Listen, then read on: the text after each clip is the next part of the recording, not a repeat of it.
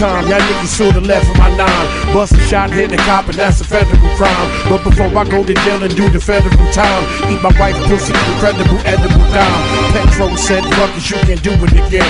Let the sket blow, fucking now I'm losing the frame. Sean Price is the best around. Niggas Ray Charles with it, doing the damn mess around. I will back out the iron and press this clown. I will smack fire from lion and wet this clown. No joke, rock him all law. Fucking drive by me and I'ma pop at your car. Listen, push that crack, push that rap, good. When I push that lack, you look at that hood.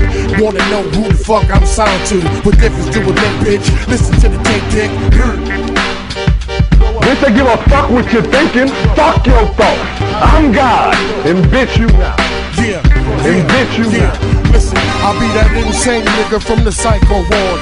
Insane nigga from the psycho ward. Be that insane nigga from the psycho ward. Insane nigga, insane nigga. Be that insane nigga from the psycho ward.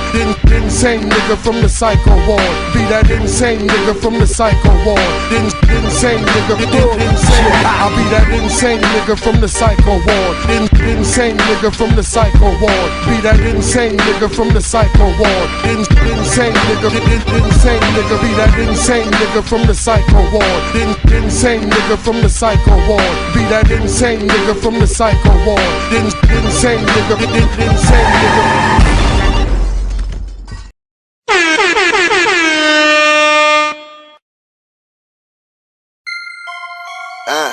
Jim. Turn everything up in there a little bit. Yeah. Oh, we gonna keep that. Yeah. Look, you claim you're real, but you're rolling fake. Say you my dog, but you know you're snakes. Like Machiavelli, I'm about to snap. Like Curtis Jackson, go and get the strap. I got the dawn of Martin Luther King. I brought the dawn of Martin Luther King. I hustle hard, I go and get the check. They want me dead just like a Malcolm X. Had that ambition from the very start.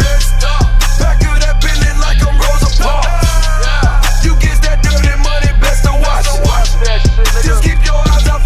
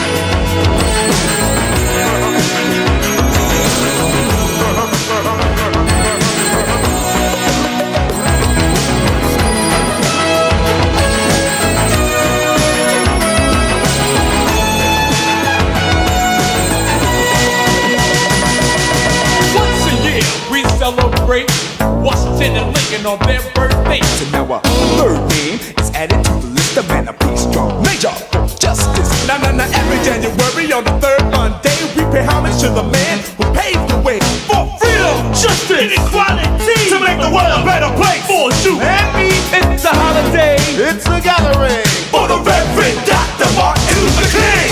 Dr. King tried to love somebody. Do you wanna love somebody? For his sake, put your head away. Take it in, love somebody. Don't play on the holiday. When the fire away. Everybody loves somebody. Everybody sing, oh yeah, for Martin Luther King. Come on, let freedom ring. That's right, for Martin Luther King. Now sing. Holiday, holiday, King holiday, not a day just for some. It's a day for everyone.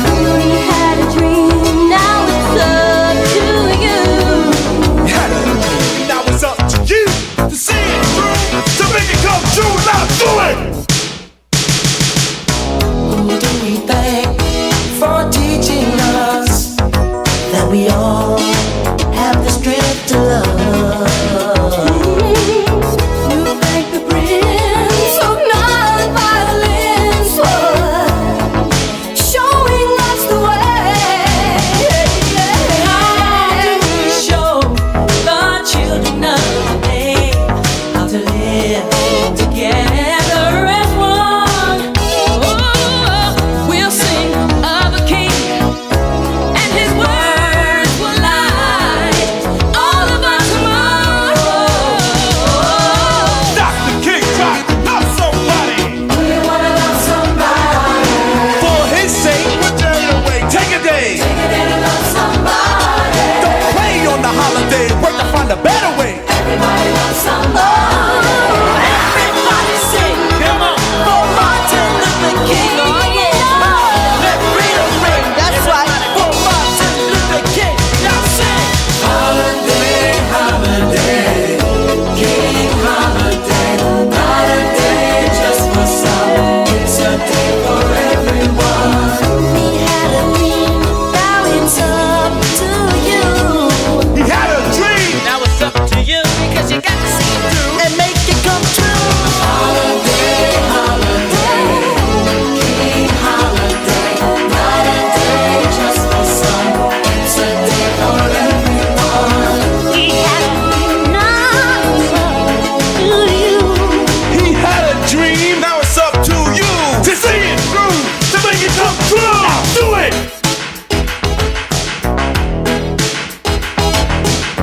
Listen, children of today, don't think love is gone away. It's in your hearts and minds. Not long. Day will shine, we just take the turn. His love will glow. Open up the window, Let the heavens shine. Every day in your life, yours and mine. Everybody shine.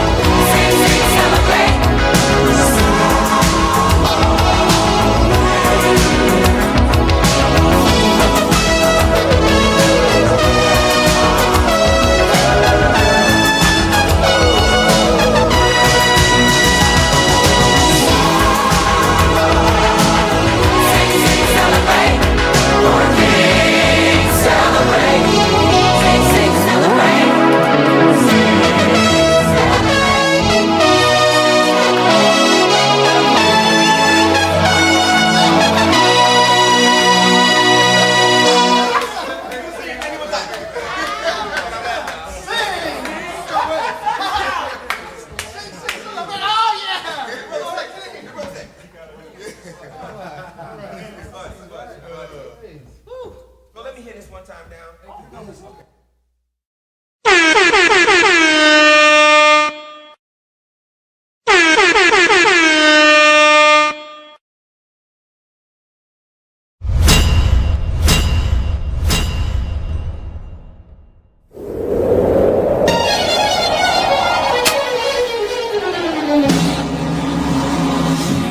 This is a man's world. This is a man's world. Man's world, pray. Yeah. This is a man's world. Man's world. All y'all little kids out there running around with y'all little dads, man. Man's world. Go to summer school, nigga. Get your GED. Yeah.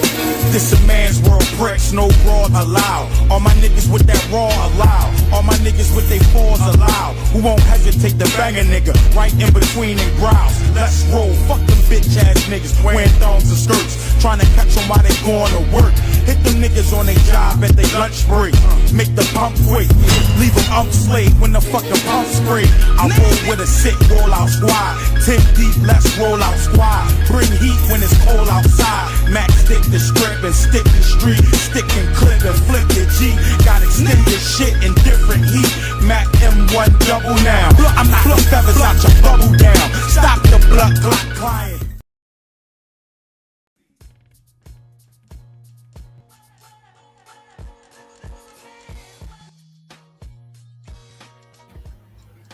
Aight. Peace and Black Power family. It's your boy Psychopath Black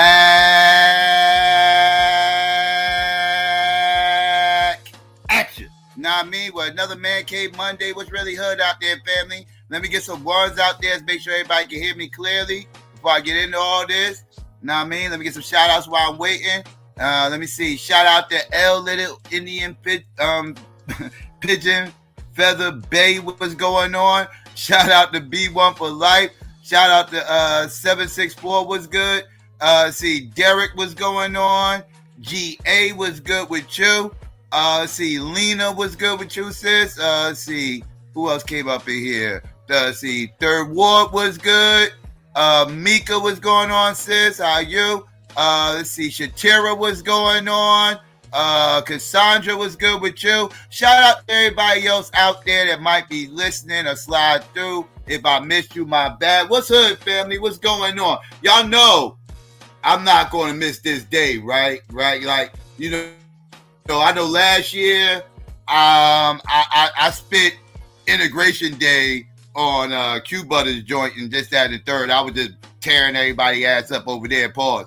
But I didn't even do nothing on my channel last year. But this year, I ain't missing this motherfucker. So yeah, we got to get into this Integration Day. You know what I mean, family? Because y'all already know, like, the romanticizing. Oh my goodness, I can't take the romanticizing on this day. It drives me crazy because it's. This is what I don't like about this day, right? The romanticizing of all this shit drives me nuts, right? So I always got to give a little bit of pushback to some of the things that I be hearing. Because I be hearing things, right? I be hearing things. I'm like, yeah, that's true. But it's always a but there, right? That they kind of leave the but part out, Paul, right? Like, it's always a but there that they don't seem to put there for whatever reason. Because again, romanticizing, right? But and it kills me because MLK is the only motherfucker who gets this privilege of the Teflon Don, right? Like, he's the only motherfucker, at least within our community, right? Within our community, he's the motherfucker who gets this Teflon Don motherfucking status. Right, he's the motherfucker that nobody can talk shit about, right? Everybody has to leave MLK the fuck alone. Don't question him. Don't say nothing about him. The motherfuckers will start attacking you vehemently if you oppose anything that he has said or done historically or whatever. Question a couple of things here and there. Oh, they coming after you, family. They coming after you. And again, it's based solely off of emotions, right? And I deal with this shit all the time, every motherfucking year. I gotta deal with these emotional ass Negroes with their elementary school level knowledge of motherfucking MLK is motherfucking disgusting. Motherfuckers done seen the movie Selma, you know what I mean, and read a couple of elementary school books, maybe saw a documentary, and think these motherfuckers can school me on fucking MLK. Stop. You don't know enough. You hit me with feel-goodery, right? Now, there's some people who know the history who try to give me pushback, and that's cool, because I'd rather discuss this with them, because at least I'm not getting hit with the elementary school level nonsense where these motherfuckers don't know, like, we can actually peel back the onion on some of this stuff. But these goddamn, some of these motherfuckers, these elementary level arguments on both sides. I literally earlier today was just listening to a motherfucker who actually was being critical of MLK, but had the worst argumentation that you could ever hear in his critiques of him.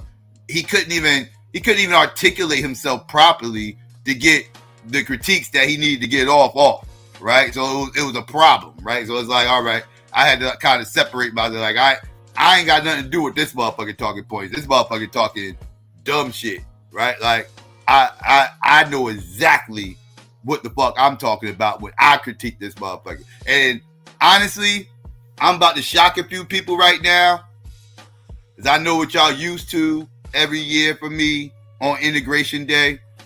I'm gonna shock y'all right now. And I'm here to let y'all know, all you MLK stans, you know, you MLK groupies, you MLK apologists, I'm gonna shock y'all right now, right? And I'm gonna let you know, this show right here is not solely focused on MLK.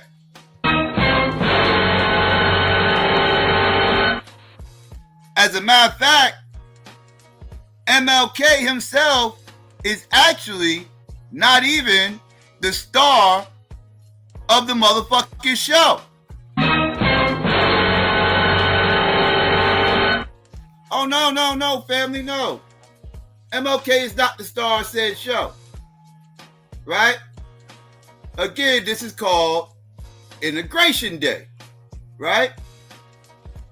And within the integration movement, the reason why I clap on MLK so much, right, is because he is the face of this integration movement, which annoys me to no ends, because, you know, people actually don't know what the fuck they're talking about, because if people understood the civil rights movement and wasn't coming at me with some elementary school book fuck shit, the last thing they should be doing is leading off with ML motherfucking K. Because MLK is nothing more, as far as the civil rights movement goes, nothing more than a Negro motherfucking mouthpiece. That's all he was. And this is why I be trying to explain to people, and people get annoyed at me, but this is the actual facts. This motherfucker gets way too much credit for the civil rights movement. Let's keep it a buck. It's not just him. JFK as well. JFK and MLK, both of these two men get way too much credit for the civil rights movement. But MLK also gets way too much of the motherfucking blame for the failures of the civil rights movement, right? I know I'm fucking some of you MLK motherfuckers up right now because y'all not used to hearing me say these things. Well, if you was paying attention to all these other years, none of this stuff I'm saying should be surprising, because I've always maintained that MLK was not the architect of the motherfucking movement. He was not nearly as integral to the movement as people will lead you to believe. Being the face of the movement does not make you the major focal point of the motherfucking movement. That would not be MLK. No. This year, family, MLK is not the major focus. Of course, I am going to have to touch on MLK a tad bit, but he is not my major focus this time around. My major focus is the motherfucker who actually is the architect of the civil rights movement.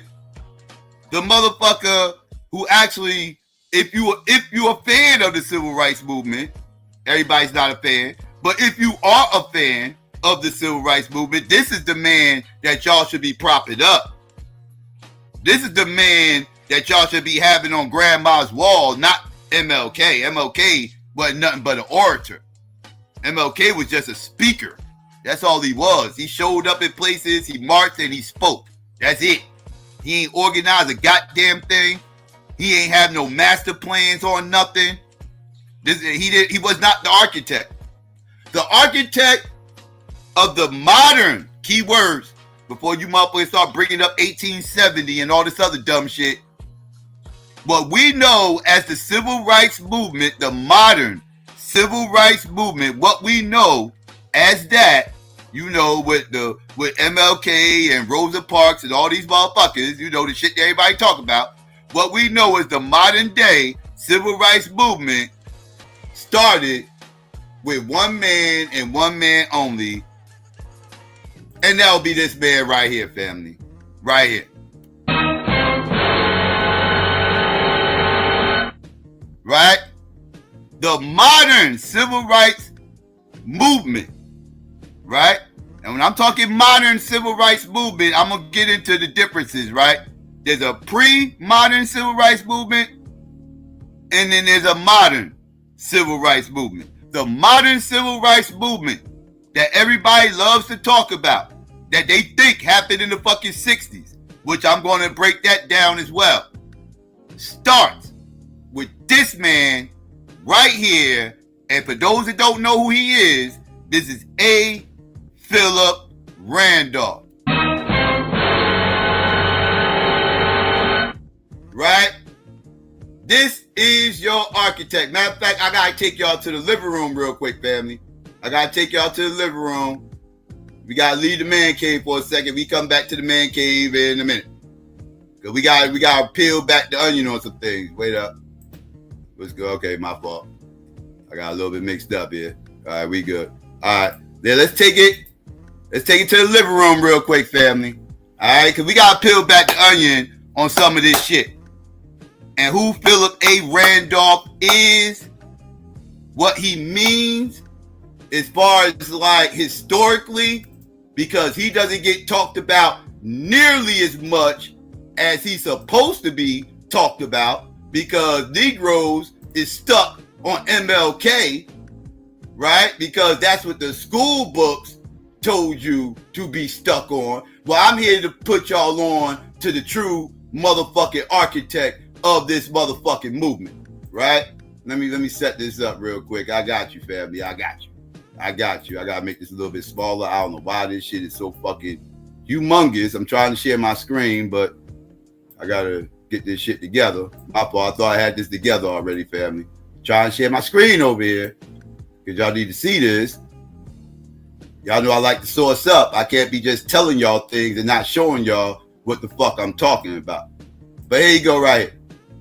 This right here is Philip A. Randolph, right? Now, Philip A. Randolph is an activist Negro, right? As you can see, he was born in 1889. He died in 1979, right? Now, within his time and lifespan, he covered a lot of different shit, right? As far as like eras, he worked with a lot of different people, dating all the way back to the fucking 20s. Even before that, the teens, right? He started off as an activist. He worked at a newspaper, right? Now, the newspaper he worked on was a very, very iconic newspaper within Black history. The newspaper would be this newspaper right here. And this newspaper right here would be called The Messenger, right? That's what this newspaper is called. Right?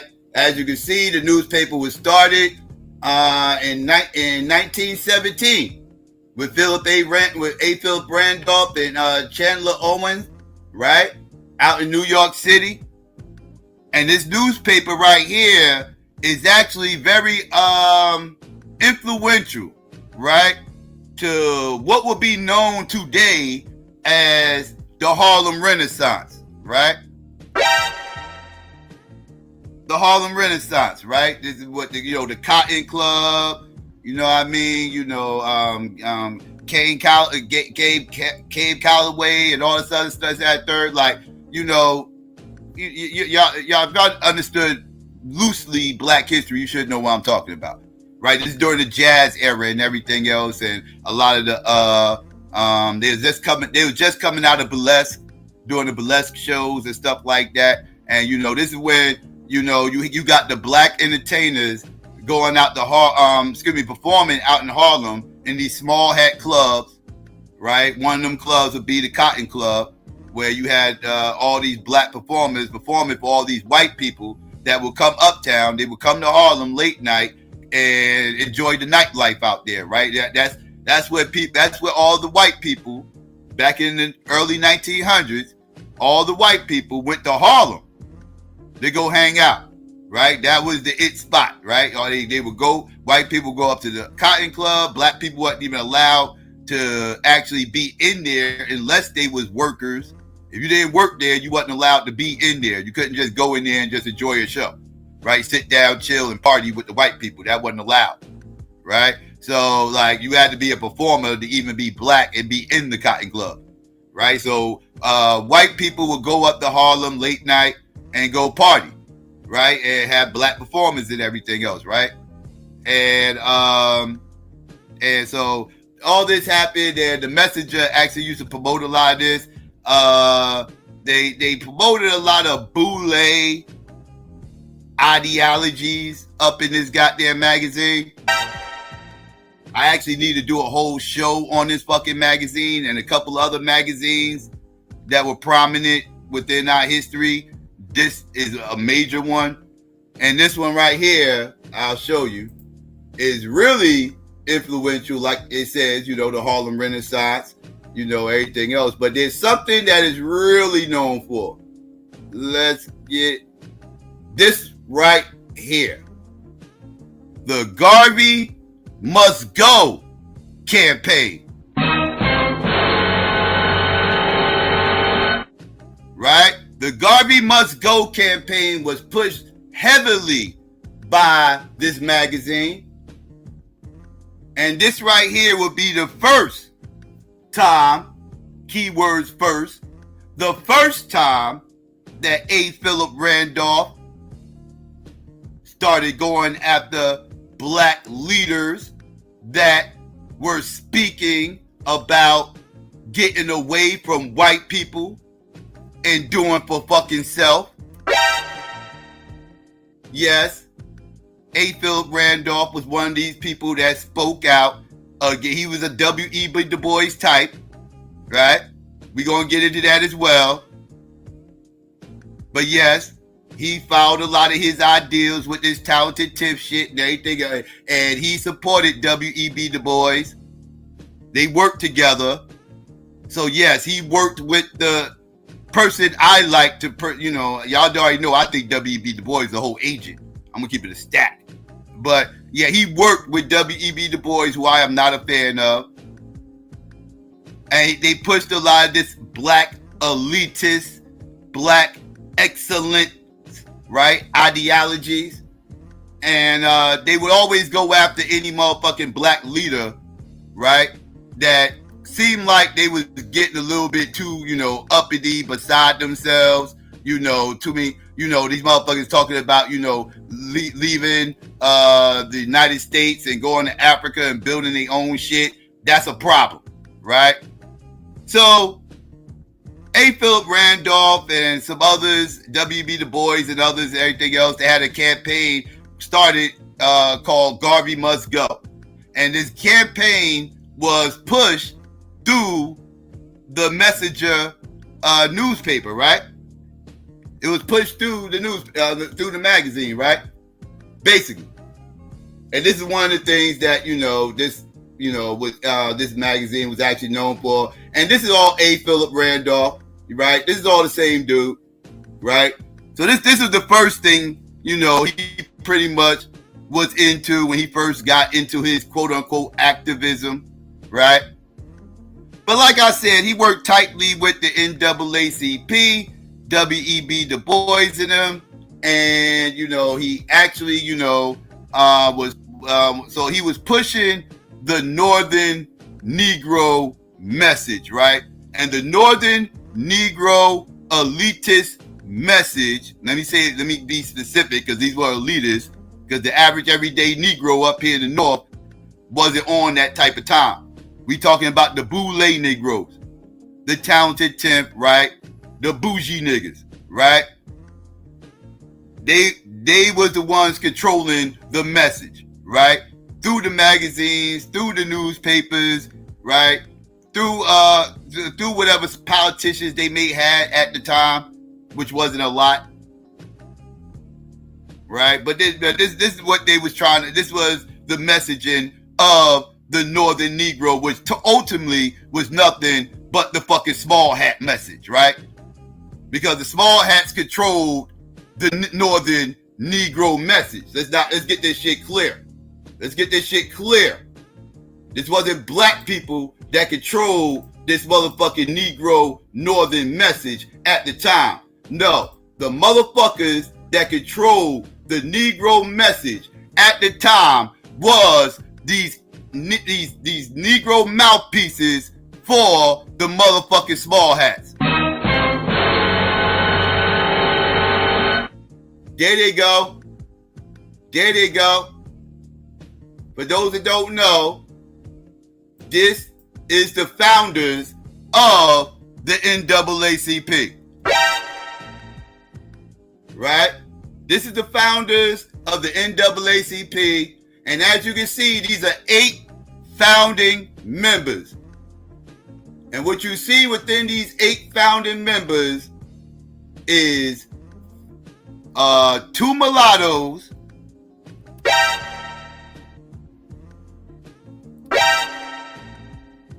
1 black woman, and not 1, not 2, not 3, not 4, but 5 motherfucking white people.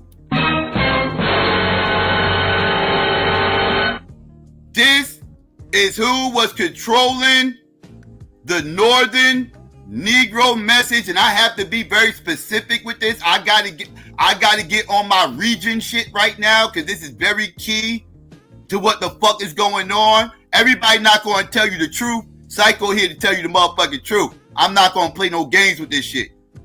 Right? This was a Northern Negro message that was controlled by small hats. Huh? I just need y'all to understand this. The ADL type motherfuckers controlling the message, right? The ADL types. Yeah. So let's get that clear. All right, so now that we understand this and we there, I just need y'all to understand the temperature of the room. A. Phil Randolph's no different. Same motherfucker, right? Northern, bougie, boule, compromised ass Negro, right? That had this integrationist message being pushed on him to get out to the masses through his motherfucking magazine. Right? So early, they adopted him to push this bullshit message early to the people, right? Any Negro that's talking about doing for self, use your magazine, go after him. Garvey, prime example. Whole Garvey must go message came from him, right? We gotta get this motherfucker deported. We gotta get him the fuck up out of here. Boom, boom, boom, whoop-de-whoop, right? Right. Okay. Now that we understand that, who Philip A. Randolph is and how he got started, let's get to some of the other stuff, right? Because I know motherfuckers, because we got to get the history. Now, A. Philip Randolph, after all this, right? You know, with the magazine and all this, he also used the magazine for something else, right? He used the magazine for something that was very crucial at that time, which was he used the magazine to start up the very first Black Workers Union, right? The very first Black Workers Union was he helped create it. He helped create the motherfucker, right? Let's see if they mentioned it. I'm not even sure if they mentioned it here. They should. They go to Messenger. Okay, here we go. Union organizer. Here we go. This is what he the next thing he was known for, right? Now, he helped create this workers union right here. The National Brotherhood of Workers of America, right? He became the president of it, right? And who they ended up who they ended up working for was these motherfuckers right here, right? The Brotherhood of Sleeping Car Porters. Right? Now matter of fact, let's get into all that real quick. Right? Because the sleeping car porters, some of y'all might not know what a sleeping car porter was. Right? This is a sleeping car porter. Right? Now these sleeping car porters, right, would work on the trains that was very prominent at the time, because train usage was still the main way of traveling long distances, and they had these luxury trains at the time where people, you know, the train cars had places that you could actually sleep. They had bunks and shit. You know, this is when they first started making these bunks in the trains and everything where people could actually sleep. And you had these porters there that would, you know, these are like first class uppity trains, right? The sophisticated white people, basically, right? And first class, basically, modern day first class. And these porters would go there, they would serve the food, take their bags, you know, carry shit around, you know, everything else. And actually, they would never call these black people, these black workers, by their name. They always called them motherfuckers George, right? You ever hear motherfuckers say shit like George this and George that and everything else? Like, yeah, they would always call the porters George. Hey, George, come here. George, do this. George, do that. Every porter name was George. And if you're wondering why every porter's name was George, look no further than this man right here. This man right here name is George Pullman, right? Now, George Pullman was the owner of the trains that the porters actually worked for. So George Pullman being the owner of the trains that they worked for, and it was called the Pullman Company, the porters all got adopted the first name of George because of him, right? So if you ever watch an old movie, y'all watch it, whatever the case may be, and y'all see these porters on the train, and these white people are calling them George this and George that, even though the motherfucking name ain't George, you're looking at the reason why. Because that was a real thing, right? Right. Now let's get back to that, right? Now, the Pullman Company, right, will hire these black laborers. They would, you know, these black laborers were kind of, you know, they were, let's say, they was the immigrants of that day, right? They were cheap labor, right? Because they didn't originally have a union, right? Originally, they didn't have a union. and they was cheap labor and everything else, right? So there's pretty much the quote unquote immigrants of that day. And at least, as far as like, economic scale and working and how motherfuckers use their labor, they was pretty much used like the same way the immigrants are used today, right? Cheap labor, right? But even though it was cheap labor, it was still way more money than the average black person at that time was making. As a matter of fact, this was one of the more affluential jobs, if not the most affluential job a black man could have at this time.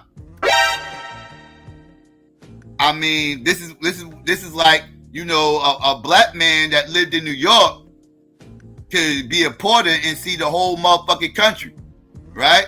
Could be in Indiana tonight, be in Chicago tomorrow, be in Mississippi by tomorrow night, be in Texas the next day, and be out in California by the end of the week, and everything else, make it all the way back across over here, like down to Atlanta and everything before he even get back to Jersey or New York or whatever, right? Like he get to travel all over the country, right? And this is actually a social network for black people as well. Because they a lot of magazines and newspapers would use these porters to go from town to town and deliver things to people, right? In different states and different cities and shit. This is how like Chicago will send like the Chicago black newspapers down to Mississippi, so the people in Mississippi can keep up what's going on with their family out in Chicago, right? And they would sell, and they would like, this is like a low budget form of communication that was used at the time through the porters, right? Like it was like a social network, so to speak, through the community, right? Like this is how motherfuckers was able to keep in contact with each other, and find out what was going on and this, that, and the third, right? Because remember, it ain't no social media, right? Radio's not really a thing, right? Like no TV, forget about TV, that's done. Ain't no TV, nothing, right? So like this was like the social network at that time, right? So just so y'all know, right? So they actually, to make a long story short, they started the motherfucking union, right? They started the motherfucking union, the Brotherhood of Sleeping Car Porters, right? Started this union, and when they started this union, A. Philip Randolph was the head of the union, right? And it was fighting for better work conditions, right?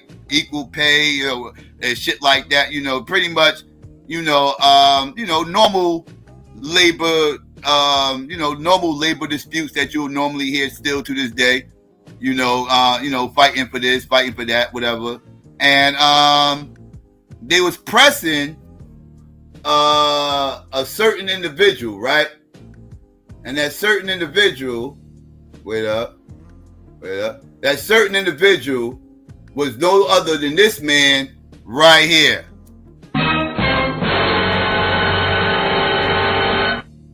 Franklin D. Roosevelt, right? Who, of course, at the time was the president of the United States. We talking right around the late 30s, right? Right around late 30s going into the 40s, right? This is when, actually, I believe it was 1940. It was 1940 when he first approached, actually, no, it was in the late 30s when he first approached Franklin D. Roosevelt, and pretty much started making certain demands that he felt like needed to be had within the excuse me, I'm looking for some certain demands that he felt needed to be had within the black labor force, right? And how he got in good, how he actually ended up getting in to speak to Franklin D. Roosevelt was this right here, right? Eleanor Roosevelt. And Eleanor actually was the progressive in the family. Right? Eleanor actually, she's the one that fought for, trying to, again, fighting for quote unquote black people to get civil rights, fighting for quote unquote women rights, animal rights. Oh yeah, she was your prototypical white liberal, right? Like she's what the white liberal woman became decades later. She was the poster child of that, right? And Philip Randolph got cool with Eleanor Roosevelt, and she became his plug, right? So he was able to get in with Franklin Roosevelt, and actually, get a chance to get a meeting with him. Now, the first time he met with him, Franklin D. Roosevelt pretty much told him to go fuck himself, right? For the most part. I'm paraphrasing, but that's basically what the fuck he did, right? But he came back later, right? And this is a funny story. He came back later, right? And when he came back later, in 1940, I want to say it was 41. This was after Pearl Harbor. It was after Pearl Harbor. I want to say this happened in, I wasn't right before. No, it was before Pearl Harbor. I want to say it was 42 or 41, right around that time. He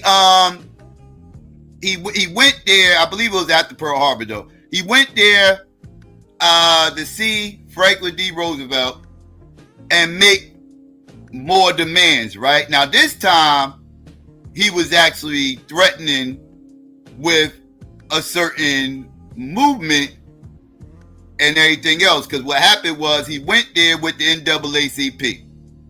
And when he went there with the NAACP, Peep Game family, when A. Philip Randolph went to go talk to Franklin D. Roosevelt with the NAACP, do y'all know who the leader of the NAACP was in 1941? Anybody? Okay, I'll help y'all out. Some of y'all may not know. The leader of the NAACP in 1941 was this man right here. No other than it. Yep, if you've been on this channel before, you already know who he is. No other than the infamous Walter White. Walter White, a very apropos last name to say the least.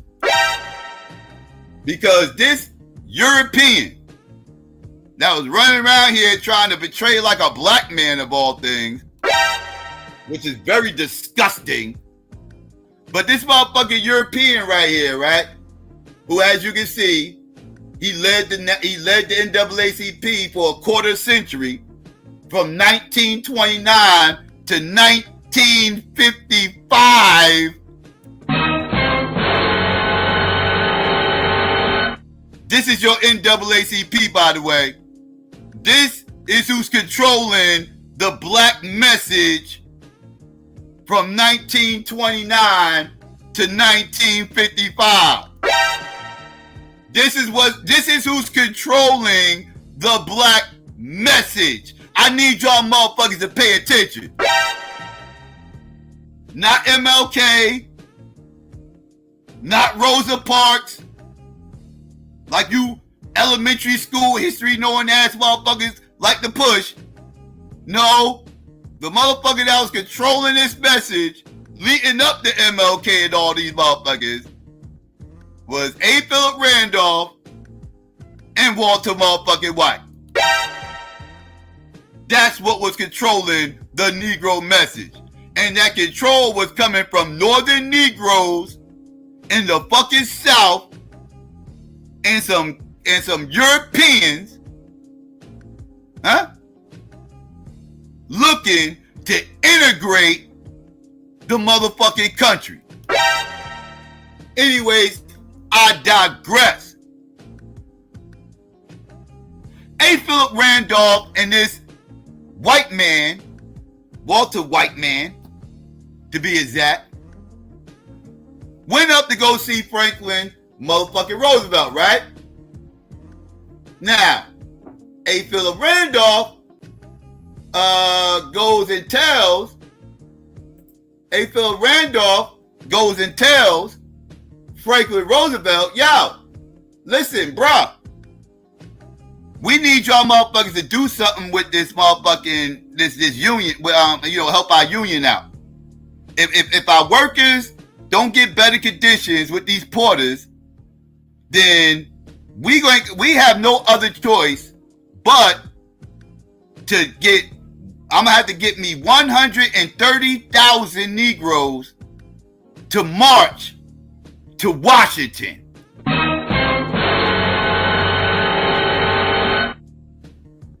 That's right.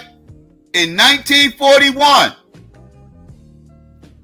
A. Philip Randolph told Franklin Roosevelt, 1941, if you don't meet my demands, I'm going to get 113 Negroes to march to motherfucking Washington.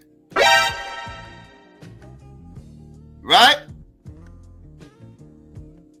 Franklin Roosevelt looks over at Walter White like, yo, Walter,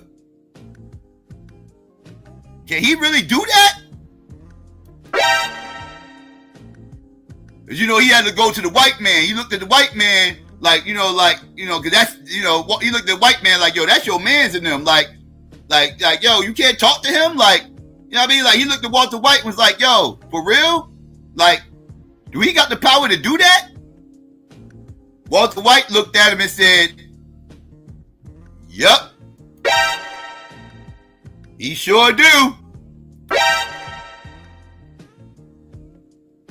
So, Franklin Roosevelt had no choice but to abide to motherfucking A. Philip Randolph's wishes, because pretty much they held him up for hostage. He didn't want the bad pub and the press and all that other shit. So pretty much he bowed down and pretty much gave A. Philip Randolph and Walter White what it is that they fucking wanted, and they was able to get the bills passed to help out the fucking union. And this is why I always challenge motherfuckers who sit up here and talk about the 60s, 1955, and all this other shit and everything else when discussing the civil rights movement. You motherfuckers have no clue what the fuck y'all talking about and how deep this motherfucking rabbit hole goes. So like I said, 1941, they threatened to do a march to fucking Washington. This is 20 plus years before the actual march to Washington actually happened. Because this march never happened, right? This was just a threat. The march never actually happened, right? Let's get that clear. Okay, now, with that being said, right? Now, after all this, right, A. Philip Randolph was still, behind the scenes, maneuvering and shit like that. Eventually, Franklin D. Roosevelt leaves office, right? Passes away, right? Now, when that happens, his vice president takes over. And for those that don't know, this would be his vice president right here. Right? At the time, right? Harry Truman. Now, Harry Truman took over. He took over, and when he took over, something happened during his run when he got anointed president, because he was the vice president and the president passed away. Now before, because remember, he didn't get nominated, he kind of adopted this position at first, and then and so when he adopted his position, something was happening during this time, right? and he was up for election in 1948. 1948, he was up for re-election, right? Actually, it would have been his first election technically, but he was up for election in 1948. 1948, Harry Truman's up for election, but something happened the year before 1948 that had a huge impact on society, right? Now, this thing that had a huge impact on society and was kind of used as a political tactic to kind of try to push alongside this northern, I gotta keep stressing this northern white, message about integration. Something happened critical in 1947 to kind of help push this, right? Kind of a test run, right? To see if this whole integration thing can actually work out, right? Outside of just, porters and shit, right? And, shit like, how far can we go with this? And the test run was this right here, right? Motherfucking the integration of motherfucking baseball. Let's get into that.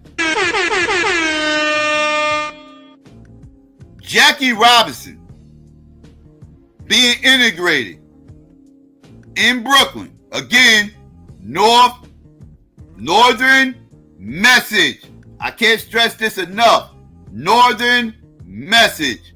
When Branch Rickey from the Brooklyn Dodgers decided he was going to jump out the window and get him a black player from the Negro Leagues and sign him and integrate baseball. When he made that decision, that was groundbreaking at that time, because at that time, baseball was the #1 sport in this country.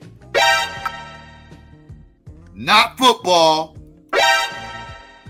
not basketball, not MMA. The only sport that was competing with baseball maybe was boxing. That's the only one that could compete with baseball at that time. That's it. Right? So, with that being said, this was a huge test run. They signed him in 45. He got brought up in 47. And they was off to the races from there. Right? Ended up being somewhat successful. They had some hiccups, a couple of places, it ended up being some bullshit, a couple of places with the fans and shit like that. But for the most part, the season went through, no major hiccups. They nothing they couldn't, get past or whatever the case may be. So they deemed it to be a success, right? Now, because this was a success, they thought that they could actually run their hat on Harry Truman the very next year, because again, this happened in 47 with Jackie Robinson. The very next year, Harry Truman figured the country's ready for more progressive ideals, right? So Harry Truman was running on the idea of starting to integrate the country even more. And one of the things he was running on was integrating the military. Right? He wanted to integrate the military and everything else, and this is also very key. He wanted to get them proper rankings and everything else, this, that, and the third. So he was running on this, right, in 1948. And when he did this, again, this was a northern message, and he was a Democrat. Problem with this is, at the time, the Democrats in the South were mainly Ku Klux Klan. Now, the Southern Klan Democrats was not happy with the Northern Democrats and their bullshit city slicking message about all this integration talk and everything else, which goes completely against their ideology. And they was disgusted at the direction that the party was trying to take at that time, which was more progressive ideals.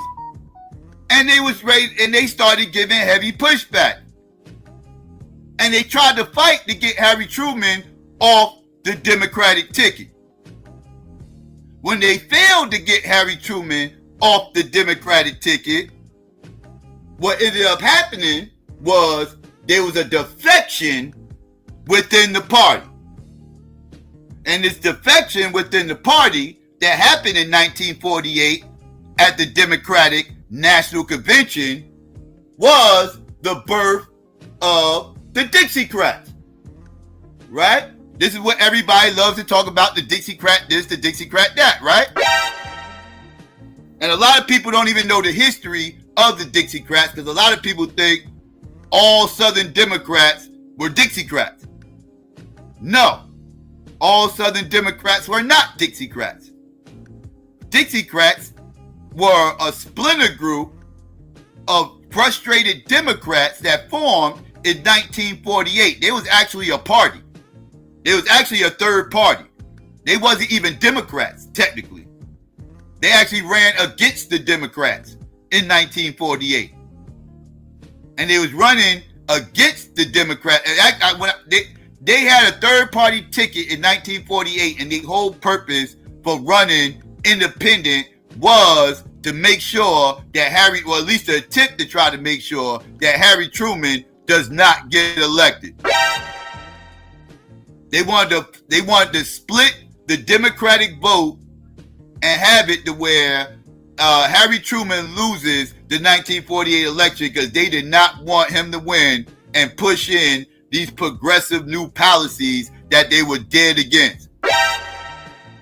Because integration was on the menu. Integration was on the menu for about almost a decade up to this point. For all you 1960 loving motherfuckers, listen up. I'm giving you history, how you got to the motherfucking 60s. Y'all don't even know how we got to MLK. Y'all think the civil rights movement didn't start before MLK, until it didn't start to MLK, and it died after MLK. This is why I gotta criticize MLK. Because y'all done made him the face of this dumb shit. Anyways, I digress. They tried to split the vote in 1948, but they failed. Right? Harry Truman had a Donald Trump type ass whooping in 1948. It was the Donald Trump, Kamala Harris motherfucking election of his day. Right? Everybody had Truman losing going into that motherfucking election. Right? Everybody had Harry Truman losing leading up to that motherfucking election, all the way up to the point where they had a newspaper that came out early, one of the evening papers, because back then they had evening papers and they had morning papers. And the evening papers, like that, they had the evening paper come out, and the evening paper had the headlines was Harry Truman lost the election. And this before the election was officially over. And they was pushing out newspapers that Harry Truman lost the election, and come to find out, Harry Truman whooped ass and chewed bubble gum in that motherfucking election, and won that shit by a landslide, right? So this is what happened in 1948, right? So the Dixiecrats failed, right? We talk about Strom Thurmond and all them up, but they failed. They thought they had enough weight that they could push their shit around and kind of manipulate the election, but it failed, right? So for those that want to know what the Dixiecrats are, that's what the Dixiecrats are. That's how they formed, and they disbanded as a party right after this election, but they still had those Dixiecrat politicians was still in politics. The party itself, though, the Dixiecrat party, disbanded, right? So historically, let's just be a little bit more, accurate when discussing the Dixiecrats. I'll be having to correct people on this stuff a lot. But anyways, I digress. Right, where we at right now? We're the Dixiecrats at 48. All right, so now all this happened, right? All this happened in the 40s, and I'm saying all this to let you motherfuckers know. Stop saying the civil rights movement, the modern civil rights movement started in the 60s. Stop saying that shit started in the motherfucking 50s. When the modern day civil rights movement started in the 1940s, right? And I gave you the motherfucker who it started with, and there will be no other than A. Philip Randolph.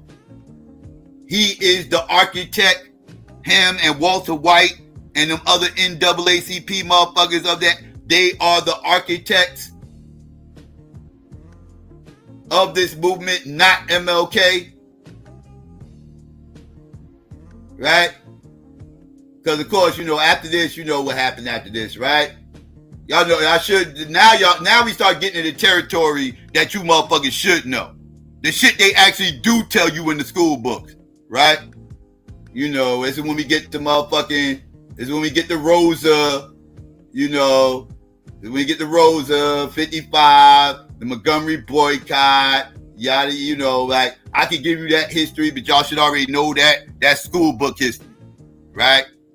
I'll give you the skinny for the motherfuckers that don't know. Rosa Parks was a selected NAACP member to pretty much reenact a motherfucking a crime that was motherfucking committed. Yes, she is an actor. Let's keep it a buck. She is a total actor, right? And she did a reenactment in 1955, right? Because those don't know, if you've been on the channel long enough, you should know. Some of y'all haven't, so I'll go ahead and give you the skinny. There was a woman before Rosa Parks named Claudia Colvin, right?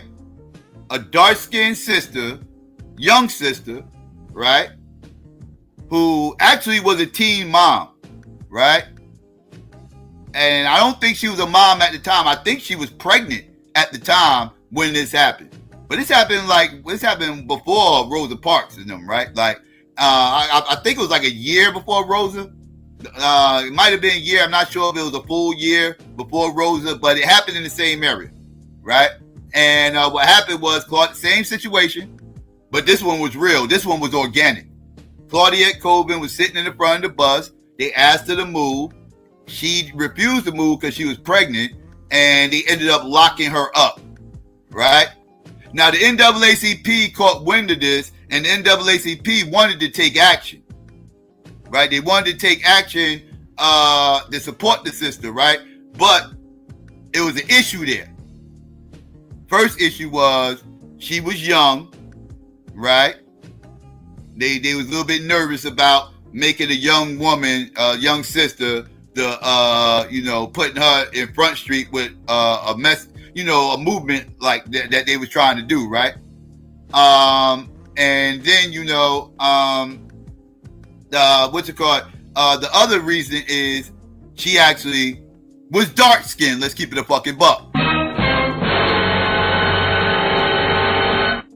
Claudia Colvin was a dark-skinned sister, and they didn't think she was going to muster up enough motherfucking sympathy.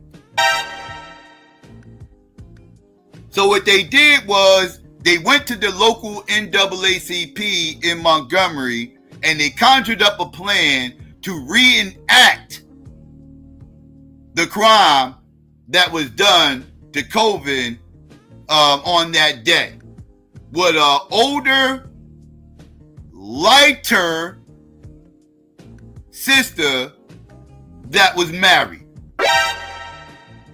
right? Because Claudia wasn't married either.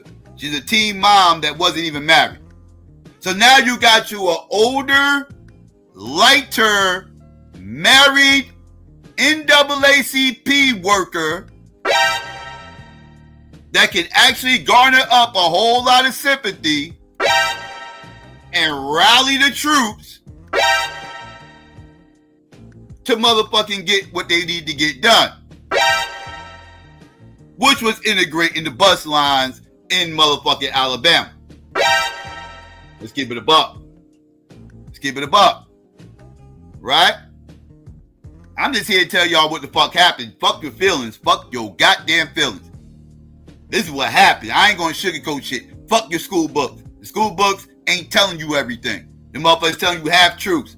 And these romanticizing ass Negroes that like to tell you half history. I ain't know. We telling all the history. This is what happened.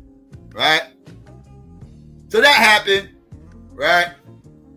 And yeah. You know, let's see. And of course, you know, after that, you know, this is when we get finally,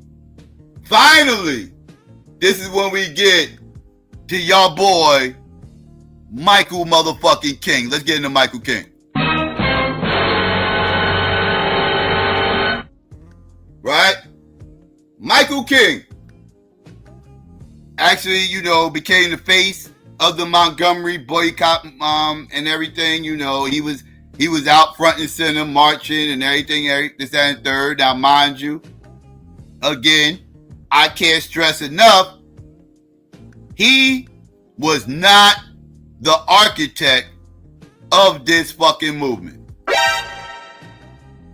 He was actually a young reverend from Atlanta, wasn't even well known like that locally, because again, he's from Atlanta. He was a new guy in town. And this is actually how he got his name up, was through this boycott, right? Now, he was a good orator, right?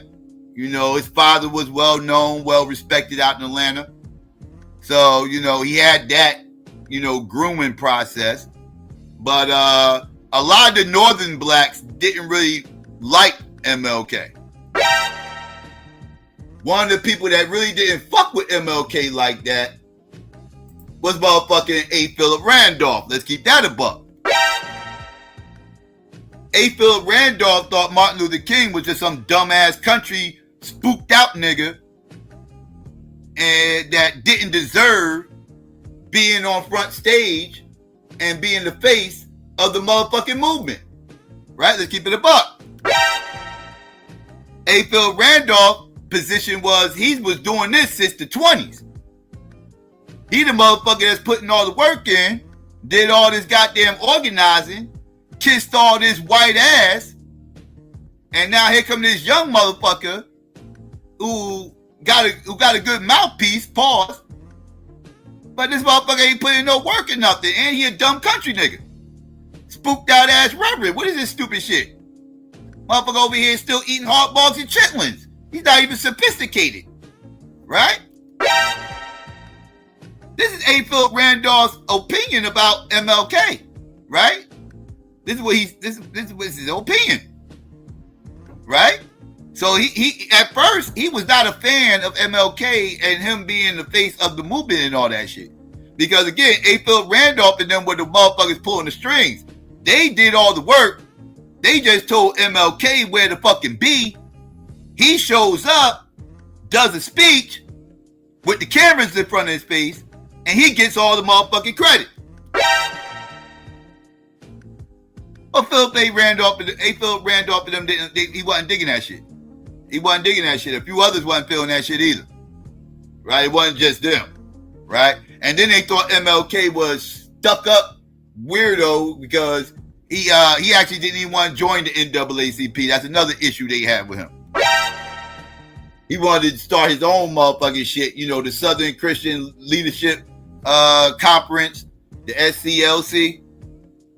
So, you know, even though they worked tightly with the NAACP, they worked hand in hand, they still looked at him as, you know, like they couldn't trust him really, right?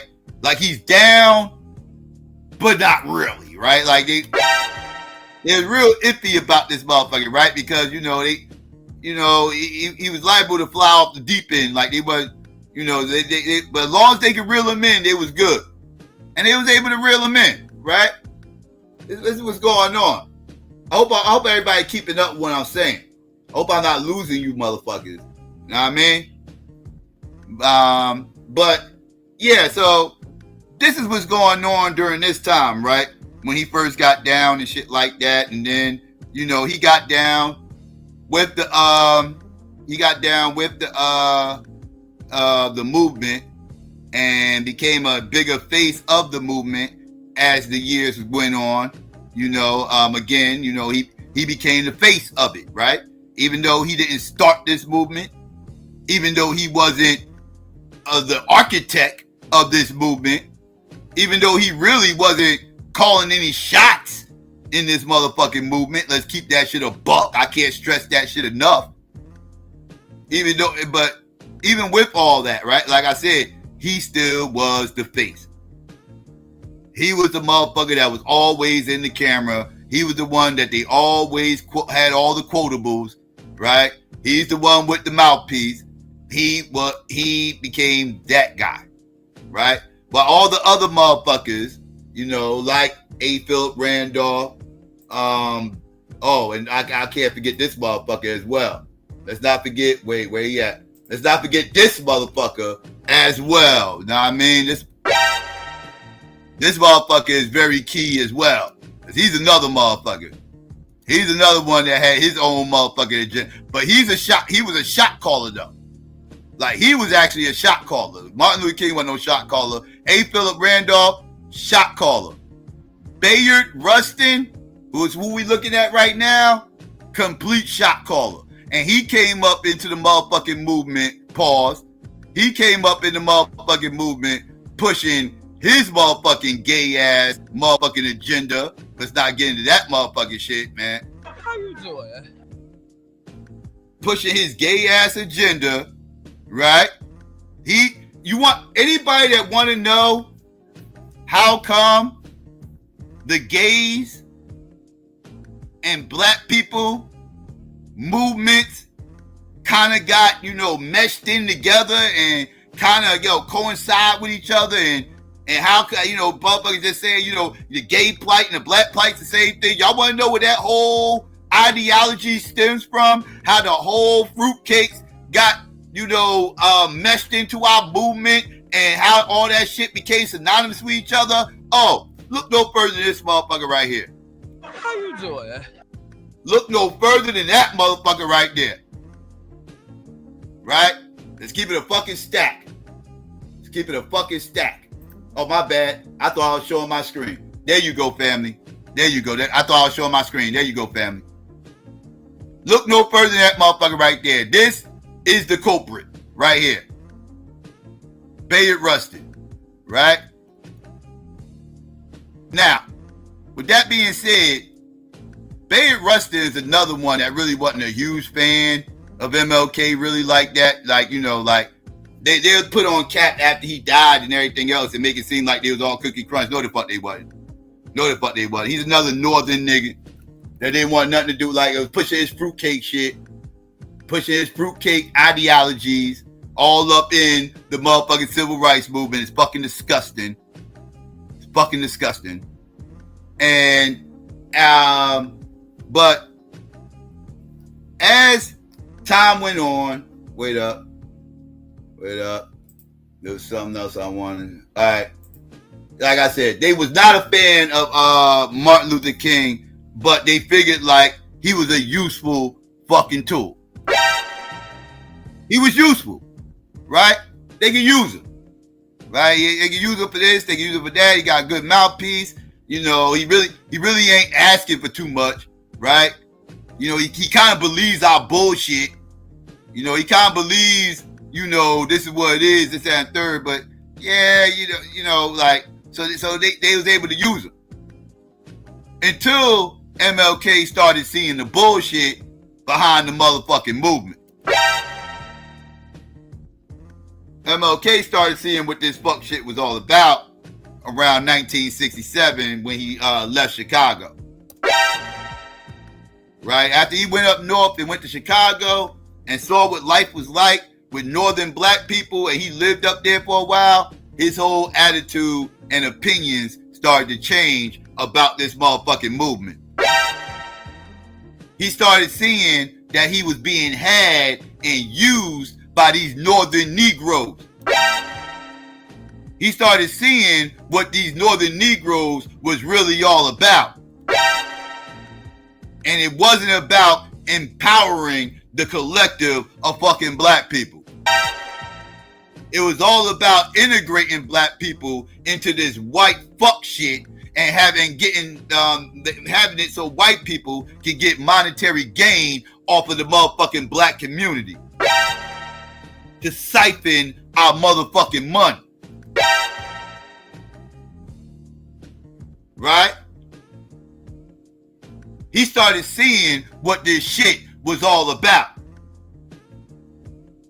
And then you got dumbasses up here who don't know no motherfucking better, who don't do nothing but read school books about MLK and the civil rights movement, thinking this shit was some kind of great motherfucking movement that was empowering and some beneficial to motherfucking black people. It's disgusting. It's disgusting.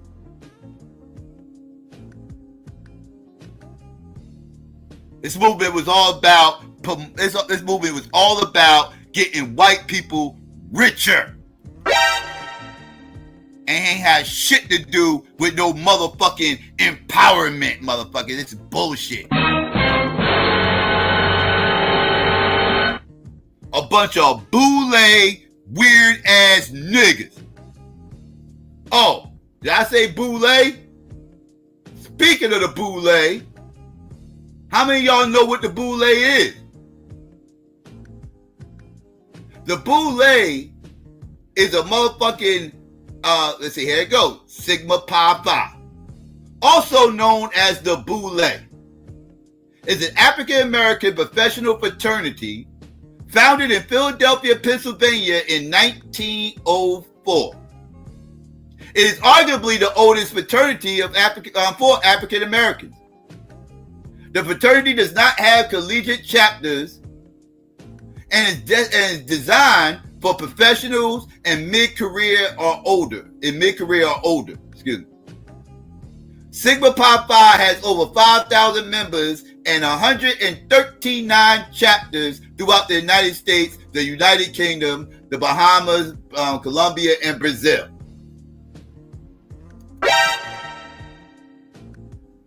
Right? And then you have a list of a lot of these motherfucking boule members that are prominent. This ain't the entire list, but it's just some prominent members. Oh shit, look at this. Oh, look at this. Look who was a member of the boule. No other than Carter G. Wilson.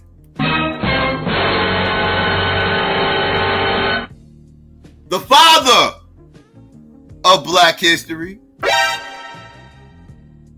The creator of Black History Month.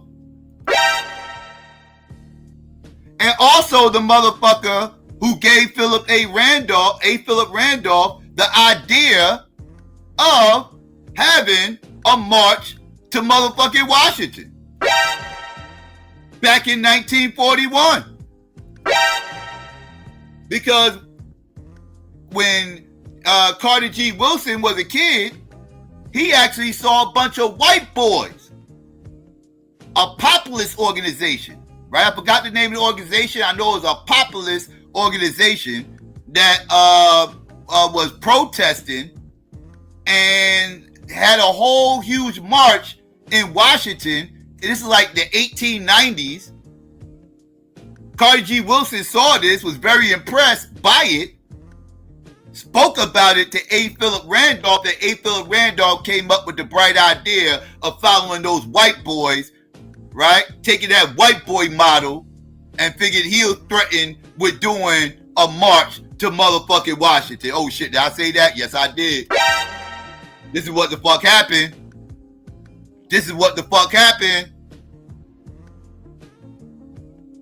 The March to Washington was not MLK's brainchild. White boys was doing that shit back in the 1800s. Carter G. Wilson saw that shit told A. Philip Randolph about it.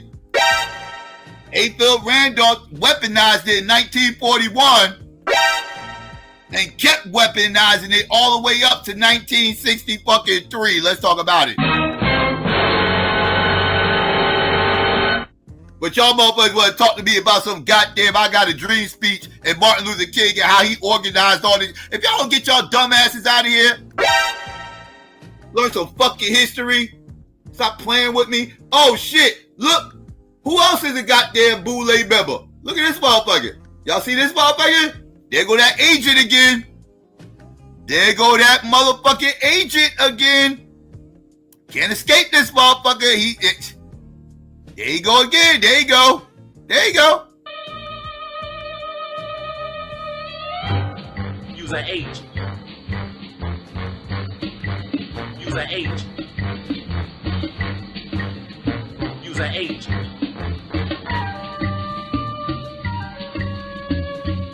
Use an H. You can't write this shit. Boule member. Right? And then you keep scrolling down. Look who else is a motherfucking Boule member. This ain't like for play. This ain't like accusations. No. If y'all want to know how MLK got involved in the civil rights movement, look no further than this list right here. Use an H. Use an H. Use an H.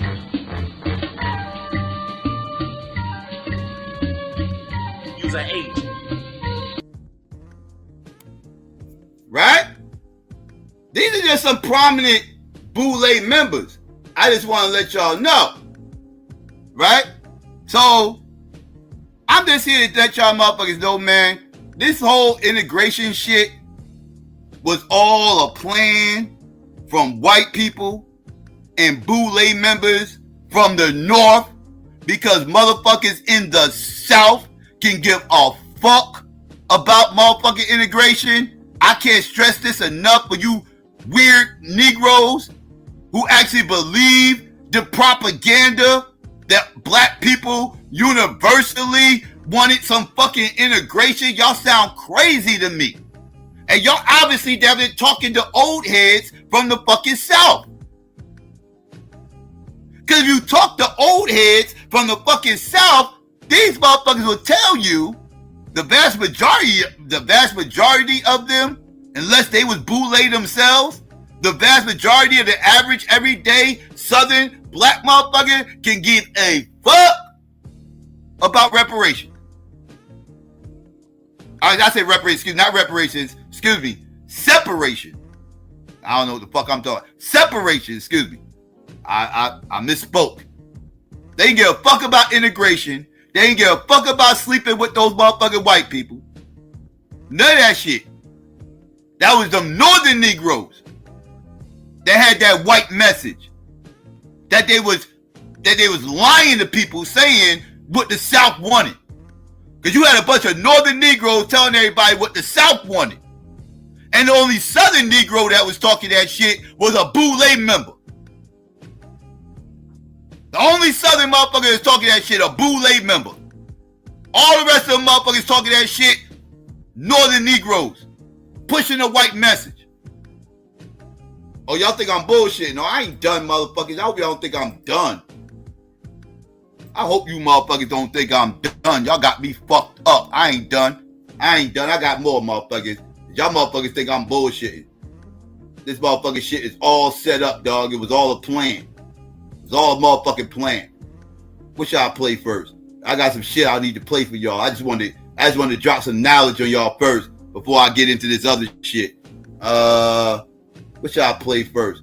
Let me show y'all motherfuckers what happened around this time, because I'm gonna tell you, after that motherfucking march to Washington that you motherfuckers love, the motherfucking talk about, you weirdos out there love talking about motherfucking the march to Washington this, the march to Washington that. Listen, Northern Negroes got pissed off after that fucking civil rights movement, because Northern Negroes was like, yo, This shit ain't got nothing to do with me. Because integration was all about integrating the South. The North, that shit did nothing for the fucking North. None of those northern motherfuckers benefited from that shit. Nothing. None of their lives changed after the motherfucking Civil Rights Bill was signed. Nothing. It was all about integrating the South. And then after the shit got integrated and everything else, that third, the northern people were still pissed off. This is when you started seeing the turn up. This is when you started seeing the young motherfuckers and the northerners pissed off because after the Civil Rights Bill, they didn't see anything change. They didn't see no changes, no nothing. This is when you started seeing the Watch riots happen, right, in 65, right? The bill got signed in 64. In 65, the Watch riots happened. Motherfuckers was pissed. They was tired of the shit. That bill didn't change nothing. Riots in 66. You had riots in 67.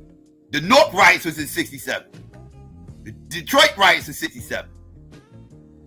68, you had riots after MLK passed away. We ain't gonna get that far. It's too far down the line. But while MLK was still breathing, and after that Civil Rights Bill was signed, people had smoke for MLK and that whole movement altogether. And this is when you started seeing the rise of the Black Panthers and movements like that, the US organization, and all these other movements and everything that was getting away from that Northern Boule Negro message that motherfuckers was sick of hearing. Let's get into this real quick, because y'all motherfuckers think I'm cap. Let's get into this, man. I ain't with that dumb shit y'all talking. I'm sourcing up. Let's cook. We want land, bread, housing, education, clothing, justice, and peace. My fault. That my fault. That was the wrong shit. Let's get into it. We want land, bread, housing, education, clothing, justice, and peace. Watts, Compton, and South Central. These Los Angeles neighborhoods have been home to African Americans since the 1940s, when many blacks migrated here in the hope of escaping Southern racism. But when they arrived, most found that racism and poverty were inescapable. Frustrated with the inequality they faced, hundreds of young black men turned to gang life. You had the gang thing, but people wasn't going out fighting each other and all that kind of stuff. The hardcore was in the gangs.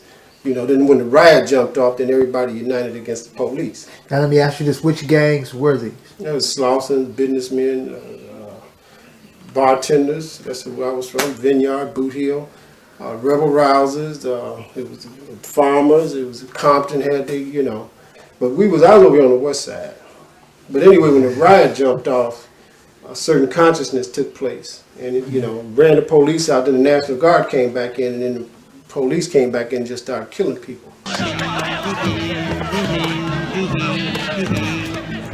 Ladies and gentlemen of the press, I have come to Los Angeles at the invitation of a number of concerned individuals and major organizations. But it didn't work like that.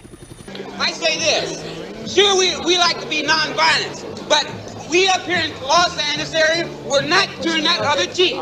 He was booed, hurt, deeply hurt, and profoundly puzzled by being booed by black people. In response to this type of harassment, Huey P. Newton and Bobby Seale started the Black Panther Party for self-defense. They can't stop anything we're doing as a legitimate political organization. So they come in and shoot us and shoot tear gas in our office and drag people off to jail like they've lost their mind. I might be in jail, I might be anywhere, but when I leave, you can remember I said, with the last words on my lips, that I am a revolutionary. Now they felt that by murdering Malcolm X, that they would also kill his ideas. But I'm here to tell you that Malcolm X's ideas would be stronger now than they were when he was alive. By the time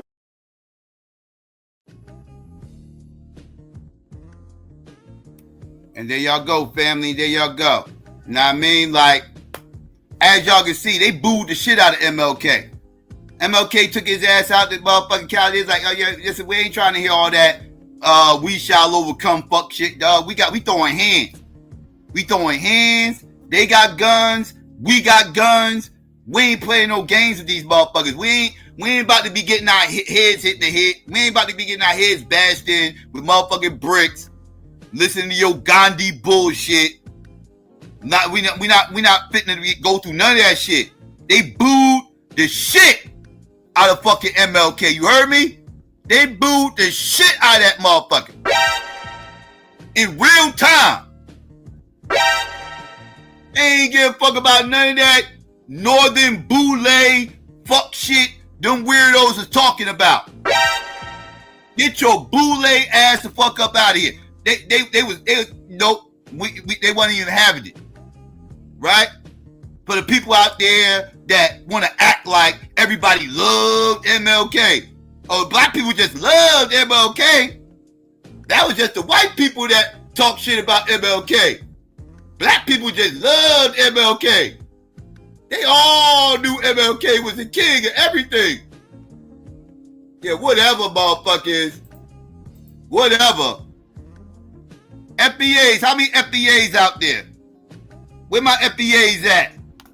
FBAs, press 1 if y'all in the chat. Press 1 for all my FBAs out there. Press 1. Press 1. I ain't gonna block you or nothing. Y'all good. But press 1 if you rep that FBA shit. And if you rep MLK. If MLK FBA, it's MLK FBA. Where my FBA people at? Y'all in the chat? Where all you Negroes at? I know y'all in them clouds. Get the hell up out them clouds. Hit the motherfucker. Let me know you up in there. Let me know you in the building. You know what I mean? Because I need to holler at y'all about something real quick. Just for a second. I need to take a quick second just to holler at y'all about something. And then I can get back into my shit. I just want to know if y'all in the chat. You know what I mean? Like, what's going on? Don't get quiet. No, they quiet. All right, they don't want to talk to me. They don't want to talk to me. You motherfuckers, y'all get mouthy when I ain't thinking about you motherfuckers. When I'm ready to address you motherfuckers, y'all get quiet. That shit crazy. But anyways, I want to ask these FBAs, right, whether or not these motherfuckers believe that MLK was fucking FBA. Was MLK FBA? Are y'all claiming that motherfucker? Let me know if y'all claiming MLK. Are y'all claiming this motherfucker? Let me know. Let me know what's going on. Cause I'm just saying, like, cause if y'all claiming MLK, cause y'all like to throw FBA on everybody. Y'all like to throw that shit. Y'all like to throw that. Y'all just be making motherfuckers FBA.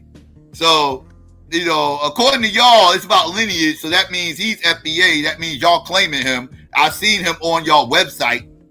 So I just want to know, why y'all claiming a motherfucker who says things like this? I feel that we are in the midst of a most critical period in our nation, and the economic problem is probably the most serious problem confronting the Negro community, and I might say the most serious problem confronting poor people generally.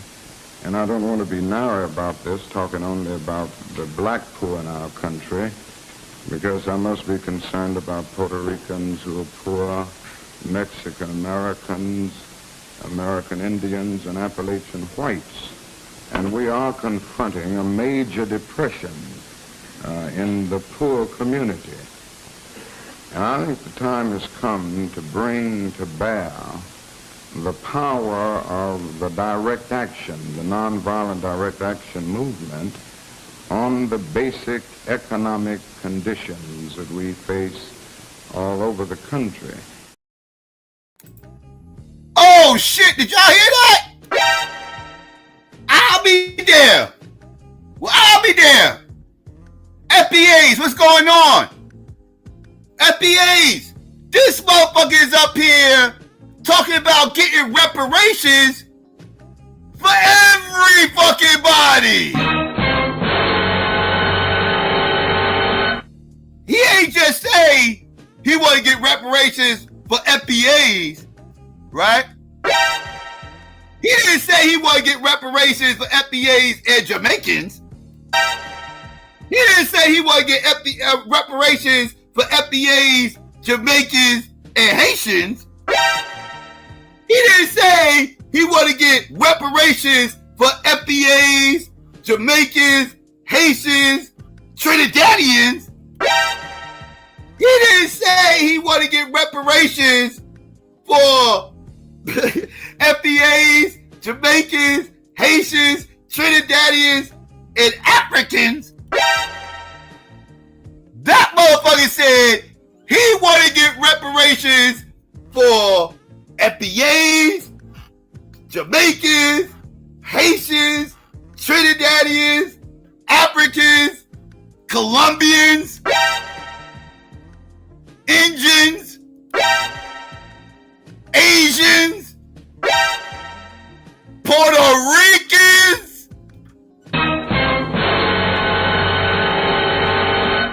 That motherfucker was up there sounding like Fat Joe. He would sound like a whole Puerto Rican up in a fucking barbershop in that motherfucking clip. Can we give it a buck? So you motherfuckers got all this smoke for Matt Hopper and Fat Joe, and y'all up here claiming MLK?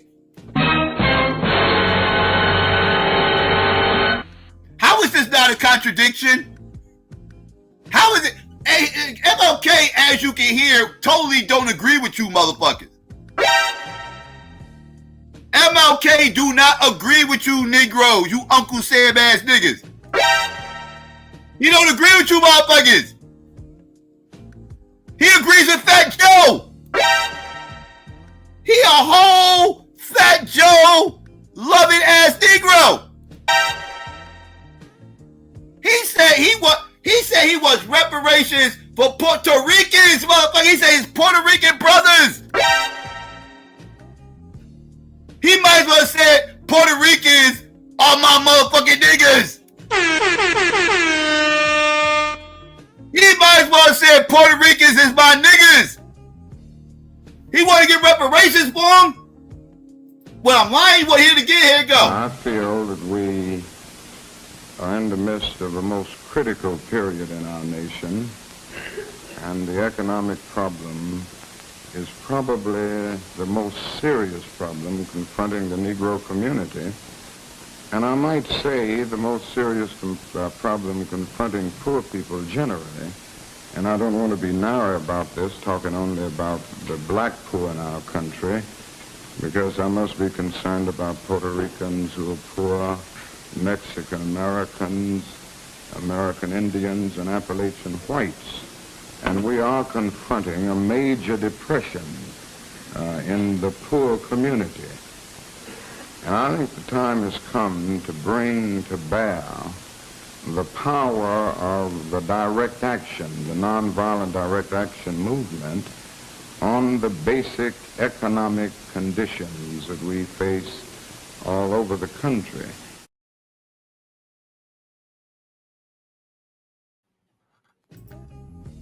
Y'all heard him? He said we also got to look out for our Puerto Rican brothers, our Latin brothers, our Native American brothers. That don't sound very FBA-ish to me, motherfucker. That sounds like a motherfucker who's trying to get reparations for every fucking body. That's what that shit sounds like to me. Maybe I'm tripping. But of course, y'all don't hear that. Y'all hear all this other shit everybody else saying. Y'all can read all between the lines when it comes to everybody else, except for fucking Black Jesus. Black Jesus says it, oh, well, Psycho, you just gotta understand, that's just how MLK is and shit, right? MLK, he think Puerto Ricans are niggas. So he was trying to get reparation for niggas. I mean, he's a little bit confused. You gotta understand, back then, Psycho, they was all one droppers. They thought everybody was black. So he was really talking about black Puerto Ricans. Right. Uh-huh. Gotcha. Right. Uh-huh. Yeah. Right. You motherfuckers is nutty, son. You motherfuckers is nutty. Like I said, son, the amount of bullshit I be hearing with y'all motherfuckers, the inconsistencies, the fake outrage. This is why I don't pay none of y'all outrage any mind, dog, because all that shit is fake. All that outrage bullshit y'all motherfuckers be doing, that shit be fake as fuck. It's very selective. None of you motherfuckers are consistent in y'all fucking outrage. None of you. Y'all should all be disgusted right now. You motherfuckers ain't gonna do nothing but start explaining. That's all you motherfuckers gonna do. Y'all don't wanna cook. Y'all wanna cook. Fuck your fantasies. Fuck your alternate realities, motherfucker. I don't listen to none of y'all motherfuckers, none of that stupid shit. Bottom line. Right? Oh, we gotta protect MLK legacy. We have to protect MLK legacy because white people, they talk bad about MLK. White people hate MLK. So we must protect his legacy because white people just gonna keep talking shit about him. Really? Really? White people hate MLK, huh? White people hate MLK. What are you talking about back in the 60s? You talking about them old white people and shit. You talking about them old racists. Cause I'll give you that. In the 60s, white people wasn't fucking with MLK like that. Not in mass, right? You know, you had some white liberals, the new left, and those type of white people, they fuck with MLK. But by and large, I showed the polls, right? I showed the polls in 1966. And white people wasn't fucking with MLK or the motherfucking civil rights movement in 1966. They was done with that shit. It was like, get that dumb shit up out of here.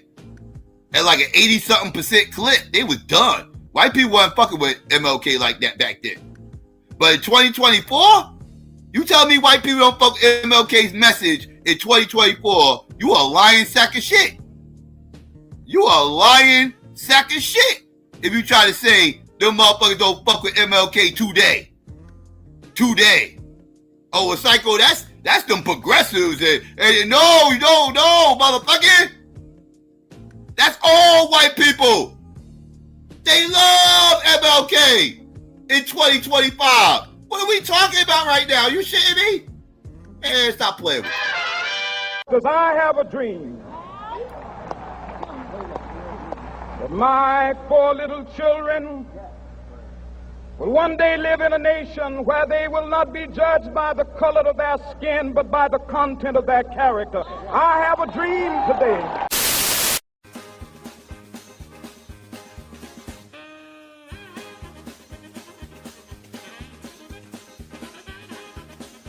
Our ears that we must judge one another by the content of our character and not the color of our skin. On the color of my skin, but on the content of my character.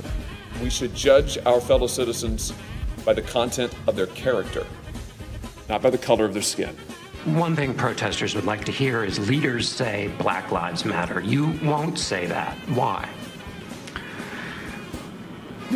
All my life, I've been inspired by the example of the Reverend Dr. Martin Luther King Jr. There are literally colleges that are teaching kids that if they say, I am colorblind, this is an element of racism. If you say, I don't judge people based on color, this is a microaggression. I am not kidding. This is something that is said at universities across the land. That is a direct rejection of Dr. King's dream.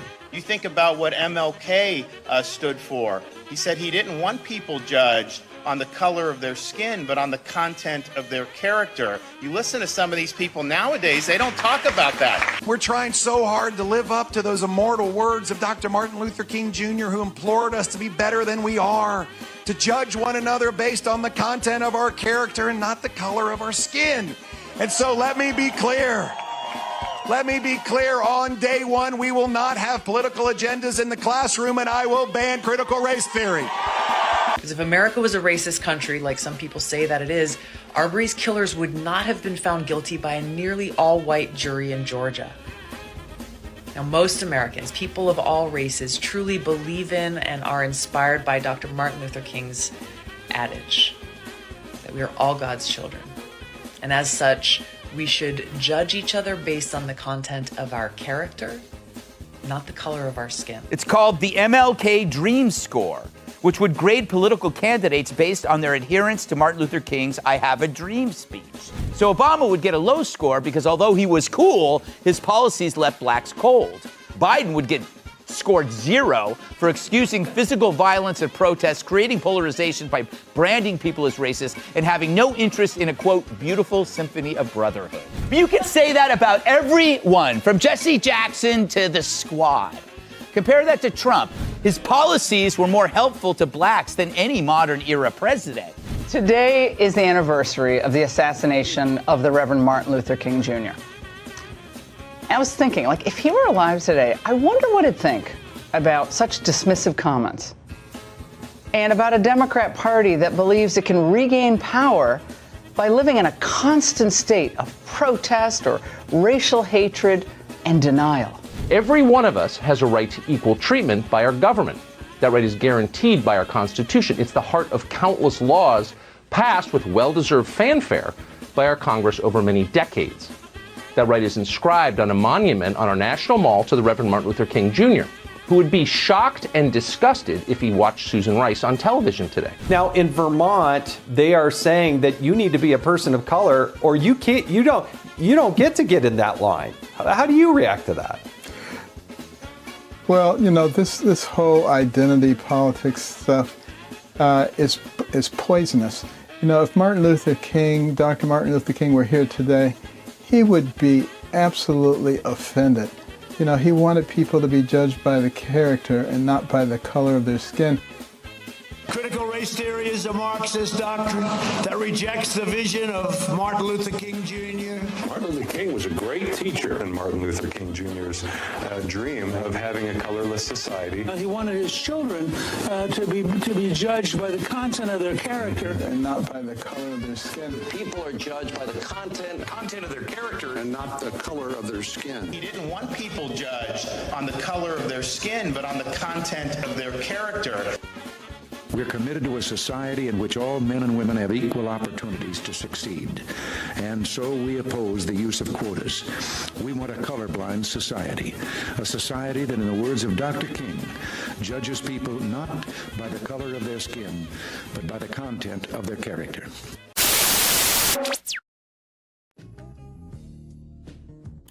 Like I said, stop playing with me, dog. Stop playing with me, son. Y'all motherfuckers be playing games, man. Like I said, motherfuckers don't want to cook on this, right? I really don't want to cook on this. Like this whole shit is a facade, dog. This is why I said, like, I gotta push back against all this romanticizing fuck shit, because this is what we end up getting. This is what we end up getting, right? Like MLK was a goddamn mouthpiece that was used until they didn't need him no more. When they didn't need him no more, they discarded him, right? That's just what it is. He was a part of a fucking message that I do not agree with, that was all fuck shit from day motherfucking one. All fuck shit from day motherfucking one. All bullshit. And they all tell you this. All these motherfuckers, they all tell you this after the fact. Everybody say, I'm Monday morning quarterbacking. Well, y'all motherfuckers ain't talking about the real people that Monday morning quarterbacking their own shit. Y'all don't want to talk about that shit. Y'all never want to talk about that shit. That's why I said this shit be capped. You motherfuckers be capped, dog. Y'all motherfuckers don't want to talk about the motherfuckers who said the shit in real time. All this shit, man. All these motherfuckers was Monday morning quarterbacking this shit. I can't do it, but they can. Fuck out of here, man. Solid decade of progress in the South. And in 1954, which was, 64, 1963, 9 years after the Supreme Court's decision to be in the March on Washington, meant a great deal. It was a high moment, a great watershed moment. One day right there in Alabama, little black boys and black girls will be able to join hands with little white boys and white girls as sisters and brothers. I have a dream today. That dream that I had that day has at many points turned into a nightmare. Now, I'm not one to lose hope. I keep on hoping. I still have faith in the future. But I've had to analyze many things over the last few years, and I would say over the last few months. I've gone through a lot of soul-searching and agonizing moments, and I've come to see that we have many more difficult days ahead, and some of the old optimism was a little superficial, and now it must be tempered with a solid realism. And I think the realistic fact is that we still have a long, long way to go. Yeah, tipping that shit down with some realism, right?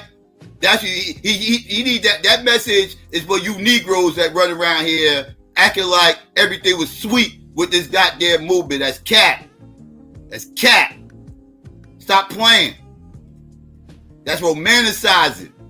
They don't even agree with you. They don't even agree with you. I can show you all these motherfuckers Monday morning quarterbacking this shit. Telling you that real shit. The movement wasn't what everybody tried to make it out to be. Monday morning quarterbacking. I can show example after example after example of your greats. Your greats. The motherfuckers y'all up. Listen, man, I gotta play. Listen, don't play these games with me, dog. Don't test me. It was limited to three things only: the right to vote, the right to use public accommodations, and the right to send your child to school of your choice. It had nothing to do with the North, fundamentally. It had only to do with the South. What? Did he just say exactly what the fuck I've been saying for years? The right to use public accommodations, and the right to send your child to school of your choice. It had nothing to do with the North, fundamentally. It had only to do with the South, and it did not address itself in any way to the economic and social problems of black people. Exactly! They Monday morning quarterbacking they shit. Oh, y'all can't see it? My bad. Let me fix that. Let's bring it back. I'll bring it back. My bad. I thought y'all could see it.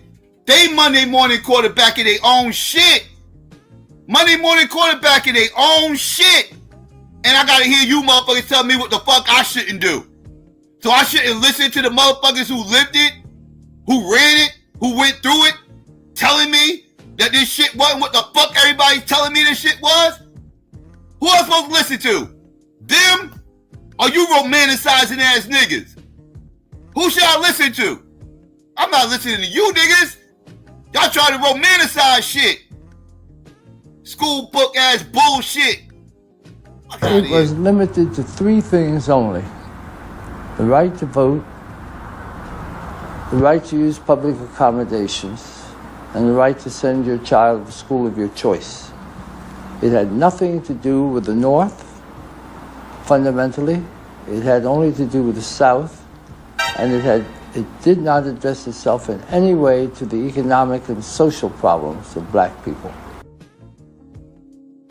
That is Bayard Rustin's fruitcake ass acknowledging the fuck-ups of the civil rights movement. That's what you got right there. Right? The same motherfuckers y'all prop up and say I shouldn't talk shit about, Bayard Rustin is agreeing with everything I fucking said. But y'all gonna ignore that and get mad at me for saying it. But y'all ain't got no smoke for him. Make this shit make sense. You wanna know what my source is? Them niggas. That's my source. Your heroes. That's my motherfucking source. Y'all make it seem like I'm getting my information from the white man. I don't have to get my information from the white man. I got these niggas telling me they fuck ups. That's all about it.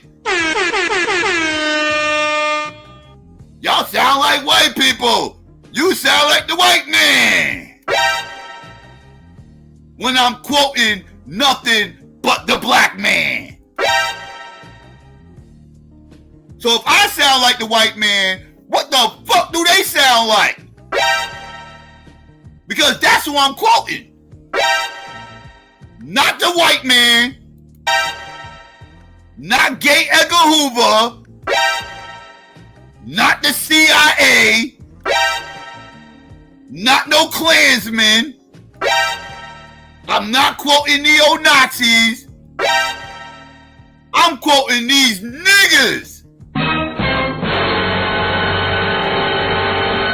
who lived through this shit. That's who the fuck I'm quoting. I don't know who the fuck you Negroes quoting. Y'all quoting pastors who's teaching you feel-good shit that I don't agree with. It's not historically accurate. It's propaganda. Romanticization. Is that even a word? Let me know, Buddha. Is that a word? I don't give a fuck if it ain't a word. I'm using it. Romantification. I just made it up. God damn it. That's a psychological damage they done to me. They got me up here ranting and making up words on the fly. I can't even get my shit together. Because they ain't had their shit together. The fuck? It's all bullshit. What are we talking about here?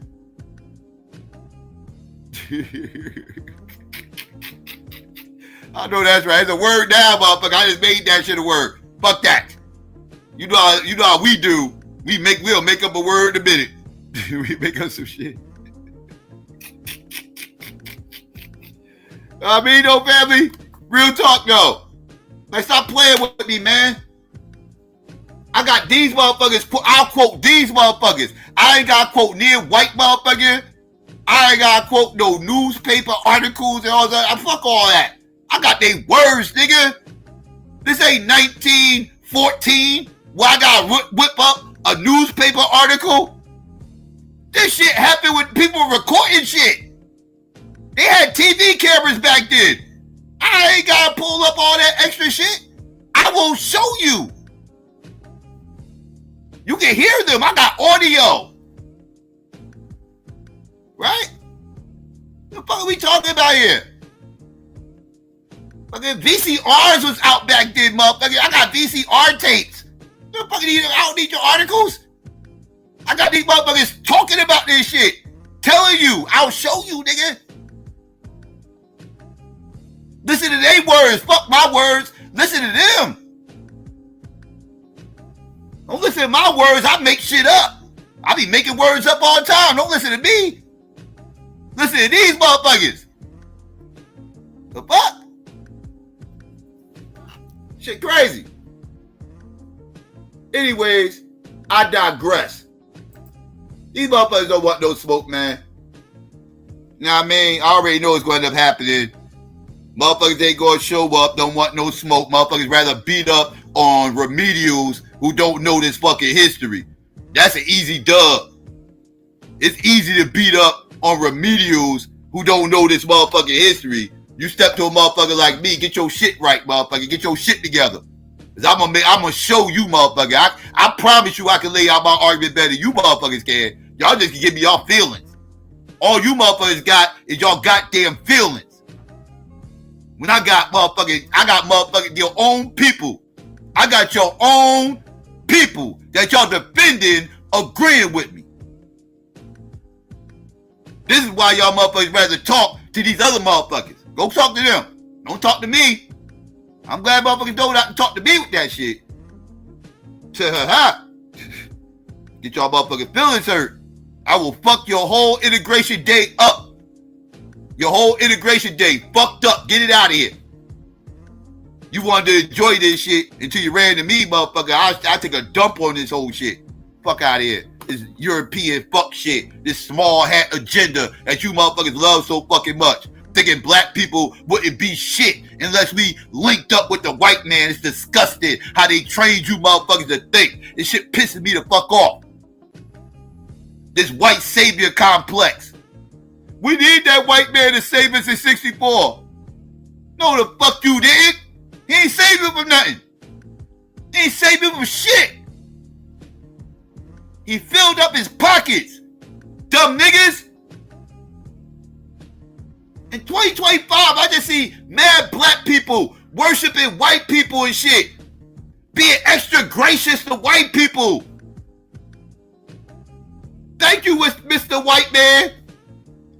Thank you, Mr. Charlie, for bringing me to this country and not Jamaica, where I've been fucked up right now.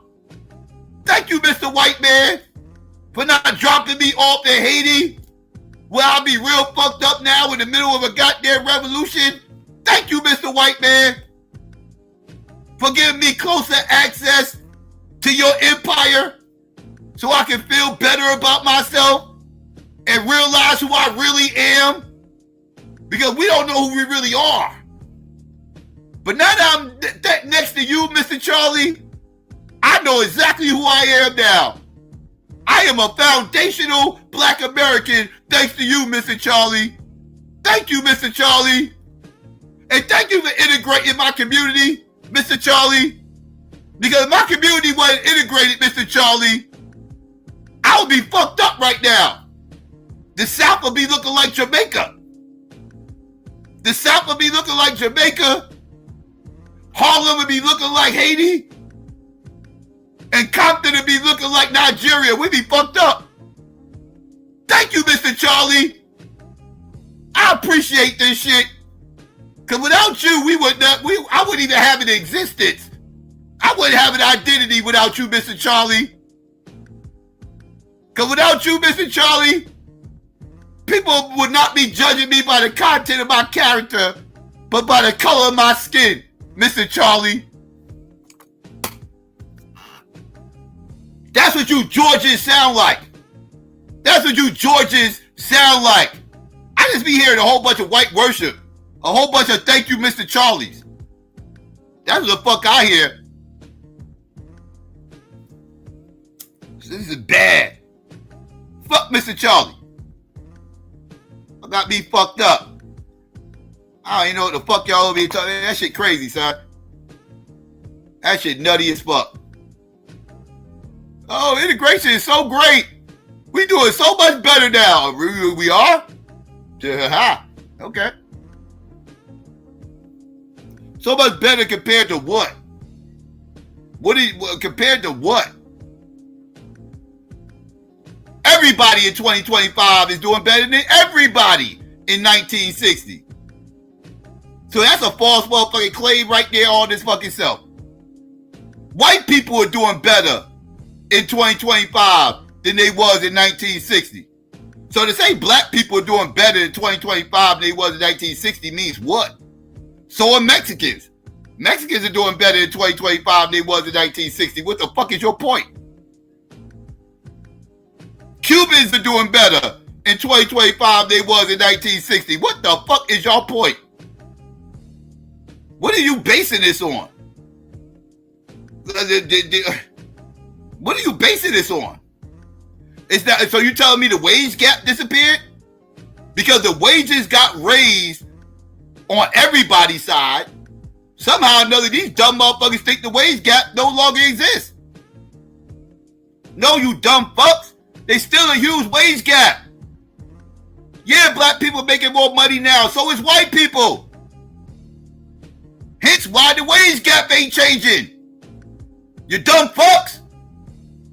I get so tired of talking to dumb black people with these stupid ass talking points.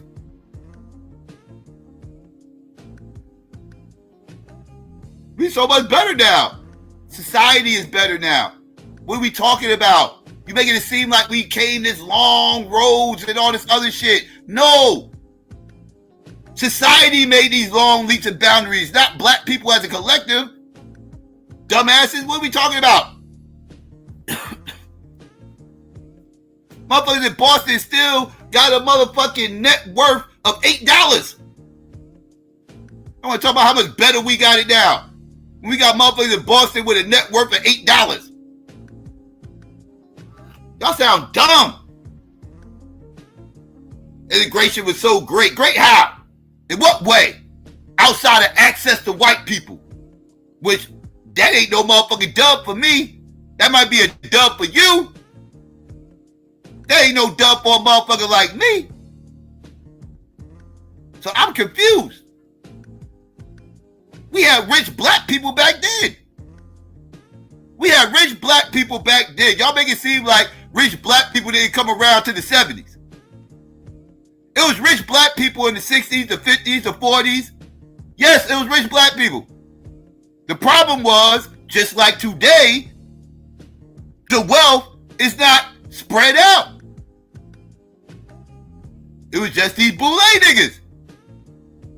Same shit you got today.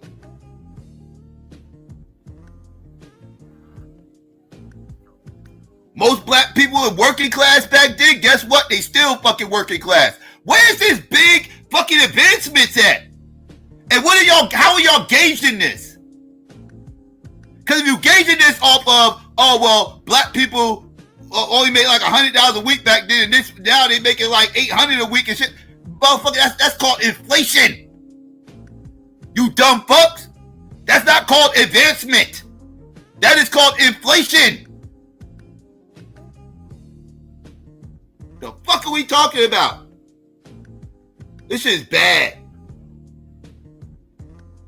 And y'all look at this shit at such a small scale. That's why I hate this goddamn integration motherfucking day shit. I just get triggered. Listen to everybody romanticizing this shit. Oh, white people are so good to us. Mr. Charlie signed the bill and freed us. Mr. Charlie signed the bill and freed us. And we can thank MLK. It was all MLK. Without MLK, we would have never got that bill signed. Yeah, right. Got it. First of all, that's cap. It's like I said, this wasn't even MLK's dream, like he claimed. This wasn't even his real dream. This is somebody else's dream that he was living out. He ain't even get to live out his own dream. He ain't even get to give out his own ideas because none of this shit was his fucking idea. None of this shit was his plan. Once he started going off doing his own thing, they cut his ass smooth the fuck off and he was on his own. And we know what happened after that. Oddly enough, that's when they was able to get to him. That wasn't by accident. Dumbasses don't realize y'all been had, hoodwinked, bamboozled, run amok, led astray. Y'all don't even realize this shit. Y'all brought into the school book fuck shit. I swear, I wish I could rewrite all those goddamn school books. School books is indoctrination, dog. I was growing up, that's all the fuck these motherfuckers had in the fucking school book. MLK this, Rosa Parks that, 1960s this, everything else. Nothing about the Panthers, right? Nothing about Medgar Evers. Nothing about motherfucking, you know what I mean? Nothing about nothing about Malcolm X. Nothing about motherfucking the US movement. None of this shit. The new left. None of this shit. All the intricacies. None of this shit. You ain't even learned about 8-foot Randolph. Nope. Barry Rustin. Nope. James Baldwin. Nope. I don't learn about none of this shit. You let the school books call it. The civil rights movement started with Rosa Parks. Martin Luther King took up the mantle and rolled that shit to the finish line by his fucking self. That's what the school books tell you. And that's why motherfuckers worship this motherfucker to this day. Indoctrination. But that's what the school books told you motherfuckers. I'm telling you that's what they told you. I know. I saw them school books. I read them. I had to learn from them shit. I ain't learned shit. Learned way more outside those goddamn school books. But this is what you had to know in order to pass these goddamn tests. It wasn't a whole lot to know. It's a fucking joke. You shitting me? Tuh. Crazy. Yep. But I'm here though. Where all the MLK groupies at? I ain't got no smoke this year. Y'all motherfuckers ain't got no smoke for me. Y'all want to tell me how I'm being disrespectful and all this other shit and every motherfucking thing else because y'all can't debunk nothing I'm saying? Y'all, how you gonna debunk me when I got your own people who's agreeing with me? Kind of hard to debunk what I'm saying when your own people agree with me. Kind of hard, isn't it? Kind of hard to say I'm lying when I can pull up the same motherfucker who I'm talking about saying the exact same thing I'm saying. Kind of hard to say I'm lying. I know it hurt. I know it hurt. It's like finding out Santa Claus ain't real, isn't it? Once a year, you find out Santa Claus ain't real, and that shit hurts y'all fucking feelings. I understand. I get it. Y'all want to believe in Santa Claus. I don't know what to tell you, motherfucker. I really don't. I don't believe in Santa Claus. Fuck Santa. It is what it is, dog. MLK wasn't all bad. He damn sure wasn't all good. He didn't have no fucking message in the beginning of his motherfucking activism. He didn't have a real message to the end of his activism. That's when he started thinking for himself. Other than that, he was pushing other people's message, being a fucking mouthpiece. This is reality. This is reality. And I showed you whose message he was pushing. Boule, small hat, northern fuck shit. I bullshit you not. Anybody want to cook on that? Anybody want to cook on that small hat message? Anybody? Nobody? Nobody want to challenge me. I know that's right. I know that's right. Leave me the fuck alone. When I'm cooking this motherfucker, that's right. Shut the fuck up and leave me the fuck alone. Go find some motherfucker who don't know shit about history and go talk his fucking head off. Don't talk that shit to me though. I know that's motherfucking right. Shit. I sit up here and listen to motherfuckers cooking the shit out of these no history knowing ass motherfuckers. These motherfuckers don't know no goddamn history. This is abuse. I'll be home in a little while, and then I'm going live when I get home, and we gonna cook. I want to cook. What the hell is going on? We should throw a parade for MLK. A parade, my G? A parade? We need a parade for MLK? What the fuck we need a goddamn parade for MLK for? A parade, my G? What are we talking about? How can we further celebrate a goddamn speaker? How can we further celebrate him? We don't celebrate MLK enough, motherfucker. I mean, we got a whole fucking national holiday of this motherfucker. What else do you want? This motherfucker literally has a street in every black city in the fucking country. What else does he need? How much more celebrating does this motherfucker? How much more celebrating does he need? I mean, he's literally Black Jesus. We need to figure out new ways to celebrate this motherfucker. This is what I mean. This is deifying this motherfucker. Why are we deifying this man? Like I said, even if you are a fan of the civil rights movement, if you are a fan of the civil rights movement and you feel like that is the best thing to happen to black people, or it was a good thing, whatever the case may be, he's not the motherfucker you should be propping up. It wasn't his brainchild. He wasn't the architect. He just was a mouthpiece. That's all he was. He was the face of it. Like y'all don't even prop up the motherfuckers y'all should be propping up if y'all agree with that movement. If that's y'all movement. Y'all never talk about A. Philip Randolph. This is his whole shit. This is it's his brainchild. All this shit. March to Washington, all that shit. His brainchild. He was fighting. He started. A part of it, man. Like, you got to cut it out, Psycho, with your MLK hatred, man. This is worse than Tupac. Am I lying, Pookie? Am I lying?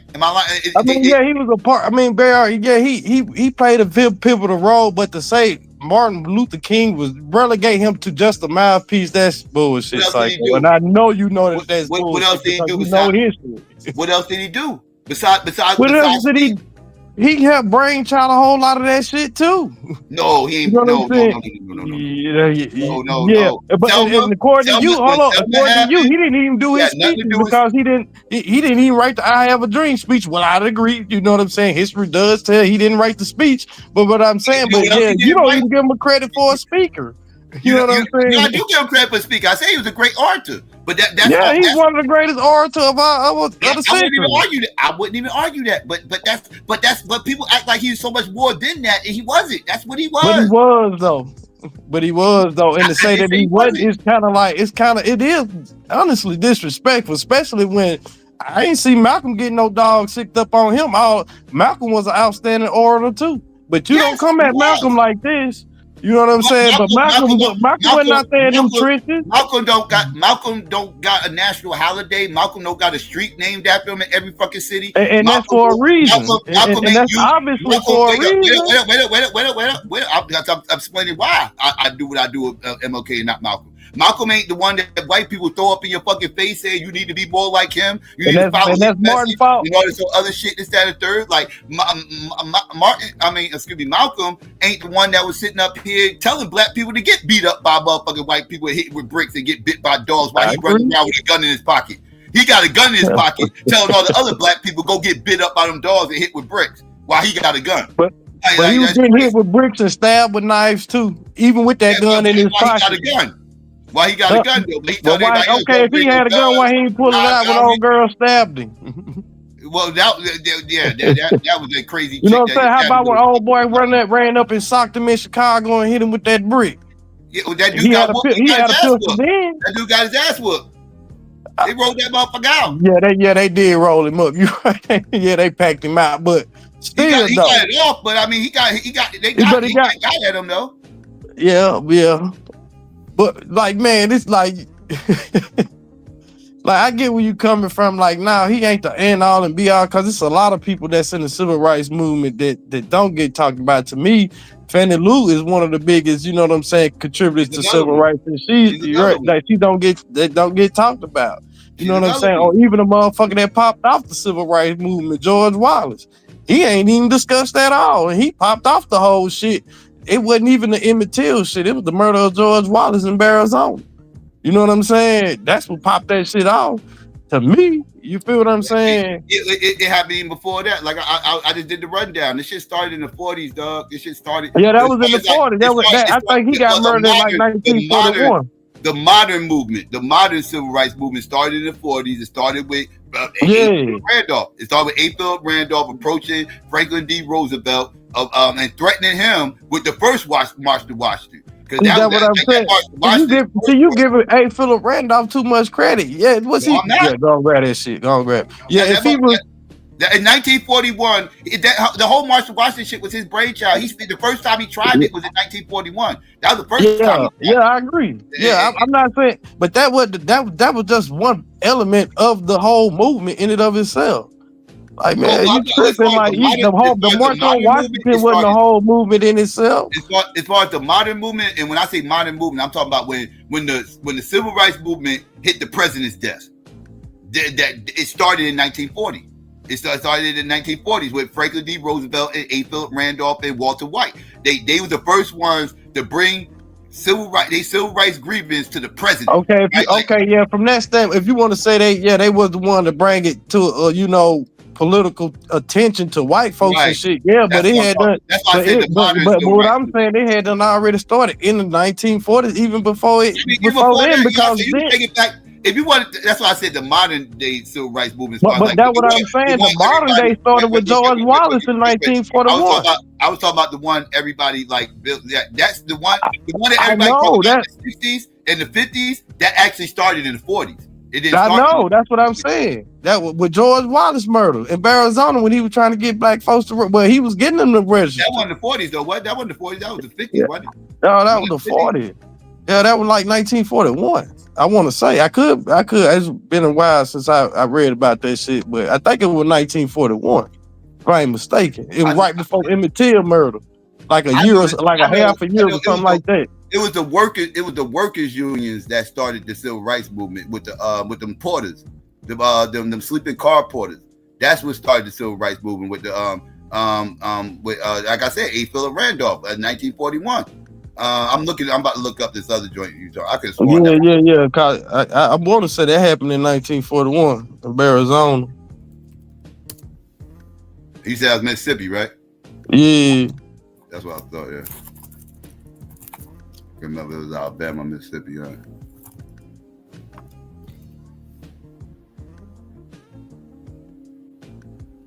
I can't find. They keep giving me the other George Wallace. What you call it, the politician? Arizona, Mississippi. Yeah, but the one, like I said, the modern joint that actually hit the president's desk. Yeah, that started. Like I said, 1941. That was the first time the motherfucking president was actually forced to deal with. Oh yeah, I agree with that. Yeah. But it was already, shit was already in the motion. This is what I'm saying. Is the reason why they even brought it to the president's attention. It's because shit was already in motion. Well, that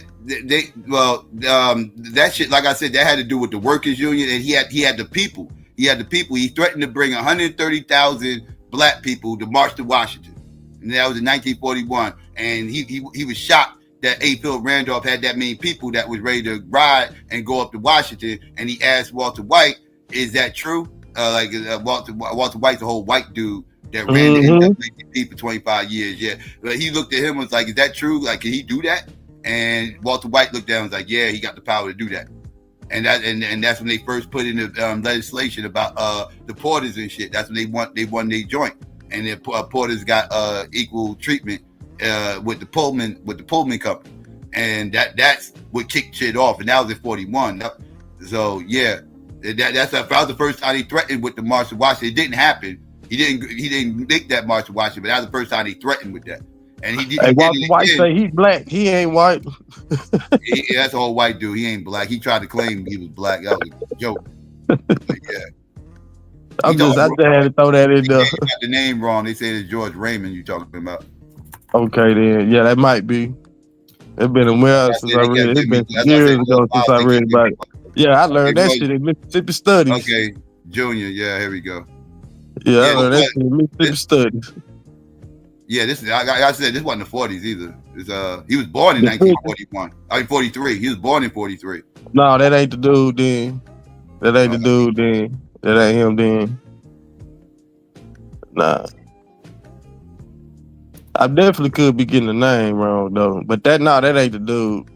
Okay. Just type in civil rights activist.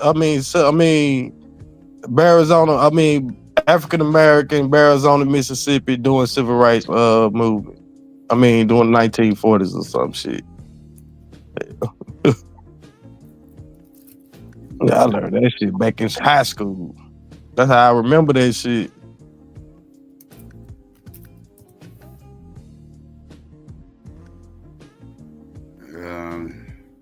I'm getting the Mississippi burning motherfuckers, and that's all that's coming up.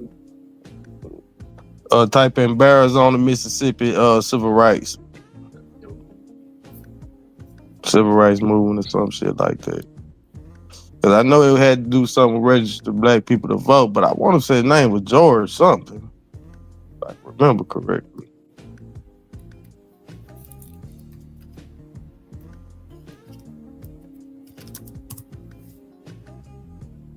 Hey, you watched the inauguration? Reverend George Lee, is that what you talking about? Reverend George that's Lee, it.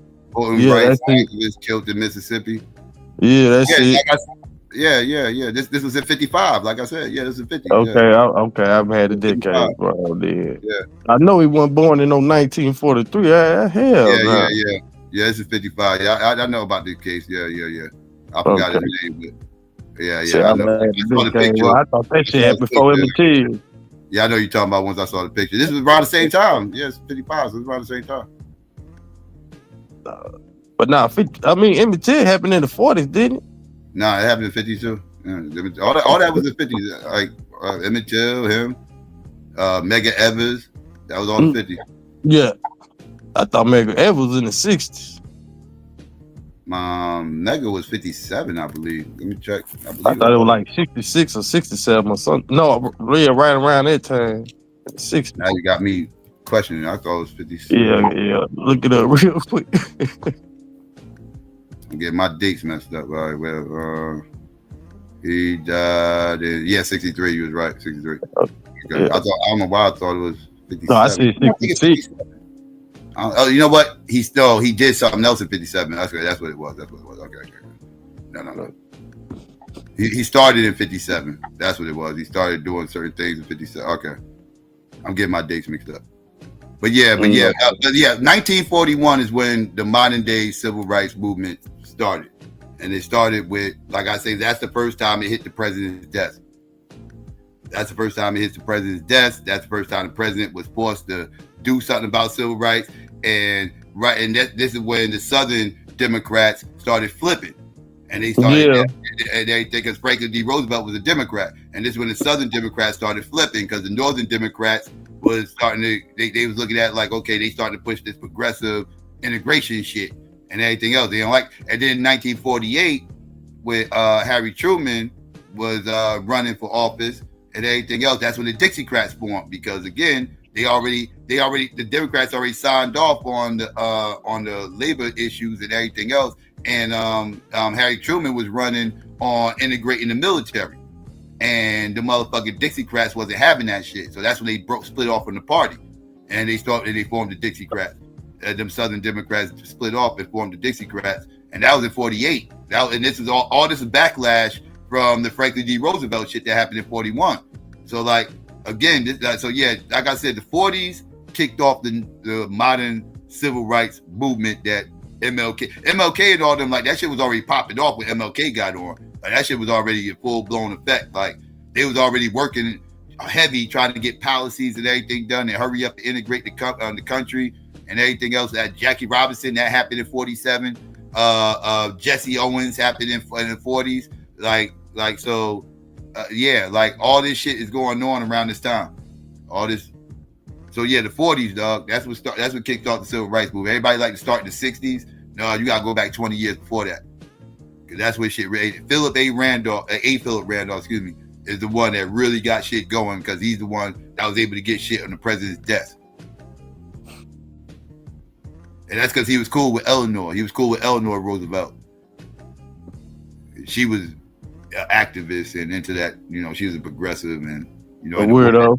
And The lesbo. Gay rights. She was into animal rights and all that.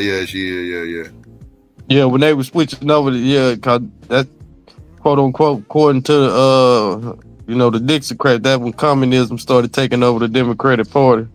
Yeah. You know what I'm saying? Cause they feel like a lot of people, Republicans felt like, or Dixiecrats back then felt like she was a communist. Yeah. Or worked for communism and shit like that there. Which is, that's always a gaslight to me. Well, historically. That they use it as a gaslight for anybody that didn't like politically. They political rivals. Yeah. The 40s, dog. That's why I always tell people, like, you got people like, civil rights that started in the 60s. Like, I know it started in the 50s. Like, no, this started in the 50s either. Take it back. Started in the 40s. Now, it was a pre-civil rights movement that started before the 40s. That's when you get into that's when you get into the formulation of the NAACP and the ADL and all that. 1870, getting the voting right and all this other stuff. Like, that's all pre-modern civil rights movement, right? Like, that's the original civil rights that we was fighting for after slavery. But that wasn't about integration, right? The modern civil rights movement was about integration. That was about integrating the country. The first civil rights movement was just about getting equal rights. It was about getting equal rights. The whole separate but equal thing. That was the thing. So they were just trying to get equal rights. Whereas what they call it, the modern day civil rights movement, that was more about integration. That was Oh yeah, I'm listening, Psycho. Mm-hmm. Like, that was a big deal at the time. Like, that was the immigration of his day. That was a huge issue. in the 40s, and it started there. And the military had a lot to do with it too. There's a lot of factors. The military, World War II, that became a thing. That's why in 48, that was a big issue that Truman was running on, because they wanted to integrate the military completely, and he ran on that. And he is the one who integrated the military completely too. He's the one who did that shit. Right. But that was because of the effects of World War II and everything. They started looking at black soldiers different. Yeah, like I said, it's a lot of things you could point to in the 40s that was like huge civil rights issues that don't really get talked about that much. But like I said, that it affected a lot. Like I said, that whole Porter's thing and everything else, that was a big deal. Because like I said, that was the most affluential job at its time. Being a porter, that was like having like a state job or some shit, right? Like you had all these benefits and everything that came with it. Just being on it, like it was a rough job because you were never home. But that's cool. The dudes didn't really care too much because they had holes in different area codes. Right. This is where you start getting all these, people that got these families that motherfuckers didn't know they had and shit. Like, these little secret families that, Papa was Rolling Stone type shit and everything else. A lot of that shit started with the Porters. All them Georges. Well, damn. Yeah. I don't know. They were just making better money compared to with the cost of living today and the paychecks they were bringing home back then. I think that just across the board in all industries. Yeah, they were making money. They was getting lowball still. They wasn't getting paid. Yeah. They should be getting paid, but they were still making more money than the average black person. They were still making more money than the average black person. They making more money than what we were making a day compared to the cost of living and they paychecks and what they was getting paid. Right. They was making good money for the average black person, but if they was white, they'd have been making more money because. Definitely. You feel what I'm saying? Like, so yeah. And that's what the issue was, like the benefits. They felt they were getting cut from benefits and certain working conditions wasn't too, good. Yeah, come on, go. I got it. Go ahead, Psycho. Oh, okay. Yeah. They had certain working conditions wasn't that great and everything else, so they was really fighting for that. See, Truman changed. Oh yeah. What is that? Oh no, I was just agreeing with what you were saying. Mm-hmm. As far as the working conditions and all that old shit. Yeah. That's crazy how they called everybody George. That was ridiculous.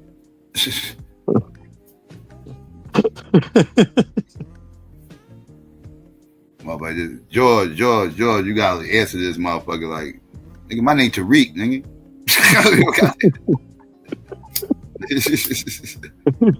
George. He said my name Tariq.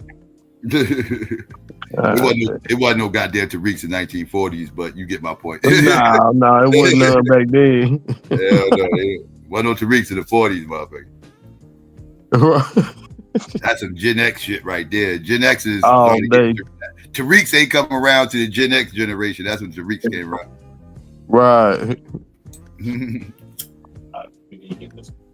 Hey, but you ain't watched the inauguration, huh? No, I ain't watched that BS. I can care less. I heard Snoop and I saw everybody lose their mind before the inauguration, cried about Snoop and Nelly. Yeah. Like, did y'all motherfuckers have this much smoke for Beyonce and Meg Thee Stallion? Right. I feel like all these celebrities be selling their fucking souls when they do this motherfucking shit. You kidding me? Like, I don't give a fuck whose side won. All the motherfuckers be selling their fucking souls. Fact, bro. I ain't caring nothing about that though. But look though, they using they weaponizing MLK words and shit. That's all throughout the inauguration. Let me guess. Content and character, not the color of the skin, isn't it? I bet you. I bet if I had $1 for every time they probably said it today, I'll be a rich man. Yeah, they with the bullshit. That's what they do, man. That shit right there. Oh my goodness, they every fucking year, every motherfucking year, it never fails. But technically, though, if he didn't write the speech, those aren't his words, are they? Nah, he didn't write the speech per se. I mean, he had help with that speech. You know what else he had help with? He had help with the motherfucking that motherfucking letter to fucking JFK. That Birmingham letter. That Birmingham letter. Yeah, you know, letter from Birmingham jail. Yeah, he didn't sit down with a pen and pad and write that motherfucking letter out. The motherfucker jotted down little notes, a whole bunch of notes and shit, and gave it to some chick. I forgot her name. Gave it to this chick, and the chick took all these little notes and shit, and she put it together and made a letter out of it. So he didn't even sit down and write the shit. Like she could have added her own words and everything. Like that wasn't even like he just wrote down like little bullet points and type shit or whatever the case may be. And she took it, and her and another chick put it together and made a letter out of it, and then sent it off. What that? Mm-hmm. Yeah, I ain't heard that one. Yeah. That's what happened with as far as that letter goes. I don't know. I never gave the letter too much credit any goddamn way, to be honest with you. Like I don't know. I feel like JFK, he another one. I could cook him too. I'd be wanting to cook him too, because that motherfucker get too much goddamn credit. That motherfucker get too much motherfucking credit for somebody who ain't do shit for fucking black people. Can nobody tell me what the fuck JFK did for fucking black people? That includes the Civil Rights Bill, because he ain't had nothing to do with that shit. Lyndon B. Johnson passed that shit, not him. He left motherfucking black people dangling for 3 years. That's what the fuck he did. He ain't do shit. He gave black people a bunch of promises, and and black people worship him off of promises that he never motherfucking achieved. He never did nothing for black people. Like I don't like JFK is the most overrated president in the history of presidents. What the fuck did he do? He fucked up. That motherfucker had I have to get that to Obama. Go ahead. I said, I had to get that one to Obama, the more overrated president in history. Nah, he ain't more overrated than JFK, dog. Obama at least got a couple of things he can hang his hat. JFK didn't do shit, dog. Like he got assassinated though. He took us into Vietnam, which was not popular. Took us into fucking Vietnam. The motherfucker had the whole Bay of the Pigs fiasco. That was a fucking shit show. Got his ass kicked. The motherfucker made a bunch of promises to black people. They try to claim like he didn't have nothing to do with that. I don't like that. Like he knew all about that Bay of the Pigs. Hell yeah, that was his fault. Yeah. It was his fault. He promised a whole bunch of shit to black people. Never did none of it. He kept promising, well, if y'all get your ass kicked a few more times, maybe I could do something. And we'll go out to Selma. Maybe we get another ass kicking out there. Maybe I can pass it. Oh, no, my bad. That was Lyndon B. Johnson. But still, it was a whole bunch of go get your ass kicked some more and then come back and talk to us, and go get your ass bit up in these dogs with bull condom and shit, and then come back and talk to me. And he just hit black people with a bunch of that dumb shit. He ain't never do shit. He ain't never do shit. He's overrated, dog. Like he ain't do shit. The way he died, that's why everybody praises it. The way he died. That's people's memories of it. The way he died. Assassination. Right. Yeah. He is glorified from the way he died, though. I would admit that. Definitely. Yeah. Nobody to somebody kills you. Ain't that what Biggie said? Yeah, you ain't nobody to somebody kill you. That's a fact. Mm-hmm. Yeah, look how many rappers you never heard of until they died. Then all of a sudden they was the hottest thing. Smoking in time, but when they was alive, didn't nobody care. I remember that XyayX Tentacion dude. Nobody cared. Beside of his little white audience that he built. You know what I'm saying? And little nerd rapper niggas. You know what I'm saying? The backpack nerd niggas. The few far in between those are, you know what I'm saying? Nobody gave a shit. But once he died, he was like, all of a sudden they was making it seem like he was the next up and coming, best thing smoking since this generation. I'm like, nigga, when? Well, I guess because he got killed. You know what I'm saying? Mm-hmm. Mm-hmm. That's a perfect example. You ain't nobody till somebody kill your ass. Yep. Ain't that a bitch? That's facts. That's fucked up.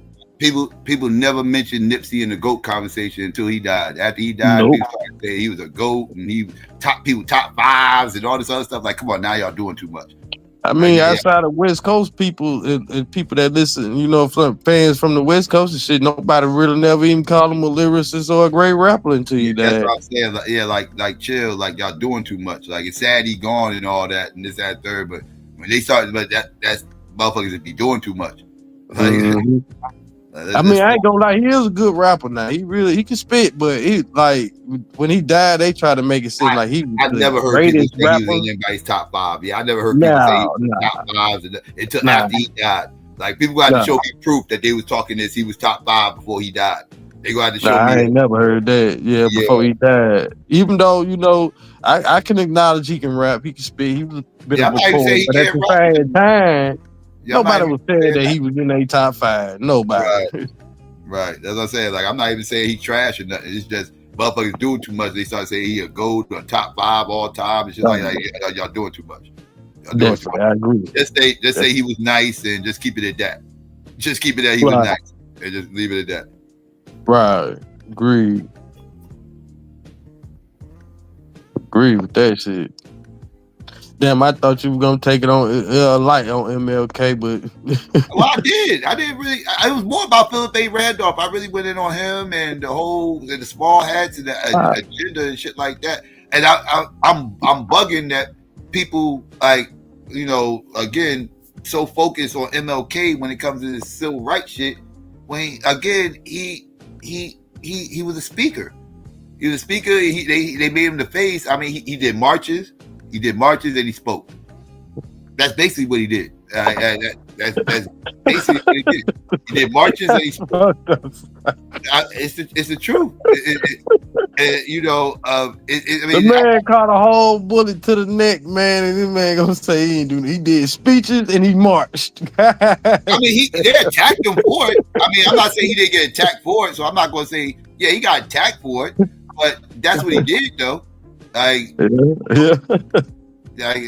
be keeping it a buck. I mean, like, and again, most of the marches he did, not all, most of them wasn't even marches that, like I said, he had. Yeah, they wasn't violent. Yeah, they wasn't violent at all. Yeah. Yeah, and it wasn't even his idea. Like I said, he started coming up with his own ideas after Chicago. That's when he started coming up with his own ideas. That's when he started saying things. That's when he started doing his own thing a little bit. You know, because he ended up in Memphis. That wasn't even really. He wasn't even really supposed to be there. Like, that was him, right? Like, that was him for once. Yeah, the sanitation workers. Right, like, that was him doing what he wanted to do and everything else. Because the motherfuckers wanted him to dip off and go somewhere else. He was like, "Nah, I can't.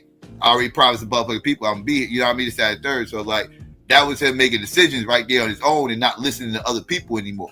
Right, but before, like I said, before Chicago, he was just, you know, motherfuckers like, "Yo, Martin, we need you here. Martin, we need you there. Yo, we need you over there." You know, like, he would just go. He started making his own decisions after Chicago. He started seeing the fuck shit for what it was. He started seeing that money was a motherfucking issue for black people universally, not this dumbass integration bullshit, right? Because I done played the clips. He said it. He said, it ain't cost America nothing to integrate us. He's like immigration. He pretty much talking about how integration was a trick bag. He's like, it didn't cost America nothing. He's like, we still in the same situation we was at before. Oh yeah, I seen that. Yeah, I seen it. He was like, he also admitted that people up north got different issues than motherfuckers in the South. He didn't understand that at first either, because again, he didn't have no interactions with motherfuckers from the north outside of Philip Randolph. Philip Randolph and them weirdos, them little Boule niggas. Right, so he didn't realize what the situation was up north. He knew what the situation was in the South, but he ain't know shit about what the hell was going on up north till he actually went up there and lived up there. And then he started seeing, like, okay, this is a different animal up here. Like, it's a little bit different. They got different issues up here. You know what I mean? So he started seeing how come black people up north are still pissed off and angry and, you know what I mean, and feel like felt left behind. It felt like the civil rights movement left them behind. And this is why you started getting the more radical, militant black motherfuckers that was coming from up north. It was coming from that whole mindset, right? Like, because, like, again, the whole civil rights movement was all about the South. The civil rights movement that we speak of, it was all about the South. Until the mid 60s, that's when you started getting groups starting to splinter off from that ideology of, that's, like I said, the militant motherfuckers started speaking. The Black Power movement started rising. So, yeah, you had different groups forming and popping up during the 60s. Right. The church that was just independent. There were the people that took place in what we call the civil rights movement and shit. Right. So you had a lot of shit going on. People was tied to the Boule church small hat message. That turned to the grandma's message. And the youth was like, fuck that. We not marching, we swinging. We getting up, we picking up guns. It's up. You know what I mean? So they had a whole different attitude. Right. Arthur, what's good?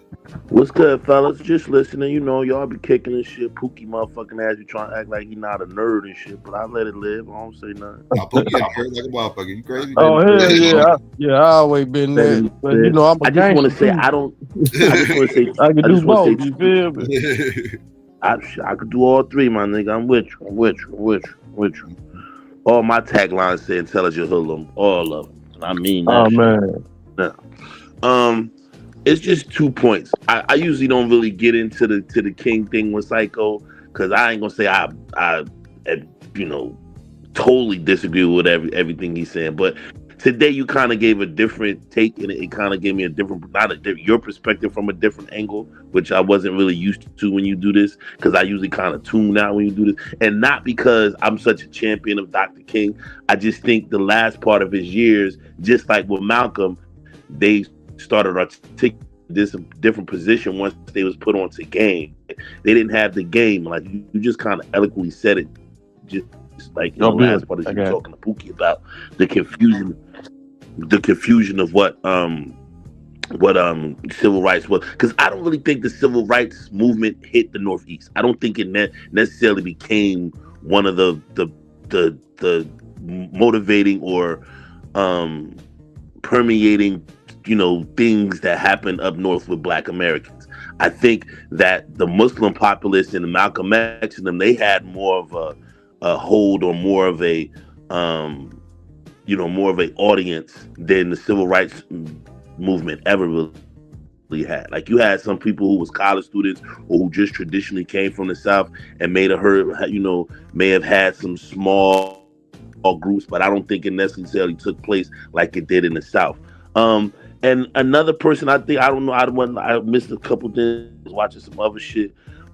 Like, you didn't mention Bayard Rustin a lot, right? Like, Bayard Rustin was very intricate and organized. Like, Bayard Rustin was.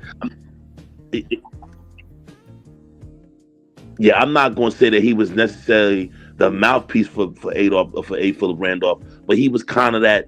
He kind of understood both parts. He kind of understood the South, and he kind of understood the Northeast, him coming from Westchester, PA, which is just, Philadelphia, which is just the suburbs of Philly. You know what I mean? So he was really a Philly person. So he understood, civil rights or the lack thereof coming from the Northeast, but he also stood the understanding of organization. Because, Bayard Rustin was a communist, went to prison for being a communist, you know what I'm saying? And he was a gay communist. So just his subcategories is what he was. Him he not was. be I at the forgot forefront, he was a communist. Yeah, you know what I'm saying? And he was a Marxist. Was a proud communist, right? And his so he was put in prison for that shit as well. Like, so his sub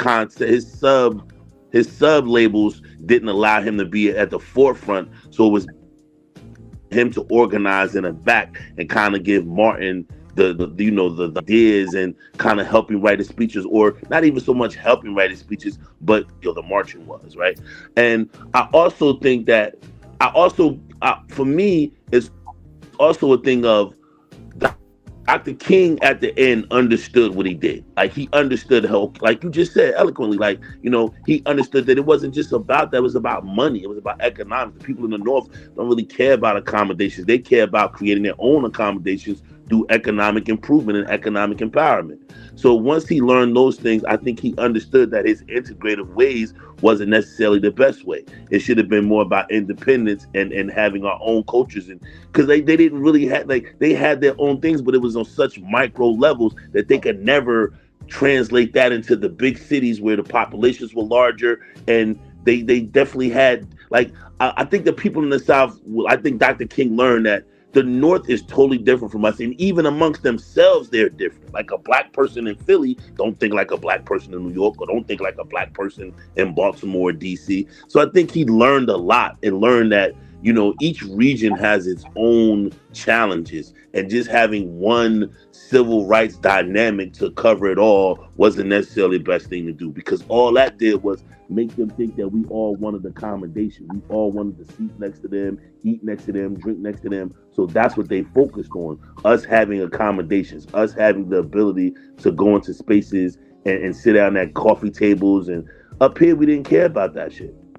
Like that wasn't, accommodation wasn't our thing. It was, how can I make a good living? How can I raise my family? How can I get to East Orange? How can I move to Orange? How can I move to Lawrence Township, Hamilton, Irvington? How can I get to those places? Right? From North, from Trenton, from Jersey City, from Plainfield, from the smaller places. So, I mean, I never looked at what he did as a bad thing. I just looked at it as the evolution of a civil rights leader who had to become informed and learn the game. Like, it was so many things he was oblivious to, the money game, the Boule shit. Like, he was oblivious to that shit. I mean, well, he was a part of the Boule, but he didn't understand what the Boule. I don't think he understood the depths of the Boule. Yeah, what they were, right? Yeah, and like I said, he wasn't pushing his own message in the beginning. He saw. I don't even know. Be honest with you, I'm not even sure if he was on to the whole thing being staged with Rosa Parks. He might not even been hit to that shit because he wasn't a part of the NAACP. That was the NAACP reenactment, so to speak. And he wasn't a part of the NAACP. They wanted him to join, but he didn't want to join, and he started his own joint. But because of that, there's a little bit leery of working with him. But he was kind of pop. He was the new guy in town that had a buzz, and people liked him. He had a good mouthpiece, pause. So they worked with him, but they didn't. I don't know if they let him in on everything though, because he wasn't on the end, right? Like he wasn't a part of the NAACP per se. He was just somebody they worked with. Yeah, and as we can see, most of those organizations like that are empty suits, and they use the brother like he went through the same thing Malcolm X went through, because Malcolm was naive to what was really going on behind the scenes, the grooming of the young girls, and all of the nefarious shit that took place in the thugism and it was just a criminal organization. He didn't know what he was getting himself into either. Right, he didn't realize that he left a criminal organization, that he was a micro criminal organization that he was kind of the leader of, to join a greater criminal organization that he didn't quite understand was a criminal organization. I agree. Neither one knew what they was actually joining when MLK never joined, but just working with him, like he ain't know the depths of the BS. And he saw it later, but by then, bills was already signed and everything else. So, but he saw the BS, and that's when he started speaking out against the war, which really pissed off white people more than anything. Because at the time, not necessarily, I wouldn't even say white people, I'll say the government, right? It pissed off the government. The government was that's who had his back. The government kept him alive, to be honest with you. He had government protection. That's what kept him alive as long as he did stay alive. Because if he ain't had government protection, he would have died probably at 62. Right, until he went against the empire. They both went against the empire. Where Malcolm went and kind of gave Middle Eastern and kind of gave that region a pass, and was like, oh, wait a minute. Whoa, wait a minute. Hold on, what's going on here? Like, y'all lied to me. Like, there's people that don't look like me that practice this religion that look like you and have peace and unity for me. And, you know, because we always talk about those white racist national organizations or individuals that supported these black nationalist movements, right? That funded them in some aspects, right? Because they both had a utilitarian, singular, separate, you know, separatism ideology. So if I can help you separate and you understand that, you know, I can pay you off to separate you from me, then I'm willing to do that. And I think that's a lot of things in history we need to understand, the depths of how counter white groups finance them, because they both died from the same thing. Pissing off the organization, the black organizations that was getting paid and being, and it was really the rats, you know what I mean, for the white organization. Because his, you know, think about it, his fucking cameraman was a fucking rat, right? Like you know what I'm saying? Like Thurgood Marshall was a rat, right? Like yeah. You know, look at all the rats that was in the NOI. Either Thurgood Marshall wasn't a fan of his either. He had enemies that, you know, within black leaders, quote unquote, black leadership and stuff that didn't fuck with him. And they served him up. They served him up on a platter. Jesse Jackson served him up on a platter. Yeah, like that's what I'm saying. Like it was jealousy there. You had motherfuckers like Farrakhan served. I definitely think about it like this, was dog. an agent. Think about it like this real quick, and you can have it, Pookie. Let me just get this out real quick. Think about it like this, right? There are two chief, like they're supposedly underlings, but the two guys who wanted their positions more than anything both became prominent leaders in the 80s in the black community. Both of the guys was underlings to these guys, and was the last guys around them. Both became black civil rights leaders. Farrakhan, Jesse. At the same time, they both ascended to leadership within our community at the same time. Hold on, you forgetting John Lewis was making his rise too, just on a local level in Georgia. He made his rise in the 80s too. John Lewis. No, I think you misunderstanding what I'm saying. Yeah, I think he was I'm saying the coincidence of it all. Yeah, he was a college kid at the time. Yeah, I'm saying the coincidence of it. That don't mean that they didn't motherfucking use him. And Jesse. Yeah. Well, he actually was trying to do his own thing. Like that Selma shit was like, John Lewis and them didn't want to. He was more SLC anyway. Yeah, he wasn't really. He was too young to really be in the inner workings of these things. More like a foot he was too young to be a shot caller. Yeah, he wasn't on the end yet. Yeah, he was still. I'm just showing the correlation and the extension of Jesse Jackson and Farrakhan, who at the time was the right hand man to both of these men. In the 80s, there was two different sides of the spectrum, but they both were the biggest names, right? Like, you know, like Jesse was the biggest mainstream name in amongst the community, and Farrakhan was the biggest name in the, you know, the quote unquote pro black side of things, right? Like Farrakhan was everything on that side of the spectrum. So yeah, and that they both had the most to gain from the death. I know for a fact Jesse is questionable, but I'm not saying Jesse didn't do it. I ain't saying he did do it. I'm open to the idea that Jesse could have had something to do with it. I know for a fact Farrakhan had something to do with Malcolm. That I know. That I can't. Suge got Pop killed. Puff got Big killed. Ain't no difference. I don't know about Suge. Same shit. Jesse, I don't really want to debate Jesse because Jesse could have had something to do with that shit, so I wouldn't debate that. But the Farrakhan shit, that motherfucker, he guilty. That motherfucker guilty. Jesse ain't had nothing. I mean, Jesse ain't had nothing to do with that. Man, Jesse had just as much to do with it as anybody else, man. But if he did, that's their business. Yeah. That's not a good answer. Something to do with it because that's fucked up. If Jesse had something to kill, had something to do with that. It's no coincidence that they both rose to dominance, bro. Listen, 12 years later, it's not a Jesse Jackson coincidence. was I agree with that. You mean prominence? 12 years later, 14 years after Farrakhan was killed, 14 years after was killed, here come Farrakhan becoming what Malcolm X would have been, right? Because Malcolm X would have been what Farrakhan is today if they didn't kill Malcolm. He had already left the Nation of Islam. So what are you talking about? But he left the Nation of Islam, but he didn't leave black people. He didn't leave wanting to organize and to bring his people. He didn't leave that realm. Malcolm X wouldn't have been the leader But of the nation. I mean, it's not even about being the national leader of Islam as much as it's about being a leader of the black community. The Nation of Islam is one particular sect, but at that time, Malcolm X was not only some people of the detractors of the NOI, but other Muslims who were just true Muslims. So what did Farrakhan become that Malcolm would have became? He became the de facto chitlin circuit leader of black people. Man, come where on, man. became the commercial leader of black people. How am I wrong? Chitlin circuit. Like, what are we talking about? Like, where do y'all live at? Like, what country y'all live in? He finna make your case by jumping off the cliff, riding Farrakhan motherfucking dick. Like, we don't motherfucking know Farrakhan is motherfucking. You know what I'm saying? Like the detriment he been to the community, you know, since he came to prominence in the 80s. Gangster, right. And now we finna see him defend this shit like we don't know no goddamn battle.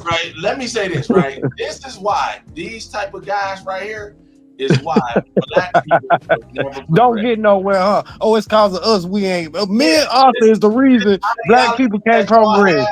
You know what I'm saying? Cause we motherfucking criticize Farrakhan. Cause we tell the truth about who and what Farrakhan is. We keeping all the black, the whole black race back, man. Is he you pro Farrakhan? You pro Farrakhan? I'm gonna wait because I don't want to get cut off. Because these guys ain't really. I'm asking. Yeah. You pro Farrakhan? I'm quiet. I ain't said nothing to you, brother. Don't say these guys. Just one speaking to you. I was quiet. Yeah, are you making the argument that he had nothing to do with Malcolm's murder? I don't know either way. I don't know. There's no concrete proof. But if he did, I'm not mad at him. And if he didn't, I'm not mad at him. If he did it, you not mad at him if he did it? No. Hey, Psycho. Wow, that's wild. This shit. What happened? quick, and no, I'm not. Let's say, Diddy, your mic. You're the reason why Black America doesn't. What's that? I'm trying to get Diddy mic right. Wait, Diddy, your mic. No, bro, you gotta leave and come back. You in the Matrix, Diddy. Yeah, your shit fucked up. Let me say this, right? This ideology of these guys that try to dissect everything, these are just men. These are dope men. But every man got flaws. Every man done did some wrong shit. Every man got misjudgment. We talking murder. Huh? We talking murder. But we're not challenging that or judging that. And not just any murder. But we're not challenging that or judging that. We're just a leader of a community, not just any murder. No, we want. Hold on, real quick. We don't. Hold on, real quick, Pookie. I want them to understand something. We're not judging them or running afoul of who they are and what legacy is. We're just saying that it's repetitive dynamic in our community where we've seen leaders undermine other leaders so that they can have the seat. That's all the conversation was about. It's not about people being perfect. None of that. What we're saying is these two gentlemen always had ambitions to be the leaders and civil rights leaders in their communities, and it's a coincidence that both of the guys that they were like under students or undie studies of, or was shining brighter than them, all of a sudden died, and then we see all this connection with these two people, and then they all of a sudden arise and ascend to these heights without even doing the work. Like Jesse Jackson didn't really do too much after King died. Like nobody really knew who Lewis X was after Malcolm X died. So to see their ascension and to see that they're still holding on to it years, decades later, 50, 40, 50, 60 years later, just tells you that there was more to their relationships and more to their ascension and correlation to these people than meets the eye. That's what we're saying to you. As people who've lived. And I respect Can I ask a question? Yeah. Well, okay, when you say the thing about in regards to Martin Luther King, from my understanding of history, I thought Robert Abernathy was the next in line to succeed, and in fact did succeed King in his movement. Ralph Abernathy was way older than King. He was older than King. Ralph Abernathy was already an established name. So if anything, King was trying to be Ralph Abernathy than the other way around. Ralph Abernathy was an older man that had already been established as a major preacher in the South. No. You said the point in regards to how Jesse did this Jackson. man rise Like to y'all prominence? come up here and be trying to play gotcha. You got to play gotcha with the facts. You got to play gotcha. You got to play gotcha. No, but you said that. No, I'm saying his ascension had nothing to do with King and his situation. I'm saying that Robert Abernathy came to power after he took over the reins from King being assassinated. So how, I'm trying to understand, like, how could 13 years later? No, Ralph Abernathy was already a Southern figure. Ralph Abernathy never rose to a national figure like Jesse Jackson. Never. Never. So okay, so I'm trying to understand what did Jesse Jackson have to do with King if Robert Abernathy took over the ring? Like, I'm trying to understand that. Like, what you're doing is you're wrong. You keep saying Ralph Abernathy took over something. He didn't take over the national spotlight of black civil rights of a black civil rights leader like Jesse Jackson did. Ralph Abernathy was not a national name far as civil rights was concerned. Maybe as a Southern preacher that had some connections in the South, but nationally he wasn't that. Jesse Jackson in 1979-80 was prepping to ran for the Democratic nomination for president, and was successful until he said Jaime Town. Let me say this: any guy that would have rose to prominence, I think that's the word you're looking at, rose to prominence, you would blame him. You would blame him. Well, let me please. Okay, like you're just saying anything to say anything. Like I'm not an informed person that's putting this with his story. Wait, no, because you're just saying a bunch of nonsense because you niggas don't have the facts, so y'all just come and say nonsense. So wait. Listen, my brother. You're attributing to me that I'm just saying this, that I would have blamed this on anybody, and not listening to the actual correlations that I'm putting in place. Why don't you just try asking? I'm putting the correlations in place. Yeah, I'm not saying. There's other people I could have named. There's other prominent people that rose to, even like my man bringing up Ralph Abernathy, right? But these people didn't rise to the level that Jesse Jackson did. That's what I'm saying. So if anybody rose to that level, you would have said, "Oh, he had something to do with it." No, I wouldn't. I wouldn't have blamed Ralph Abernathy. This is why. This is what you're missing. This is what you're missing. This is the correlation that you're missing. This is the point. I'm gonna let you talk, but you keep attributing to me. No, you keep attributing. I'm very clear in what I'm saying, but you keep attributing to me something that I'm not saying. You're saying I would just say anybody when I'm giving you specifics about why I'm saying this person. And it's just not solely about his ascension. It's about the relationship. It's about who he was at the time. It's about history. It's about other things that took place. It's about FBI connections, governmental connections, what really took place behind the scenes. Don't be vague with it. Say that. What you mean, like what? Like there's plenty of information to say that Jesse Jackson and Martin Luther King were big. Listen, let me, bro. You just if you stop talking, you can hear what I'm saying to you. There's been plenty of not just conjecture, but plenty proof that that Jesse Jackson and Martin Luther King were being pressed about their relationships and the things that they were doing in the South that wasn't on board. They were behind the scenes where the FBI and the CIA were showing like, yo, you two niggas is on some bullshit. And we got y'all cornered. But y'all keep on doing what y'all doing. But we got y'all wiretapped. So we know when you at the white bitch crib. We know when you hustling this. We know when you doing that. And they had the pressure on them. This is why Jesse Jackson gets associated with MLK's assassination. He was there the day he got assassinated. He was one of the last people to see him. That's why people, afterwards he had a rise of prominence afterwards. This is why people are associating him with the assassination. Unfair, man. That's terrible, man. That's terrible. It's not just because he rose to prominence. It's because he was actually there when he got assassinated. There was a lot of people there, brother. That's unfair for Jesse. But those people that was there, other people that was there, he was the one that. All those people that was there didn't rise to shit. That's why he got associated with him. I'm not even saying that he did it. I'm just telling you why his name is associated. Oh, he wrote, that was his friend. He was there when his friend got killed. No, I wouldn't necessarily call him a friend. They was associates. Oh man, listen, whatever how you know. How the fuck? I'm not saying I'm saying I don't know if they was friends. I know they was associates. Whatever. They shook hands. They ate And together. y'all gotta go educate yourselves for y'all come over here with y'all fake ass arguments. Got you, brother. Got you. Here's the thing, though, with that type of shit, this type of talk that black men be having, when these two black men was fighting for their people, that make a nigga don't even want to fight for black people, because it's gonna be some nigga that's gonna come and pick everything apart, every little thing. This man got shot. His friend got shot. He rose to prominence, so he must have. So it's got to be something nefarious or some shit like that. Maybe he was the next guy up. Maybe he. Who decides the next guy up? Who decides the next guy up? The people. What? So who decided that Jesse was the next guy up? The people. Well, what people? What people? Black people. If Martin Luther King didn't even really have a good relationship with the Northeast when it comes to civil rights, how could Jesse Jackson think about it? Even if they didn't have a relationship together. What people chosen? What people chosen? What people? What people? What people? Black people held Jesse Jackson in high regard. So black people had a meeting and said that Jesse is going to be our next leader. No, that ain't what I'm saying. Stop with these bad faith arguments. No, but what we're trying to explain to you that there is a people that chose Jesse to be the next, but those people don't look like us. Who didn't say that shit?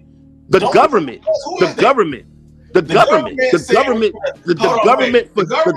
since we've been free has chosen who our leaders are. The government since we've been free has chosen who our leaders are. So they decide who lead us. And they chose Malcolm X. They chose. And when he went against the grain, what did they do? Got him out of here. When Martin went against the grain, what did they do? Got him out of here. They chose these men. They chose Martin Luther King. That's what you saying. Mm-hmm. Yes, they did. I just want to get that on record. That's what you saying. They did choose Martin Luther King. They did choose him. That's what you saying. All right. They did choose him. They did choose him. Hey, we can't trust nobody. It's not about. I mean, in essence, you can't trust anybody. That's not a far-fetched notion. You might as well just be a butler, because ain't no way out of talking about, man. Like, you guys gotta educate yourselves and be more. You gotta have more critical thinking skills to have conversations that evolve behind trying to you guys don't have a historical or a critical thinking position on your existence in America, right? And our existence in America. Like, you guys don't understand we live in an empire, and the empire chooses who controls the groups that are not running the empire. Okay, even the people who run the empire are chosen. Okay, now let me say this, right? So then, what's all this about then? You got the answers. Anybody you see that rise to prominence is chosen, is what you're saying. Say it again, brother. I'm sorry, I can't hear you. Say it one more time. Fake. I don't even know why you debating Martin Luther King. I couldn't hear you. Say it one more time. I couldn't hear what you said. Say it one more time. I'm sorry. I said, we live in this empire, you saying? Yes. Like, anybody that rises to prominence is fake. No, it's not fake. They're just because they're chosen doesn't mean that they're fake. That like is they're exactly no, it's not. Like, what do you mean? How is it fake? How is it fake? If listen, the word chosen doesn't mean okay. Let me change the word from chosen to say approved. How about that? They approve who becomes our leader or not. If I approve you, I choose you. Okay, well, the reason why I changed it to approve, because you wanted to belittle approve and say that it's fake. I mean, chose and say that it's fake. So you took the word chose and associated with fakeness. So if I change it to approval to say that they approve of who our leaders are, that doesn't make it fake. Listen, when you said that he went off script, so they killed him, that means they gave him a script. That means they said you got to say this. No, he didn't go against the empire. When the moment they went against the empire was the moment they was out of here. That's where you guys go wrong at. We're not being students of history to understand what these men's positions were. That all of our black leaders go through. There's gonna be a group of black men that see this man doing the work, and they're gonna, oh no, he gotta be chosen by the government. He an operative. Like you're trying to be childish and belittle what we're saying instead of having this conversation on an adult level. You have like you're trying to belittle what we're saying and make it childish when we're clearly articulating. Real quick, because just saying we haters, that's not an argument. That's what. Yeah, like you're just saying some childish. Do you have a counter to say, well, that can't be true because of X, Y, and Z? Like, no, he doesn't.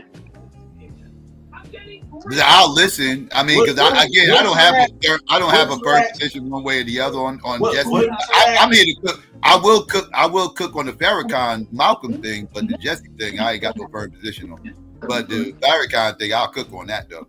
When a man says anybody that rises to prominence is picked or chosen or approved or whatever he want to say, their message rises to prominence. That's a defeated man, because he's going any black man that he sees with a great message, he's going to hate on it immediately. He can't be doing that.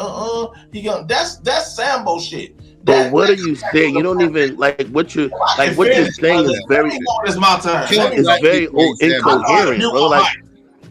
But you sound incoherent, bro. Like we're lost. Calling the Sambo out for killing this black man. That's Sambo shit. Yeah, you sound incoherent, bro. Like you don't even make sense. But I mean, if they give a black man a script and say, "Here, go say this for our agenda," and we know that black people are suffering, and he's acting like he's a champion of black people, that's a Sambo too.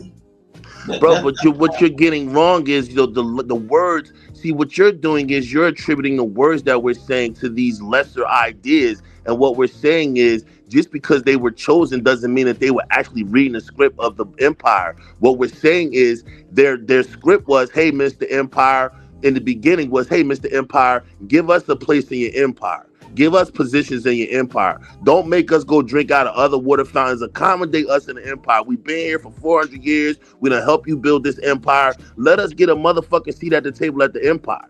That's what we're saying. So when they was when they realized that they were never going to get a seat at the empire, that's when their whole demeanor changed. And they was like, oh shit, I got to figure out another way.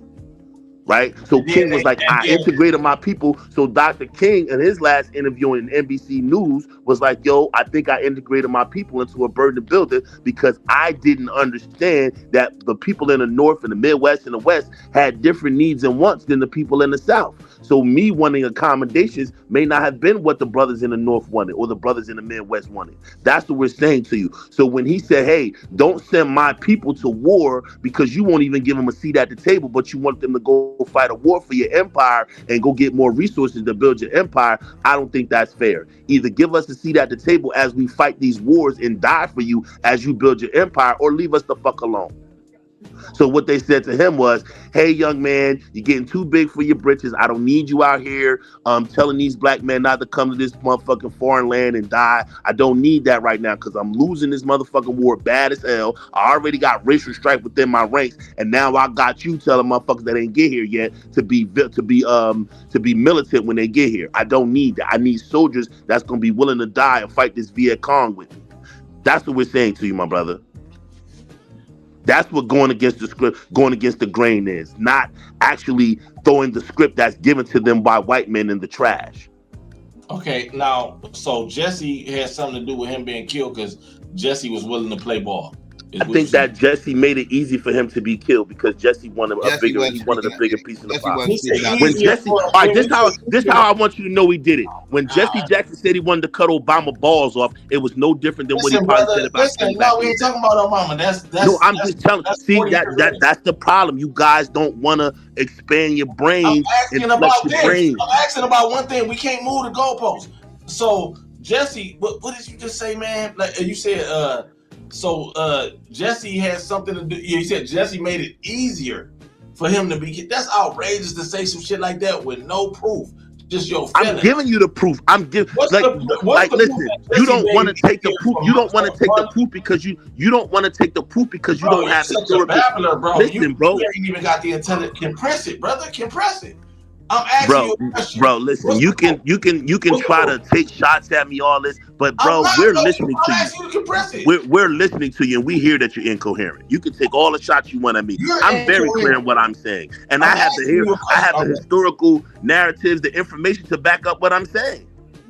Like I can show you through history, through the events of life, what took place. Present where Jesse Jackson got Martin Luther King killed. I just presented it to you because Jesse Jackson wanted to be somebody, and they had to see. This is what you got to understand, right? Like when they got the goods on these niggas, man. Like it's all right. I'm gonna give you the great example. We have another Jesse, right? The new Jesse is a nigga named Al Sharpton. Right? Let me finish. The new Jesse or the current Jesse or. All right, never mind, man. I hate having conversations with you ignorant niggas that don't have no intelligence. Dog, go paint your walls white so it'll be a better background. Please go paint your walls white or something. Like you killing me right now. Like I'm cool. Pookie, you can have him. Pookie, you can have him. Psycho, Pookie, y'all can have him. I'm cool. Yeah, I'm cool. Oh hell no! I did check that on Club. I'm hell cool. no! I'm cool. No, you. I'm cool. Y'all can have him. I'm cool. He not even trying to listen. He just said some bunch of nonsense. Limited knowledge. Let him go again for another 5 minutes about. I'm talking to Pookie and Psycho. I'm not talking to you, my brother. Yeah, right. Real quick. Yeah, hear me? Yeah, we can hear you, bro. Okay, yeah. Let me share my screen real quick. We can settle some of this. Real quick. All right. Jackson became involved in the SCLC leadership disputes following King's assassination on April 4th, 1968. When King was shot, Jackson was in the parking lot, one floor below. Jackson told reporters he was the last person to speak to King, and King had died in his arms. An account that several King aides disputed. In the wake of King's death, Jackson worked on SCLC's Poor People's Crusade in Washington, D.C., and was credited with managing its 15-acre tent city. But he began to increasingly clash with Ralph Abernathy, King's successor as chairman of the SCLC. In 1969, the New York Times reported that several black leaders viewed Jackson as King's successor, and that Jackson was one of the few black activists who was preaching racial reincarnation. So reconciliation. Reconciliation. Yeah. Which means he got the script to play get along to get along. Now, what proof did you got of that? I mean, I don't know. Just let me say this before you cut me off. The type of man that I am, I'm not going to just put no bad papers on a man. I don't gossip. I don't believe in gossip and gossiping about a man. And he got the script because I feel like that. I just like to deal with the facts. I agree with you. I agree with what you're saying, bro. But what we're giving you is history, bro. We're giving you the pros of history. So we're not necessarily gossiping or doing those minimal things that you're saying. We're speaking on history. We're speaking on. Now, what's the reference of that article? What article is that? Who is that from? Is that a trusted news? That came from the New York Times. It came from the New York Times. All right. Now we got to keep everything in context. But we are keeping it in context. You just don't want our context. No, our context. What do you mean, our context? That we're presenting in our argument to say that Jesse Jackson was probably culpable in the death of Martin Luther King. Yeah, it's outrageous to you because you don't want to believe in it. You're going to understand that. You know why? You're going to live long. Listen. You're going to live long enough to see a lot of shit that you ain't think was going to happen. Wait. Can you present something to support your argument? Because again, we're laying out reasons why Jesse's name keeps getting thrown up in the middle of this assassination and everything else. Like, because he was there and he rose to prominence. There's also no. You didn't just pay attention to what I just read, did you? No, because that was nothing. That was what nothing. What you're saying is this. Hold on, wait. No, not what I'm saying. What I just read. Not what I'm saying. I didn't give you my opinions on nothing. I read. Listen, though, you can pull an article up from anywhere. You said that's the New York Times. All right, that's what I'm saying, y'all. It's You just denying. You just denying. Yeah, That's being woke. He's just being contrarian to be contrarian. Denying the facts. However, I can try to. Because you're denying the facts. You literally just You're said just that. being contrarian to be contrarian. Yeah, you just saying everything you read is bullshit. Yeah, you're just being contrarian to be contrarian. Let me say this. If this what y'all believe as men, that any black man that rises to prominence is That's not what I said.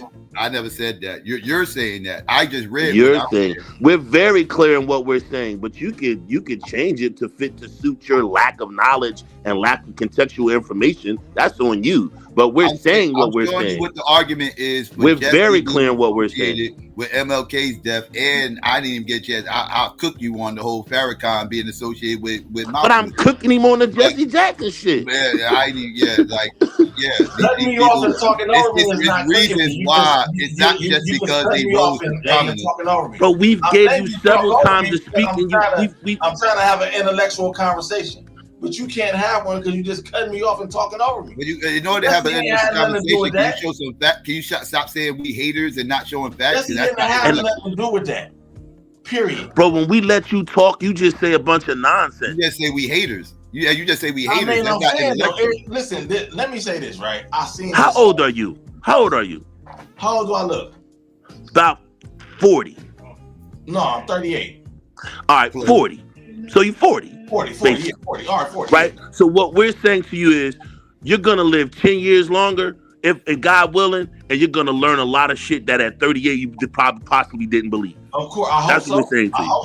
Because when I was 37, I probably didn't believe that shit either. But as I got older, got more knowledgeable, got more information, read a lot more, society opened up some doors and let us find out a lot of shit. Because a lot of shit we're saying to you just kind of came to the surface maybe 10, 15 years ago, right? So it's kind of new information to us in a sense, right? So as we live longer and we see things and we see the players as they die and we see that the board doesn't change, just the players on the board, this is why we're having a conversation with you. Because the board doesn't change, just the players on the board. Could I add this to the conversation? Let me just ask this. Every black leader that we have, now I want you to answer this. It's always some black people, it's always a conspiracy theory around them. And it was always some, oh no, he ain't do this because of that, or this because of that. That's common at this point. We see this with every single champion of black people. It's always black men that sitting around got to nitpick every single thing that he do. Please tell us what we nitpicked about. Please tell us what we nitpicked about. You said that Martin Luther King was chosen. Now, that's the first thing you said. He was chosen to be. How was that a nitpick? He was chosen to be out in front. How was that a nitpick? He wasn't chosen to be out in front. They didn't. How was that a nitpick? Like that? Yes, baby. They totally chose him to be out in front. So why you open my door like that? Who chose him? The powers that be. Black leadership at the time, who was mainly the NAACP leaders, for the most part, at that time, who were basically puppets of the white empire. So white people chose him. Yeah, that's what he's saying. I'm saying, listen. No, we're saying the empire. We're saying the empire used black leaders. I'm just trying to explain to you what I'm saying. So, listen, man, there's nobody more babbling than you, brother. You haven't said shit of substance yet. So please stop trying to take shots at everybody. I was just clarifying my position to say, no, that's not what I'm saying. What I'm saying to you is the powers that be used a puppet organization to choose our leader. That's what I'm saying to you. And did Martin Luther King have he didn't know what was going on? Not until he was about to get assassinated. He was very naive to what was going on. And that's what this whole show was about today. Yeah, that's crazy to say. He was not naive to what was going on.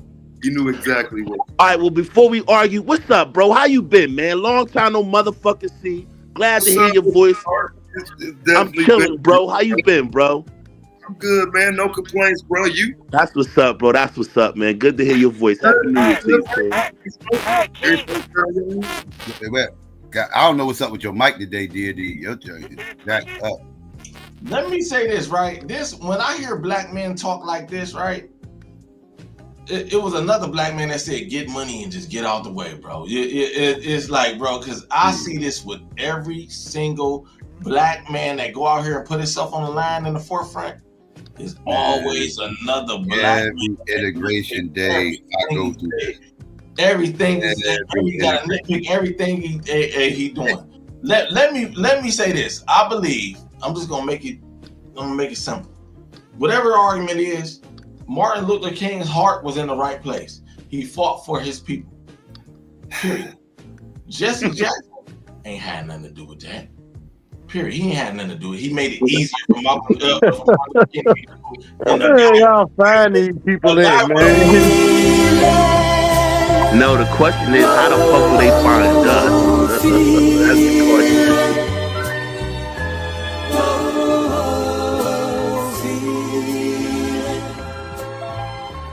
That's all I'm hearing, Doug. That's all I'm hearing is feelings, Doug. We already know that you troll black information. I'm not. We already know that you troll black Americans. You're not giving me anything to really work with. We already know that you don't like what we saying. We know you troll black Americans. We know that's what you No, that's it. I mean, you give me more feelings. And you turn around, you give me more feelings. Like, do you have an actual argument outside of people just keep saying things about our leaders and all? Like, this is why I do integration. People like you is why I do this once a year. People like you is exactly why I do this once a year, because y'all got to stop this worshiping, this romanticizing, treating people, deifying these people. Like, it's a joke, dog. What are you talking about? We are sitting up here talking about real life connections of why Jesse Jackson is associated with this. I literally read disputed stories. They are disputed stories amongst the people that was there. Whether or not Jesse was at that spot at this particular time, like, this ain't coming out of people's ass. You know, like, people ain't just sitting around freestyling like, oh damn, you know what? I think Jesse has something to do with that because I saw exactly what you doing. No, it's more than just that. It's more than that. There's people that was there. So in the back chat, bro, I put a 2-hour lecture back there by Steve Copley, bro. It's not just cap. It's not just niggas saying this shit, bro. It's been said. Just for the record, y'all. I wish y'all would show y'all face. I show my face, but it is what it is. Oh, now you want to know. Man, I got a whole picture with my face on it. What you talking about? What, you gonna come beat us up if we show our face? Like, what the fuck? We don't hear all the time showing our face. Like, what the fuck is that? I appreciate you doing that. All right. What the fuck is that gonna change? What you gonna do? Come beat us up because we don't agree with you? What the fuck is he right now? Is he right now? We show his face. Now is he right? About beating you up? No, like, what's wrong? Like, you didn't think I was black or something? For historical context, because somebody. But you didn't think I was black or something? I'm not gonna beat you up, brother. I'm not looking for you. I know that's right. My chest. I'm not worried about that. He literally just dropped the link of a lecture and everything else. Instead of you clicking on it or discussing it or whatever, you immediately start saying y'all don't show y'all face. You start giving us more emotions. Like, you just keep giving us feelings and emotions, dog. You're emotional wreck over here. Like, are you ready to have some information, like a real conversation? Like, I really want to get some information, dog. Like this, I got a little talk about this topic, but I don't want to argue about people's feelings, dog. I really don't. Hey, Psycho, can you hear me? I got you. Yeah, well, yeah. Now I hear you, Diddy. Now I hear you. What's good? Okay. I appreciate you letting me speak on your platform, bro. It is what it is. Yeah, I mean, I don't mind the information if you got some. What's good, Diddy? What's going on? I was gonna say, so, and this is not to absolve Mr. Farrakhan or nothing, but we do know, Malcolm even said it himself, that they use one of us to kill one of us to make it look like it was one of us. You feel me? And that's not to absolve any type of internal or in-house plot, you feel me, to ultimately kill Malcolm. So, but we can't forget that as far as in regards to the enemy using us to kill one of us to make it look like it was one of us, solely one of us. Not saying that person is not accountable, you feel me, or shouldn't be held accountable, but I'm just saying, as far as the government, the puppeteer, the puppet master, yeah, I'm like I said, I'm big on just. Well, if you're talking about, are you talking about COINTELPRO? Like this, as far as, yes, COINTELPRO, but not just it's not just isolated to COINTELPRO. I'll say this. I will say this. COINTELPRO threw gasoline on a fire that was already there, though. That fire was already there, and the feds threw gasoline on it and made the fire hotter. And then they gave him fire. Then they gave him empty fire extinguishers. Yeah, that's what COINTELPRO is all about. Like, people kind of misconstrue what COINTELPRO was. Like, COINTELPRO wasn't creating situations per se. They saw situations happening and they escalated it. That's what they would do. They keep tabs on everybody, find out what's going on, find out what risks was going on within these organizations internally, and like I said, they'll go gas. And they take advantage of it. Hey, DT, let me ask you a question. Let me ask you a question real quick, DT. Let me ask you a question real quick. All right, check this out, right? When Malcolm X had said the shit when Kennedy got killed, and he was like, "Chickens come home to roost," right? Why did the nation make him apologize? Why would a black nationalist organization who raged against the machine for years would then have one of their greatest students, if not their best articulate student, apologize when he basically just said what the prevailing thought had been within the group? When you say that made me think of Dr. Khalid Muhammad. I changed my middle name to Khalid. You feel me? So I and how, they silenced Khalid. So I'm not at all getting on here, being a advocate for the Nation of Islam. But I also look at the good and look at how the nation has been a springboard for brothers into knowledge, into just, like basically resurrecting their mind, bro. Like I don't negate that. I don't negate that. Do y'all think when go ahead.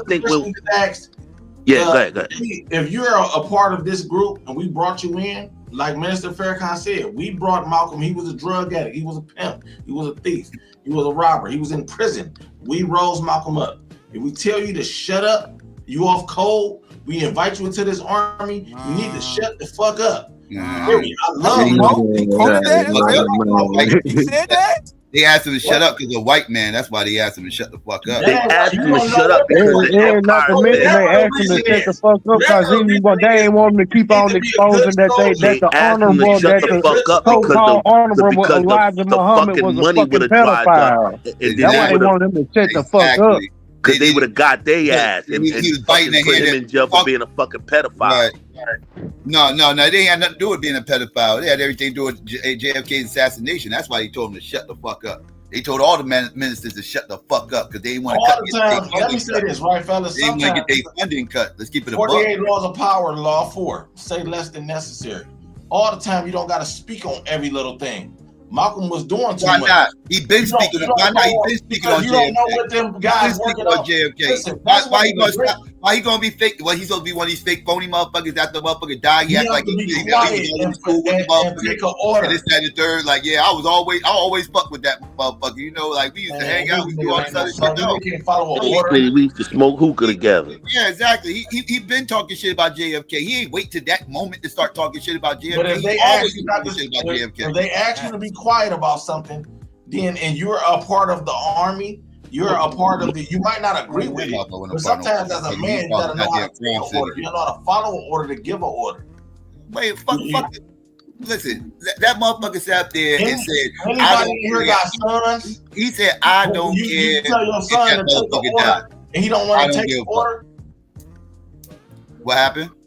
I say, if anybody in here got sons, and your son, you tell your son to take an order, he's a young man, your son, no matter how old he is. He's not nobody's son, though.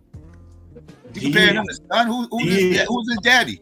He Elijah Muhammad. Apparently he wasn't. But he told his daddy to go fuck himself. But he told his daddy to go fuck himself because he ain't listening to him. Okay, not even sons. Not even sons. Listen, the general tell you to take an order. He's doing this for a reason, for the greater good. What's the greater good? The money. You don't get in your enemy's way when he's making a mistake. You don't. No, what you don't do is be a hypocrite. No, what you don't do is be a goddamn hypocrite. Because what you don't want to address is why he told him to be quiet. You don't want to address why he told him to be quiet. Like that. That's what you don't want to do. Trump is the president. I know you don't get it. Just be happy that Trump is the president. Look at Trump. What are you talking about? How did we get to Donald Trump? Y'all don't get it. Yeah, I don't know where that came from. Hey, That Pookie, where the was fuck wild. this nigga come from, man? Like, yo, like, what is going on, man? So now we know he a Trump supporter. That's why he got this cultist mentality, Psycho. Now you see why. Now you see why he believe in cults.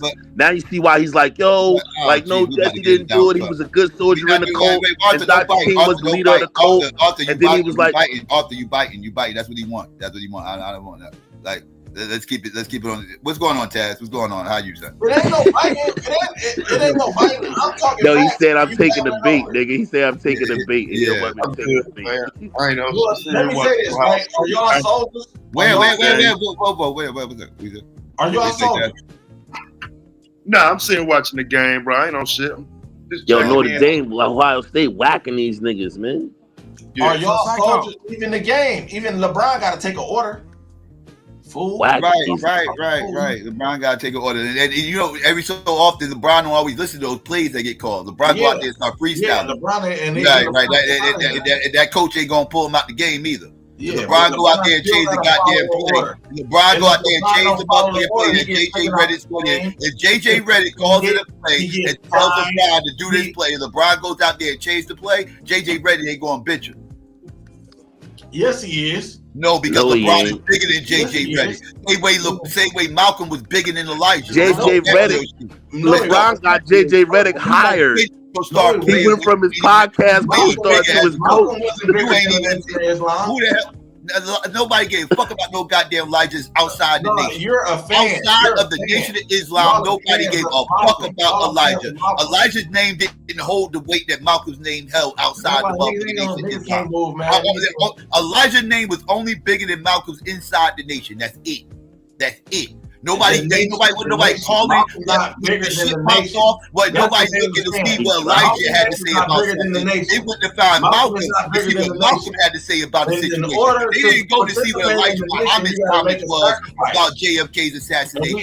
They went and found Malcolm to find out what his goddamn opinion was about the assassination. They didn't call Elijah to come on those goddamn TV shows and do all those debates. They called Malcolm to go on those goddamn TV shows. My man look like they have a bootleg preacher show on a bootleg cable channel. Malcolm had to get permission. That's it. Malcolm had to get permission to go on the debate. Outside Nation Islam. Nigga look like his name Reverend Richard Nobody cared about Elijah outside Nation Islam. That's the only place he came. That's the only place his name held weight. That's it. Oh man, hey Psycho, this nigga look like he'll have like Sunday service on a bootleg cable channel. Right. Martin Luther King, MLK, the date, his day right here, MLK didn't even bother to try to meet with Elijah. He didn't even bother to try to meet with Elijah. He wanted to meet with Malcolm though. He didn't even bother to want to meet with Elijah.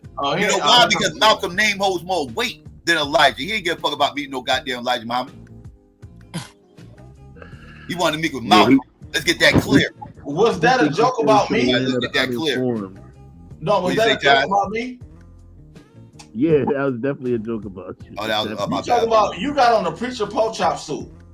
I got on a Nike sweatsuit. What the fuck are you talking about? Nigga, you look like you got a bootleg cable channel where you read from the Bible and you fucking highlight shit and be like, in chapter 5, you look like you can't even grow a beard. Brother. Beard with that fucked up hairline, that fucked up line. This nigga got a mohawk and he got them in his 50s. Brother. Oh my God, bro, you're ugly, bro. You're just an ugly guy. And then this is the first time you heard it. Brother, you can feel however you want to feel about me. You're the corny dude that come over here uninformed, talking like a retard. Not us. We're very knowledgeable over here, bro. You look like a bootleg preacher. You look like you look like a cult member. You look like all you do is fucking listen to a bunch of nonsense cult bullshit, and you look like you run a bootleg gospel channel where you read from the Bible every day and tell everybody that Jesus was a good person and we can't talk about what he did wrong. Like, what the fuck are you talking about? You're a fucking idiot. Like, nobody invited you over here to fucking fuck up the panel with your fucking idiocy and not having the fucking facts on the ground. You're too young to even try to have the fucking historical talk about what we're talking about. But we gave you, we babied you. We listened to you. Like, I bit the bait because I love making niggas like you look stupid. I love it. See, Psycho get tired of it because he know you dealing with emotions and you ain't dealing with logic. But me, I love it. So you can say whatever the fuck you want to say about me. Hairline, I'm 52 years old. I still got all my motherfucking hair, no grays, and I got a full beard. You got to get where I'm at. Knowledge-wise, age-wise, wisdom-wise, intellect-wise, you got to get here. You got to get here. You got to make it here. And the way you going, you ain't going to never make it here. Or you're going to make it here very uninformed. You're an old sissy. You look like an old sissy. You're an old sissy. You're old and you're a sissy. You gotta get here. You gotta get where I'm at. Shut up, pussy. We can't hear you. Vagina. We can't hear you. We can't hear you, pussy. You goddamn sissy. You're a homo.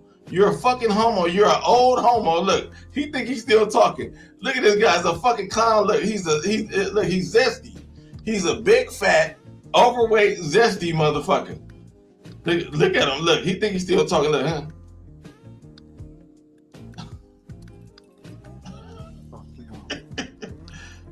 Look at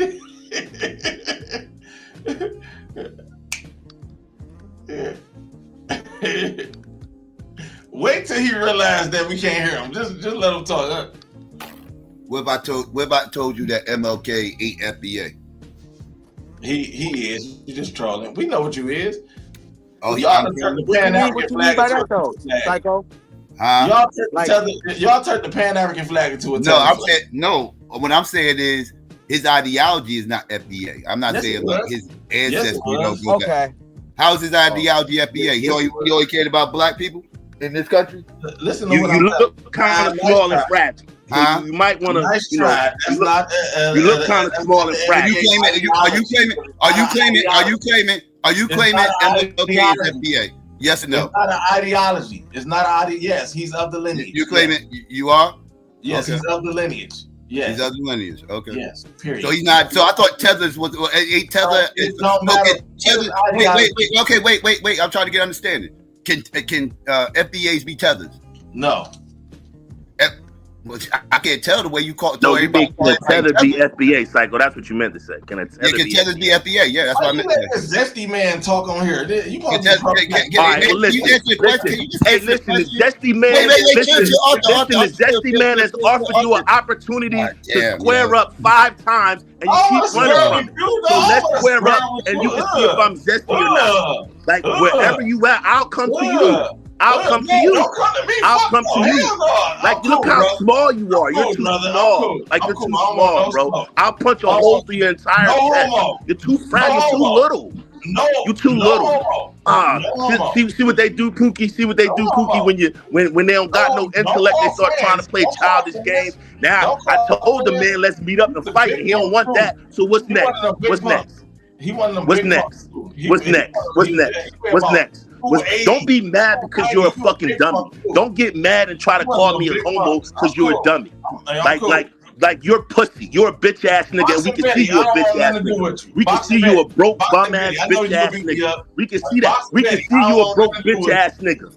Look at it. You're the punk. Look at your hand gestures. You're the sissy. Look at your hand gestures. You see him, Pookie? Like, I don't want no smoke. You see him? Like you're the fucking homo. I don't want no smoke with you. Oh my God! Like bitch ass nigga mad because I smoked him. Oh, you look like a big punk. Yeah. Fuck out of here, nigga. I will break you in half. I will beat you with your own arms. How about that? Ooh, Put that address in the back. I'll come to you. How about that? No, I'm cool. How about that, bitch ass nigga? How about that? No. How about that, bitch ass nigga? Pause. Fuck you talking about, you duck ass nigga? You fucking retard. Go read a book, nigga. Now you want to play games? Go read a book, you fucking weirdo. Dumbass nigga, come over here trying to act like you got some intelligence. Nigga, you dumber than a box of rocks. You a fucking cult follower. Nigga, you can't even think for yourself. Nigga, other niggas gotta put the fucking information in your brain and then tell you to speak, nigga. You spoke nothing of validity up here. You sound like a fucking fool. Fuck you talking about. Now play with some other fucking little kids, nigga. Fuck is wrong with you? Ain't nobody here to play with no bitch ass nigga like you, clown ass nigga. You too little, nigga. You better go eat some fucking Wheaties or something, lift some weights, nigga, do some push-ups. You better get your calisthenics on, nigga. It's real garanimals up here. Fuck you talking about? I do this for living, nigga. This is nothing to me. Nothing. I get into this daily, nigga. Let me just say this. Talking about now we can get right. How about that? Win, lose, or draw, nigga. It's gonna be a loss for sure. Win, lose, or draw. You too small, nigga. My arm, one of my arms is bigger than you, nigga. One of my arms is bigger than your entire body. Fuck that, you're too little. You tired of you little ass niggas talking, nigga? I'll choke you with one fucking hand. You tired of you little bitch ass niggas talking? Look at you, little skinny ass, rodent ass nigga. Go read a book, nigga. Come back. Go get some intellect and come back. Go do some studying. And then send it and ask Psycho, can you come back? Nigga, we'll give you an invite. Gotcha. Go get your knowledge up. Gotcha. Weak ass. Gotcha. Weak ass. Ooh, that nigga's zesty. I put my address in the back. I'm ready. Yeah, let's get it, Chris. Why you letting these sisters talk on your page? That's very un-pro-black of you, huh? Let's get it, Chris. These LGBT my address in the back. Let's get it, Chris. Let's get it. Let's get it, Chris. It's a fat, zesty nigga. There it is. Chris, what's up with your man, Chris? Your man sound crazy today in his fucking press conference, man. What's up with your boy, Chris? Who putting that Atlanta number? Is that an Atlanta number in the chat? Yeah. I'm just trying to see where Arthur Hand's at. He said he gonna meet up. No. So I just want to put in my I'm talking to that nigga. What you want? You coming to save him? No, this ain't got nothing with him. You coming to save him? No, I just want to see where them hands at, man. Well, it was good. You know where I'm at. I really. You know where I'm at. You know where I'm at.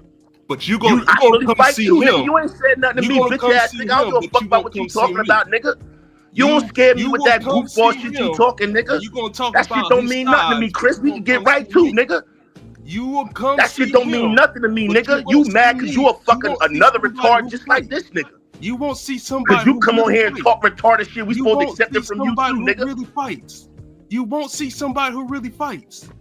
Nigga, bitch ass nigga, mad because you a fucking retard, nigga. You a fucking retard. You mad at me because you a retard, nigga. I ain't never disrespected you, said nothing. You jump out the window. Well, what's up, Art? Let me see your hands. Fuck you, nigga. You can come get it too. You can come get it too. Bullets, guns, this, whatever, nigga. Hold on, wait. He gave his info, though. He gave his info. And I'll come to that nigga. I just screenshot it. When I'm in the ATL, I'll definitely knock on your front door. That shit don't mean nothing. You ain't said nothing to me, nigga. What you talking about? You ain't said nothing to me, nigga. I'll drop mine too, nigga. I know Chris will handle you. I'll put mine too. What you talking about? No. You said you wanted to meet up. I put mine too, nigga. Mine is back there too, nigga. Mine is back there too, nigga. I put mine back there too. What's good? Mine back there too now. Let's get it. Mine back there too. I gave you my info. And that's really my address. You can Google that. Where is that? Google that. Y'all talking about scrapping? Where is that? Like a motherfucker. I'm about to Google that shit. You can Google that, nigga. I'm gonna Google it. Yes, sir. Bitch ass nigga mad because he a fucking retard because I don't rock with trucks. Shit, it's cold outside. I ain't going out. Don't wait till the summer or spring to fight.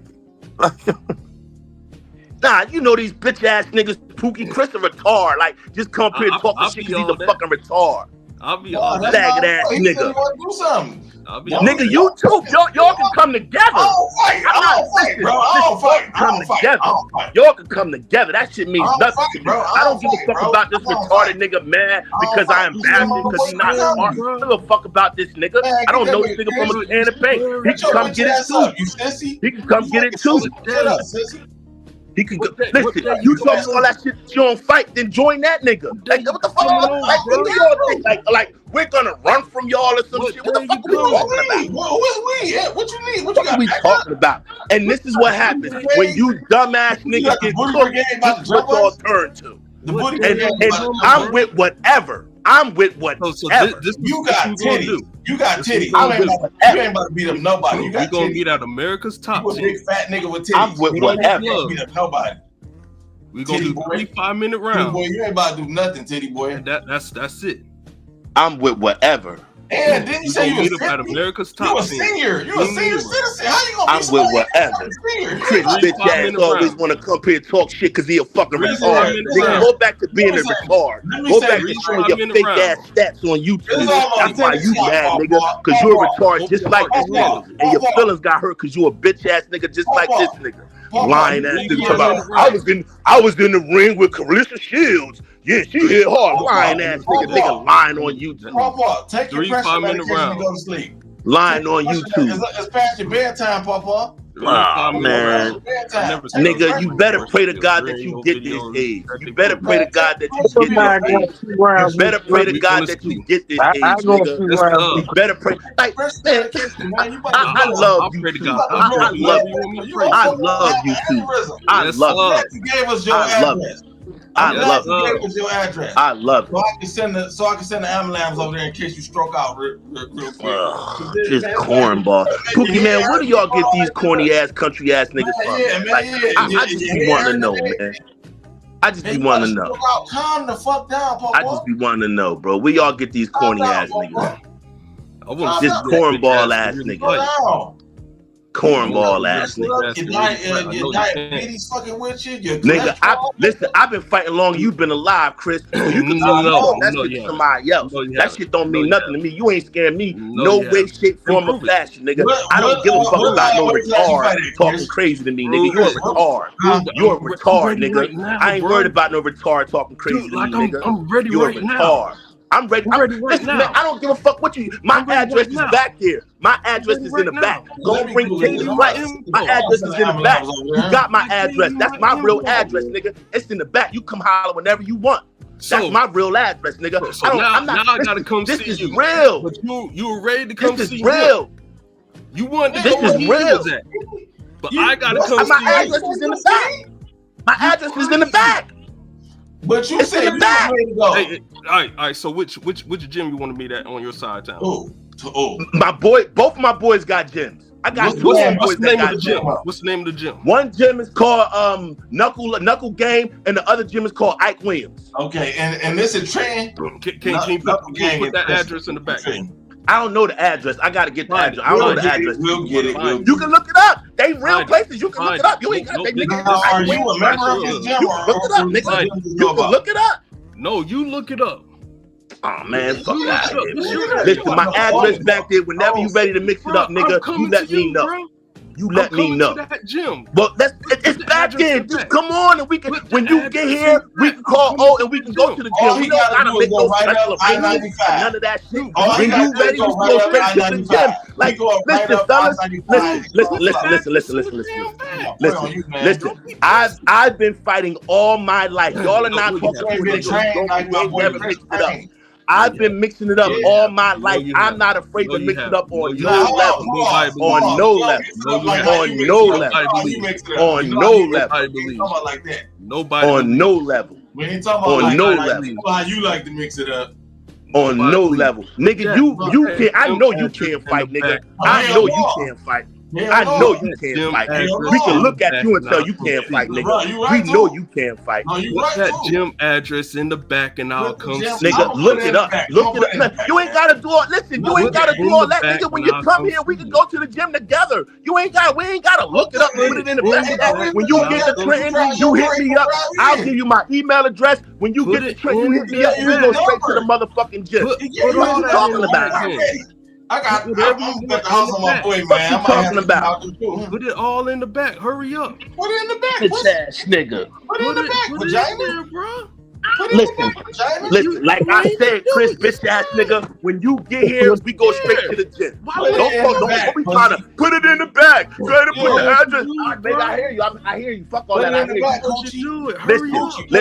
Listen, Trenton, New Jersey is not a big place. All you gotta do is look up Ike Williams Boxing Center, and it's gonna show you where it's at. And when you get here, we can go straight to the gym. We don't gotta do no. We don't. It's my boy's gym. We don't gotta do no extra shit. We can walk in the gym and get right.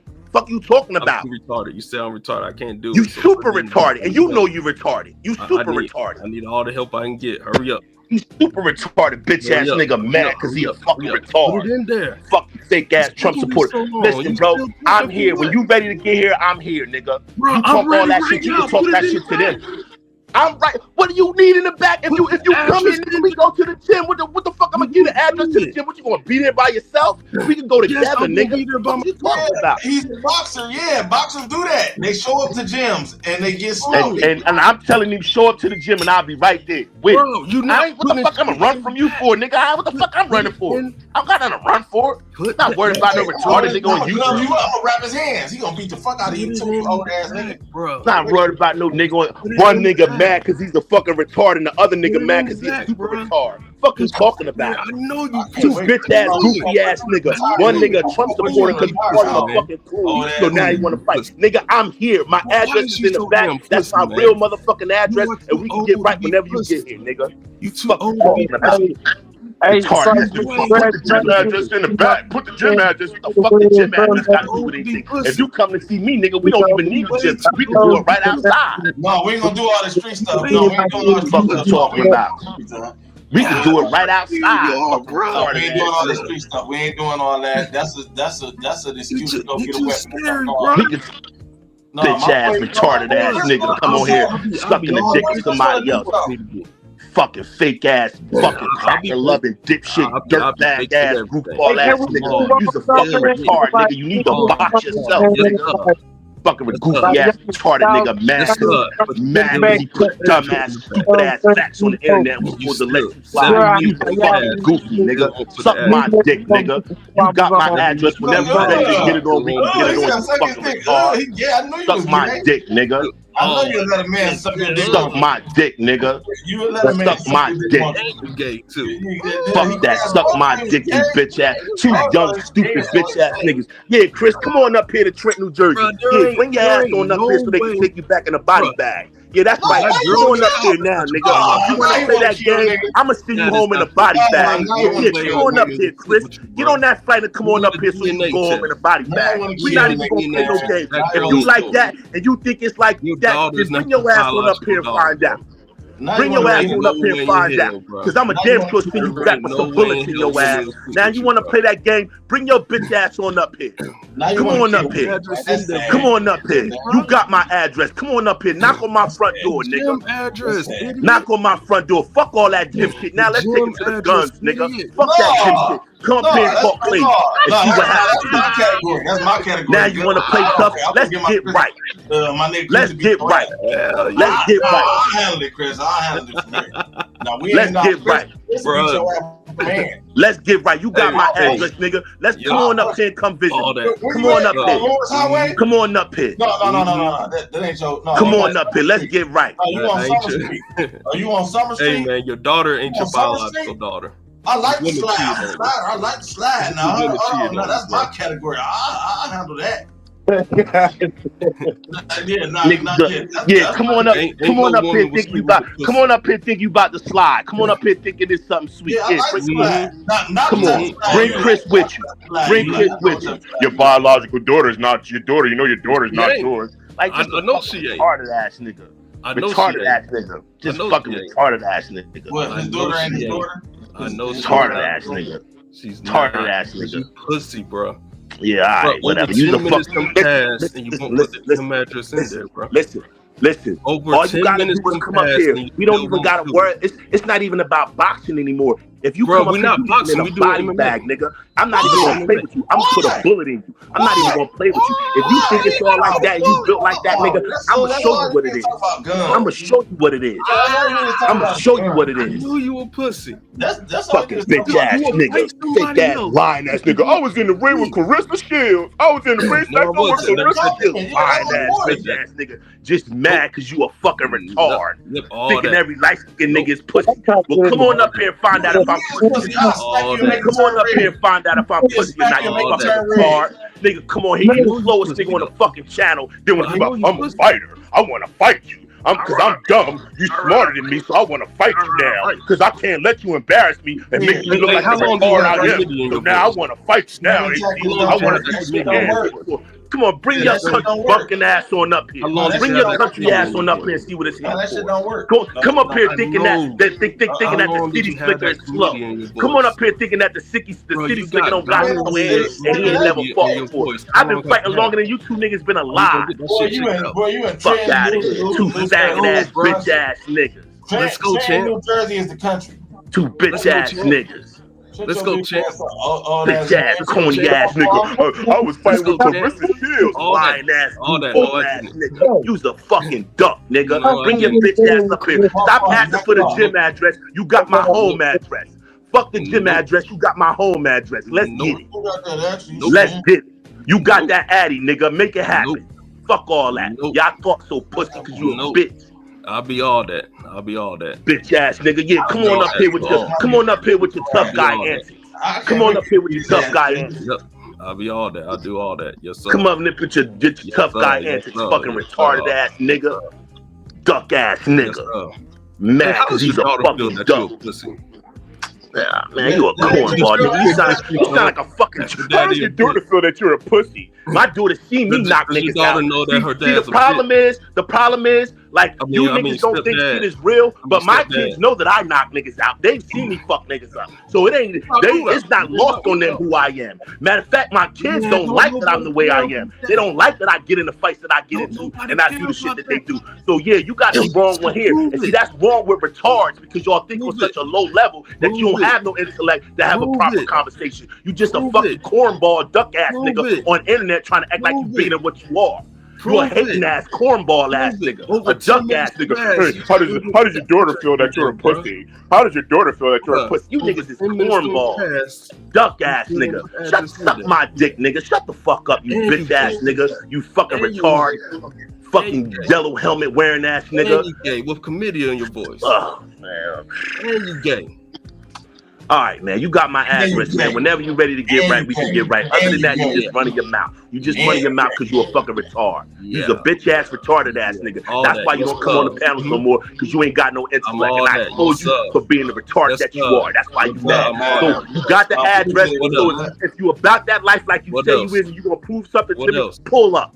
You got the address. Now you do with it what you want. About the gym life. Do with it what you want. I'm not about that life. Yeah, do with it what you want. I'm not about that life. What you talking about? Pull up.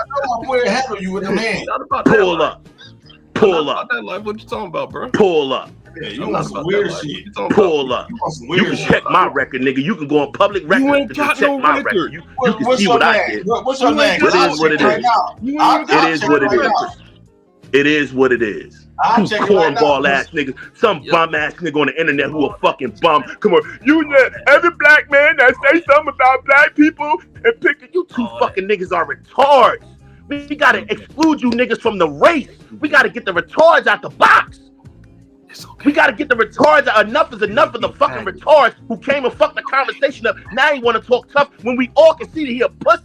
He a skinny bitch ass nigga talking crazy because he don't got no fucking intellect. And now we got this nigga Chris the retard just want to come be mad because he a retard and can't hold the fucking candle to me.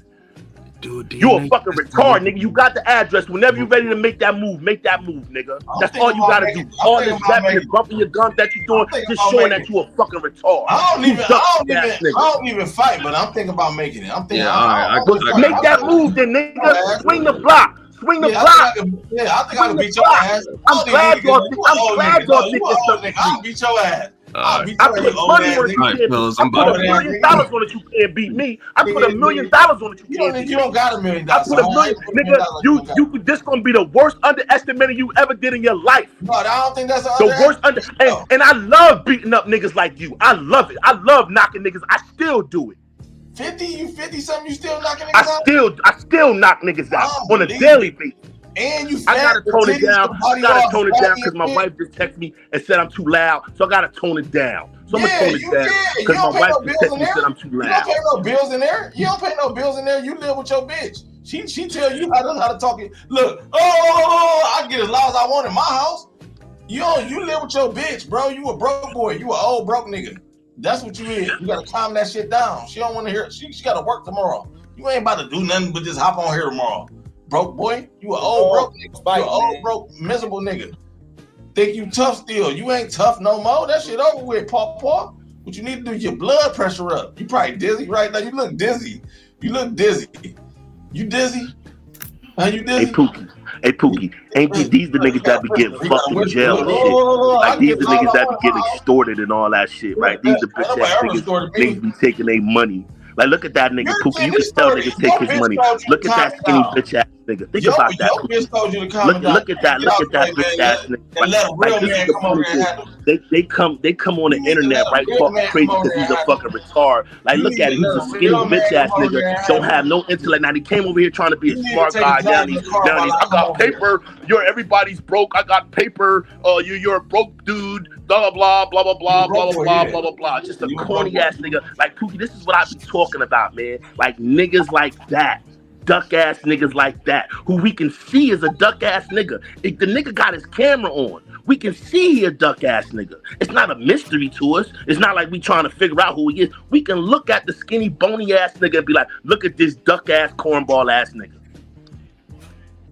Look at the nigga, just a fucking goofy who came over here to try to one up us with intellect and act like he's intelligent. And what we found out is he's a dumb cornball goofy.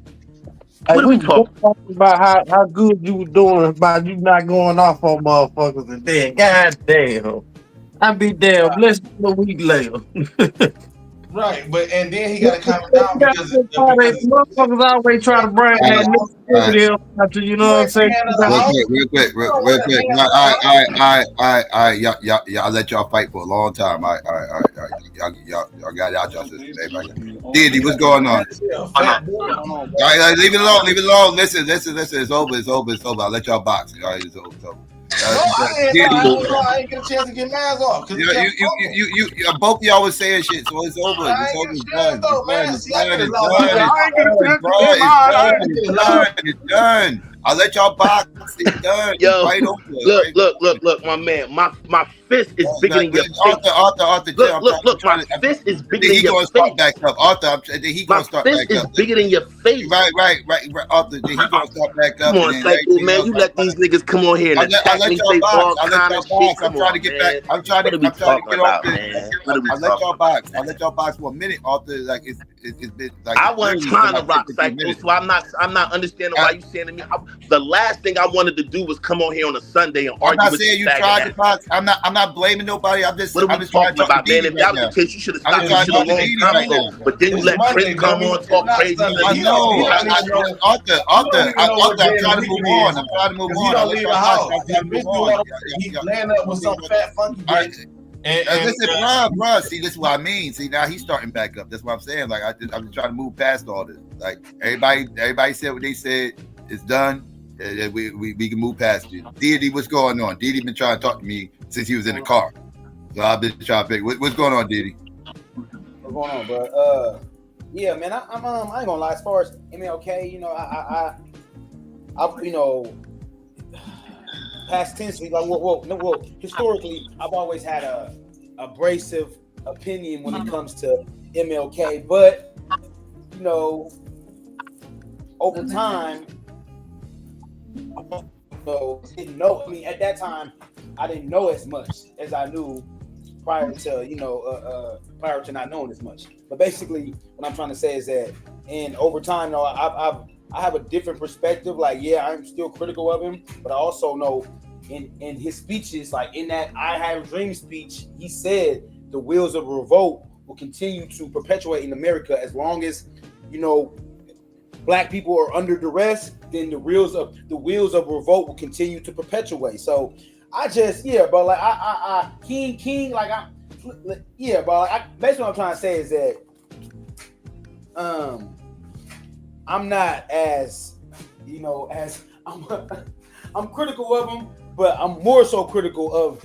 I love how you broke down the NAACP, bro. I'm way more critical of them and how they pushed in you know, they ultimately pushed for integration.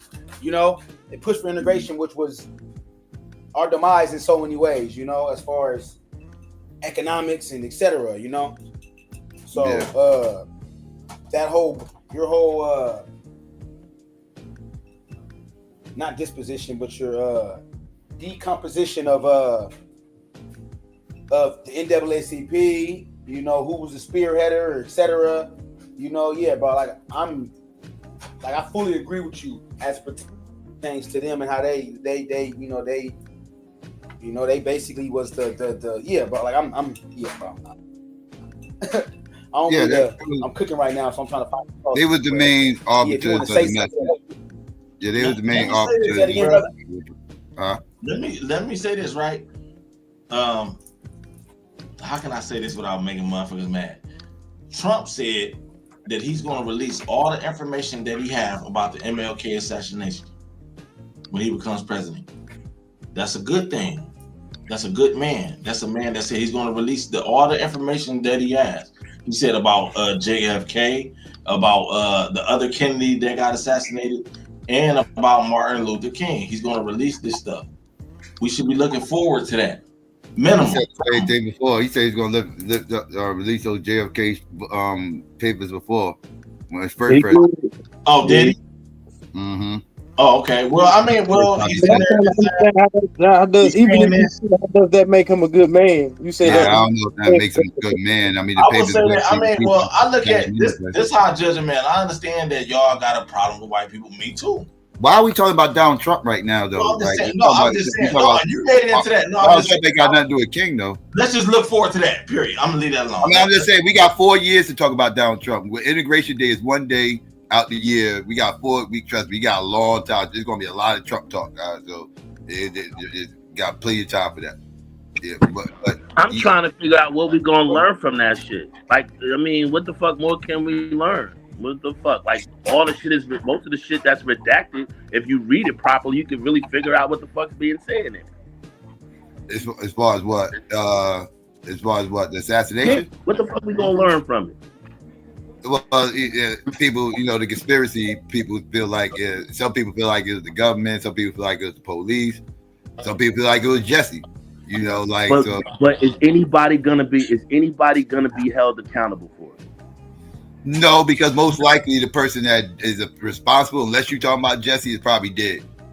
Jesse probably Jesse on his last leg. They've been on. All right, well, Jesse can still be held accountable. If you saying it's Jesse, y'all saying it's his last leg. Then so what? Throw his ass in jail. His last day on earth. Let him spend that motherfucker in jail. If Jesse has something, he had something to do with it. Hell yeah, fuck him.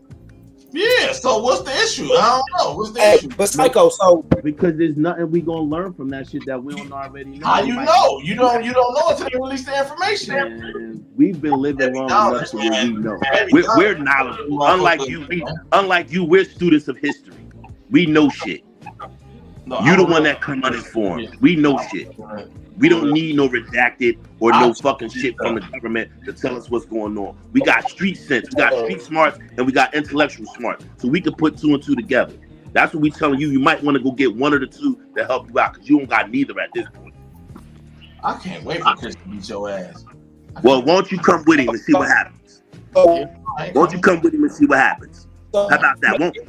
Instead of you hiring somebody to do your busy work, you got the address too. Come on.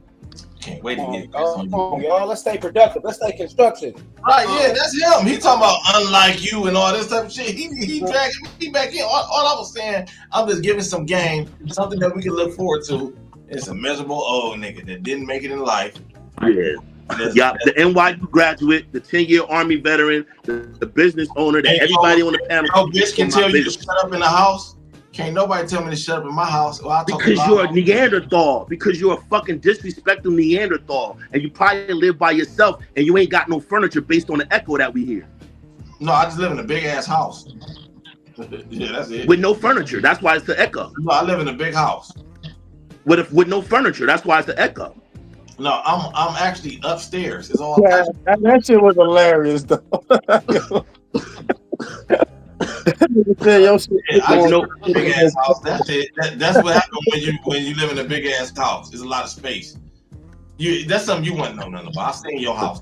Yeah, we got you. You seen my house. We got you. You seen my house. Give me your address that you paying rent for. Don't you know, give me the address. I can look up the property records. I know how to do that because I own property. We got you. Yeah, you don't own that shit. She told you shut up. You gotta go to work tomorrow. Now shut the fuck up in there. Like, where do they get y'all from? What your mom dropped you on your head when you was little? What your mom dropped you on your head when you was little? What you caught the yellow bus all your life? Look, you ain't even bigger than the chair. Listen, the chair that you sitting in is swallowing you up. The chair that you sitting in is 3 times bigger than you. It's a big ass chair. I got big stuff. I got a The king. chair that you sitting in is big. Is 3 times bigger than you. They don't have to. I mean, like they don't. The computer chairs ain't but so big. Right, like they're not the largest things in the world. Like, come on, man. Y'all be too little on here talking crazy, man. Y'all be too little, man. Y'all be too little. In my daughter's room, we got a 50 inch. Y'all be too little talking crazy. This nigga talking about he got a 50-inch TV in his room. Who gives a fuck, nigga? Everybody in my house got a 50-inch TV in their room. What the fuck does that mean? Not, and you got to be quiet in there. You got to be quiet because you got to listen, why the fuck would I be screaming if my 12-year-old got to go to school in the morning, my wife got to go to work in the morning? Why the fuck my grandbaby is sleeping in the morning? Why the fuck would I be screaming?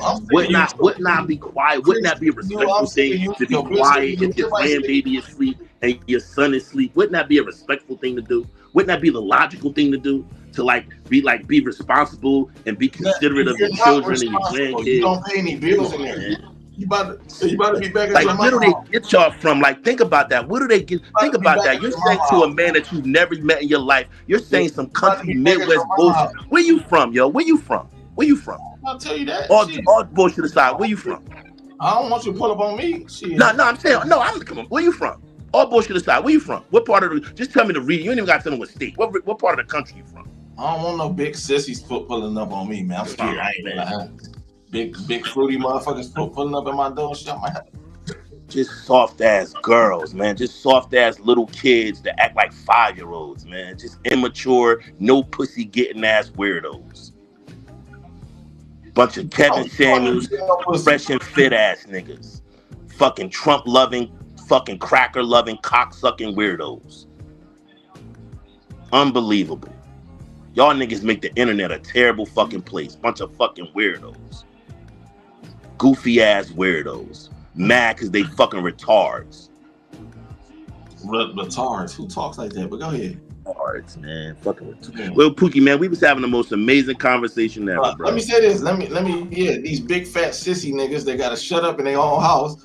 That ain't even your house. You live with her. She gotta go to work tomorrow. You're not going to work tomorrow. You're a big fat lazy nigga. You don't even got the discipline to be unfat. You what? You about 300 pounds?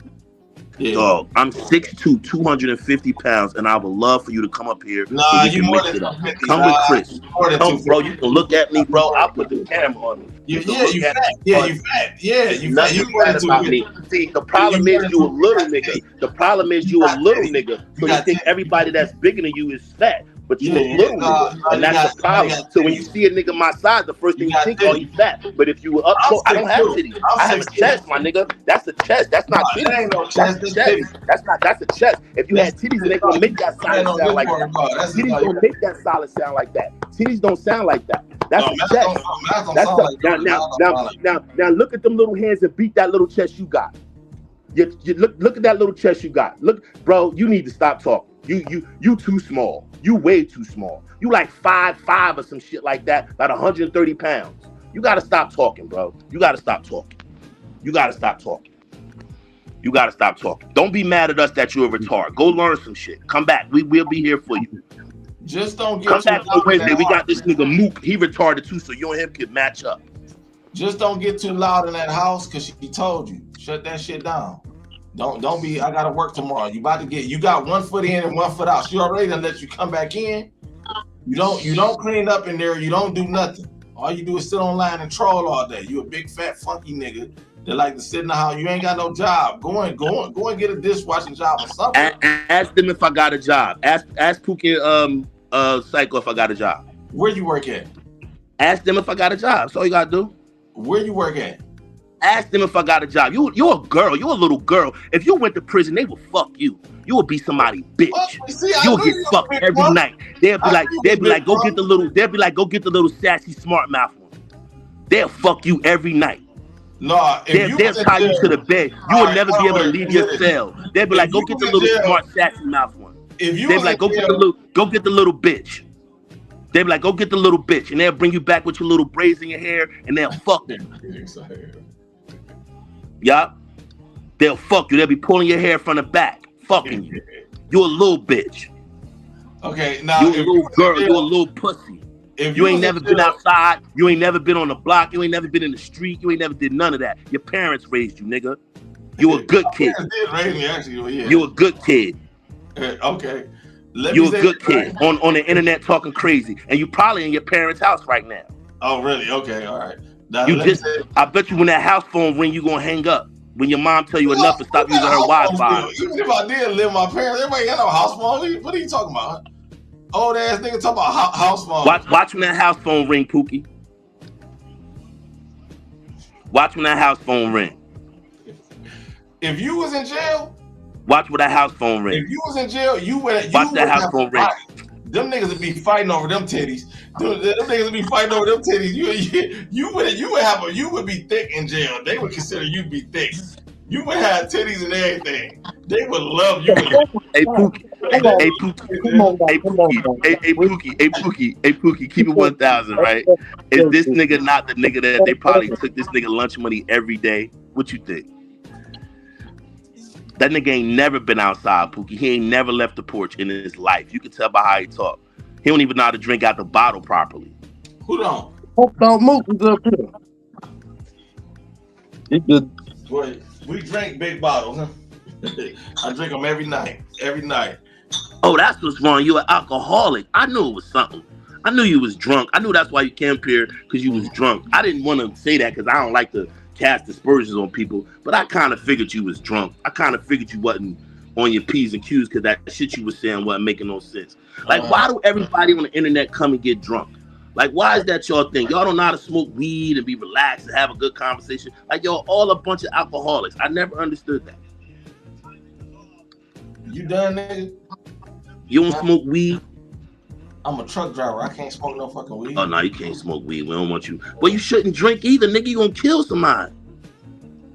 Do it like I'm driving a truck, fool. I understand, but I'm sure you drink when you in the truck too, nigga. Alcoholic is an alcoholic. Now how you gonna be sure of that? Now how you gonna be sure? Because alcoholic, brother, you just showed me 2 empty bottles of liquor. That motherfucking addiction don't leave when you get behind that wheel. 2.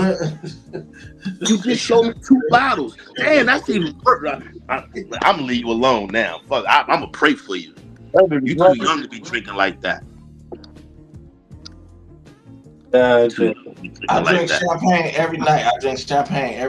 I ain't even mad at you because that's my shit too. So now no, it ain't. You don't drink big like. Nigga, I drink that motherfucking rosé like it's water, but that's when I go out. But I don't go out. No, you don't, bro. No, you don't. I don't drink nothing. I drink water. I drink H2O.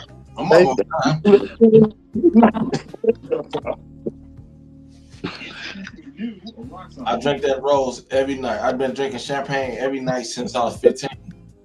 God, right. Yeah, I'm a real street nigga. I've been up there handling business. Can't nobody tell me. All the nigga gotta do is punch you in the liver. It's over. Nigga punch you in the kidneys or the liver. It's over, nigga. It's over. You will have a piss bag for the rest of your life. You ain't gonna do that. I thought you was a shooter. I thought you was a fight. I do both.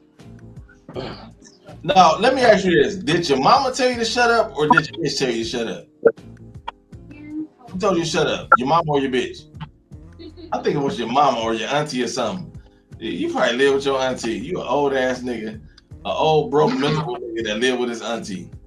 Now, I tried to come up here and talk scholarship. Oh, Psycho, I just seen one of them motherfuckers that Lance was talking about with the legs backwards. What are you talking about again, old nigga?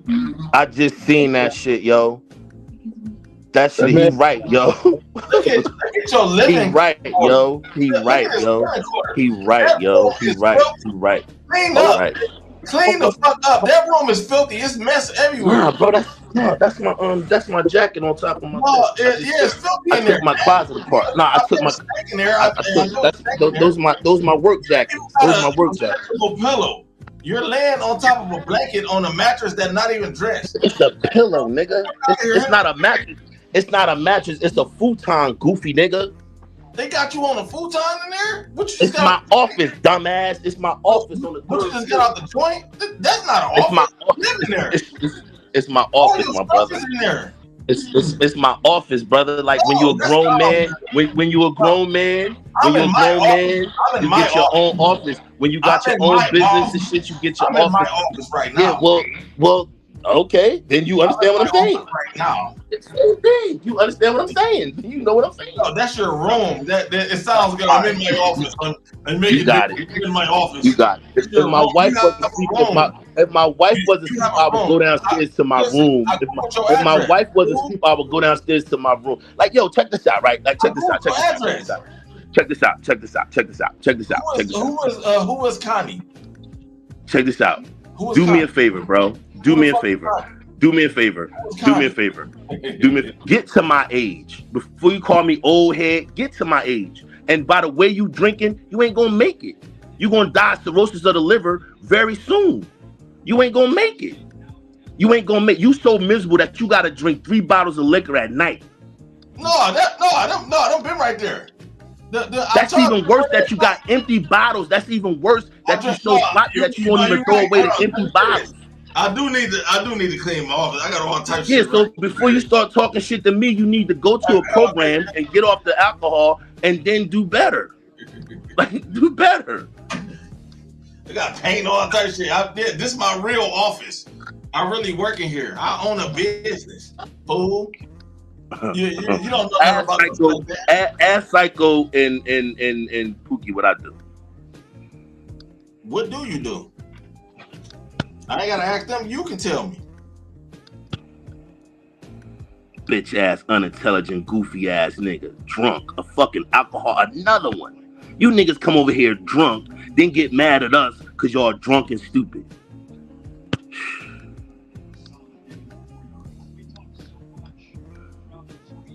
You need to take your pressure pill. I think your pressure going up. You need to take your pressure pill and go ahead and lay down. You have a room. You're in your room. You're sleeping on a futon at 50. You need to get your life together.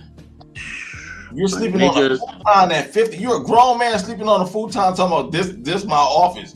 That's your office. Right, so let me ask you a question. Let me ask you a question. Let me ask you a question. Let me ask you a question. Let me ask you a question, right? Let me ask you a question, right? So, my wife that told me to stop screaming because I'm upstairs on the 3rd floor, right? So, that was my auntie. Like, what's wrong with you country niggas, man? What's wrong with y'all, man? What did the education system fail y'all? You're from Trenton, New Jersey. That's yes. How is see? That's why I know you don't know what you're talking about. That's how we know that you don't even know what you're talking about. That's how. But look, all right. Well, look, you a truck driver, right? Pull up. Pull up. What? Fuck, I'm pulling up for. Pull up, because you got all this smoke on the internet. Pull up in real life. You got all this smoke on the internet. Pull up in real life. Chris gonna handle you. Pull up in real life. Go get Chris and bring him with you. Go get Chris and bring him with you. Then you a pussy. All right. I'm getting Chris on you. Then bring Chris with you. You fucked up. I'm getting Chris on you. Nah, I'm getting Chris on you for real. I'm getting Chris to handle my light work. I'm getting Chris to handle my light work, man. Fucking drunk ass retard. He mad because we exposed him for being a retard. Are you been writing jokes and shit? Who? You. No, I'm just a funny ass nigga. That's it. I'm just a naturally funny. There is nothing funny about what you said. Nigga ain't laugh yet. We laughing at you, not with you. We laughing at you, not with you. Fucking around because I'm bored. We laughing at you, not with you. You good at believe that. We laughing at you, not with you. Well, you got Arthur going, man. You know what I'm saying? This is a retarded motherfucker. He's sweet. Okay. All right. Yeah, he's sweet. But that's coming from the nigga that say he can't fight. I'm sweet, and that's coming from the nigga who can't fight. That's just you can't make it up. You can't make this shit up. You can't make this shit up. Like, think about this: being 50 years old as an old man, and I look younger than you. I look younger than you, and I'm 20. I'm damn near 20 years older than you, and I look younger than you. No, I look younger than you. You look my age. You look 50. You drink every night. You drink 3 bottles a night. You're an alcoholic. You ain't got no life. You're a little ass dude, and you talk crazy. Arthur, like, what are we talking about? What are we talking about? What are we talking about? What are we talking about? What are we talking about? What are we talking about? What are we talking about? Now you want to go. Now you want to act like you funny and you telling jokes because you're a retard. How you here lying, Arthur Jordan? Come on, man. What are we talking about? You niggas is ducks, man. That's why it's New York, New Jersey niggas. That's why we talk shit to y'all. Because y'all ducks. Y'all corny. And this nigga is a representation of all of y'all. This nigga and Chris is a representation of all of y'all. This is how we see all of y'all. All of y'all. Because this is a representation of all of y'all. All of y'all. Ass nigga shit out of there. Like, nigga, don't include me with no motherfucking nigga. I don't. Oh, nigga, you my clan. I'm not talking to you. I'm talking about niggas who ride with this. I'm gonna get boogie on you. Man, you nigga shit out there like that's supposed to matter worth something, and then saying all of y'all and putting out like I don't know this nigga Chris and I don't know that nigga. I'm talking to them niggas and the niggas that's riding with them niggas. I know you ain't riding with them niggas. You ain't said shit since we been on here. Get his ass, Poop. Hey, now move on with the conversation though, dog. That's Poop, dog. He don't play that shit. My nigga Poop, nigga, he'll get on you. No, that shit don't work on me, dog. You get his ass, Poop. No, hell no, that's not. I'm getting you over there. You old broke ass nigga. Hold on, let me get on him. I handle it. You old broke ass nigga. All right, well look. All right. I'll count out $5,000 in cash right now. Let me see you count out $5,000. Count it out. Let's see it. Let me see you go get yours. I got mine right here. Go get yours. I got mine right here. Go get yours. I got mine right here. Go get yours. I got mine right here. Go get yours. Let's count it. Let's count it. It's right here. Let's count it. It's right here. It's right here in my hand. That ain't no $5,000. Let's count it. I got two rubber bands here. I'll start this one. That ain't no $5,000. That's too thin. Let's do it. Let's do it. Let's do it. Let's do it. Let's do it. It's only one way to do it. Let's count it. Where yours at? Where yours at? Go get yours. Go get yours. Thank you. All right. I thought so. Let's see that $5,000. Thought so. That ain't no $5,000. We know y'all like to walk around with that for movie only money. That's that for movie. You that corny. You got that from motion picture only money. Yeah, that's real. See that shit? And yo, that's a folded up bill from sniffing cocaine, Pookie. I want you to know that. Because he don't smoke weed. He don't smoke weed. So Pookie, when they fold the bills up like that, Pookie, you know what's in cocaine like that. You know what's in there, right? Now, if Pookie, the only reason why you fold the bill like that is that you want to smash the powder together. You would roll it like this. Smash the powder together. Wasn't rolled like this. He don't even know what I'm trying to say. You don't sniff cocaine with a dollar. You don't sniff the cocaine with a dollar bill. You crush the cocaine with a dollar bill. You got another one too. You know how to roll it, to sniff it, and do it. So what that tell you, Pookie? What that tell you? Now, how you sniff cocaine like that? That shit don't even work. You don't sniff cocaine with a dollar bill. Stop watching movies. That's what you said I do. No. Yeah, this shit crazy. Yeah, we know he ain't never been in the street a day in his life. You ain't never been in the street, nigga. You want me to show a pole, nigga? I'll get my gun on you, nigga. What's wrong with you, nigga? Psycho, man, where you attract these niggas from, man? Anyway, man, I came to talk scholarship. DA topic. Yeah. So, what scholarship did you come to bring? You said you came to bring scholarship. I was trying to have a conversation. He wouldn't let me speak at all. He wanted to troll. So I know, like you talking to me right now. See, this is all right. So, what scholarship? No, what I was saying was this, right, brother? Y'all shouldn't do no outrageous shit like that and blaming a man. This a man's name. Well, I know that we on the internet now. It's a lot of weirdos, fake accounts and all that shit. But to say that this man got Martin Luther King killed, that's outrageous, brother. That's outrageous. I know, like, he claimed to be a street nigga, but you know, in the streets, you don't put no bad paper on a nigga name. That's like the law that we live by. You don't make up nothing on a nigga name. Look at that bell pepper on his face. That nigga ugly, man. Get back on your soup shit, man. Put your avatar on. Bruh. See, I get like, see, bruh, you doing too much, bro. I said you talking to me. I asked you for scholarship. You didn't give me no scholarship. You gave me your opinion about what we said about something. You didn't give me any facts, no evidence, no nothing. Then you went right back into talking shit about him again. You're doing too much, bro. You just came up here to troll. Is that what you just came up here to do? Because you didn't come up here to get no scholarship. Because I'm waiting for you to give me a link. I'm waiting for you to say share my screen. I'm waiting for you to give me some quotes, something I can dig up. I'm on my nerd shit tonight. I don't know if you noticed or not. At least I tried to be on my nerd shit tonight. I don't know if you pay attention to the presentation and all that, but you apparently ain't on your nerd shit. You on some troll shit. You just want to just get a rise out of people and everything else. And you know, I tried to get Arthur not to bite, but I guess Arthur felt like boxing with you tonight. But I'm trying to figure out that you want to do some scholarship shit. As a parent, you ain't what you want to do. You just want to just do silly shit. All right, now let me say this. What scholarship would I have to say that Jesse Jackson had nothing to do with Martin Luther King murder? A guy that believes in a conspiracy theory like that, you won't be able to tell him nothing. He gonna say, no, I know this and I know that. I will tell you how. I would tell you how you do it. You would tell him what you believe happened, and you would lay out. Wait. Let me finish. You will lay out some evidence to support what you thought happened. Now, what do you think happened? And do you have evidence to support what you believe happened? Because he said what he believed happened. Now, what do you believe happened? What evidence do you have to support it? Now, just follow me for a second. I'm not going into Trump. I'm not.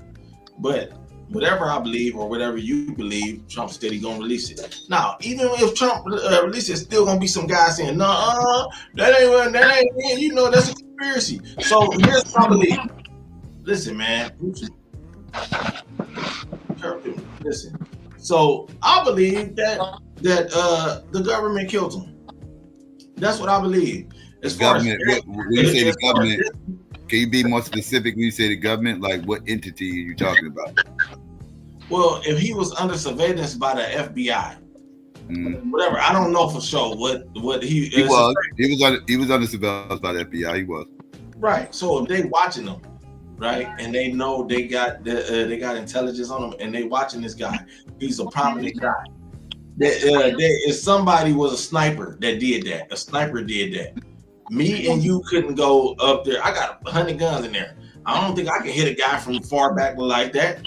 I got AR in there, so I'm just somebody with a rifle. I hit your ass from that far back. Who said and that? it ain't even that far back for a good sniper. For a regular sniper, it ain't even that far back. Somebody had some type of training, whether it's a sniper or not. I've never been trained to be a sniper. So if somebody with some type of training, before we start back trolling, somebody with some type of look at Pookie. You don't necessarily like. I just know some people just got aim. Like some people need to be trained.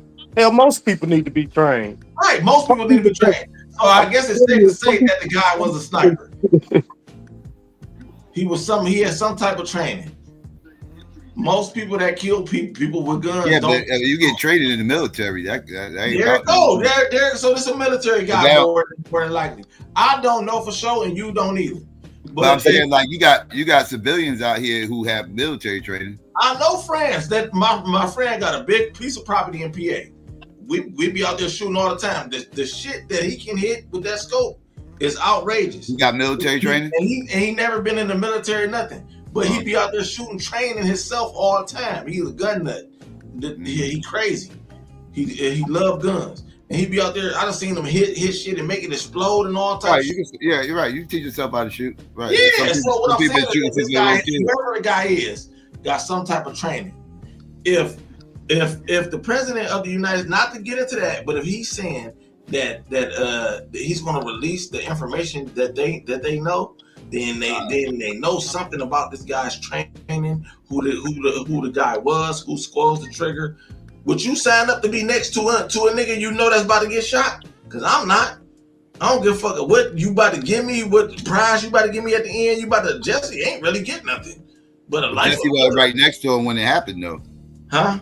Jesse wasn't right next to him when it he happened. Wasn't? All right. Well, I don't want to be nowhere near him. If I know this guy about to get shot, I don't care. Jesse didn't really get nothing. Jesse got a life of misery, fighting in the circle, ain't getting nothing done. Jesse got problems. He got problems. Yeah, this is what I'm saying, y'all. He don't know the historical connotations, y'all. He don't got the historical information. What did Jesse get? Shooting from the hip. Teach me. It's not about teaching you, bro. It's that Jesse got a lot after that. Like Jesse was pushed to the top, bro. Yeah, he got pushed to the front. He got pushed to the top But of what the did food he chain. get Like you exactly? even The push to the he top got is he being got a he got racist. what? Ain't that- Listen. You gotta listen to us. We're trying to teach you something. He got what he was trying to get. He wanted to be the leader of the black community, and that's what they gave him. He didn't have to go through the rigmarole and all the shit that everybody else. Think about it. You brought it up just as much as anybody else brought it up about Ralph Abernathy. In the minds of the organization, Ralph Abernathy was supposed to be next in charge. You brought that up. You brought that information he to the didn't table, bring right? that. No, wait, Arthur. To Nah, be he fair, did. My didn't man bring brought that to The the other table. dude brought it up. The other dude No, brought it up. he brought it up. No, this dude brought it up. It was the other. I don't even think he knows who Ralph Abernathy is. It was the other dude that brought it up. Yeah, his pressure up. But anyway, he didn't really. At the end of the day, you said that's what he wanted and all that type of shit. I don't know if that's what he wanted or not. But Jesse didn't really get nothing. No, he did get something. He got Y'all his see name that these pushed out. niggas is like bitch Jesse ass was a retard. nobody. Jesse was pretty much a young. Jesse was pretty much a young dude. Jesse pretty much was a young dude and a nobody in '68. He was known in the inner circles, but he was still like a young person on the come up. And but after he died, people in the inner circle wanted to push him. I just read it. People in the inner circle wanted to push him out in front because he was young, charismatic, and they thought I guess they thought he would be, the next king or whatever. And let me say this, right? This is my problem, right? Now, when I said this, y'all said he getting emotional. Look at him, he getting emotional. What I'm saying is this, right? There's always gonna be guys like y'all that's proven that anything that y'all really don't have any evidence. I just read it. I read it earlier. You wasn't paying attention. You don't even pay attention. You read the article, bro? Yeah. We ain't gonna be able to get through to y'all, That's man. a primary source. That's a primary source. Some people just got a spirit like that, man. To say, like, I'm from the street for real. I'm not making it up. You don't. Man, Jesse ain't had nothing to do with no crazy shit like that. I'm not even talking about. See, you all over the place. I'm talking about. I'm the all over. Article you read, We are talking. The article was stating how they got pushed out in front by the SCLC because they didn't want Ralph Abernathy to be the leader. They wanted Jesse to be the leader. Okay, Jesse might have been the next charismatic guy. He had a falling out with them, and then he left, and he started the Rainbow Coalition. Yeah, but to say that Jesse got Martin Luther King killed or had something to do with it to take his place is outrageous with no real. This nigga was about to call him Martin Luther the King. I'm a man. Bro. I'm a man. Kookie. He was just about to call him Martin Luther the King. Kookie. They don't know it. Kookie. You heard him, Kookie. I know you name heard actually him. really Michael? Yeah, I heard that. I know you heard him. Yes, his name Michael. I know you heard him. His real name is Whatever. Michael King. I know him as Martin Luther King. I'm not as smart as you. I know him as Martin Luther King. No, it's Diddy was asking. I was telling him like, yeah, he was born Michael King. He didn't even legally change his name. But well, whatever the situation is, this is the thing, right? I'm the type of man. Not even my street background, just the way I was raised. I was raised by men. You don't put no bad papers on another man's name unless you got 100% proof. To say something outrageous like that, that's like people got opinions on how King died. If they feel like Jesse, and there's enough evidence out there to have the questions, but not Jesse. Like Jesse got enough evidence to be a suspect. Like it's like again, this ain't like people just like I don't like Jesse's IE, so I'm just gonna pin this on him. No, so what did Jesse do? Like it's evidence there to support the claim. Jesse said he made it easier for them to get to him. How could he make it easy when the government is already because on? He let them. I'm Why saying, do you but love he. Jesse Jackson so much? I thought you. I don't even like Jesse. I don't even. Why you jumping out the window for him so much? It's about honor and integrity. I know you don't understand. But we're trying to tell you that Jesse didn't have honor and integrity. But Jesse didn't have honor and integrity. Even if you don't like a guy, that still don't mean that you don't. But we're telling you he didn't have honor and integrity. That's what we're trying to tell you. Yeah. He didn't have honor and integrity. He had ambition. And because of his ambition. He had ambition, and because of his ambition, honor and integrity is about minds. Okay, then, man, you just a drunk, dumb motherfucker. What I'm saying is this: I don't put bad papers on a man's name unless I got evidence. Yeah, this shit just not getting through to him. It's just like he just don't want to believe it. But y'all want to believe that fantasy. Y'all got that fantasy in your mind. Yeah, you the ones with the fantasy. How I'm not talking no fantasy. I'm saying prove it. You don't understand we gave evidence to support our claim. You gave no evidence to support yours. You read an article. You know, he don't understand confidential informants. He don't understand nothing like so. He don't understand that the camera that his photographer was a snitch. You know what I'm saying? All that shit. No, we can't absolutely prove it because a lot of the shit was redacted. We don't know what's in the fucking papers. But if they release the paper and we can see what's the names that are fucking blacked out, I bet you Jackson probably one of those names. So see, let me ask this, right? Understood that motherfucker, you'd have understood the concept of a confidential informant. You would have understood the concept of fucking infiltration and espionage. You would have understood the concept of your motherfucking homeboy getting information, telling on your motherfucking ass and go and tell that shit all to the feds. Every fucking move you make. You know what I'm saying? Especially if he wants your position. And he got guaranteed that and they guarantee, okay, we'll leave your name out the pit, out of this shit. You know what I'm saying? Just give us the information. But you don't have that fucking concept. Cause I'm not finna no conversation. This right. Shout out to that Harriet Tubman hoodie. This is my first time. I seen you with that hoodie on all the time, but I ain't know that she was on there. I like that. Where you get that at? Huh? Dang, bro, it's some black site on Instagram. So basically, no, bro. I was gonna say, so do we exonerate the government because we do know the King family successfully? Not only did they sue, they successfully sued and found the government liable, right? And as far as implicating the government, I'm not saying that rules out them. I'm not saying that rules out Jesse. I believe that was based on. I believe that was based on them knowing, having an inkling of what was going to happen and lack of involvement in stopping it. Same thing that Malcolm and them is suing the government for. The knowledge of what was going to happen and their lack of involvement in stopping it. That's what the Malcolm joint was all about. Yeah, now I agree with that about Malcolm, but no, I think the government was behind pulling the trigger on. It could have been. I'm not dismissing the government. Like I don't have a strong position on who killed Martin. It could have been the government. I could see a situation where it could have been Jesse. That's what I said. Like, I'm not saying one way or the other. I don't know. I don't think Jesse. I can see how all these things can happen. So I don't have a strong position one way or the other. Right. See, like when I accuse Jesse of hands being in it, I just accuse him of I feel like he was just a snitch and just, the same thing as the photographer. I give them the same amount of blame. But as far as who pulled the trigger, I give J. Edgar Hoover and what's the like it was a sole gunman. I say they ordered that shit and they probably got somebody in the feds or somebody in the military. It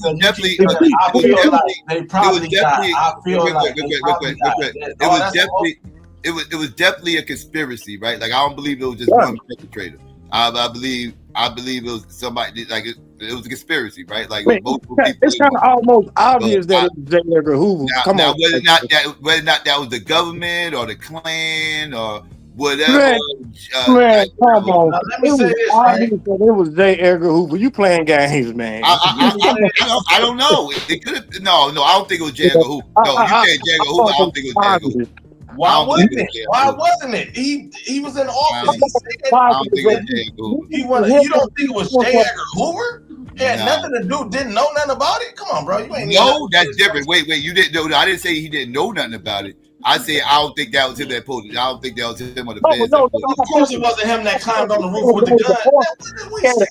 If it was the government, it would have. I don't think it was them. No, they could have been. You don't think it was them that killed King? They could have been got rid of him. They could have been got rid of him. You talking about King? Well, you talking about King? Yeah, they could have been got rid of him.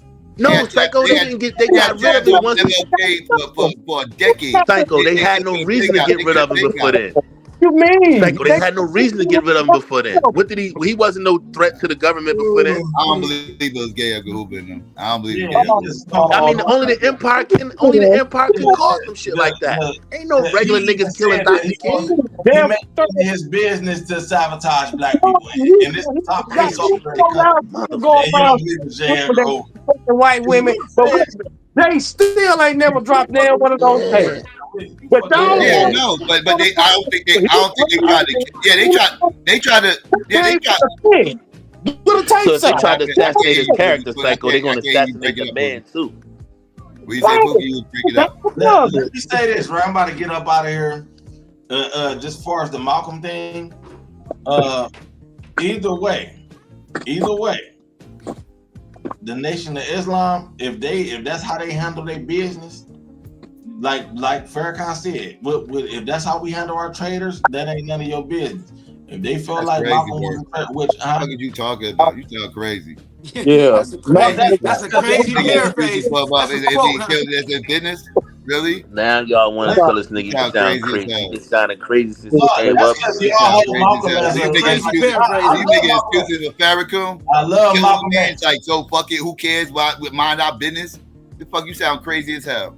I know you can't comprehend it. You can't comprehend it. Nah, you can't comprehend it. You sound crazy as hell. Well, I know it's going to sound crazy to somebody like you. Yeah, it does sound crazy. But let me say this, right? If I bring you in, you the same motherfucker that I sit up here and say we need to lock up all those drill rappers, though, won't you? I bet you think you lock all them up. But wouldn't that be you? Wouldn't that be you getting in the middle of their business? Wouldn't that be you getting in the middle of their business? In the middle of their gang warfare, stay the fuck out their gang warfare. That's how they handle their business. Is that your opinion when it comes to that?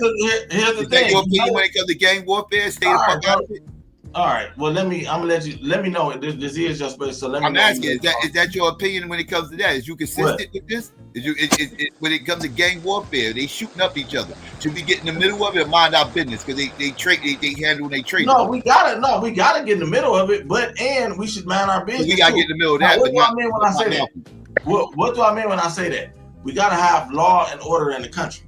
But if the gang member know what he signed up for, then if that mean he get killed or he go to jail, I used to be a gang member.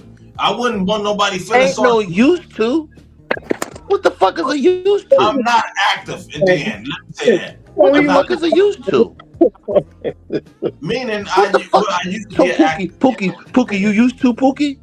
You put your flag down, Pook? Yeah, this shit here to the end, dog. But you know, some people. You to the end, man. I'm a truck driver. I'm a homeowner. I'm a taxpaying citizen. A small business owner. No, I don't buy it, but I'm forever a member. I'm 38 years old. I don't got time to be running around with them young niggas. That's why I know you ain't no gang member, man. Now he's 38. Now he's 38 and niggas younger than him is young niggas. I ain't no gang member then. We just went full circle. I love it. That's why I'm glad I'm quiet. We just went full circle. Well, let me say this, right? I was acting like a gang member when I was young. I know the gang politics and shit like that. When I was acting like a gang member, I didn't give a fuck about going to jail, nigga killing me, none of that type of shit. I had to grow the fuck up and stop acting like a gang member. Now I'm not acting anymore. I'm a taxpaying citizen. I'm a grown man.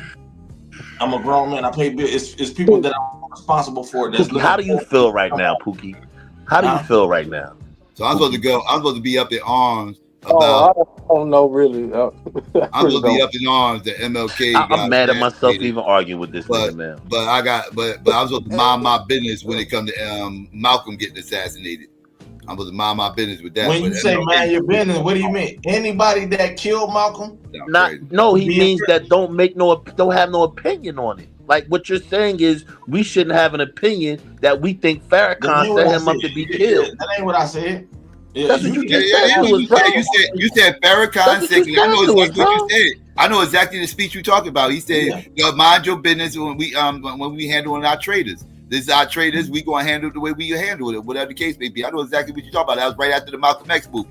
It's like 92. So yeah, I know exactly the speech you're talking about. And you say you ain't got no problem with that. All right, now you claim to be a Pan-Africanist, right? Yes. Okay, now what if somebody go against somebody go against the Pan-Africanist movement? How would you handle that as a man? If you had, I'm not going to kill him. I'm not going to kill him. Well, you ain't. All nations do that. They claim to be the nation of Islam. I'm not going to kill a All motherfucker nations that's kill their Pan-African. this That's one. silly. They can't. I'm not going to kill an Abo That's just because too- he would that's be a just too- Pan-African. that's just too big for you. That's You're ridiculous. starting to I'm gonna let that troll. weird Abo go be a weird Abo. Yeah, you starting That's to what I'm troll. gonna You do. starting to troll. You don't want. You know I'm right, but it's too No, big. you're Y'all wrong. some little You're boys. wrong. You're wrong. I'm right. You're wrong. I'm right. You don't let it later Hey, Pookie, around. did you see your man? Did you see your man Elon Musk do the Hitler salute today? What happened? Yeah, I heard about it. You ain't see that shit? The nigga did the Hitler salute at the fucking press conference. They click on their video. I wasn't even on it. Y'all so weak, man. Yeah, Y'all this nigga did the Hitler salute, dog. Y'all weak. Dog. What that mean? He did the Hitler salute. That shit was crazy as hell. What, you thought he wasn't a racist? Oh no, we know he was a racist. Well then, so what's crazy about that? A racist doing racist shit. Like these niggas weak as fuck, man. Like so what? White people are racist. I want y'all to understand that. You need to get that in your spirit. White people are racist. Now, unless you white people. So we shouldn't worry about racist white people. We shouldn't worry about black people killing Malcolm X. That ain't what I said. We should. So You just said we should shouldn't worry accept it in about our the black heart. people killing our leaders. We shouldn't worry about white people that's trying to kill us. What should we be worried about then? I didn't All say the black people, you get other black people talking shit That about USA basketball hat that he bought at the Chinese truck stop. We need to be worried about LeBron. Everybody talk shit about my hat, though. I don't understand that. I don't know why this hat bothers everybody. Cause that shit is old, my nigga, and it's what the Chinese people are hanging in the store for 20 years. That shit don't need to come out your motherfucking mouth no more, especially around them niggas like us. That shit sounds stupid as fuck. I'm just saying, I'm trying to wake up the black men that don't know what the fuck going on. If you thinking that if you thinking that we about to all go back to Africa and Africa about to be a Wakanda, nigga, you retarded. Who say anything about going back to Africa? Fuck Wakanda. No, it's not. Show me that. Show me. If the base Pan-African, Can you show me? What is the root word of pan, bro? What is the what does the word pan mean? Can you show me? Can you show me? What does the word pan mean? What does the word pan annotate? Arthur, wait, Arthur, because he's doing a lot of talking. You want to keep giving me your opinion, or can you actually show me what Pan-African means? Yeah. I'm show gonna give you what don't look it up. Don't Google it. Don't Google it. Don't Google it. Don't Google it. Let's go. Don't Google it. I guess I Google with my feet. Don't Google it. Yeah. No, I want him to show me. No, I want him to Google. I want him to Google it because he don't know what it means. He don't know what it means. I want him to Google it. And I want him to show me what he Googled. Show me where it says we go back to Africa.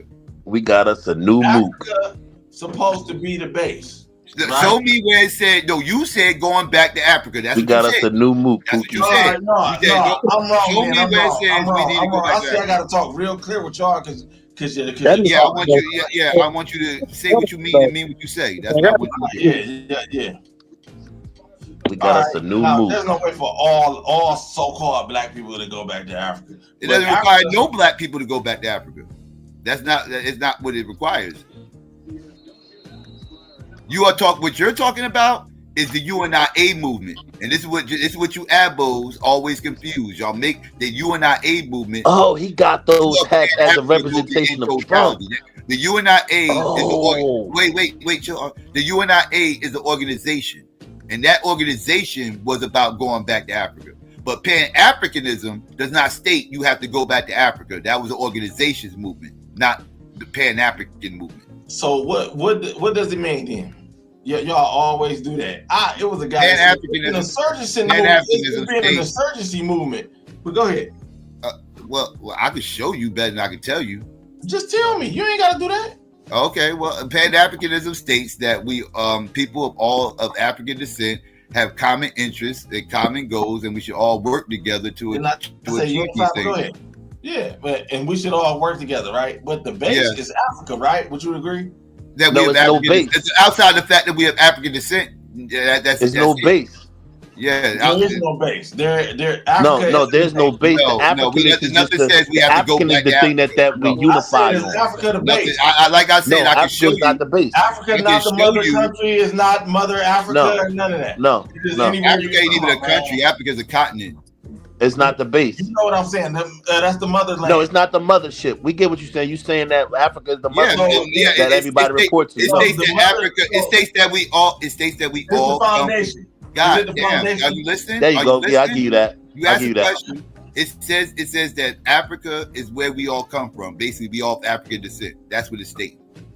Okay, so if the foundation isn't straight, then how can anything else? The foundation. What's the foundation? What do you mean foundation? He's saying that Africa is the foundation. From, right? No. Because when he's saying foundation again, he's stating that we got to go there and all this other I'm stuff. not saying none of that. We are talking about descent. No. Listen, let me ask you a question. No. Wait. Bruh. Don't take me to my bruh. Stop talking over me. I'm talking. Get your dumb ass out of here then. If you don't want to fucking listen. Don't ask no stupid ass fucking questions you don't want to fucking answer. Dumbass. Italians don't sit up here and say, we gotta get Italy straight before we get this mafia together out here. We can't do shit out in Vegas until we get Italy straight. Who does that, you dumb fuck? You stupid motherfucker, you troll ass nigga. The fuck is wrong with you? Y'all say the dumbest shit. Oh, we gotta get Africa straight before we do anything. That's what that Africanism states. You sound dumb. You sound dumb as shit.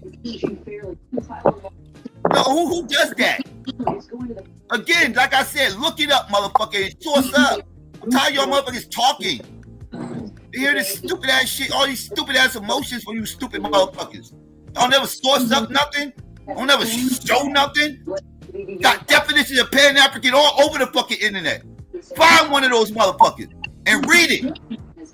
Dumb fuck, it ain't that hard. This ain't secret information. This shit ain't hidden, motherfucker. You don't need to watch a DVD to know this shit. You dumb fucks. What the hell is wrong with you motherfuckers? Yeah, look. We gotta get African straight before we do it. That ain't what the fuck Pan-African says. You dumb ass motherfucker. What the hell is wrong with you motherfuckers? This whole show today. That shit is stupid. Just because you say you up that descent don't mean you gotta go get that place straight before you do anything. Well, Jesus. And this is why it's motherfuckers like him. It's why the IQ level is so fucking low in our fucking community. Because that dumbass logic right there makes sense to dumb motherfuckers. There's some dumb niggas out there listening to that stupid motherfucker. That shit made perfect sense to them when he said it. This is bad. This is bad. Any other leader. Dumbass abos. Bunch of grandma ass niggas. Very, very outsized egos, or they wouldn't be in that line of work stuff. But Donald Trump stands Get your minds right, son. His willingness to essentially have ideology beyond his own. Ain't bring me a motherfucking source about nothing. Just keep giving me your goddamn opinion. And your opinion ain't worth shit because you don't know no goddamn information. Then I'm always, then me. That's why I engage them, man. I know y'all don't be wanting me to, man, but they be full of shit. Like the nigga, like he on here with two niggas that's flagged up and then gonna talk about he put his shit down. All right, well, nigga, we know you full of shit. We know what's going on now. We know what's going on. Had that nigga on the confession bar. Well, actually, I played one in a movie. I slept at a Holiday Inn Express last night, so I thought I was a gangster. That's great. Oh, just telling us his goddamn opinion all motherfucking night long. I don't think that's okay. Well, explain. Well, why would you do this? Oh, I don't want to hear that shit. I don't want to hear that dumb shit. This motherfucker, I literally reading shit to him. And he's like, I don't believe that stuff. All right, well then they don't talk to you. If you don't understand why his name is thrown around, then ain't no need to be talking to you. Like it's not rocket science why people throw his name around. You're not just pulling it out the ass. Yeah, that's that. I heard down from the whole, not heard, but just even researching that he stepped out the way, and like all as far as him, his movements, all that was calculated, and you know, where he was at, and like all that was premeditated. Meaning Jesse and yeah. And Ozzy, me you bringing got up the government. some background noise, Ozzy. Yeah. I was gonna say, Nah, I was just checking. You know, they let all the January 6 motherfuckers out. Trump just pardoned all of them, every last one of them. All 1,500. He pardoned Enrico, the Proud Boy motherfucker. He pardoned the other dude who got put in jail for sedition. He pardoned all them motherfuckers. All 1,500 people that was prosecuted for January 6th, they all just got their sentences fucking pardoned. The black Latino too? Yup, him black, too. Him too? Enrico, yup, him too. He got the most time out of all of them. I'm not surprised by none of this. He said he was going to do this anyway, so I'm not shocked.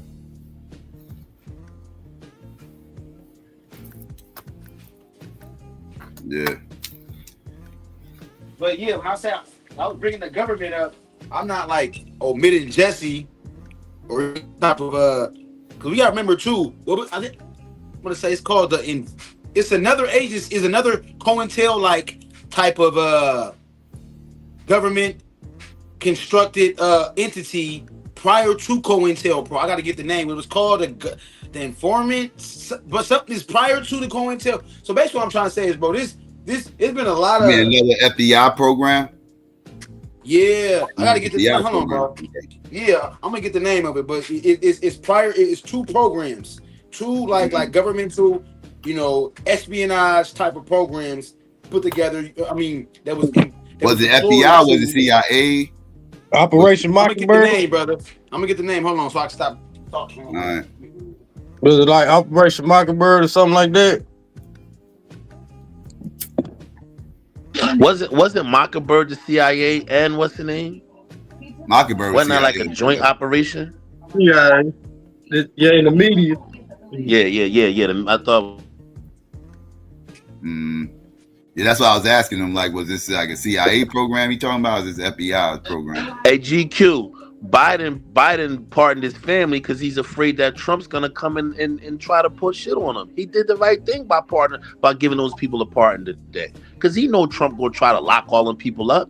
You know what I'm saying? So he did the right thing. Like, we can't compare apples to oranges. What Biden did was proactive. What Trump did was to reward motherfuckers that got his back for some fuck shit that he did. Those are two different things, man. Like, we can't keep comparing when Biden do it, it's similar to what Trump is doing. No, it's two different things. Oh, no, Biden part that judge. Biden part that judge that was sending black babies to prison. Goddamn, for kids, judge. What you gotta say about that, bro? Hey, I don't think it was a good thing. I mean, he didn't pardon him. He just gave him house arrest. He didn't pardon him. He gave him house arrest.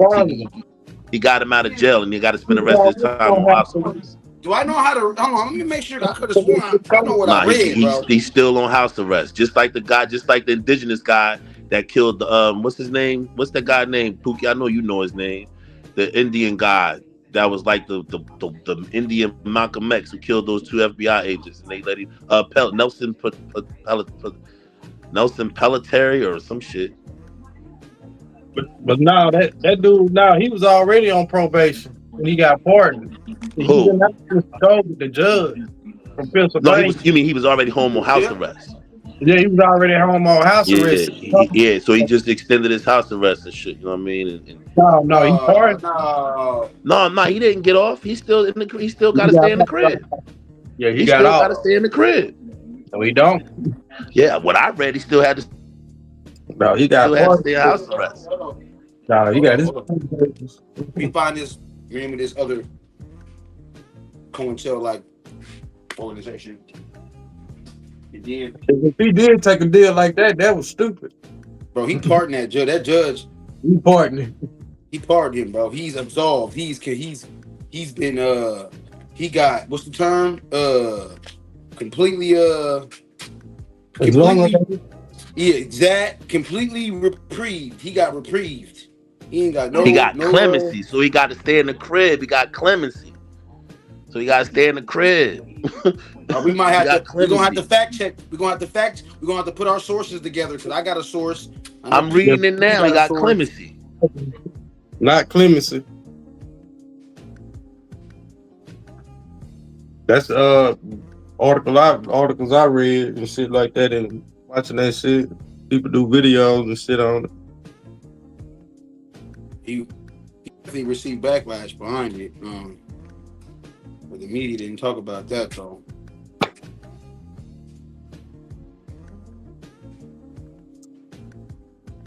But everybody knew that Trump was gonna pardon them January 6 motherfuckers though. That's some bullshit though, man.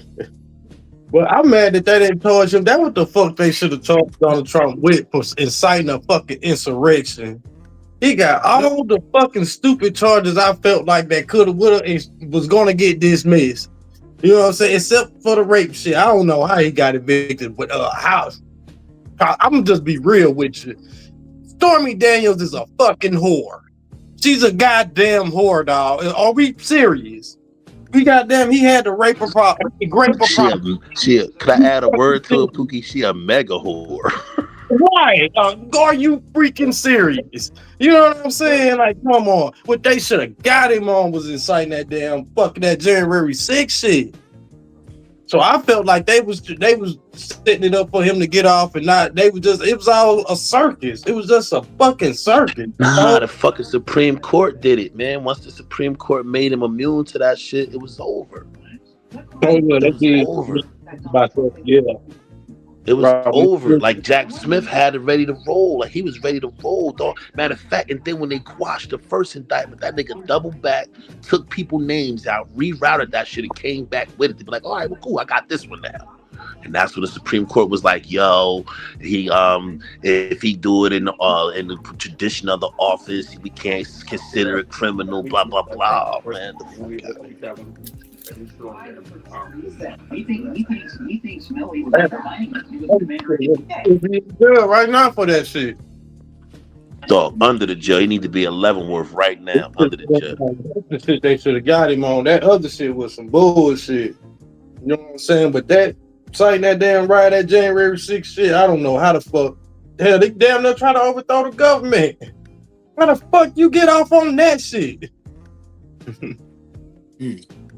That's crazy. Charge the white boy with the shit. Then one that did get charged, he partnering them. You already knew that.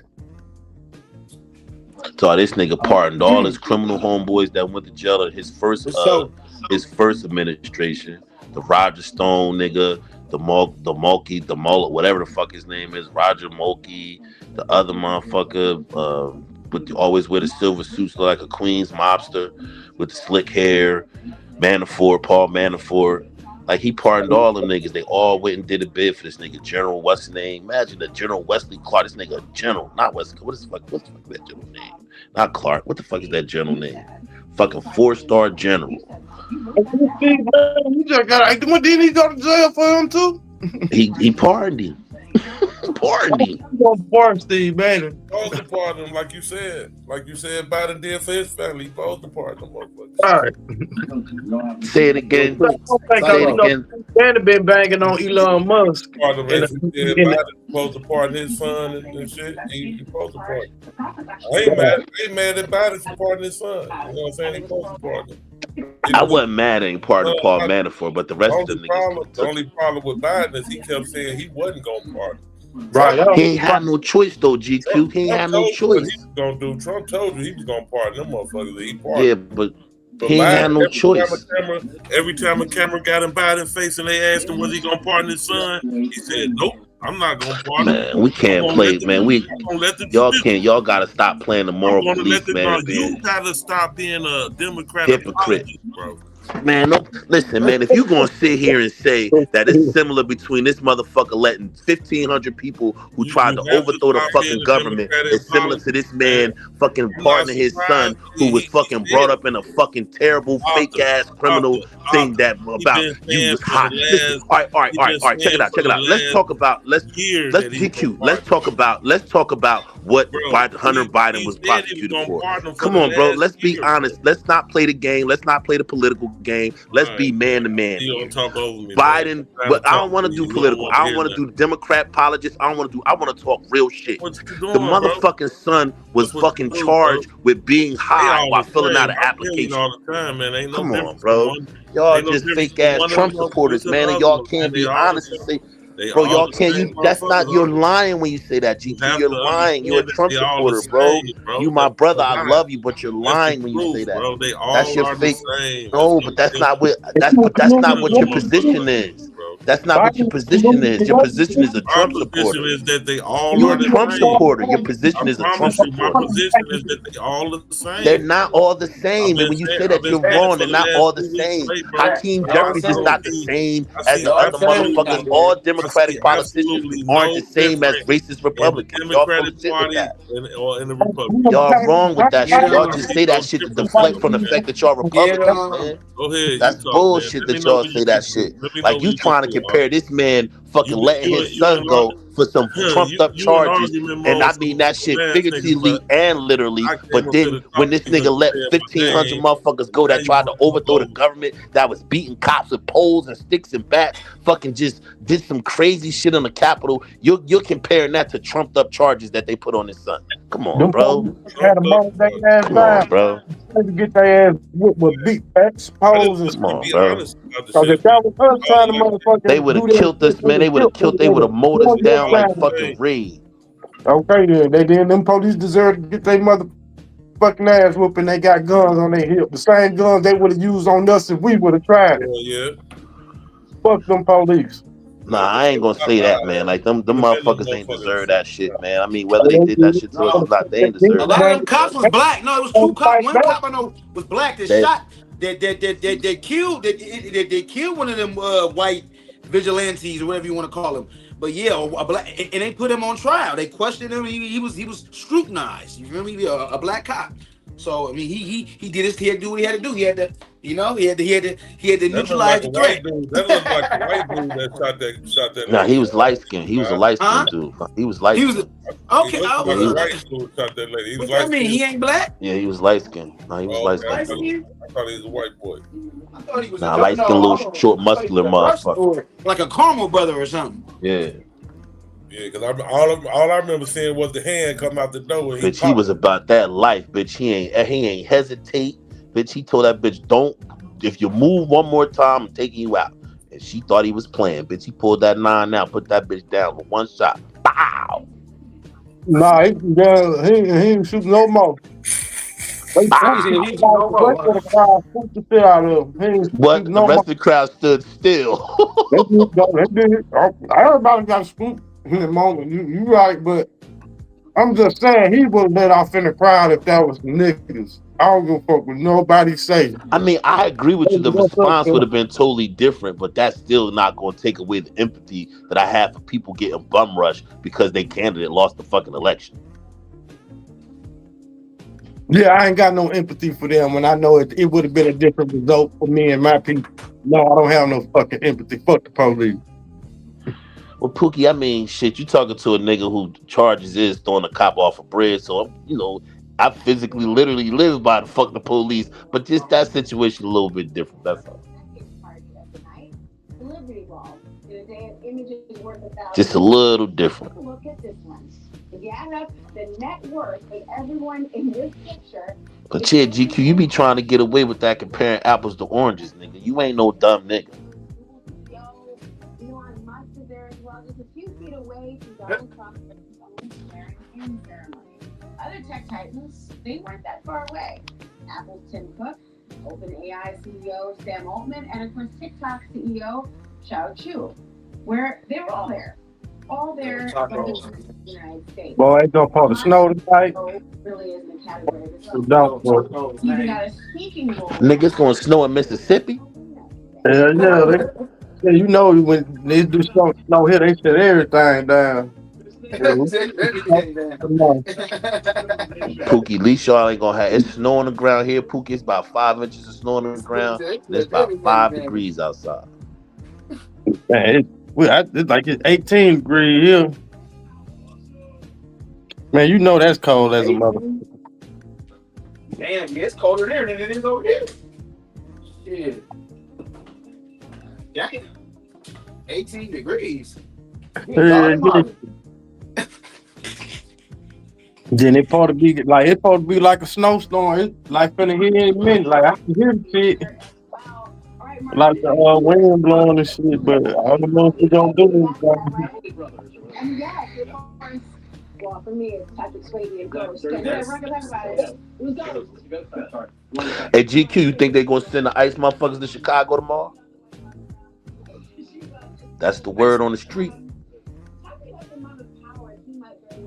What you say, Arthur? I said, do you think they're gonna put the ICE motherfuckers in Chicago like they said tomorrow with all them raids and shit? That's the word. They already here. Donald Trump really loves is they already here. They in the little village neighborhood. They already been riding around in the little village neighborhood. He is not wealthy enough. He's got these other insanely. I didn't like what somebody said today about y'all mayor, right?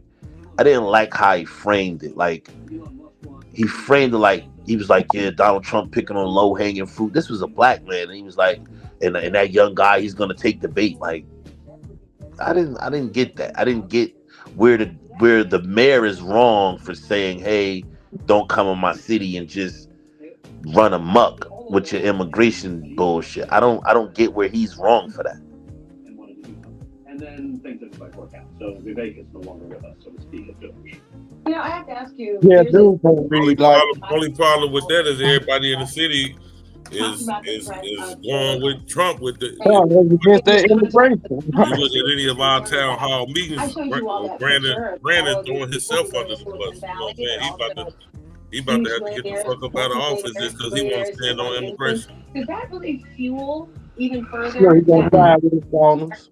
Oh no, it doesn't just. Y'all really feel that way, y'all? Like y'all really don't have no problem with these motherfuckers rounding these people up? No, not at all. They already bullshit. They already got them calling Brandon there to be locked up if he try to stop him. I mean, they actually, and the crazy part about it is, if they call a federal declaration, they can lock him up. The black people of Chicago is saying that if you try to stop Trump from rounding these motherfuckers up, your ass need to go to jail too. It ain't like they can do that. There's nothing they can do because the governor's got his back. The governor's down with him. The governor said that him and Brandon said that they gonna try to fight. Yeah, the governor's down with him, so he got the governor's back. And it's states' rights. Both of them motherfuckers go to jail as far as I'm concerned. If y'all trying to stop immigration, man, when did we become this kind of people? That's not a hill you really want to down when did we become the white people, man? $500 million in debt to rent. When you got in office, you was in the black, and because you wanted to spend money on immigration housing and everything else, you were $500 million in debt. You know what I'm saying? Now you're talking about raising property taxes, and you know the shit is just all a clusterfuck. You know what I'm saying? So it just is. But y'all don't blame the Republican governors that sent them to y'all states to fucking smear and do that fuck shit. I blame Joe Biden for letting them in the country. I understand that, but if they in Texas and the Texas governor, listen, let's have a serious conversation though. Let's have a real conversation. Hold on, Arthur, because that's why I call you a Democrat apologist. Now, it's not even about Democrats. This is about right or wrong. No. Before you even go with the Texas argument, if they was in Mexico and you would just left them over there. But this is the thing. GQ. You can say all that, right? But why the Texas governor ain't handle it? No. Don't try to change the subject. Why the Texas governor ain't handle it? Why the Texas governor ain't handle it? Why didn't the Texas governor handle it? He handled it by sending them to other states. Every time I stop, you want to talk, I stop. But I'm saying, but you like, because you're not addressing you want to make it a Democrat Republican thing, and I'm not trying to make it a Democrat Republican thing. It's a chicken or egg argument. No, I'm not trying to make a chicken or egg. What I'm saying is, when the people touch ground in Texas, it was up for the Texas governor to prosecute them based on the Texas law and the federal law. He didn't do that. He put them on buses and shipped them to blue cities to embarrass those people. Okay. That was his solution. His solution wasn't to apprehend them. How did they set foot in Texas on Texas? They by all means, illegal crossings, by legal crossings, by going seeking asylum. They did it by all means. I blame the Texas governors as well as Joe Biden. I blame all the motherfuckers. Like I keep saying, they all the same. It ain't no difference. Now you gonna say some fuck shit. They all the same, bro. I mean, but it is. They both are the blame for the immigration shit. Our immigration is out of fucking control and it is unsustainable. You can't fucking keep on doing this shit. This they shit, y'all. This they shit. These crackers took this shit from them people. This they shit. This those fucking immigrants that they trying. This they shit. That's a whole nother argument, right? This they shit. Like come on, man. This they shit. I don't know if it's the Mexicans, you know what I'm saying, but it is what it is. This they all shit, Mexicans man. are Native Americans. Yeah, I feel like it's my This shit. they shit. Yeah, and now it's they shit. This they shit, man. These motherfuckers push them motherfuckers. They done push them. They chase them motherfuckers. They chased them motherfuckers in the Central and South America, all which way, and now that nature is bringing them back to their natural home. Man, we are bugging. We are bugging, man. We are bugging. We are bugging. We are bugging. Man, we are bugging. That's what you're saying. America belongs to Venezuelans and Mexicans, right? No, America belongs to the natives that was here, that was pushed each north, west, south, pushed all directions up out of here. Deep into Mexico. They took Texas from Mexico. Let's be honest here. Pookie. Let's be honest here, Pookie. Let's be honest here. Pookie, you live in a state, right? You live in a state. Pookie, you live in a state. Check it out. I hear you. But you live in a state that was just purchased by the Louisiana Purchase. You live in a state that wasn't even a part of America, that these motherfuckers took from somebody else. They took Texas from Mexico. No, what we talking about? Technically, they didn't take Texas from Mexico. Texas applied for independence, and it was an independent state. But why did they apply for independence? They wasn't independent. White people wasn't part of Texas. Slavery. Truth be told, a lot of it was over slavery too. Like they wanted it to be a slave state, and Mexico wasn't with the slavery shit. Right. So think about that. Because you're not with the slavery shit, we're gonna take this big ass landmass from you. Because you won't do what we want you to do, we're gonna take your shit from you. They applied for independence. They took that shit from the motherfucking people.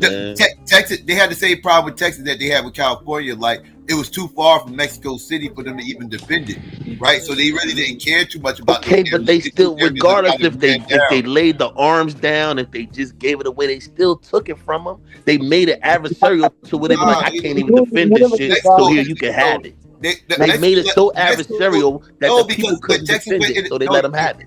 No, you're wrong, because when Texas was independent, that wasn't the United States.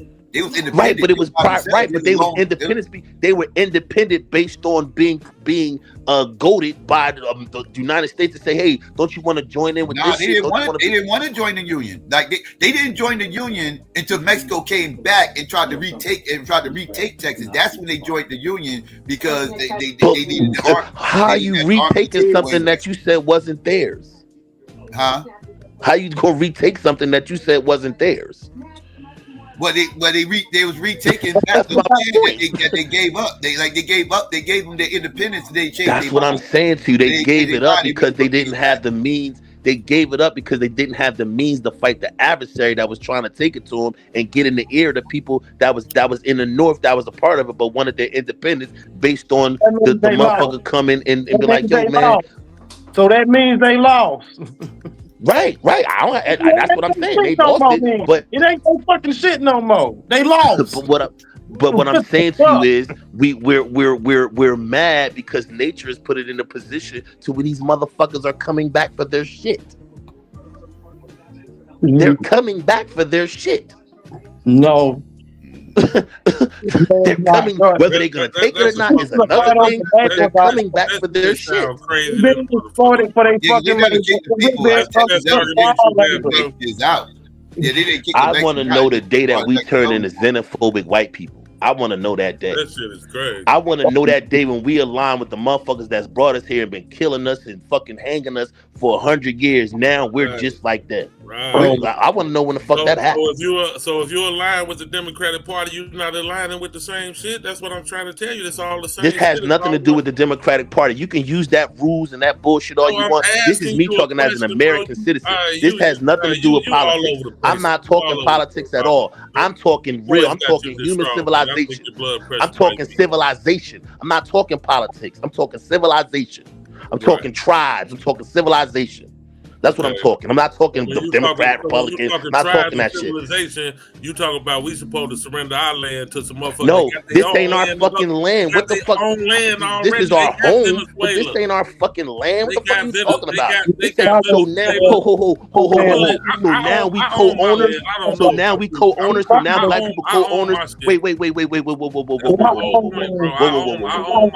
Listen, and if somebody came and knocked on your door today and was like, "This is eminent domain," they can take your shit from you.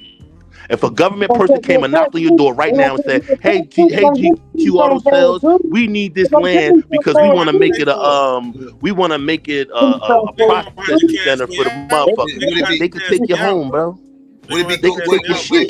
Arthur, would it be cool for all the natives to go take over Jamaica and Haiti and all that and take back over those islands and kick all the black people out? If that's what happens, that's what happens. Do you think they justified if they do it? You think they justified? I can't say whether or not they justify because that ain't my land to make that justification or to make that judgment. No, I'm saying that was their land. Where is your land? That Jamaica and Haiti ain't my land. Where I'm from, that's not my homeland. That ain't where I'm from. That ain't none of my business. But I'm saying that was native land before black people Gentlemen, we live in an empire. This is the empire shit. We're not black people are not co-owners with white people of this land. We're not. Where's your land then? I'm not saying that. I'm just that's what they're saying. We're not co-owners of this land. This is not. We're not. This is not no co-ownership of America. Where's your land? Come on, like let's be serious here. Let's be. If we want to play technicality, let's play technicalities. Technically, this is an empire, and they only rule everything. Empire, man. We're second-class citizens in this empire. We're not even first-class citizens. Where is your land? Come on, man. What are we talking about? You want to answer me or not? What are we talking about? Where's your land? Where's no land? You have no land nowhere. What are we talking about, bro? We're citizens of this country. I'm just asking you a question. We're citizens of this country. Land. Damn, I'm just asking you. What do you mean? Do I have a land? What does that even mean? I mean, do you have a land that you stand on? I mean, I know you fought for America. You went to. I stand on the land, but I'm not gonna be xenophobic and fucking talk crazy and be like, oh, join with Nazis and be like they need to round the people up. I'm not doing that, dog. There is no way in hell I will align with a Nazi for nothing. For nothing. To defend, for nothing. That Democratic Party, bro. What it's for nothing. For nothing. This motherfucker talking about going to Greenland, taking Greenland, going to take the Panama Canal. I'm not aligning with Nazis for nothing. Okay. So we had planned take from our land, like. So if Donald Trump turns into a Nazi country, you moving? Say it again. If Donald Trump turns into a Nazi country, are you moving? Yeah, hell yeah, I'm getting the fuck up out of here. I'm trying to get the fuck. I think about getting the fuck up out of here every day. Every day. And if it was evening time and my wife was up, I would get her on this live and have her tell y'all all the time how I talk about getting them out of here and them not living here. Where you moving to? I want to get them to Canada somewhere. With me, I can go anywhere. You got to remember, I lived in Europe for 3 years. I lived other places, but I know how to get around. I'm not going to rather move to where the real Nazis. You know what I'm saying? But you can move where the Nazis at for real. I'm saying I have an option to go anywhere I want. I'm not saying I'm going to Europe, but I have an option to go wherever I want. That's what I'm saying. They got a right wing movement going on in Canada too. They about to start having the same issues. Hey, I mean, listen, but I'm not turning xenophobic. I don't give a fuck what y'all talking about. I'm not turning xenophobic. I'm not turning xenophobic. I'm not running around talking about round all the Mexicans up. Because after they finish rounding them up, they're gonna round us up. And that's what fucks me up about y'all, that y'all don't think these niggas gonna put the target on our back next. No, I don't. It's been on our backs since we stepped off Thank a you, fucking Pookie. plane ship. Thank you, What Pookie. the hell? Thank you, And you Pookie. act like these other people don't come over here with the same target. Pookie, I just because they do it don't mean I gotta do it. Pookie, just because they do it don't mean I gotta do it. Pookie, just because they do it don't mean I gotta do it.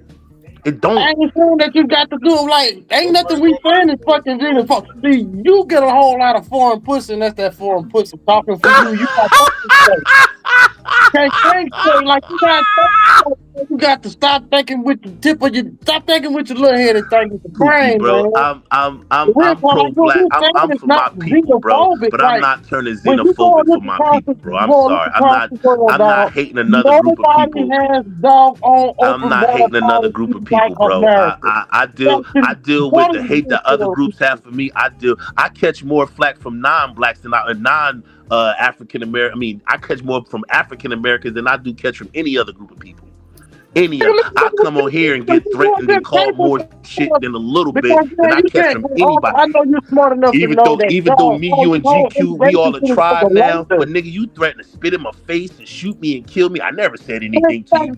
But we talking about tonight. That's back then. But I'm just making a point. I'm just making a point of I can't formate hate for a group that hasn't showed me hate yet. That's all I'm saying to you. But we know that this is competition. Yeah, right. For Pookie, I don't gotta hate. In order for me to deal with competition, I just gotta get better. I don't want to kill my competition. I want to kill him with my Pookie. This is why.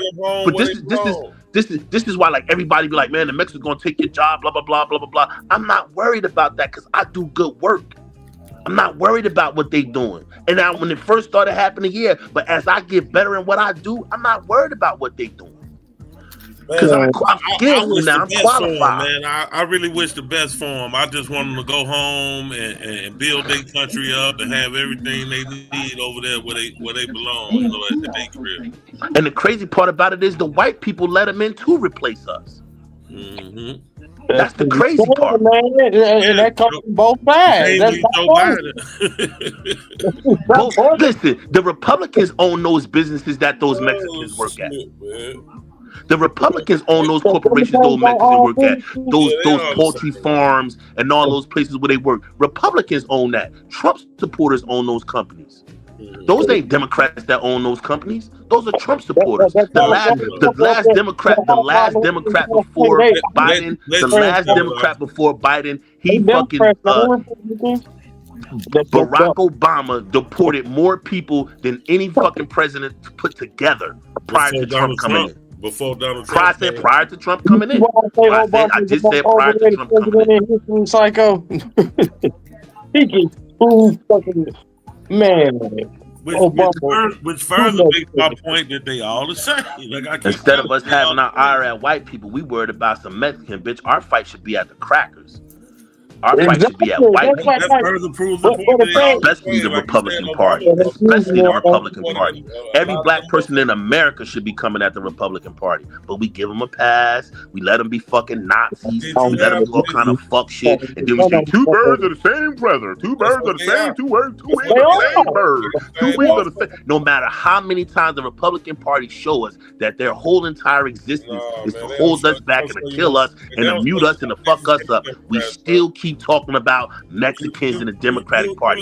None of you niggas ever hold the Republican Party, and y'all never hold them accountable for their fucking shit. Y'all always give them a pass and just start talking about the Democrats and Biden. The entire Republican Party, 100% of the Republican Party is fucking in position to harm black people. The only reason why they exist is to harm black people. What are we talking about? Barack Obama was deporter in chief, and I didn't even pay no attention to it. That was never. Listen, I was living my life. I didn't give a fuck who he deported, who he didn't deport. That ain't my thing. That's y'all thing.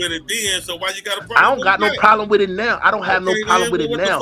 I'm just not joining the fray. You don't got a problem with it now. What the fuck is we talking? I'm just not joining the fray because I'm shocked that black people are turning into racist white people.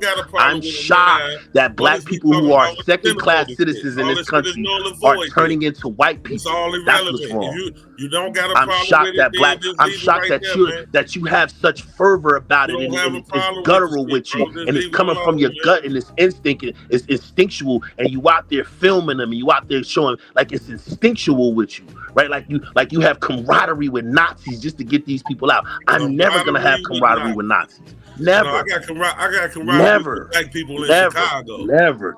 I got camaraderie with black people in Chicago. Never. Listen. The Mexicans ain't our problem. The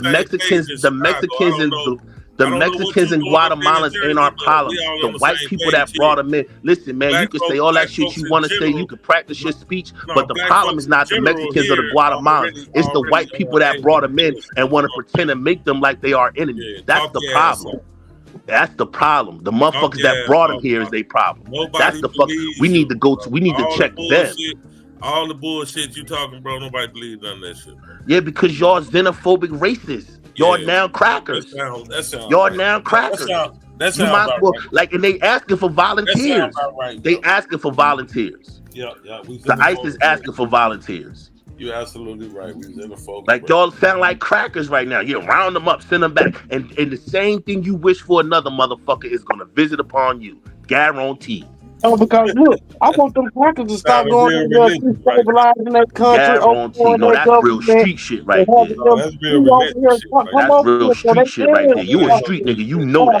You know that for a fact. You know what I'm saying? Street shit is if you winning, nigga, ain't no revisit nothing. Hey, can I change the subject for 1 second and we can get back to it? For 1 second. To talk street shit with me. No, I'm about to change the subject for 1 second. That's really not Who? Who ain't what? What? I guarantee I'm more street than you. I GQ. I put $1 million on it. That I got a longer street cred record than you. I put $1 million on it, bro. $1 million. $1 million. And I guarantee you probably ain't even been in the street like that. That probably ain't even your twist. That probably ain't even your twist, bro. You're right, bro. You're right. That probably ain't even your twist. For sure. Hey, what you finna say though? The black fucking Captain America does not look right. On the street every 5 minutes, talk about how they street shit. They from the street. Niggas bro, on the nobody's street talking really do that, bro. But they already, what's understood. You deflecting talking about some other shit. Ain't nobody saying no street, talking about no street shit. The point that I was trying to make is, that's how I know you ain't. Man, go ahead and be a Trump supporter, man, and a white and a black xenophobic motherfucker. Cardigans wrapped around your neck, motherfucker, looking like. That don't mean I wasn't street, nigga. That means that I was able to do me in the street. That's what that means. Like, that's what that means. Maybe where you come from, niggas wouldn't let you be you, and you gotta wear a certain uniform like them. That don't change shit, my nigga. That don't change shit. I call cap on the whole city of Trent. It's all garbage, nigga. Listen. You can call cap on whatever you want to call, my nigga. That shit means nothing. All of them a bunch of you ain't here. You ain't here. The whole Trent is nerds, nigga. You ain't here.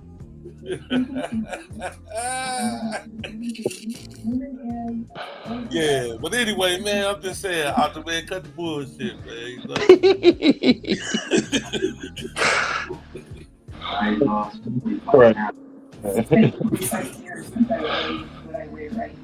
If you're struggling,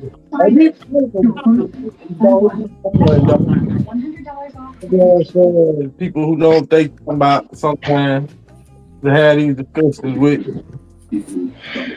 Oh yeah, man. We just shooting the shit, man. We just shooting the shit. Let some bitches come up here. We're gonna change the whole entire subject. Quick. Hey, but you wasn't too bad on King the day Psycho. You wasn't. You getting softer and softer about it. I think I'm having an effect. You wasn't that bad this year. He get his anti-King rhetoric is tightening up. Yeah, it's getting tight, man. He like he ain't going as hard as he used to, man. He gone. I'm talking about like God. You did. You know what, Psycho? Pookie right, man. Pookie right. You did make it very digestible. You did have a lot of good points, man. It was a great show, bro. It was a great show. Yeah. You made people think, goddamn it, instead of just want to throw tomatoes at your ass. You know, I had my tomatoes ready, but I was like, nah, he did good. He wasn't that bad on it. I said I was going to surprise people. Like, yeah, I'm not. They think I'm. That's what he said, crazy Pookie. As soon as he started, he said, y'all gonna be shocked. He said, you king lovers, y'all gonna be shocked. I'm telling y'all. Bitch, and he took out his gun and politely shot A. Philip Randolph. Yeah, he got that work. Now he got that work. It was a different time, though, man. It's hard to get. See, that's what I be saying, GQ. That's what I be saying, GQ. It was just a different time, Psycho. It's hard to gauge that shit like we gauge it right now, man. I think it was, I understand, where you're coming from, but it's just still you gotta be in 1959, 63 somewhere, standing right there and smelling the air and shit, and seeing you can kind of it'd be more relatable, man. It's hard to 60 years later to I don't know, it is what it is though. Cool, man, you right messed up, bro. I try to put everything in context and everything, like give people the temperature of the room, what's going on during that time and everything else, so they can get a full understanding. Yeah. But I will agree with you. Martin Luther King definitely wasn't Huey P. Newton, goddamn.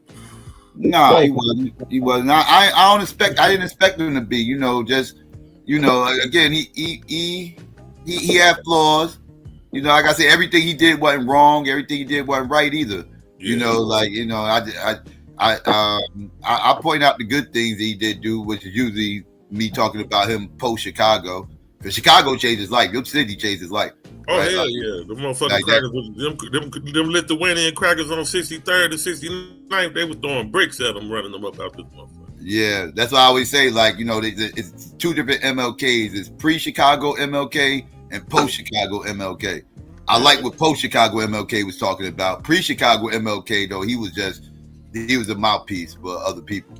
He got up here, got his shoes laced up and shit, got tight, got his game tighter. That's all, Well, he woke up to what the plight was, the blacks up north. He thought blacks was going through the same thing everywhere. Like the South, he thought the issues that the blacks were going through in the South were the same issues motherfuckers going through up north. And he thought like they was all fighting the same fight. Right. And when he went up north, he realized, no, this ain't the same fight. This is a different fight going on up here. Yeah, because see, up north, you can get as big as you want to, just don't get too close. But down south, you can get as close as you want to, just don't get too big. Right. So that's how the crackers carried on both regions. You know what I'm saying? Yeah, you had different forms of racism being practiced different types of ways. Yeah. And it was rough around that time, and this around time when people are starting to lose jobs and everything around this time too. A lot of the companies are starting to leave and shut down factories and everything else. So this is the beginning phases of all that. So that happened in the 70s. 70s, it really was a bad turnover, but it started in the late 60s, and he started seeing the effects of all that, man. Yeah. You see how strong segregation was in Chicago, and the big. You couldn't believe how segregated it was in Chicago, be that was a northern city. Yeah, it's super segregated, and then he also said that niggas ain't had no problem with the segregation up here. Like, okay, but we ain't got no problem with them staying over there long day fucking with us, and we able to go get our bread. We cool, you know what I'm saying? Mm-hmm. But he feel like down south, getting the bread was contingent on them integrating. You know what I'm saying? So. Mm-hmm.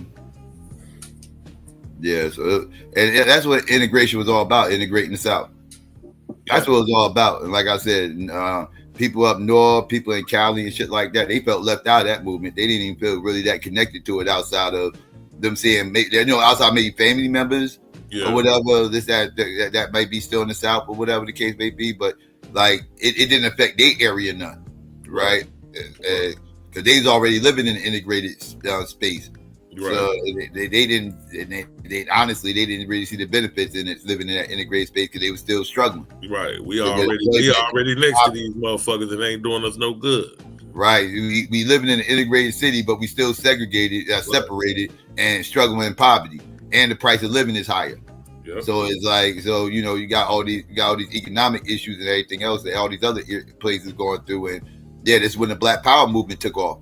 Yep. It's like the Black Power movement was the alternative, right? Like that was the young heads. That was the young heads. Yeah, that was the youth, man. That's one of the coldest generations of youth ever come through as far as I know. So. Yeah. There was a lot of them adopted Malcolm's ideology or whatever. Like the Panthers and shit like that. They definitely lean more towards Malcolm than Martin. They didn't have no beef with Martin. Panthers ain't really talk shit about Martin, but they definitely lean more towards Malcolm line of thinking. Yep. Like Stokely Carmichael never really spoke bad about Martin. He criticized him in private. Because they was cool because Stokely was down with Snick, and they was cool from his Snick days. And Martin actually spoke on Stokely having a lot to do with changing his ideas about the movement and what direction the movement needed to go. He started warming up to the whole Black empowerment ideology. Like he still thought they was kind of radical and too militant for him and this, that, third to associate with, but he understood the economic side of things, right? So he kind of woke him up to that. And that's when he started talking about, we coming to get the check and everything else. That's when his rhetoric started to change. Stokely had something to do with that too. Mm-hmm. Yeah. You already knew, man. It wasn't gonna be no progress without economics. No matter how integrated we was. Yeah. But that became more of his message. That's what pissed white people or the government off, really. Regular white people got pissed off with the economics and speaking on leaning towards like reparation talk and everything else. That pissed off your average everyday white person. The government got pissed off when he started speaking out against the war. That's when the government got pissed off at him. So at that point he kind of he started losing a whole lot of people as far as support on the white end of things. What speech was that when he was talking about the government and how the white peasants from Europe was basically giving free land and how they was also giving resources and giving basically he's talking about how they was the white peasants from Europe, and he was talking about how they was also he's right. They was giving land when they got here. Well, a lot of them was giving land when they got here. They was giving land during the Manifest Destiny too. Like Oklahoma had a big land rush. They lied to motherfuckers out and told motherfuckers that Oklahoma had all this fertile land and farmers can go there and make all this money and everything else. And first come, first serve. Giving out free land. Now they did that because they just wanted to get the population up because the land was shit.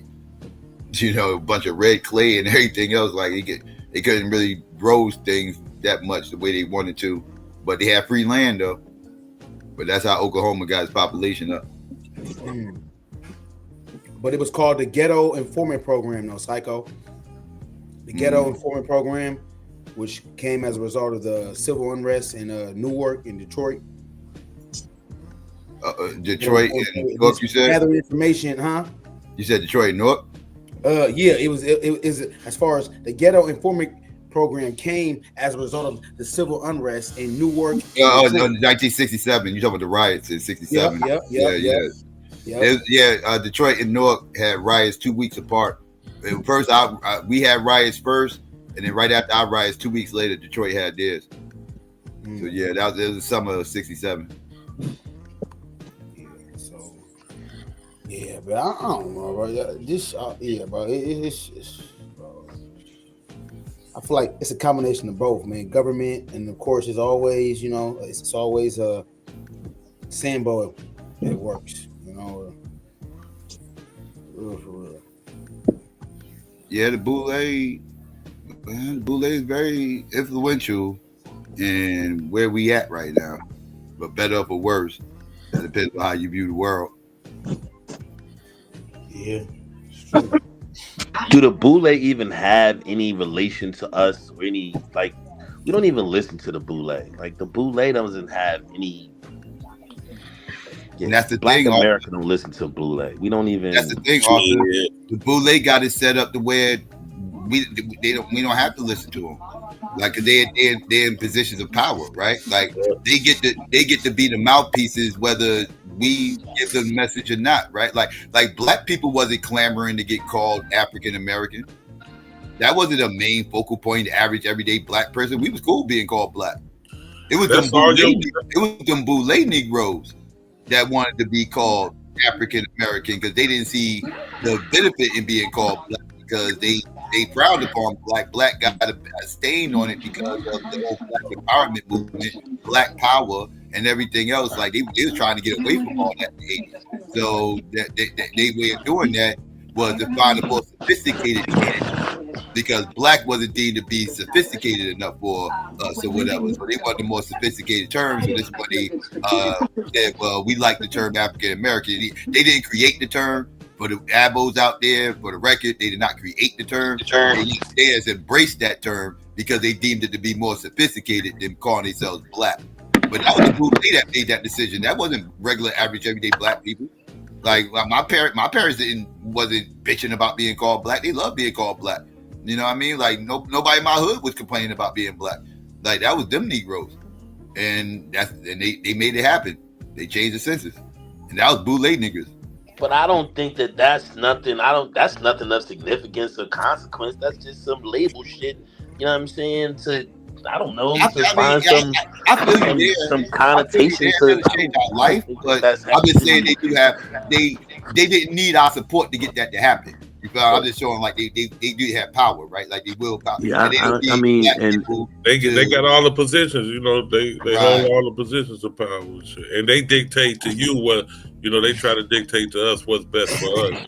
I don't think if the Boule dictated to us, I think we would be in somewhat better position. I think we give them more credibility than what they have. Like I don't really see that. I mean, now in the 80s, 90s, maybe, but like now. You know what I'm saying? So yeah, like now, I don't think they have the same effect. That's the only thing that counter it a little bit. You know what I'm saying? Say it again, bro. I didn't hear you. Say it again one more time. My bad. I said we kind of temper the Boule by by putting them in their place and voting them. You know what I'm saying? Voting them out, shit like that. But for the most part, that's what they do. They try to dictate to us what's best. Don't you think most of the Boule, bro? I'm asking you, Psycho. Don't you think most of them are really symbolic at this point? Like none of them are really symbolism. They got real power. But they definitely are the symbols, you know, that they hold in front of us. Look at this nigga here. Look at this. Look, you know what I'm saying? Look what y'all got here. So they are when you say symbolism, they are the symbols. I said symbolic. I said their existence is more symbolic than anything. Right. They're a secret society. They right. That's based on symbolism. If you're in a secret society, most of your traditions is based on symbolism. It's symbolic to something that happened in the world. But they got connections, and as a Mason, most of our tradition is based on symbolism. Right, that's the rituals and stuff like that and everything else. But I'm talking about like the connections and the networking. Right, the network and the connections come with masonry as well. Right. And that's what people's problem is with Masons. Like I don't trip on Masons the way other people because they spook that whole thing out. But yeah, but that's what people's issue is with Masons though. Is they're a secret society, they got connections, they make moves, and people don't really. If you want to be one, ask one instead of hating from the sidelines. That's what I always do. That ain't me. Like I said, I don't. No, I'm just saying in general. I get what you're saying. Yeah. I'm just saying what people issues with the secret societies as a whole. I mean, that's been people's problem with secret societies since the dawn of secret societies back in Europe and everything. With the whole Enlightenment era and with the original Illuminati and all that. That's what shut the original Illuminati down. Was people didn't like the fact that they was all in this secret club and they were all making moves in privacy and. People felt like, they controlling things behind the scenes and we don't know what the hell's going on. Like, so they broke up not just the Illuminati, but they were the main ones, but it was all secret societies as a whole. Yeah, they ain't got no power, dog. Yeah, that's what I'm saying, Pook. You gotta have no power. Like this That's what nigga, I'm saying, this Pook. nigga got control. They are controlled They got the power of the pen. They got the power of the pen. Yo, we had secret societies in West Africa. Oh, hey, we got Troop up here. What's going on, Troop? What up, bro? We had secret societies in West Africa. And the reason that we joined Masonry wasn't the secrets. Masonry is not a secret society. Everybody knows about it. Society with secrets. The difference. But no, it's some secrets. Everybody don't know everything. There's some shit that's not known to the populace, right? Masonry are the meetings that go on. The meetings, the certain levels that you get to, the certain rituals and things. Everything is not. I'm a Mason, bro. So everything is not. And the words that are spread from mouth to ear. Are you a Prince Hall Mason or are you a George Washington Mason? None of the above, but we can discuss it as much as you like to. All right, so if you're not a Mason, like you wouldn't. What you read in the book is information. Not what I read in the book. Well, then you on a square. Like it's okay to say you on a square, bro. Like Boaz, you don't. I mean, we don't gotta. It's a matter of acquiring knowledge and know what to ask. That's dope. Frederick Douglass is dope. My bad. But to the point of what I was saying about Freemasonry, it's a society with secrets, and we had secret societies before we came here. Yeah, but that wasn't the point. We were talking about more symbolism of the Boule than Masonry. Yeah, we was more speaking of the Boule than we speaking on Masonry. We was just using Masonry and saying that some of the rituals in Masonry are symbolic. Like their origins have symbolic beginnings. I agree. So we was just correlating that with the Boule and me and Pookie feel like they're just symbolic now in comparison to maybe in the 70s, 80s, and 90s, or even earlier 20th century. But the 21st century, I don't think they have the same pull or the same effect in our community as they did previous generation. In what regard? Because they got more power than they ever had. The majority of your black aldermen and mayors, and they're all the Boule, bro. I don't understand. They're not all the Boule. That's not true. I agree. Not all of them. Check the files, and I guarantee you, they all either some form of Mason, fraternity, sorority. Right, but that's not Boule though. That's not Boule. That's not Boule, bro. That's not Boule. Masonry doesn't give you no entryway to being part of the Boule. That's Boule, bro. Yeah, certain like GQ, we've been a part of those organizations for centuries. It's not new to now. Yeah, like this that doesn't give you entry into the Boule if you're part of a fraternity or sorority. That doesn't give you entry. Boule is a specific fraternity. Is a specific one, Sigma Phi Pi. I mean, Sigmas. You might got a few Kappas here and there. No, the organization is called Sigma Pi Pi. Yeah, it's not even dealing in college. Yeah, it's not even a collegiate. It wasn't initially, no. Yeah. They just took the 3 letters because that was a form of academic society, like Phi Beta Kappa. And so they went along those lines of using, I think initially some of them used 2 letters and then they switched to 3 letters. And so they just picked up on that tradition. Yeah. Right. But I don't see that as an entryway to being part of the Boule. Masonry, no. The Boule is more class specific, if anything. Yes, I agree with you 100%. Yeah, that's why. Masons aren't ain't race exclusive either. Yes, they are. It depends on. Yes, they are. It depends on which one you belong to. Which one you belong to. You have international, then you have George Washington, then you have Prince Hall. And there's also Freemasons. There's all types of co-masonry. There is a lot of bogus masonry. There's a whole bunch of different because I think I ain't gonna call international bogus, but it's not as strong or as involved as Prince Hall and George, in four letter. I'm not gonna call them George Washington. I'm gonna use the correct term: free, ancient, and accepted, which is a 4 letter in comparison to Prince Hall, which is free, ancient. Free and accepted. Right. Yeah, right. But the fucking one mentioned Jack and Jill. Can't forget them. Yeah, but those are not. Those are class groups. Those are a class, a specific black. That's what the Boule is. The upper class created those for their children to be integrated. Right. That's what the Boule is too.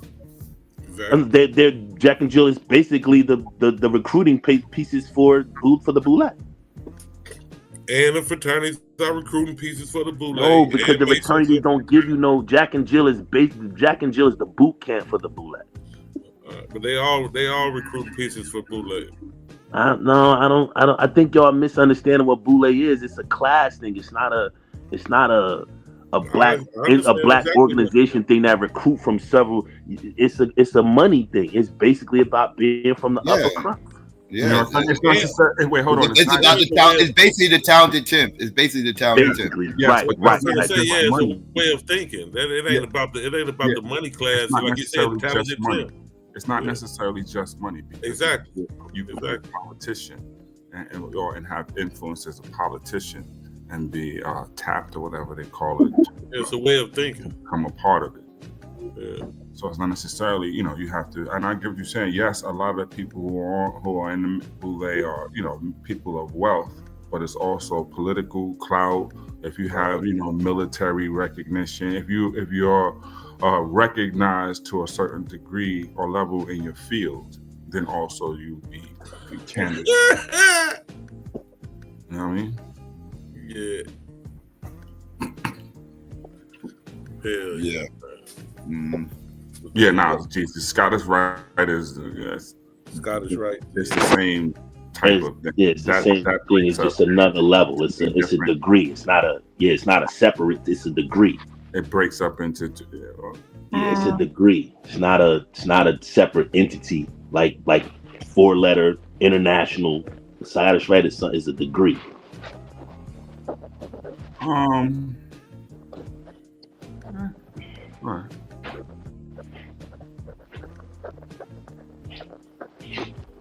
EQ, you know who Outer Yo, Woman, these niggas over here are just a bunch of fucking weirdo haters and didn't experience life. Hold on, Arthur, what you Nah, hold on. Let me get this. What you say, little bro? Roger? I said, you know who Outer Woman Dorothy Tillman is? Yeah, hell yeah. Okay, yeah. She basically this pertains to the first slavery apology in 2004. The J.P. Morgan Corporation gave Black America the first public slavery apology and pledge of Black reparation funds. Why did they do it? Because the National Reparation Convention members succeeded in persuading the Chicago City Council to approve a resolution that required all corporations seeking to do business in Chicago to disclose whether or not the corporation had ever directly or indirectly participated in and profited from Black enslavement.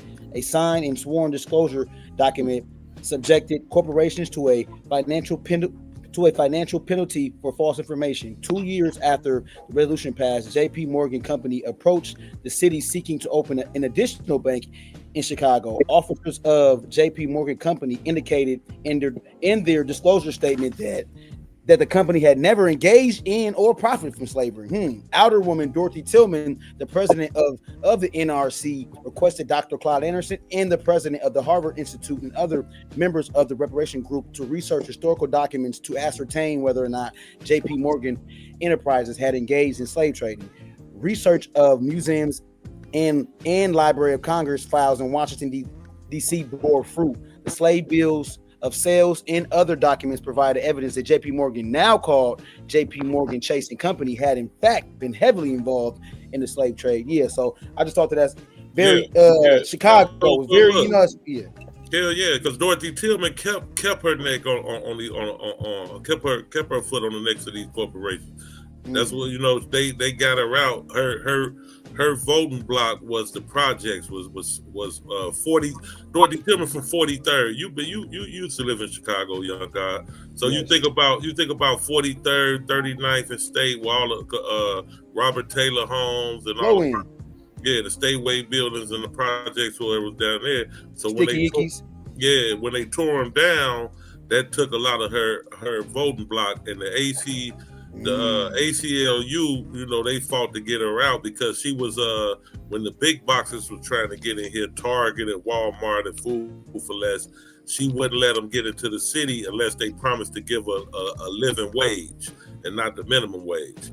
and you know, they counted it, you know, like corporations do. They paid that money and got her up out of there.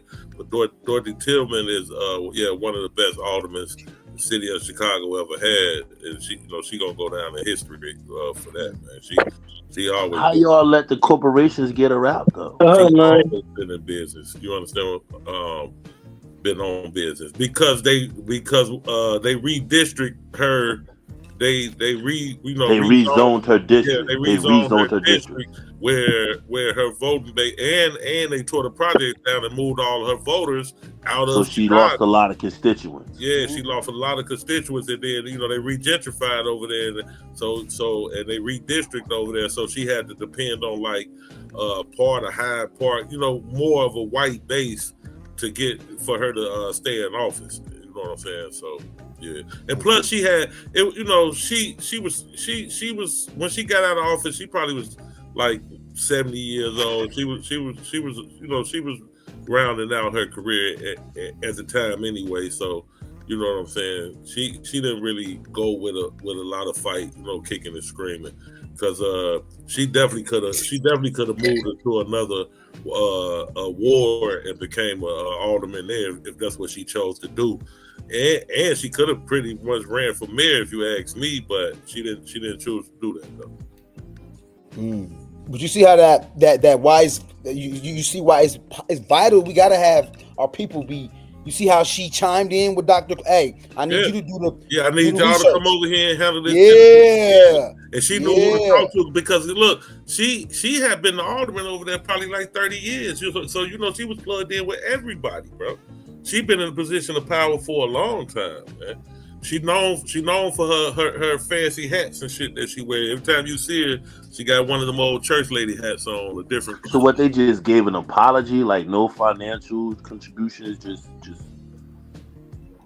And that's crazy. He said the first public apology to Black America, like, you know, because Congress has never officially even compose or any that's a step. I mean, I know it's nothing, you know, in the way of reparations, but it's definitely a step in the right direction. But, you know, no, they didn't pay nothing out, because, you know, that would have set a precedent. You know what I'm saying? They'd have been paying all over the country. So no, they ain't pay no money out. So we just had to take some symbolism of the apology, and it's always symbolism. No, right here. This is what part. Always symbolism. Always symbolism. Always symbolism with us. Promised to set up a $5 million education fund for Black students. Okay. So while J.P. Morgan's offer of funds for education acknowledged past wrongs, the offer was rejected. Facts. So they did propound, meaning they put forth a $5 million. Right. Do we have the metrics, or any? That's light. This is that's what I'm saying. Do we have the metrics or any quantity? Do we have any quantitative ideas or qualifying ideas of what the program entailed? Did anybody? $500 million towards education. No, brother, $5 million, brother. My bad, not $500 million. Not even 500. Oh, $5 million. $5 million. I thought it was $500 million. $5 million. That's an insult. It is. I'm glad they rejected it. $5 million total, right? Not per person, total. This motherfucker's nuts. Yeah, so she was the. I mean, it ain't nothing. She came from like $5 per person or some shit. What the fuck is that? You already know, bro. But she came from Montgomery, Alabama. She was the alderman from 85 until 2007. So yeah, that sounds about right. I remember in 07 when they was getting up out of there. Yeah, I didn't know too that Frederick Douglass debated Abraham Lincoln, and in post discourse he put him on his guest list. That's a way, in my mind, I'm thinking that's a way of, you know, conceding, but not, you know, like, okay, I'm not saying he's a, you know, but basically I debate you. You feel me? You may not publicly say whether who won or whether there's even a consensus on who won. He debated him on slavery. That was excuse me. That wasn't Frederick Douglass. That was Stephen Douglass. You said that was Stephen Douglass? That was Stephen Douglass, and he was a white man. He's a radical. It wasn't Frederick Douglass. Mistaken? He's a radical Republican. The Lincoln Douglas debates, and there were 7 of them. It was not Frederick Douglass. Douglas. Okay, it wasn't Frederick Douglass. But Stephen Douglas was a crack of truth. Stephen Douglas was a Democratic cracker, yes.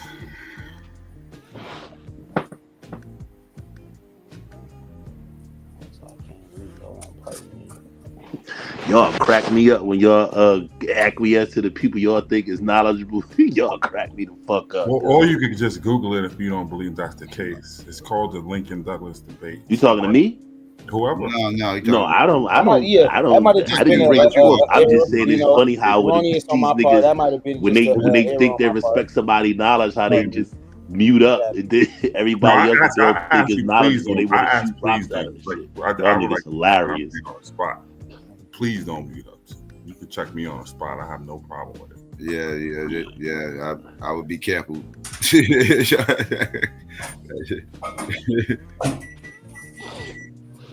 Yeah, you know, when a motherfucker got a body of work, showing, improving, sourcing nigga, I show and prove. Y'all just fake Republicans and just want to be xenophobic assholes, hate Mexicans and shit. Wait a minute, I'm bro, like, you making this you know about what I'm saying? If it's 20,000 motherfuckers want to be xenophobic assholes, and then the one person that's bringing logical information about being xenophobic assholes, then I'm okay, cool. Like, then just be xenophobic assholes. I'm not trying to convert you to not be a xenophobic asshole, but don't say what I'm saying is based in democratic policy when it's just based in logic. If the fucking Republican governor from Texas takes a bunch of fucking Mexicans up to Chicago and dump them off in buses in New York and overwhelm their social service systems to fuck up the city and to make the fucking city an easy target for fucking all the immigrants are there.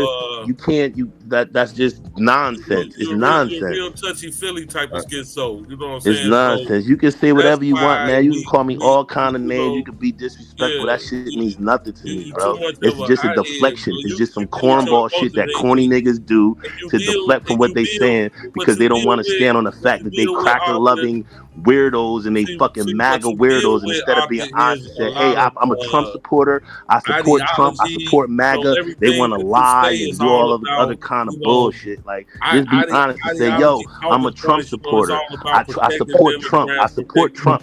It's easier. It's easier that way to be honest instead of lying and trying to make me the enemy and make me the problem. When what I'm saying is y'all just xenophobic motherfuckers. It don't like that don't change nothing. About y'all mute up and y'all think xenophobic motherfuckers, man. Y'all some backstabbing, phony, fraudulent, just terrible motherfuckers. Be cool with you one day, talk shit to you the next. Just not good quality people, man. Just not good quality people. Chill with that, bro. You gotta just not good quality people, man. Just terrible quality, terrible people. Okay. All right. Speaking of xenophobia, deity, you here? You do you think MLK would support FBA and they positions on, like, what y'all call it, denegating, what the fuck word y'all using in the week? Delineating from other black people in diaspora.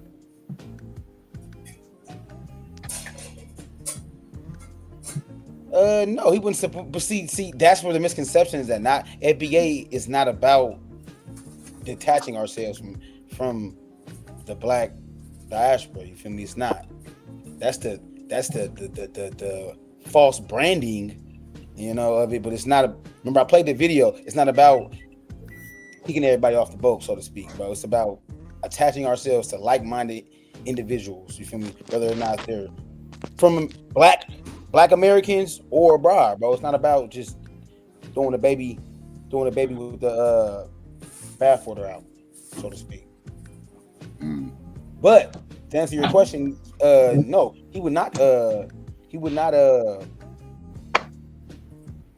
concur or that ideology as far as not coming together with like-minded black folks.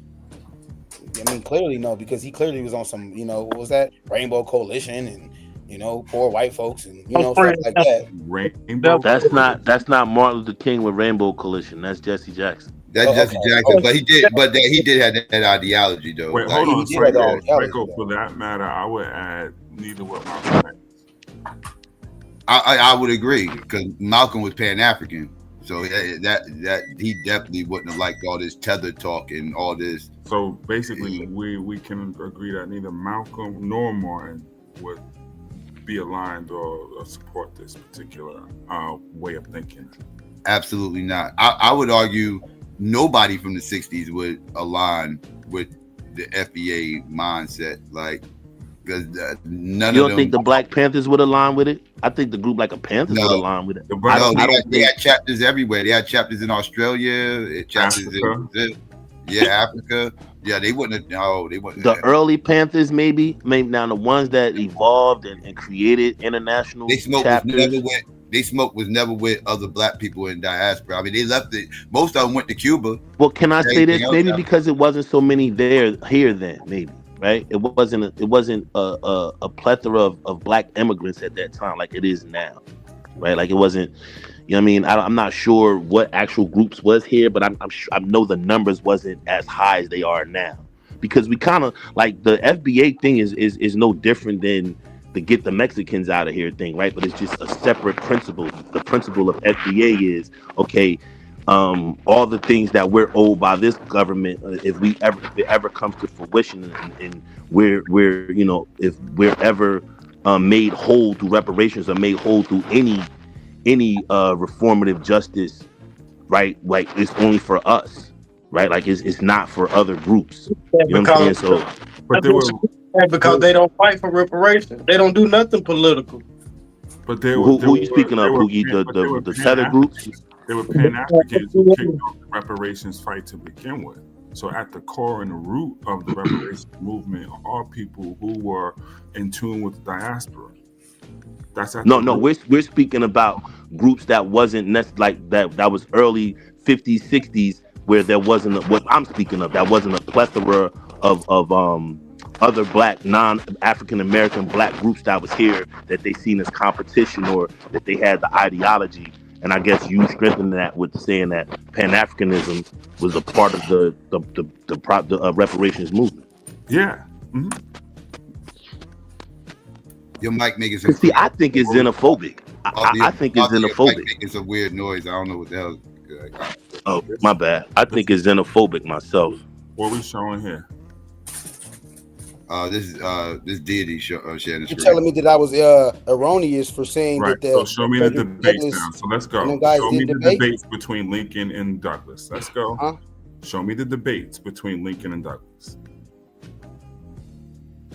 Now, after you do this, pull up. They met together 3 times in the White House. Yeah, no, he said debates. It's the difference between it's debates, bro. Just look up Douglas Lincoln debate. That's all you have to say. Let's do this and find where they debated first. No, just let him look up Douglas Lincoln debate so he can have the context. Because I think he's looking at the context of their relationship, which was more or less Lincoln asking Douglas to be the mouthpiece for Black Americans, just try to be the oracle for what's going on. No, okay, so since you got the book in your hand, I'm asking you to show me where they debated. You just vehemently came out and just basically beat me down. So I'm fact checking myself. I'm fact checking the great. So you're saying he's wrong, he's erroneous? Young G. I got it out his book. I got this out his book. Young G. I'm checking. Young G, just back up, Young G. Just type Douglas. Just type Douglas Lincoln debate, Young B. You jumped out the window. No, brother, he pulled it up. Show me where what it says in this book, bro. So show me on your screen that you pulled up. Okay, hold on, wait. Okay, so boom. Mm-hmm. Yeah, he doesn't understand that the Douglas debates was about slavery. You learn this in that's what I just said. That's what I just said. No. Just listen, Young G. Let me help you. Let me throw him a bone real quick, Truth. Let me throw him a bone real quick, please. Young G, you're mixing the context of listen. You're mixing 2 different things. Is that a wrong statement? Listen. Just listen to what I'm saying to you. You're mixing 2. These other niggas ain't gonna help you, so I'm gonna help you out. This is what you're doing wrong. The meetings between Abraham Lincoln and Douglas was about us, per se, as a people, and them trying to get Douglas to really speak about his orator-wise. It was just meetings. It was just convenient meetings. The Douglas-Lincoln debate was literally about slavery and us being in slavery and how it was inhumane, and Douglas was standing in a position that it wasn't. That's what we're trying to tell you. Google Douglas-Lincoln debates now. You're doing two different events, but you're doing two different relationships. One relationship was based on debate. The other relationship was right based now and Google Douglas-Lincoln debates. Can we move just on? do that, please? Can we move on? No, can we please go to Google so we'll be sure that I'm not making this up, that Douglas and Lincoln debates were 7 debates between Stephen Douglas and Abraham Lincoln. Can you please pull it up on that same screen and see that it's not Frederick Douglass? Can you please do that?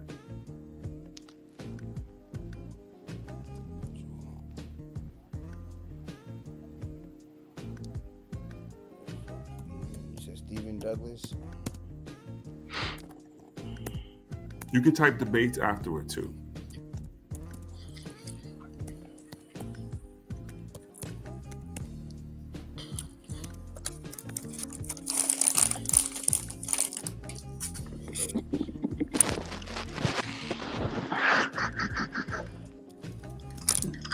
Psycho, so you don't think FBA is a form of xenophobia? FBA and ADOS. 1858. Can you put it on the screen, please? FBA, yes. You ain't get no doubt from me. ADOS, I don't think started off. I think it was some xenophobic people in ADOS. I was repping it, but I don't think the movement itself is xenophobic. Did you find the debates yet? What do you think it is? What do you think ADOS is? That's a political movement to try to get reparations. Did you find this yet? Yeah, I found it. Okay, what was it? Frederick Douglass? No, you was correct. Lincoln Douglas debates were a series of formal political debates. Between the challenger Abraham Lincoln and the incumbent Stephen A. Douglas, and a campaign for one of the Illinois' 2 United congressional seats. Senate seats. So the Douglas and Lincoln debates were between Stephen Douglas and Abraham Lincoln, not Frederick Douglass. Yeah, I never. Yeah, but I never specified. Like I said that. I said that's exactly what you said. You pulled up the book. No, that's what you said, young guy. Don't do that. Just relax, bro. Okay, all right, bet. You did the right thing. You said you correct. That's it. You ain't got to do that. Because it wasn't Frederick Douglass. When you saw Douglas, you assumed it was Frederick Douglass. Okay, I see what you're saying. But it wasn't Frederick Douglass. So it was. That's what truth do. He teach unemotionally. Each one teach one. We teach each other. But if somebody's wrong, like you want to try to find a way. Like you don't want to be an asshole about it, but you just don't let it slide if you know it's incorrect. For sure. But don't just say, hey, you wrong, like I'm trying to do. Now you see what, so you have an idea what it is. Now Lincoln and Douglas are meeting because Douglas is trying to get him to turn and through the Union League and others get those black states men, right. Not just that, but to get them involved in the Civil War. Mm-hmm. And so then in return, this is why people who go to Philadelphia, anybody go on Broad Street, you'll see the Union League there, right down the street from City Hall. Those Union Leagues are where they then start to recruit the black men from up north to join the ranks of the colored troops. And Frederick Douglass and Octavius Cato and others are out front and trying to get men to fight for the freedom. Yeah, they one of the things they were debating about was black what it say? Especially his role in promoting the doctrine of popular sovereignty in regard to the issue of American black slavery and his role in the passage of the Kansas-Nebraska Act of 1854. And that right there was a key role to the leading up to the Civil War. Spreading it west. Yeah. Mm-hmm. Free states versus slave states. So it's spreading it west. And Douglas' position was, you want me to do that, but you're spreading it west for what? So either you stop the expansion or you figure it out. Mm-hmm.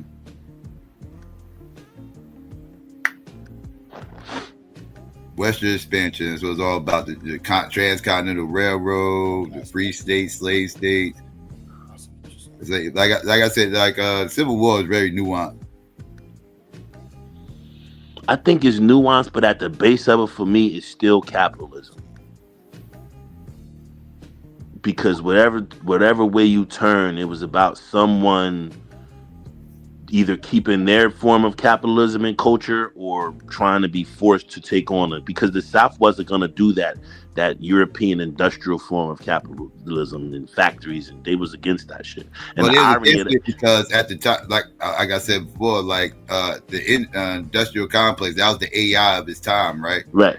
It was freaking them out about all these machines and everything taking all these jobs and right. And the irony of it all is now the fucking South is pretty much way more industrial than the North. All the factories in the North, is now moving to the South because, Trenton makes the world tick. That bridge was literally saying every product that's made or of all means of all industry is produced here. Man, we don't produce shit now. We got like U.S. Steel, and I think that U.S. Steel and a couple little plants here and there. But in comparison to when I was growing up, we made refrigerators, sinks, toilets, food, Levi's, clothes, China, all type of shit. Yeah. But they wasn't gonna do that Eurocentric idea of industrialism, and now that shit is the thing that's keeping the South had all the afloat. wealth. The South had all the wealth, so they didn't feel the need to go in this direction. And like I said, not to mention they were scared of losing their jobs, so they didn't see the need in it. And it was twofold. Plus, they didn't want to give up slaves either. They didn't want threefold. They want to give up slavery. They didn't want to give up their culture, and they didn't want to adopt, that industrial shit. They didn't want to have those factories of people living on top of each other. They wanted to maintain their culture. Mm-hmm. That's why they deemed it as northern aggression. That's why that was the whole narrative, northern aggression. And these carpetbaggers coming down here trying to dictate how the Southerners should live, and this, that, and the third. That's how they got the public support. This was the narrative to get the public support. Pretty much the seed.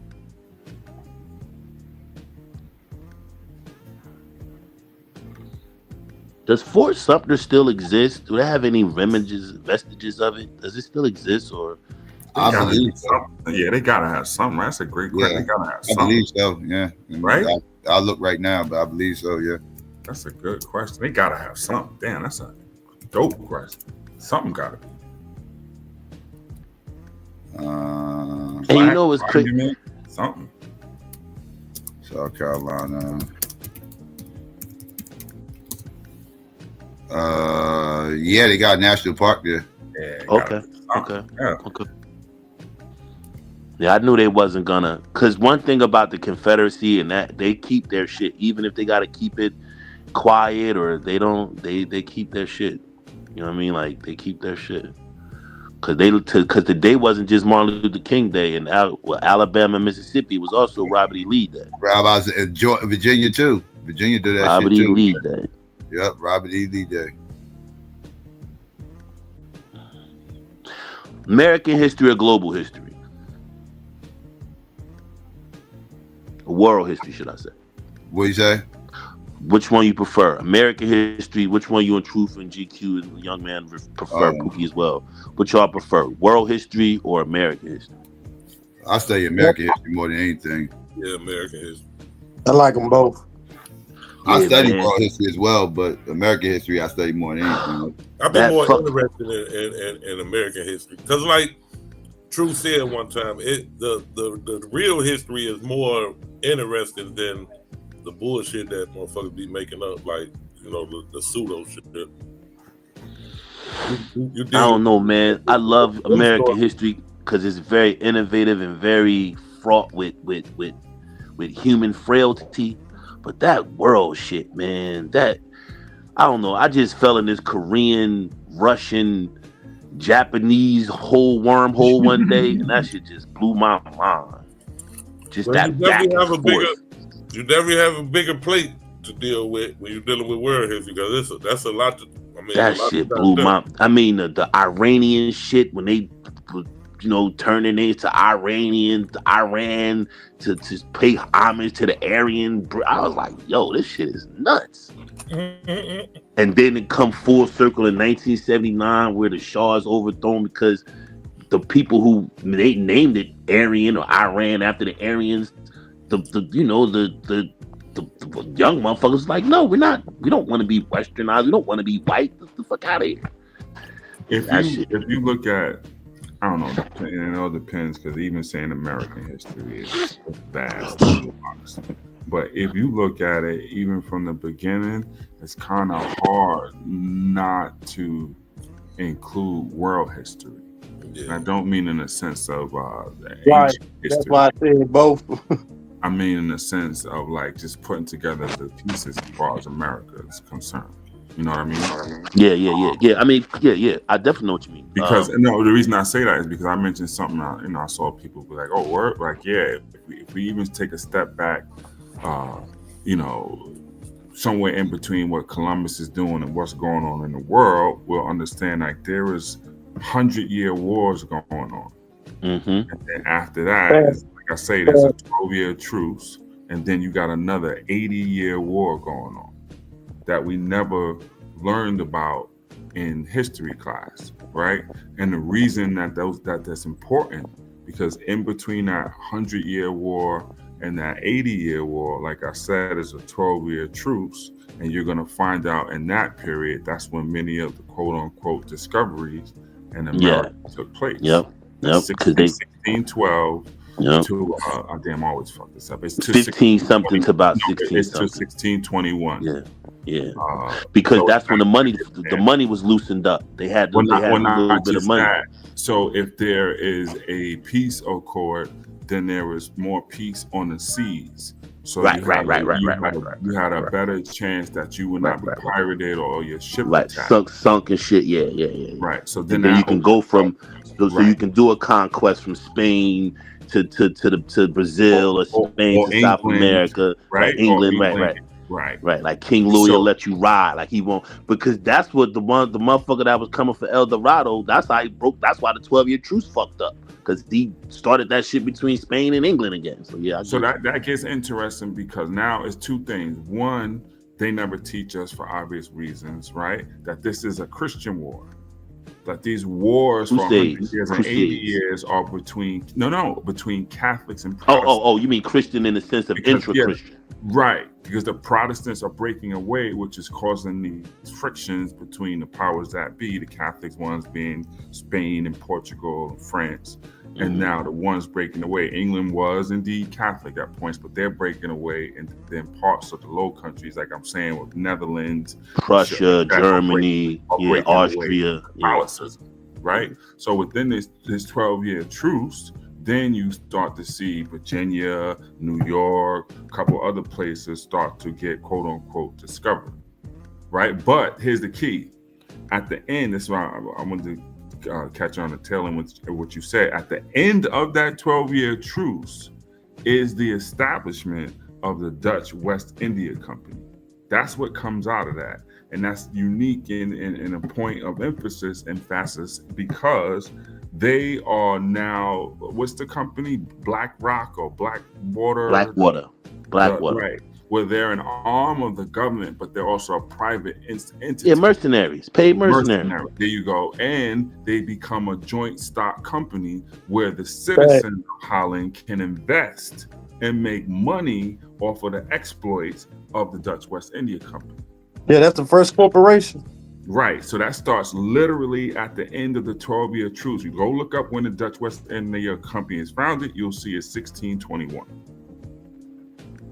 You see what I'm saying? And that's kind of when Spain and England got off of people's asses. That's when they kind of had to recoup themselves, because they had been, fighting each other and losing pieces and shit. That's why, and it's crazy how the Dutch lost that shit. The fucking English doubled back and took that shit from them. That's the craziest shit.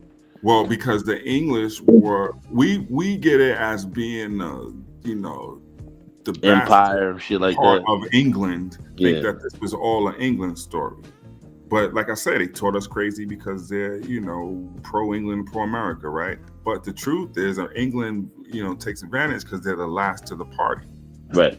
So they learned from Spain, Portugal, French, and right? Holland. The French had been in, the Portuguese. Right. See, the Spanish and the Portuguese was the motherfuckers who was running the shit, but they both were so harsh that they just created rebellions, and the people just would just use every might they had to get them out of there, to get the Portuguese and the Spanish out of there. So the English get to take advantage, right? Because the Dutch come in the game as the wild pirates, and they start pirating all the Catholic ships, right? So the English do this turn where they're now becoming Protestant, are looking and envying what the Dutch are doing. So then that's when you get John Hawkins' father come out, and Richard Hawkins, and then John Hawkins comes and does what he does, and now you got the start of their navy, right? But they're coming out, his father and then John Hawkins. What are they doing? Well, look at the records. The records are telling us that they're pirating the Spanish and the Portuguese ships. Yep. But you know that was based off a motherfucker telling the Spanish that, yo, it's gold here, it's this here, and then not telling the English, and the English was the ones who paid for his first trip. He got his cosign and everything from them. So then he created that rift between, what the fuck was that, his name? Asura? The Sora, I think his name was Captain de Sora. Yeah, but I forgot his name. He was a fucking, what's his name? Around what time? This was like 1617 when Spain was trying to get rid of like their they were trying to get rid of the veterans that they were using prior to go through, to indoctrinate the conquistadors and the pueblos, and those guys were just coming back, just causing havoc. They would come back from what they would call the New America, South America, and they would cause havoc in Spain. So the king was just, I think it was either Henry or one of them, was just trying to figure out how to get these motherfuckers out of here. Like, send them on bad messages. That's the is that the Criollos or the ones? Yeah, the Criollos, the Pablos, by that point, so those are the ones, like I'm saying, those are the ones that are born here primarily, right? And so Texas. Now they don't like Spain. You know what I'm saying? Yeah. Those dumb people. What are they? Peninsulars or something like that. Yeah, but the guy's name was Asura, some shit like that. Asura, some shit. I forgot his fucking name. Sending them here, and then that's when he fucked up, and that's what started that Spain English shit again. But damn, I never put that 1620. I never put that Williams, that Virginia shit, Yorktown, New York. That was 16 something, Yorktown, New York, and they all named the same fucking thing. New York is 16. I think New York is 16. Well, 1620, 19 or 1619 or something like that. I think that's what that sign says. 1619. Henry Hudson comes in 1613. It's not established until 1626, which is another arbitrary date. But Henry Hudson comes in 1613. Juan Rodriguez, black man, first resident in New York, comes in 1614. But then you got Virginia. There's a couple other ones in there. But like I say, that's because of that. So then, and Jesus, I saw your comment. So when Henry Hudson comes, remember, he comes with the Dutch East. Real quick. Right, real quick. What's older, Jersey or New York? You got it right. One is New York. New York, because Jersey was East Jersey, West Jersey. Let him go. Psycho, come on, buddy. Because it was East Jersey, West Jersey. It wasn't one unique thing. It wasn't even that, because the first settlement is up in Albany. It's not even New York. It was New Orleans. It was East Jersey, West Jersey back in the down here. Get at the mouth of the water. It was the it was the people from Albany. Y'all became state first. Y'all became a state first. I know. Come on, let's start it. I got you. But hold on, bro. I just want to say this. The only reason that's the case, Psycho, is because the Dutch had the whole area from Hartford to basically Delaware, and so they just happened to, the first, like, quote unquote capital or place they settled wasn't Manhattan. It was up by Albany, and then something happened. They got attacked by the natives or something like that, and then they came down here, and then at the mouth of the water, whatever, the Hudson, whatever, is where they start to establish. So that becomes New Amsterdam, right? But the whole thing from Hartford all the way to Delaware is New Netherlands. And then what See, happens? The Jersey comes from England, like the New York, Jersey, all those are English, British names. The only this is the craziest shit. New Amsterdam, baby. Yeah, the only vestige of Netherlands in New York is Harlem, because there's a Harlem Holland. Nope. Here you go. Let's go. I do this. I teach the children this when I take them on a tour. I'm wrong. What other I got you. Look, here you go. Brooklyn, Dutch name. Dollar, Dutch name. Cookie, Brooklyn is no. What's the other one you said? Dollar. I don't. What's that? Dollar came from the Dutch. No, Cookie. what? I'm talking about what? No, I'm talking about in New York City. What vest? See, I wasn't familiar with Brooklyn. I thought Brooklyn was that Von. I thought Brooklyn was based off Brookline, like because there's a Brookline. Like you have Brookline in Manchester. You have Brookline in Manchester. Then you have Brookline in where the fuck is that other part of Harlem? Brookline? Dutch word. Yeah, Harlem is Dutch word because they have a Harlem Holland. Harlem Holland still exists. Staten Island is named, but it's not spelled the same. The one in England is spelled. I mean, the one in Netherlands is HHRRLEEN. So Staten Island is named after the Staaten General, which is the organization or the political or the governing body of the. Okay. That's where Staten Island comes from, right? So yeah, Staten Island from Coney Island is because the Dutch took the Spanish word for rabbit, conejo, and named it Coney Island because it was called Rabbit Island first. But that Coney, how they did it, came from their language, right? They called it the Lang Island, and then that becomes Long Island when we get that part of it. So there's a lot of Dutch remnants. Anything here you go. Newkirk is in Holland. Newkirk. I don't know a Newkirk that we still have in. Newkirk is in Brooklyn. Newkirk Avenue, you mean? Newkirk, Brooklyn. It became I an never avenue heard of because Newkirk. it was Newkirk, Brooklyn. Because the Dutch farm owners. Yeah. Okay. That's what I'm saying. Like, this is like. Yeah. So this the key is pre. is the Von Sickland. Von Horn. All of that. Von means of. So, but the Dutch, those are Dutch names, right? So what happens is when the Dutch then start to sell their farms and to the city and state, they become the new lots. So that section of new lots is named New Lots Avenue, last stop on the 1 and 3 line. And this is why you last see those stop on the new lot line. Right. You see all those Dutch names out there. And that's why Newkirk and a lot of those remnants, because at Church Avenue was the road to the Dutch church. That's why it's Church Avenue, the Dutch Reformed Church. Okay. Where was the church at? What end was the church on? Going towards Rogers or going the other way? By Erasmus. Okay. So it was going the other way. The original Brooklyn is just downtown Brooklyn, where the promenade is, and not even getting up to where like Fort Greene Projects is. It's basically so not even past Dumbo, just right there in the front. Yeah, probably the promenade up to like Flatbush. That's the original Brooklyn. Okay, so Brooklyn kind of kept is Brooklyn like Newark did the same thing. It kept expanding.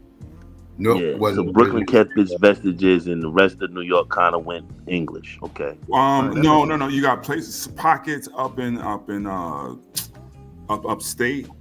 I'm talking about New York City. I'm talking about the island. I'm talking about the island of Manhattan. Long Island, basically Long Island. Go ahead, Jim. Because what it is, the Dutch had it was 5 towns, and the English had one, and the one that they had was out in Long Island, and that's where the 5 towns college come from. Right, and I think it was Newtown. I forget the town out there. Pardon me, I'm getting old. But yeah, the English had one like little section out there.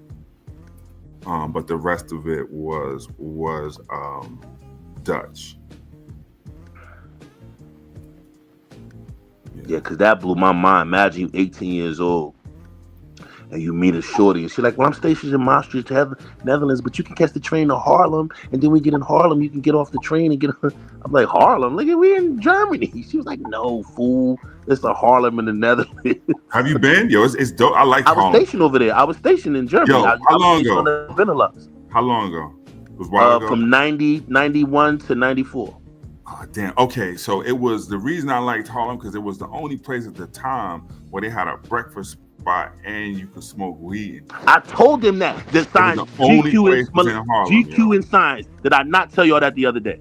For real? Did I not say that it blew my mind when I was standing on that platform and the motherfuckers were smoking joints and it's like 1992 and it just blew my fucking mind. Remember I said that part, but I'm talking about specifically Harlem. Yeah, that's what I'm talking about. I was at a record store. I was getting off the train from in my street. And it's like a record store by the train station. And at the time, my boy did a song with Tony D, and Tony D album was out, Welcome to Trenton.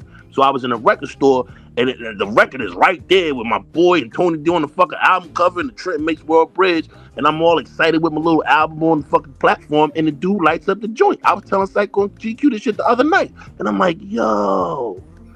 But the white boys also got in a lot of trouble because they was going back and forth to Holland getting that hashish. Them niggas was stashing that shit underneath the floor in the bay and the barracks and shit. One spot, they had the banging breakfast cycle, and you sit at the table or something, and they bring you the bomb, son, and they give you the menu, right? And the menu, like you said, got the weed names, but even better, they got pieces of the different type of hash they got, son. All that shit is heaven, yo. Oh, I told them niggas I smoked a joint my man Doc from New Orleans brought. Dog, I was stuck in front of the TV for like an hour, just stuck there, fucking watching Love and Marriage and shit in Germany. So where'd you go? You went. Do you remember? You went to like what was the? They had like a chain. Was it Bulldog? No, I don't remember none of this. I don't remember none of that shit. Bro. I remember. I smoked a lot of weed. I don't remember none of that shit. I actually met. I met Jack Herrera out there. My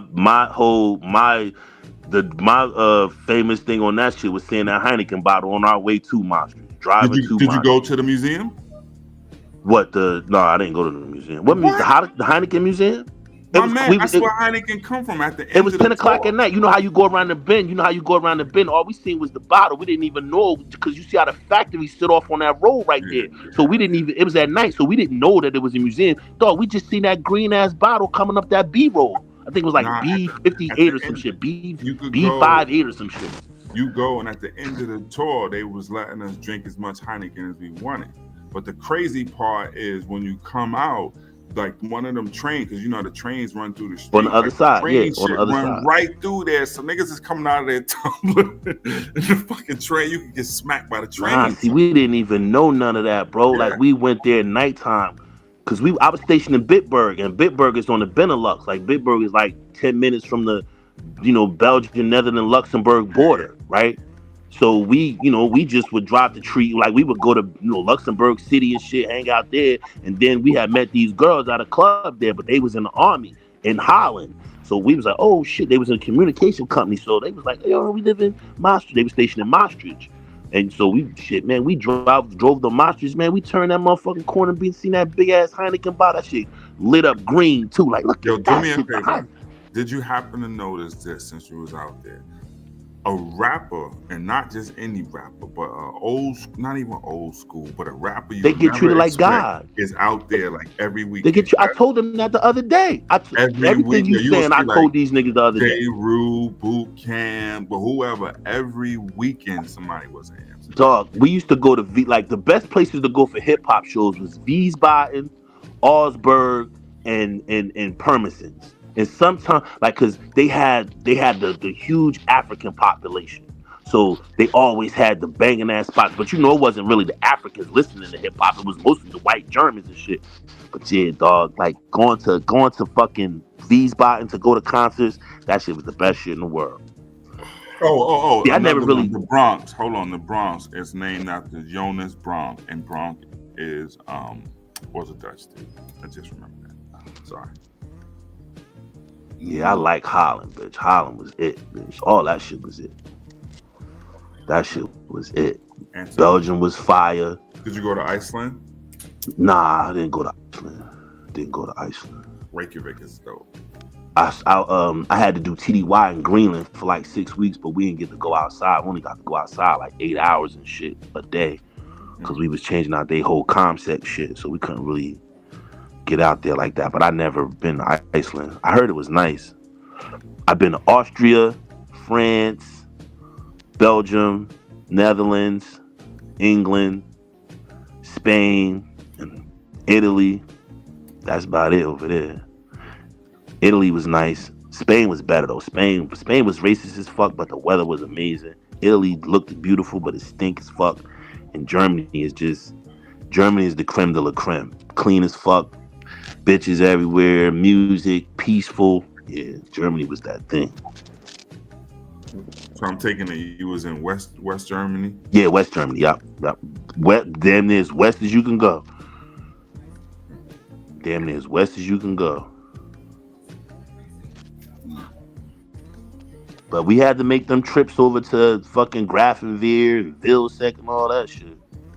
Make them fucking 8-9 hour fucking treks across the goddamn entire country. And I've been to Poland. I went to Poland one time. Jersey is not an island, Buddha. What are you talking about? Jersey is an island. I just saw his comment. New York's an island. Manhattan's an island. Yeah, Jersey is not landlocked. All New York City's a damn island except for the Bronx. Yeah, because they locked into Westchester and all that shit. Yeah, rest of that shit is all an island. You gotta take bridges and tunnels to get to all them spots. Did you see that? Did you see that they talking about giving Staten Island back to New Jersey? They should. We don't want that shit. I don't want the motherfuckers back. Nah, y'all can have that shit, man. It's basically Jersey anyway. Don't nobody from New York City go to Staten Island. They sold us out. They sold us out in 1890. What do y'all think we go to Staten Island for? We go to Staten Island and get to Brooklyn. Only thing we go to Staten Island. Yeah, word up. I just passed in through Staten Bridge and Arizona, get on the belt. Yeah, that's it. We don't know nothing about fucking Staten Island. We don't want Staten Island. That's a perfect Jersey. Like that'll fit perfectly. That's like sometimes when we ride through Staten Island, they voted to be a part. They voted to be a part of the islands over there in New York, and that's what they wanted. They wanted the islands. So go be that shit don't even look like New York. That shit got a mountain sitting in the middle of it, then a beach on the other end. That shit don't even look New York. They ain't got no trains or nothing up in no trains or nothing. Ferries. They got a train there. It's just only on Staten Island. What is the A train, right? They got the A train, right? They got a train. They got a train? The A train runs on Staten Island. No, A train don't go no fucking Staten Island. I think it's the A train. No. The only way y'all sure that ain't the A train? It's got a blue letter. Whatever it is, it's got a blue letter. No, it don't. They got a Staten Island train. It's got a blue letter. Whatever it is, it's got a blue letter.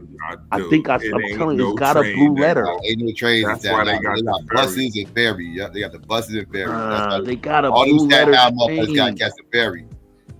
I thought they had a blue letter train for some reason. Made a song about the train that went. Yeah, trust me, I tell you, ain't no. They had a blue letter train. No, that's Queen. They got buses. They got buses, and they got the ferry. That's it.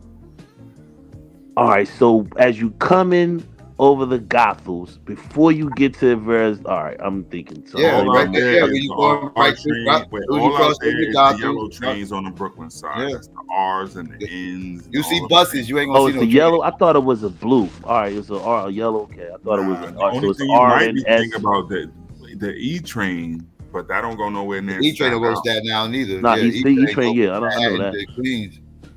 I've never seen an R trainer. I don't know. But that's out when like going across what's the bridge over? You got the A, the E, the C. Those are the blue. Those are the blue lines, right? Then you got the yellow lines, which the S, the N, the R, W, Q. Then you got the green, which is what? 4, 5, 6. The 4, 5, 6, 4. That's the. Then you got red, 3, 2, 1. Train, which is the 2, 3, and 1. And 1 and 9 train. They don't got the 9 one. Yeah, that's right. The 9 been out of business for a long time. Why the fuck I even said that? Then you got the orange, which is the F. The D. I usually only stayed on the blue and red line myself. I rarely. Y'all can keep that shit, nigga. I can get to fucking from Trenton to fucking New York quicker than the fucking F train can get from fucking 34th Street to fucking what's the name? The fucking Coney Island. That shit pissed me off one day. Man, do you know how far? Don't nobody from Brooklyn go to no Coney Island. I had no choice, bro. I didn't have no choice. I had to catch the train. I had no fucking choice. That was my first time catching the train from 34th to Coney Island. That shit took 2.5 hours. I said it took me 1 hour and 10 minutes to get to New York, and it took me 2.5 hours to get to Coney Island. Yeah, nah, nobody did that. Sorry, we don't do that. That shit had me heated. Coney Island like that, dude. That shit had me fucking heated. Cause this is before I moved there. So I was just going out there to take care of some shit. And I'm thinking it's a quick joust. I was like, nah, I bet you I'm moving to New York. That's when I moved on Rogers and Troy and Schneider. I moved on Troy and Schneider first. Yeah, that's much closer than the island, the Coney Island. Shit. Yeah, I moved on Troy and Schneider first. So I caught the fucking what's the name either the F or the 1 every day home, get off on church. The first day I moved that motherfucker, they was practicing for the fucking West Indian Day Parade right there. I'm about to ask you Caribbean? Buddha, how could we be an island? We not surrounded by water. If you go west to Jersey, you in Pennsylvania, you ain't got to cross no bridges, you do got to cross the bridge to get to Philly, but it's other places in Jersey where you don't have to cross any bridges or nothing.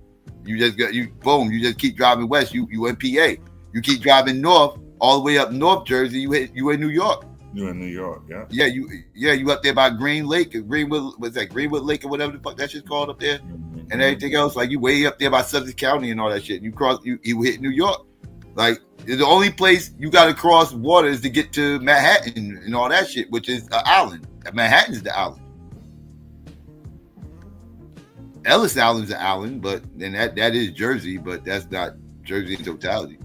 But you want Ellis Island, but you won't take Staten Island. Come on, dude. I give you. Well, we already got Ellis Island. Ellis Island. Nobody thinking no Ellis Island from no Jersey. Get out of here, dude. That's ours. No, that's ours. No, that and the Staten and the Statue of Liberty. That's not yours. Ain't nobody talking about let's go to New Jersey, see the Statue of Liberty. Well, that's where they gotta go. They ain't gotta say it. That's where they go. That's ours, brother. And then when they go, they be shocked. Like, damn, I know I had to go. I know the Statue of Liberty is in Jersey. They be like, oh, what's that over there? That's New Jersey. Okay, when we going back to New York. No, and y'all, but yeah, man, y'all stole Staten Island from us. You know that, and yeah, man, I'm pissed off. Yeah, that's unfortunate. And I'm sorry. You can have it. Wu-Tang did us what we got, what we needed from there, and Force MDs. But Force MDs and shit. I'll take Force MDs. I'll take the Wu. I'll take the Wu and Force MDs. Yeah. Nah, you can't have them. We taking the Wu and Force. Who else? You get King Just. No. We taking the Force MDs. If we taking that down, Force MDs gotta come with them. Like that. You ain't gonna take away one of the best things to come out that fucking island. And you gotta give us the island and shit. What kind of shit is that? You get King Just. Hey y'all. Oh, he from Staten Island. Warriors Drug. And then you get Shaheem. AJ nothing but a number. Oh, that was Chi Ali. One of them little niggas. Remember when everybody thought Chi Ali and Shaheem was the future of hip hop? Yeah. I thought Shaheem was gonna be that dude. Yeah, he had a heavy push when he was younger. You know who was my young group? Illegal. Remember Illegal? Oh damn, I ain't heard about them. Yeah, that was Jamal and the other kid. Yeah, Jamal with a Rat Man in them. He ended up joining Eric Sermon in them. Molly G. When I was in Atlanta, he was living down there. That little nigga's wow, son. I mean, wow. All them Dead Squad motherfuckers was wild. Keith Murray, him, like, all the motherfuckers. That nigga was in Atlanta causing hell. Yeah, the motherfuckers all nuts, man. I think they all nuts. I'm telling you, like, they really, like, Keith Murray really crazy. Like, Keith Murray really crazy. Yeah, Legal was my choice. I like them kids. Yeah, Molly G was dope, man. Yeah, the whole crew was dope. But yeah. You remember Staten Island was talking about seceding when David Dinkins was the mayor? Yes. And they got pissed off with talking about secession from New York? Yes. I wish we figure out what Long Island is. That's another thing. Like, yeah, you mean figure out what Brooklyn is? Something else. Not Brooklyn and Queens, Long Island. Like, it's all Long Island. That's the man. All right. That's the problem right there.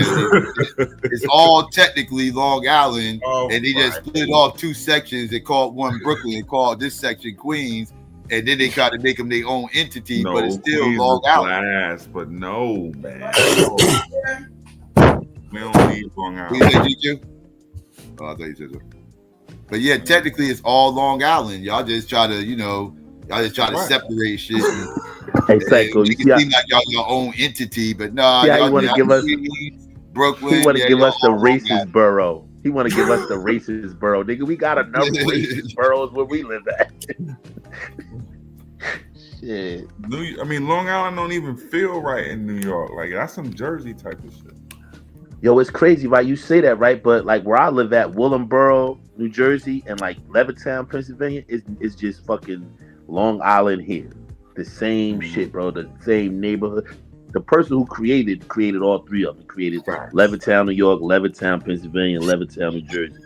Yeah, and all that shit is the same. And shit. what is that? Come on, what is that? What's Levittown? What was that? That's the first suburbs. That was the plan. Yeah, that was the first suburbs that he created for the veterans that came back from World War II. Yeah, I'm an urban planner. That's what I went to college for. Urban planner. Okay, yeah. So you know about the Robert Moses and all them. Yep. Yeah, that's smart. That's what it clicked at me, bro. That's where it clicked. That's what I always knew what I wanted to do. But in that class, when we started talking about the Frank Levitt who created the Levittown, because they was like Levittown, New Jersey, and I'm saying to myself, what the fuck is Levittown, New Jersey? I ain't never heard of that shit. And then as I read the book, it was like they eventually changed the name to Willingboro. But like when he built the way he built cul-de-sacs and the way the highway go, the Garden State Parkway, the Long Island, all that shit is. Then he got the Route 1 over here, and you know what I'm saying? Yeah. But Robert Moses was the devil, bro. Sorry. Yeah, Robert Moses did projects. Robert Moses is the project highway Robert system. Moses is the one that carved up all New York and shit. Yeah, the highway system. He's the reason why the Dodgers and the Giants left New York. He was the highway system. Yo. Yeah. All them places that you can see them highways was black. He carved all that shit up. Yeah. He got that shit and I would say he was the most powerful man in New York his entire time. And then Hitler stole his highway out there. Talking about Levittowns, right? Well, look at this. You know downtown Brooklyn. You got Farragut projects on one side, and you got Fort Greene projects on the other side. What's in the middle of that? A big ass highway. Well, guess what? Before the highway came, our whole section was a black section. The whole thing. And the dude tore down the tenements and the buildings and put that goddamn highway right through the middle of that. That's how the highway is there, right there. The BQE right there. The Germans kind of took the idea of highways from him to create the pathways to get the soldiers from one place to another. Well, didn't the German do the Brooklyn Bridge? Wasn't that, who was that? Roebling? No, the Brooklyn Bridge was built by in Trenton. It was built by the Roeblings. Yeah. Well, his wife finished it, right? Yeah, the Roeblings, yeah. The factory is still there. I used to walk by that shit. That was the craziest shit. I used to walk by the Brooklyn, where they made the Brooklyn Bridge and the Roebling factory, and then I lived on Water Street right by the Brooklyn Bridge. That was the craziest shit ever. I lived 200 Water Street, nigga. That's 20 feet from the Brooklyn Bridge, 22 blocks. Just turn right up Broadway, hit the corners right there. Oh, you live by the Seaport? What was that? Seaport. South Seaports. Yeah, that was the NYU dorm room. It was a dorm room. What was it? Not a dorm, but it was an adult. It was an adult building. Oh. Yeah, it was an adult building. NYU owned 200 Water Street. They sold it to Rock Rose maybe, I say 2007, 8, 6, 7, 8. Yeah, they sold it to Rock Rose. Yeah, I used to work on 100 Wall right there. Yeah, I lived 200 Water Street. Huh? Yeah, Levittown, New York. Levittown, New York, Levittown, Pennsylvania, and Levittown, New Jersey. Yeah, Levittown, New York, and Pennsylvania still exists, but Levittown, New Jersey is not first. Like they're also the origin of homeowners, HOA, and as far as that whole. Yeah, because that's where that film that black lady was like, we don't want niggers living here. That was Levittown, Pennsylvania. What was that? Like, that's the whole, I think it's protective covenant things and something like that. And where they had that video, it's like a documentary where they had talking to those white people about black people moving in their neighborhood and shit. That was in order for you to buy, you basically had to sign off that you would not sell it. You wouldn't bring nobody, you wouldn't sell it to another black person. Or foreigner or something like that. But they built, I think that's the whole protective covenant thing now. And it's still like that. They did well. I think that I gotta look it up now because I keep saying it. But still like that. I want to buy a house out there so bad. They got the best fucking housing stock, and it's good prices, man. Like what I can get in Levittown, Fairless Hills, and like Falls Township. What I can get out there for $300,000, $340,000, $350,000. I can't imagine getting here in Trenton. It wouldn't even come close. But shit, just too fucking white and racist. And now that Trump and I really ain't going out that motherfucker. Oh, it's called a restrictive covenant, and it says in Levittown, Nassau County's rather quaint hamlet in 1947 to 51, named after 11 sons, World War II veterans, yada yada yada. What did I just say? 2,000 homes. The community seemed utopian. It says a clause in the original Levittown covenant prevented tenants from allowing non-Caucasians to use or occupy Levitt houses. The 1926 court case, Corrigan versus Buckley, ruled that racially restrictive covenants were legally binding documents that could prevent the selling of houses to blacks. Even areas like Stuyvesant Town, Parkchester, Stuyvesant Town, white people projects. Parkchester was white people projects, now it's black people. I don't want to call them projects, and Asley Park, I don't know what that is. Only accepted whites at first. I repeat, listen. Areas like Stuyvesant Town, my New Yorkers, Parkchester, because that's where black folks, and Lord Finesse lives, by the way, Psycho, didn't allow black people. Okay? Only accepted whites at first. In Levittown, black veterans were unable to purchase homes, deity. That's the problem. And the Levitts justified the clause by stating that it maintained the value of the properties, since most whites at the time preferred not to live in mixed communities. Hey, yo, you know what's crazy? Stuyvesant Avenue was the biggest street and the most influential street here while it was. Part of it is still very influential, the bulk of it is, but then you have from Parkchester and Parkside Avenue all the way to Prospect Avenue, based off of Prospect Heights, is the fucked up part. But that's crazy how those names, they just took those names and just went from Pennsylvania to New York to New Jersey and kept those names, right? Because y'all got a Stuyvesant Avenue too, but it's little. It's very, very little. No, that's what I noticed about it. I'm from Bed-Stuy, so here you go. So that's my point, Stuyvesant. I'm glad you said, Stuyvesant, Psycho. I'm glad you said that. Yeah. Peter Stuyvesant was the last Dutch ruler of New Netherlands. That's why you got Stuyvesant over in Jersey. That's why you got Stuyvesant in Connecticut. That's why you got Bed-Stuy in New York. This is why you got a Stuyvesant, New York. It's actually a Stuyvesant, New York. I believe it's upstate somewhere. And so what happened, we had Dutch names. And so when the English tech come over, you get names changed to royal names, right? So you got King Street and Queen Street and stuff like that, right? And so the colleges become the King's College and the Queen's College, right? But here you go. The King's College ends up going uptown and becoming Columbia. The Queen's College, which is owned by a family called the Rutgers family, takes their school, Queen's College, and moves it to, that's right, New Jersey. New Jersey. New Jersey. So Rutgers is really Queen's College. Columbia is really the King's College. And so they change names. So what happens there? So now you got to transition from Dutch names to British names. Okay, so where do the other names come in? So the other names come in when you take over from the British. Now you're getting rid of British names like King Street, whatever. And some of the places they then use and named after trees. So if you look who took over at the British? Well, after you had the Americans coming in. Okay. Get rid of the British type of names. I got you. When it became an American thing and not a British thing. Right. So what they do is you can find this in Philly, you can find this downtown Brooklyn, you can find it downtown Manhattan, you can find it in Jersey. What they do is take those British names and change them. And this is where you get names like Elm, Cherry Street, all of those types of Pine Street. Because where I live at, Cherry Street, Pine Street, Elm Street is all down the same block.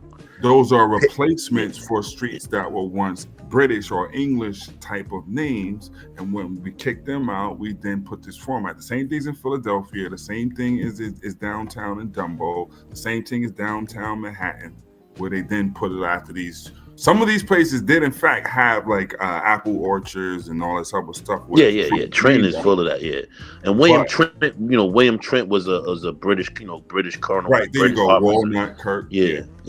Walnut Street. What is it? Walnut Avenue. Walnut Street. Yeah, Walnut Street is in Philly. Yeah. Mm-hmm. And they're all like the same thing, like right next to each other. That comes from them replacing and kicked out. Yeah, Walnut, Cherry, all those shits is right downtown. Cherry, that's right around the corner where he's about to put that arena at. Because the arena, it was going to go from Walnut to 12th and Cherry. And what's the name? But yeah, that's how like, and then they start to change the names, and then there's a point that comes with Brooklyn where they're expanding and they're making streets and they're trying to figure out how to name them. So one dude comes along and just starts naming them after. They start to name them after different people from the Battle of what we call the Battle of Brooklyn, but what was the Battle of Long Island? Psycho. They start to name it after people who fought in that war and stuff like that, like Horatio Gates, because y'all got a Gates something out there too. Kosciuszko came over from Poland or whatever, so you got a Kosciuszko names that's going to be out there. Gates is going to be out there. Putnam, right? Putnam, that's more northern. Right, that's Ralph. His name was Ralph Putnam. Ralph Avenue and Putnam Avenue are both in Bedside. So like they got stuff like that, right? So they starts to go through and they find, okay, who fought in these Battle of Brooklyn or whatever, and then you start to get names like that. And if they were somewhat notable revolutionary figures, then they put them in Jersey, Connecticut, and Pennsylvania. So Skimmerhorn is Dutch too, right? So Skimmerhorn would probably be Dutch. The Skimmerhorns are they're like the first. Around what time period is this? Which? Well, what you talking about right now? Just a long swath here because you got when the British take over from the Dutch, you got a name change. When the Americans change over from the British, it's 1600s. The British take over from the Dutch in 1664. Okay. Right? The Americans take over from the British, obviously, it's 1772, 3, 4, 5, and 6. They kicked them out in 1783. That's Newark got founded in. I was asking now because Newark got founded in 1666. Yes, Trenton is 16. Right, but look what you're saying. 1619. So you're kicking. They've always been there, but you're kicking the Dutch. Yeah, that's what I was talking about. Yeah. And so then it becomes the New Jersey, and like the brother was saying, Jersey is a place over in because Charles is king, right? Yes. And James is his brother. So James runs York in England. So Charles could care less about New York. They didn't really care about America. I don't want to get into that part, but this is why he's like, yo, James, you can have that, and that's why it becomes the New York. Because James, and then Jersey was East Jersey, West Jersey, and then it became New Jersey. And then what they do from these areas, that's actually split up North and South Jersey. Yeah. Too, talking about. Well, it was a line straight through the middle of that motherfucker at one time, like straight through like Patterson. And it was controlled by two different people. That's why you got two different coaches, but in North and South Jersey. But and it's literally still like that to this day. Mm-hmm. Yeah, but that's what that's what it is. But yeah, so it's actually three separate cultures, actually. So the Dutch part you're gonna find, like I say, so the Dutch West India Company has problems running the whole area, so they start to get same thing that the British government did. They start to give parts of it to people with money, right? In the case y'all might know, like the Massachusetts Company and all that other crap, right? Well, the Dutch did the same thing. Theirs were called patroons, and there were 5 of them. Only one was successful, right? So one of the guys who's a Dutch guy who is a patroon is named Michael Paul, P-A-U-W. He gets an area that becomes Staten Island. He also gets an area of Jersey that becomes, that's right, Pavonia. Pavonia is named after the Dutch dude. Right. So now if you go outside of the Pavonia Newport train station, you're going to see a historical marker telling you that this is historic Pavonia, and there was something with the Indians and this, that, and the third, and you'll see the name Michael Paul. Well, Michael Paul was one of those people. Now, Pavonia wasn't successful because the Indians came and burnt it down. They also killed some black folks there, but that's another story, right? Mm-hmm. The only one that was successful was something by a name. His name is Killian von Rensselaer. And you probably know about upstate New York. Upstate New York, Rensselaer, MIT. Rensselaer County. MIT. No, RIT. RIT. I'm sorry. RIT. So then, yeah, that's what I was gonna say. So now you got Rensselaer. It's not on the level of MIT or CIT, but it's close. But it's RIT close. is right there. It's close. So that whole county, which becomes Albany, because Albany now, when the English take over, is a place in England called Albany. But anyway, Psycho, that was the money making. The only way it was successful, because this is the trivia part, that's where the plantations were upstate. Right. Until now you can grow vegetables. They weren't growing necessarily like the cotton and all that stuff, but they were growing the vegetables. New England area was big on slaves, like yeah. But in New York, in particular, like New York isn't thought about that as having the slavery, right? Especially under the Dutch, people dabble in history, but it was because most of those black folks were upstate on plantations. Mm-hmm. Yep. You know what I'm saying? And so what that does, so here you go. And this is how I think you saw one of the videos I did, right? So how I would teach the kids, remember all this blah, blah, blah information is through sports, right? So you got Phil Jackson is what I use. Phil Jackson, okay, he played for a team called the Knickerbockers. Well, the Knickerbockers were the Dutch businessmen, right? Well, then I mentioned these patroons who were also businessmen. Well, Phil Jackson, when he stopped playing, coached the team. Played for the Albany Patroons. Coached a team in Albany called the Albany Patroons on the CBA. And the logo of the Albany Patroons was a guy with a gun, a Dutch guy with a gun in his hand. Was a Dutch clog. With a gun in his hand. Right? The Albany Patroons go and date back to those patroons, or those people that the Dutch West India Company gave that. One of them up in Albany, which was the successful one, being Rensselaer. Short answer. But yeah, the one in Jersey, in that area, they said Michael Paul, you can have, so this is to your point where actually it validates us giving you back Staten Island, because Michael Paul was given that part of Jersey plus Staten Island. Yeah, but I think he took his business on the road and he went south and he created Paulsboro, New Jersey. Yeah, he went down there south. He went down there to the water with the rest of the people down in Salem and Millville, and he created Paulsboro, New Jersey. Yeah, because this guy was in the army with from Paulsboro, tried to kill himself, cut his fucking wrist. I tried to save this motherfucker. He never spoke to me again. Like, damn, dog, you the only motherfucker from Jersey here. Like, we supposed to stick together. Yeah, so y'all can keep Staten Island. We cool. Y'all gonna push that shit all the way down there with them. No, I don't. Yeah, North first European settlers were. They was Europe. They wasn't from Dutch. So what year you got though? 1866, Robert Trick. All right, so it's not Newark prior to that, because Newark is too close not to be inhabited. Yeah, Robert Trick used to be governor of Connecticut at one point in time. They got a hotel named after Robert Tree Hotel. That's what I was about to say. Ain't that the Robert Tree Hotel? Mm-hmm. Yeah, he's the founder. Hold on. So what was it before? Hold on, Psycho. It was no way that shit. It was Indian territory before they settled. Yeah, but that's what I'm trying to get at. It's too close to New York. Not that it had any, but it was natives had the area. Here we go. Settled in 1666. Okay, now I can put in perspective. So the English take over, like I said, from the Dutch in 1664. So they own the area at this point.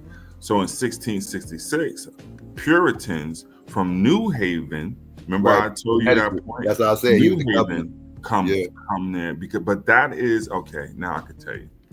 So there is religious issues going on, and the Puritans are now called Puritans are putting real crazy laws on the people up there, right? And so there are a couple of people who are now revolting against the way things are going on in New England and trying to leave, and they're coming down with, right? One of those is a reverend. His name is Reverend Throgman, right? And this is where you get the Throg's Neck Bridge from, which connects you up there. It's named after that reverend, right? The other one is a woman named Anne Hutchinson, and this is where you get the Hutchinson Parkway. Those are the two type of people I'm talking about. These religious people who are moving away because the Puritans in 1666 are now going crazy up there, and these crazy New England rules, which is causing people to leave. So Reverend Throgsneck, and Ann Hutchinson, think of how the highways go, are ways that, you know, people could remember stuff like that if they're trying to. But yeah, Long Island. Don't the Hutch go into Long Island? Wait, hold on. Ann Hutchinson, because she went somewhere. Where'd she run to? I think she did run to Long Island. No, Eastchester. Hold on. Let me get it to you right now. Ann Hutchinson, Puritan spiritual advisor, blah, blah, blah, blah, blah, blah, blah, which shook the infant Massachusetts community. Strong religious declaration were at odds with the established Puritans in Boston, blah, blah, blah, blah, blah, blah. She was eventually tried and convicted, then banished from the colony. Right. Okay, then blah, blah. Where your punk ass went, Aaron, whatever your name is. And Rhode Island. Hold on, here you go. So 5 of her oldest surviving children remained in New England or in England, while she settled with her younger children near an ancient landmark, Split Rock, and what became the Bronx. Tensions with the Siwanoy Indian tribe were high at the time. This is where actually Jonas Bronk comes in later. So to end that beef, because now you get the bigger picture, all these white folks are coming from New England and messing up their land up there, right? So Jonas Bronk, where we get the Bronx from, has a meeting at his house between some Native Americans and some people and settles the disputes. That's how you get the Bronx name. But anyway, Ann Hutchinson is coming from up there. And I'm going to now stand what I said. Yeah, no, wait, hold on. Let me just look up Hutchinson Parkway, right? Hutchinson Parkway. Hutchinson Parkway goes from, same thing. It's a control, blah, blah, blah, from the Bruckner and the Throgs Neck section of the Bronx to the New York, Connecticut state line. See what I'm saying? The same area. It says the river in turn was named for English colonial religious leader Ann Hutchinson.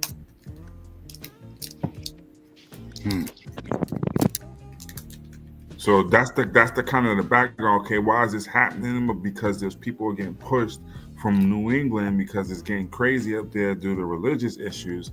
They're now moving down to this area, the South, right? Because the English are now in control of the whole area. They just kicked out the Dutch in 1664. That's why it could happen in 1666. Well, all that's good, but if it wasn't for Trenton, we wouldn't be United States, man. Well, that's crazy to say and wrong.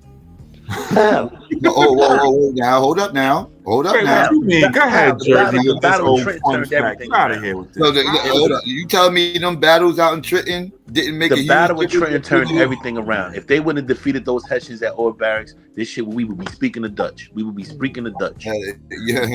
We would be can't write American history and not talk about Jersey in like. I mean, it was the first capital. It's the first capital of the United States of America. In the making of this country. It's the first capital of the United States of America. What are you talking about? We got busy in that Revolutionary War. You kidding me? Trenton, the war turned on the Delaware River. You see how you guys go? You guys go against your own people because Colonel Ty in Jersey fought for the British. He didn't fight for the Americans. It's you flag waving Trenton black Americans that were the reason we're in a dilemma. Man, we FBA over here, man. We FBA over here, man. Fuck them Brits. It was black dudes on the boat. It was black dudes on George Washington boat. That Colonel Ty wasn't the only black person. We was on our FBA Colonel shit. Ty fought for the We the original FBAs, goddammit. We the original FBAs. You see the two brothers at the front of the boat, one rowing, one chilling. Okay, Psycho, so I give you this. So that Land of the Blacks thing, right? So when the Land of the Blacks happened, and this happens around the same time, and the English take over, so they then start putting pressure on the descendants of the people who own the land that was in the village, because black people, the Land of the Blacks is the village. Many black folks own most of that land. The English come, they change the laws, they do all this funny stuff where they can't pass the land down to their kids. It becomes problematic, right? So then they decide, okay, we up out of here. And they say that some of them then go to the Raritan, right? Yeah, Raritan, Bridgewater Raritan, Raritan River. So the book you want to get to find out about the Jersey part and what's going on. Although he writes a lot about New York in it. It's a town called Raritan, but go ahead. Yeah, you got Bridgewater, Raritan. That's where the people for the land of blacks in the 1660s start to go. Some of them say they mix in and become Melungeons. That's spurious. But anyway, that's what Eric Murdoch from Psycho. Yeah, I know. Bridgewater, Raritan. What you want to do is get a book if you're interested called Root and Branch. Right? And in that book, Root and Branch, he talks about those early blacks in Jersey in particular. Mm-hmm. Oh, we got a lot of history out here. You got mad history. I'm trying to build the bridge, but you stole a lot of it from New York, so don't you carry it. How? We got our own independent history. What did we steal from New York? Everything is everything, including our sports team. Thanks. Most of what still in sports teams? Are you kidding me? Y'all to be honest with you, most of our history, especially down here, is based off our relationship with the Quakers in Pennsylvania. Listen, buddy. Like that's what most of the history is based off. Listen, buddy. No. Stole our nets. I still want our nets back. I ain't gonna be happy. Not a chance, bro. Actually, you can have them because they're a hipster team in Brooklyn, and I don't like it. Yeah, they should have been out here to test the team. Goddamn it! I'm an all New York fan. I'm all New York. I'm Giants, Yankees, Knicks. I don't fuck with nothing. 2 out down. of 3 ain't bad. 2 out of 3 ain't bad. Yeah, I got 2 New York teams. I ain't going. But now I got. Who is it? Giants. Who else? No, hold on. Giants. Hell no, he a commander, man. You can't be Giants. Oh, that Mosby. Shout out to the motherfucking Redskins.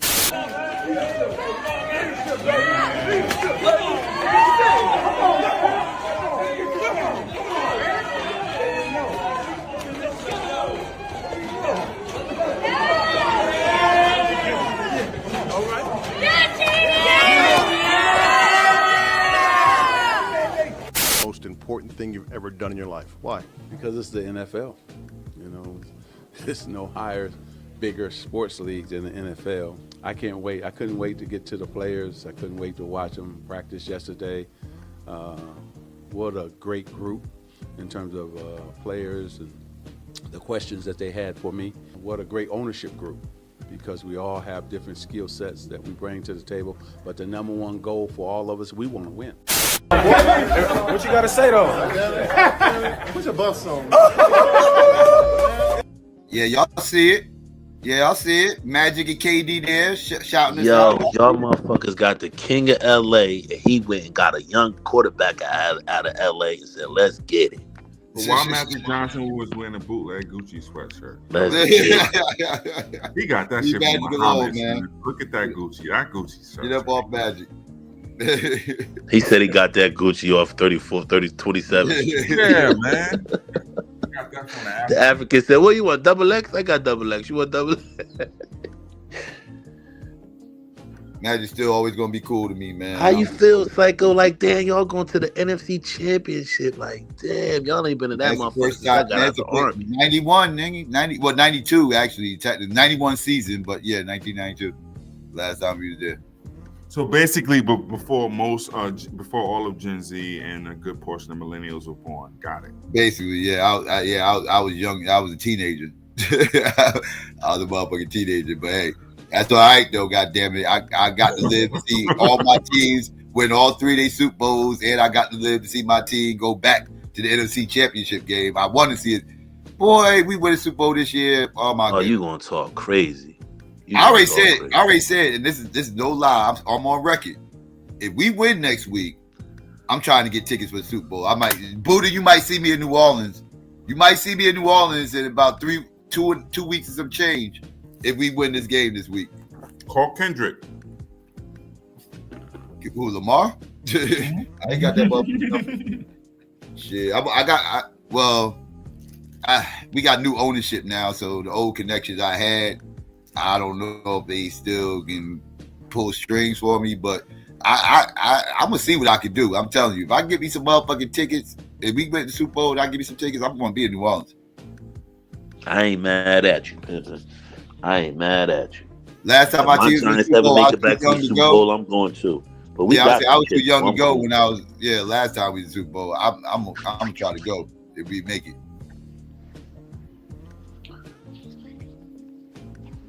getting tickets gonna be hard though, boy. It's Super Bowl. Man, my man Rich went to the Super Bowl with Troy Vincent. You know, Troy Vincent is the third in charge in the NFL. Yeah, he's a place quarterback. Yeah, he third in charge in the NFL. You know, he Trenton nigga, you know what I mean? So, you know, niggas here we got a couple out, they always reach out to him. Yo, man, you know what I'm saying? Man, that should be like 15,000, 16,000, psycho. That should cost guap, man. That's what I say. I'm about to pull some strings and all types of shit. Man, I'm not giving nobody no $15,000, $16,000 to watch that's no not including plane fare that's not including plane fare and hotel and all that shit. Got to rent a car too if I'm going out there. So I was like, nigga, y'all was with Troy. He couldn't get y'all in free. This nigga's like the third in charge. Like I think Troy is gonna be the first black commissioner of a professional sport. That it's hard to get Super Bowl tickets, man. It's hard to get Super Bowl tickets. Regular season tickets, motherfuckers probably can hook you up with, but Super Bowl tickets, man, them shit's hard to come by. I know plenty of niggas with regular season tickets, but that nigga told me they spent $15,000 on them tickets. I was like, ain't no way. And y'all was with that nigga. That nigga couldn't get y'all no deal. Like, ain't no way. Ain't no way. I just want to get a decent price if I can get my hands on them. I already know. I probably the free shit. I already know I ain't gonna be able to get my hands on free tickets, but yeah, I would totally go. Yo, Psycho, man, it's been great, man. I had to curse a few niggas out, but eventually intelligence won out, which is a good thing. The nigga got on your nerves, but you had to kick the. I ain't never seen you kick a nigga out in my life. Well, I mean, at that point, I was just annoyed. Because he literally didn't come up to do anything but act stupid and troll. That's all he came up to do. He got a habit of doing that. He comes. I vow I ain't arguing on your panels.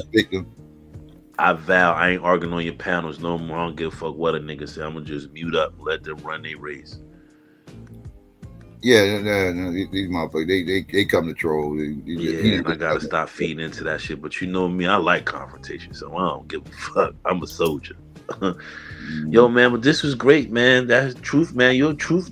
You the truth, nigga. You the truth. Like, I gotta dust my brain off, but I was following. I had some connections to that shit. Like, I ain't in. See, I don't know. That world history got me by the balls. Like, if we would talk world history, I would have been all of that shit. Got me by the balls. Yeah, Juke know his shit. He a goddamn hater. He a fucking hater, but he know his shit. Hey, trying to give us Staten Island. Y'all keep that shit. Keep all them racist ass crackers. We got a whole bunch of Staten Island. We argue with Staten Island all the time. Yeah. Yo, man, be safe, man. I'll holler at you, I guess, on Wednesday. All right, no doubt. You already Big Jersey, you know what it do. All right. Q, I didn't know you was still here, big bro. Enjoy your evening, man. Be safe, bro. One love, bro. I'll holler at you. Commanders in Chiefs, Psycho. Commanders in Chiefs. I'm gonna tell you this. Let me say this, GQ. That's the one game the Chiefs do not want. If the Chiefs go to the Super Bowl, they much rather play the Eagles than us. And I'm not even saying that because like of a matchups and on this other shit. I'm talking like politically, they do not want to play us in the Super Bowl because I'm gonna tell you, a Chiefs Commanders Super Bowl is going to be 2 straight weeks of the Chiefs getting berated, getting grilled, getting chastised about their name, about tomahawk chop shit and everything. Because them playing us in the Super Bowl will only highlight the fact that they still got all that Native American shit going on. Yeah. So it's going to highlight the fact that them motherfuckers still doing tomahawk chops, wearing headdresses and all, because that's what's going to be the talk, right? Because it's going to be like, well, they playing the Redskins, they playing the team formerly known as the Redskins, and they changed their name because of all the Native American stuff, and they're playing this other team with all this Native American stuff, and that same group that came after us is starting to fuck with them. So this is just going, it would totally be 2 weeks straight of them having to explain about their name and is it racist and colonizations and all this stuff. They don't want to deal with all that shit. Trust me, I tell you. So that shit got a ring to it though. That commander in chief, you know what I'm saying? Just had inauguration and shit. I was like, damn, they set it up for the commander in chief. Yeah. But yeah, you're right about that. Yeah, they definitely gonna be on them about that name, that logo, all that shit. Yeah, if they play us, that's going to be the talk of the Super Bowl, like 2 straight weeks. Yeah, it's going to be Jaden Daniels versus Patrick Mahomes and the name shit. Yep, that's what you will hear for 2 straight weeks. Yeah, Jaden, man, that little young boy clowning, man. Yeah, bruh. When I told my not to bring up bad memories, but when we beat y'all with that Hail Mary pass, early in the season, and I was telling people like, yo, Jaden is at this point in the season. I think we was like halfway through the season at that point. I was like, the first half of the season, I could make an argument that he's the MVP. Like in the first half of the season, for that part, like up to that point of the season, I could up to that point, I could make an argument that he's right now the front runner for the MVP, right? Yeah. And then he had a slow spot in November, and then started to pick it back up, and now he's back on fire again. And they don't count the playoffs for the MVP, but if they did, again, he's the front runner, man. Like he turned we won 4 games last year, GQ. This is insane. We won 4 games. We picked number 2 for a reason last year. We won 4 games last year, bro. And now we got this one motherfucker, a couple of free agent signings, and now we 1 game away from the Super Bowl. Yep. Like this shit's insane. The hell of a turnaround in it, man. Yeah. That shit's insane. Y'all won 4 games in the matter of fact, I think the Bears won 4 games. Yeah, we won 4 games last year. That was it. They both was 4-13. Yep. And y'all picked in front of us. Yep. Y'all picked in front of us. And thank you for not picking Jaden. Thank you. But don't worry, we did you a favor though. I mean, when you lost money, but we did knock out your rivals though. At least you ain't gotta deal with your rivals winning the Super Bowl and shit like that. So that's a little silver lining for you. Because I'm gonna tell you, the North sent 3 teams, man. All 3 of them motherfuckers got whooped first. That's fucked up, but true. Ain't none of them win a game. Ain't none of them motherfuckers win a game. They all 0-3. Not 1 game. That shit is crazy. And you said I got a black rookie quarterback this year. Yeah. Yep. Balling, had the best rookie season ever, like of all time. Like no other rookie quarterback took their team to a championship game. So he's had the best rookie season like ever. Yeah. Baltimore the one that been 4 black quarterbacks in the championship. Yeah, I know. Like Baltimore fucked it up. Like we'd have been guaranteed 2 black quarterbacks. Well, at least 2.5.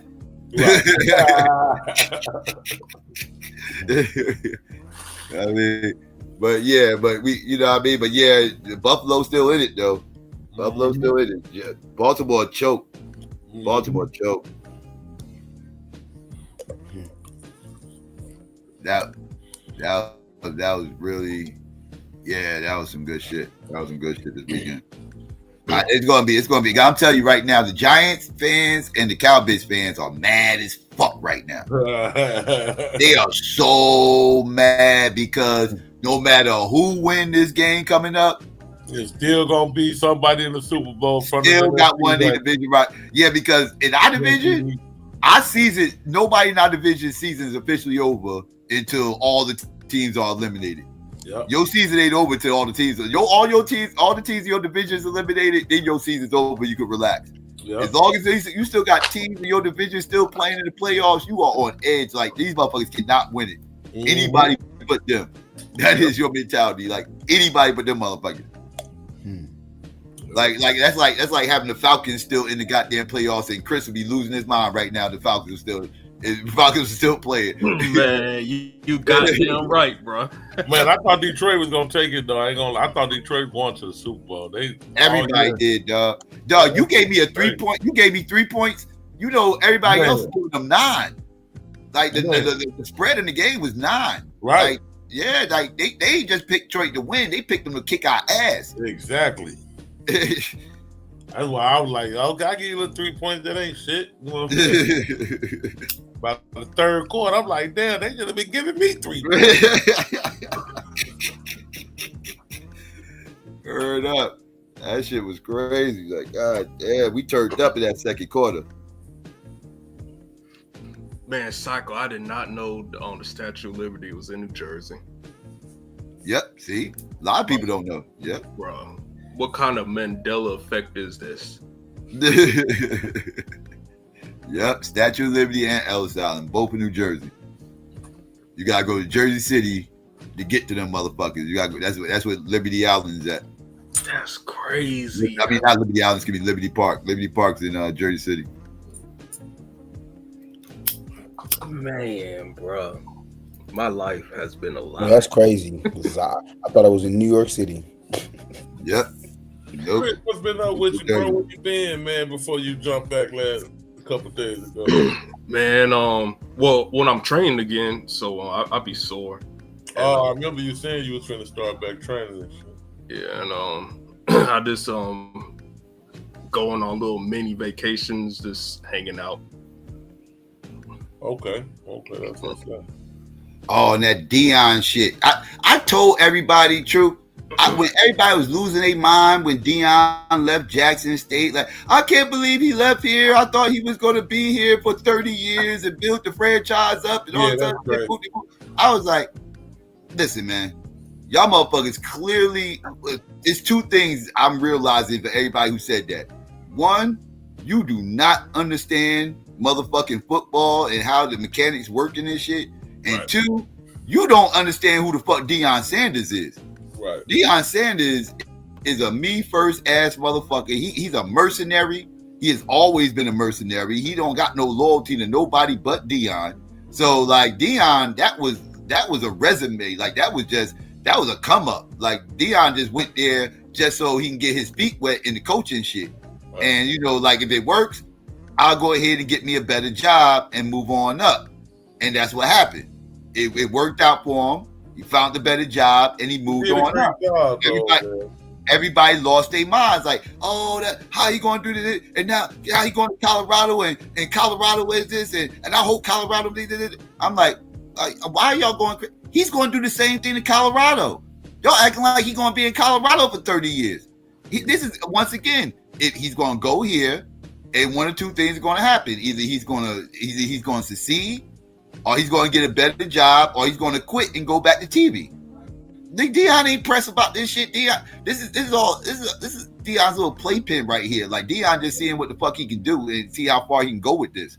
And now look, a couple of years, was it like 1 or 2 years in Colorado, and he's already being mentioned for an NFL job, and he's ready to go to the NFL. Like I said, them little college jobs he had, those shits were just you know, like little come ups.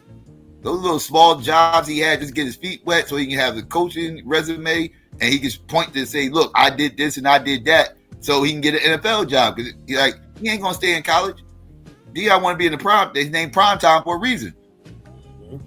He want to be in the bright light. So yeah, if he could get the Cowboys job, my goodness, he would take that in a heartbeat. He loved Jerry. He loved the cow bitches. He would take that job in a heartbeat. You kidding me? That high profile job. He said, "Don't nobody write a check like Jerry." You know what I mean? Shit. Listen, man. The Falcons need Dion, man. Yeah. I question how good Dion gonna be as a pro coach. Yeah, a pro coach. Me too.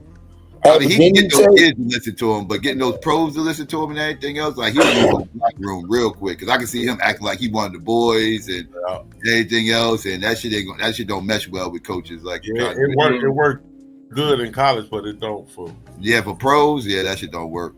You know, for him to have his name and coaching college kids, acting like he one of the boys, that's a great dynamic. You know what I'm saying? Right. You know, they gonna get a hell of a response, but the grown motherfuckers, man, you gotta have that authority amongst the grown motherfuckers. You gotta let them know, like, it's a separation between player and coach. Like, you know, then they gonna be tripping on the coach getting all the shine and shit. You know what I'm saying? Yeah.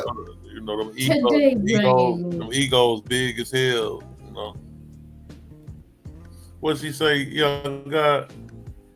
She said something out here. Girl. Huh? Hey, What she say, Psycho?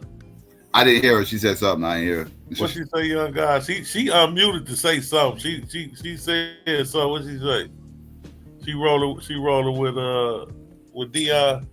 She rock with Dion. She a Dion fan.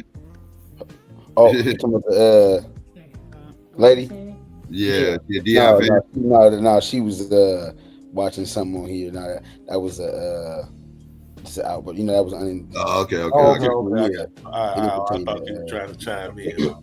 But Psycho, in regards to Dion's on record saying that he unless he was best, he's on record saying that he wouldn't want to coach NFL because of the attitude as far as just with. I can see that. He says that, but he's gonna end up on that. He's gonna end up on that NFL sideline. That's if they come knocking, that's the ultimate goal. Like remember when he went to Jackson State, he said he was trying to stay there for 15, 20 years. And you saw how that worked out. Like Dion just be talking. Like, Dion gonna say what sounds good in that moment, so ain't no bullshit, whatever. But that motherfucker, he'll pick up and pack his bags in a heartbeat and leave. Like that's just Dion, yo. Like I said, he ain't got no loyalty. He never had loyalty. Like it's just who he is. He was like that as a player. Prime time. Yeah, must be the money. Must be the money. Exactly. Yep. That song personifies exactly who Dion is. That's his song, and that's him. Like that literally explains him. Yeah, that's what he. Yeah. That was his cut. Like Dion wants to be on that NFL. Like, come on now, like it's Dion. He wants to be a NFL coach if he can. Add to his resume. Feed his ego.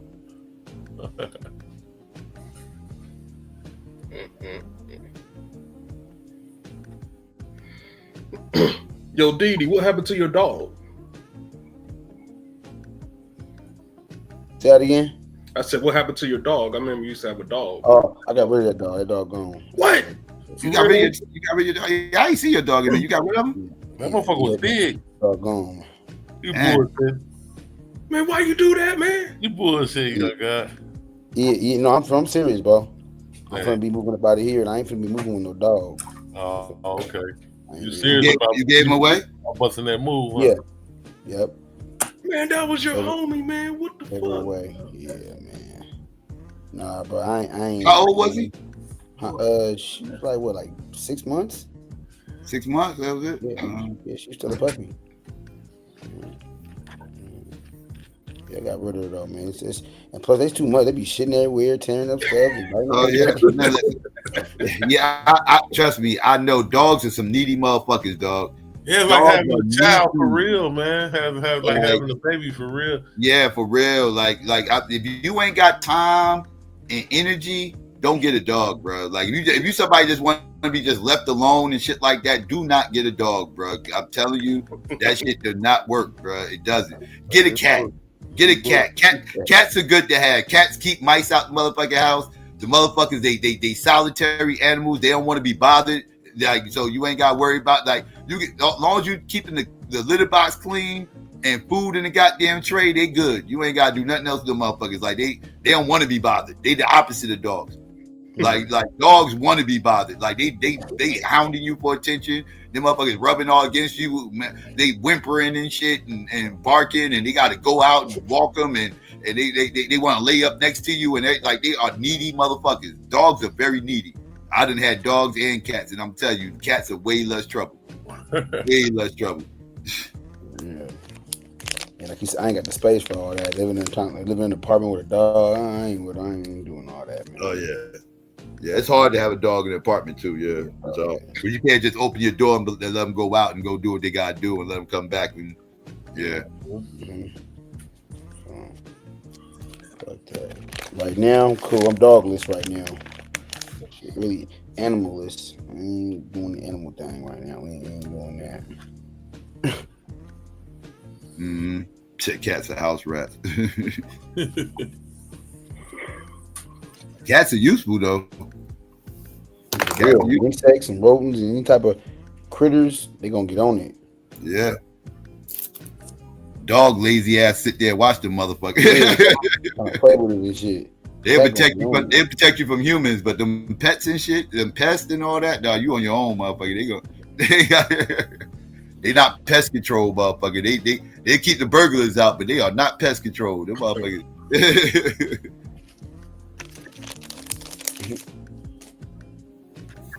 Will cats eat, like, as far as like, are they effective against roaches? Like, do they I don't know. I mean, I think they'll kill. I don't know about that. I know they keep them goddamn mice out. I know mouse won't even come in your crib if they smell a cat. If they sense a cat, they won't even come in your shit.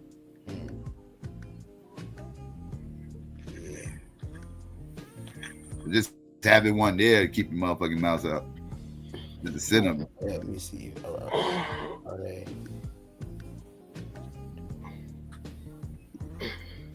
Man, y'all ran Madon off, man. I haven't seen him in a while. Madon pops up and comes and goes. He probably on some flat earth channel or something. Madon be all over the place. You got Madon be floating. Madon be floating.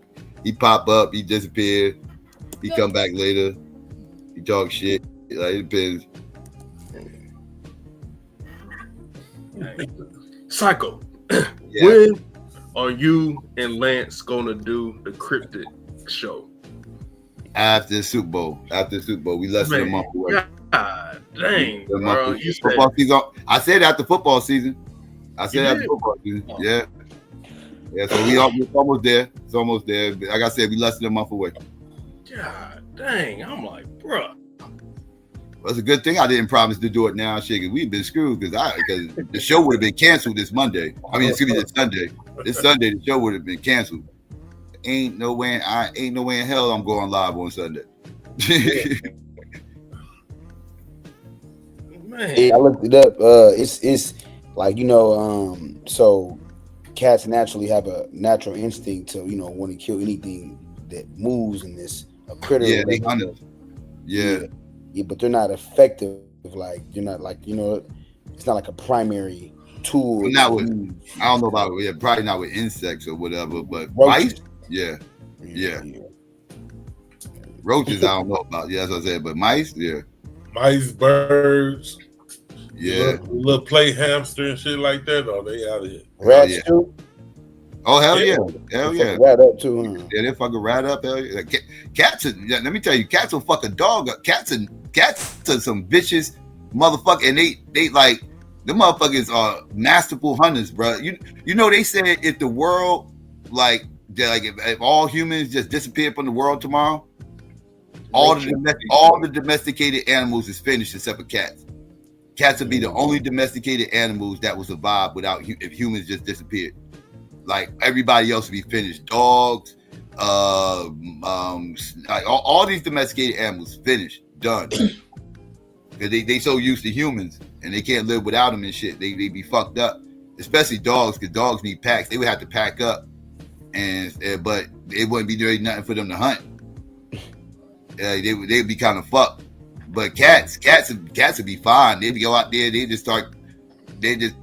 don't need a pack, right? They got natural hunting instincts. Mm-hmm. Yeah, so cats. Yeah, I hear you.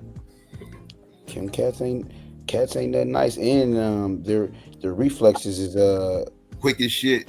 Is faster than a snake. Yeah, I say I seen snakes. I seen them dip snakes. Like snakes couldn't hit them. I seen it. Crazy.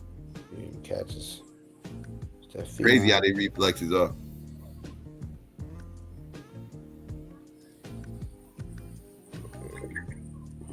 People shit on cats. I like cats, man. I study cats, especially like big cats.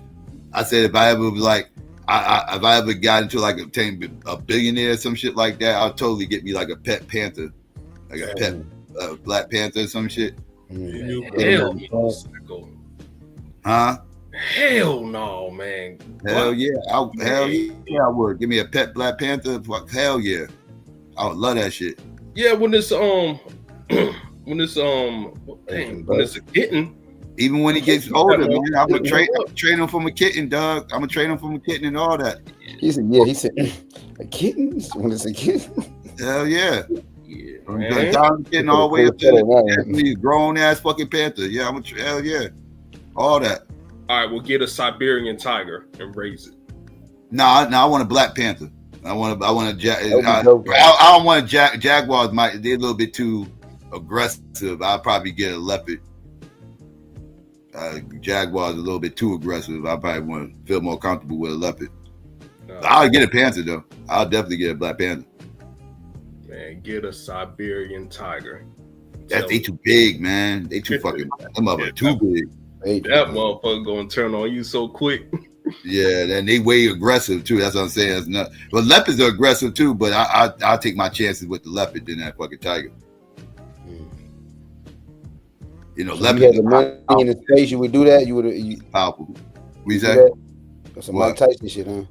Yeah, I'll totally do that shit. Hell yeah. I felt Mike when he said he did that shit. Like, I ain't mad at him. Like, I would do some shit like that. If I had that's the only exotic animal I would even entertain getting. Like, yeah, I'd totally get a panther. Feed them every day, a few times a day, yeah, all that. Just throwing chickens over the motherfucking cage and shit. Just watching them jump up and snatch that shit. If it's a leopard, I gotta be careful. That motherfucker climb real good. Leopards climb real good. I gotta be careful with the kind of engaging I got this motherfucker. That shit gotta be a hell in a cell. That can't be no just a regular old cage. He can't climb over the top. That motherfucker, he need a ceiling, motherfucker. I need a hell in a cell for that motherfucker. But yeah, I ain't trying to get no cases and shit. That motherfucker get loose.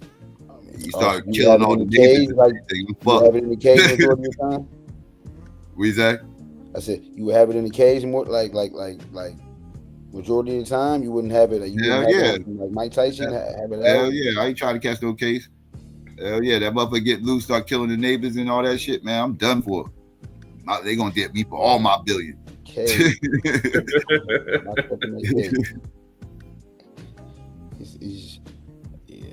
That'd be dope though. Is that legal? Of course, I mean, yeah, you have money in it. You have one. I mean, yeah, it's legal. I just know there's certain. It's certain things you have to. I'm sorry, certain prohibitions, certain regulations you have to follow and all that. But yeah, you can have one. I'm sure. Depending on the state too. It also depends on the state. Yeah, you can have them in California. The laws, but you can't have no goddamn. They gun laws is crazy. Yeah. California, man. Man, I heard that the fires are still going on in California. Is that true? Last I heard was it insane. It's just been burning for weeks and shit. Like, you think they'd have got this shit under control in a couple of days? These motherfuckers weeks in, they still talking about fires. And what was sickening, and it makes me mad. The governor, he said he was talking to some people in Hawaii and like some real estate investors about buying up the land. I'm like, bro, that shit's so fucking sickening. Yeah, it's a land grab from the beginning. That shit started last Tuesday, so shit, Tuesday will make a whole week. Tomorrow make a whole week. I think it's longer than that. Yeah, man. Yeah, you would think though California is so, those fires are so are those type of calamities, i.e. those fires, is basically like common. You would think that they would be more prepared, like you would think that they would way more prepared than they are, like, when it comes to responding to that type of. Yeah, in 2014, the voters voted in some type of provision to fill up those water reservoirs or make some new ones, and they didn't do the shit. Yeah, see, corruption sound like greed. And to mismanage the fucking money. The person that's in charge of the water stuff gets $700,000 a year. I mean, what the fuck? Misappropriation of funds, all type of, like you said, mishandling funds. Yeah, mishandling is really stealing. That's the hell that is. When they say that, Hell yeah, disappeared mysteriously. Y'all tax the shit out of people there, and y'all ain't got shit prepared, man. And all that tax they want to charge you, man. That's one of the man. Please, California, they need to get their stuff together, man. They were low staff for the fire department because a percentage of the firefighters they want to get the jab, so they got fired. I don't even know why you would do some shit like that. Like, just keep on getting them tested. Like, man, you don't have to get a damn vaccine to be a damn firefighter. I'm pretty sure you probably up on it. Yeah, for real. Ain't that crazy though? Yeah, you have to be a vaccine to get to be a firefighter. Yeah, get it or lose your job. Damn. Psycho. Some white dude recently just came out and said that black Americans were not technically American due to slavery, or I'm paraphrasing, but I'm pretty sure you probably heard some about it. But it's just what happened. A white dude said what now? Talking about black folks are not American due to. I'm gonna get his quote. Hold on. It's some alt-right dude or alt-lights dude. Not American. Yeah, or something. So basically trying to. Let me see. It just came out. Let me see.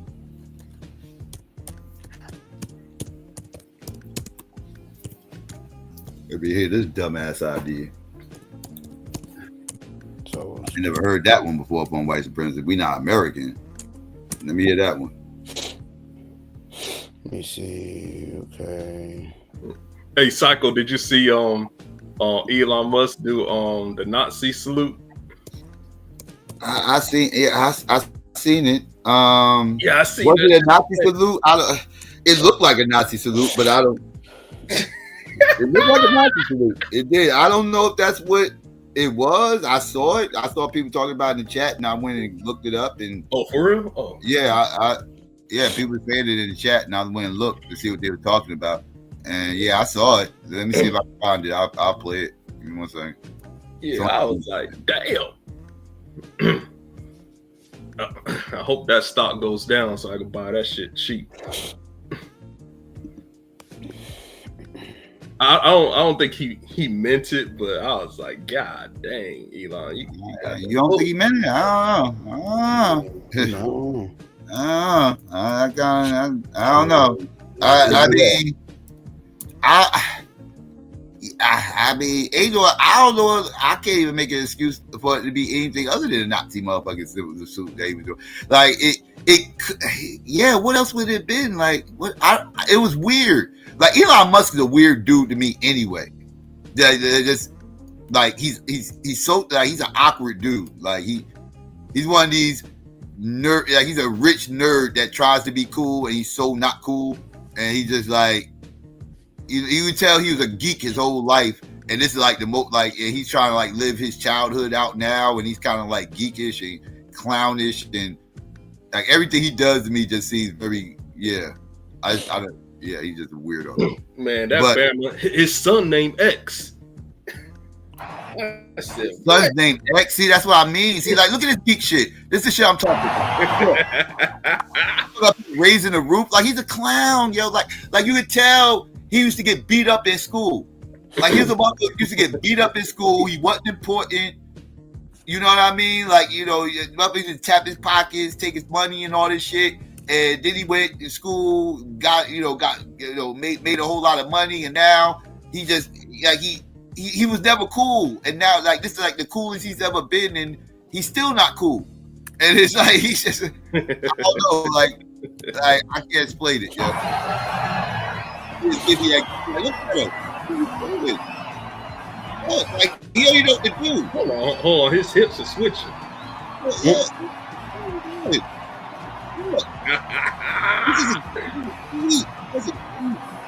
Let's go, Musk. Yes! Yeah, man, that shit is cool. This is what victory feels like. Yeah,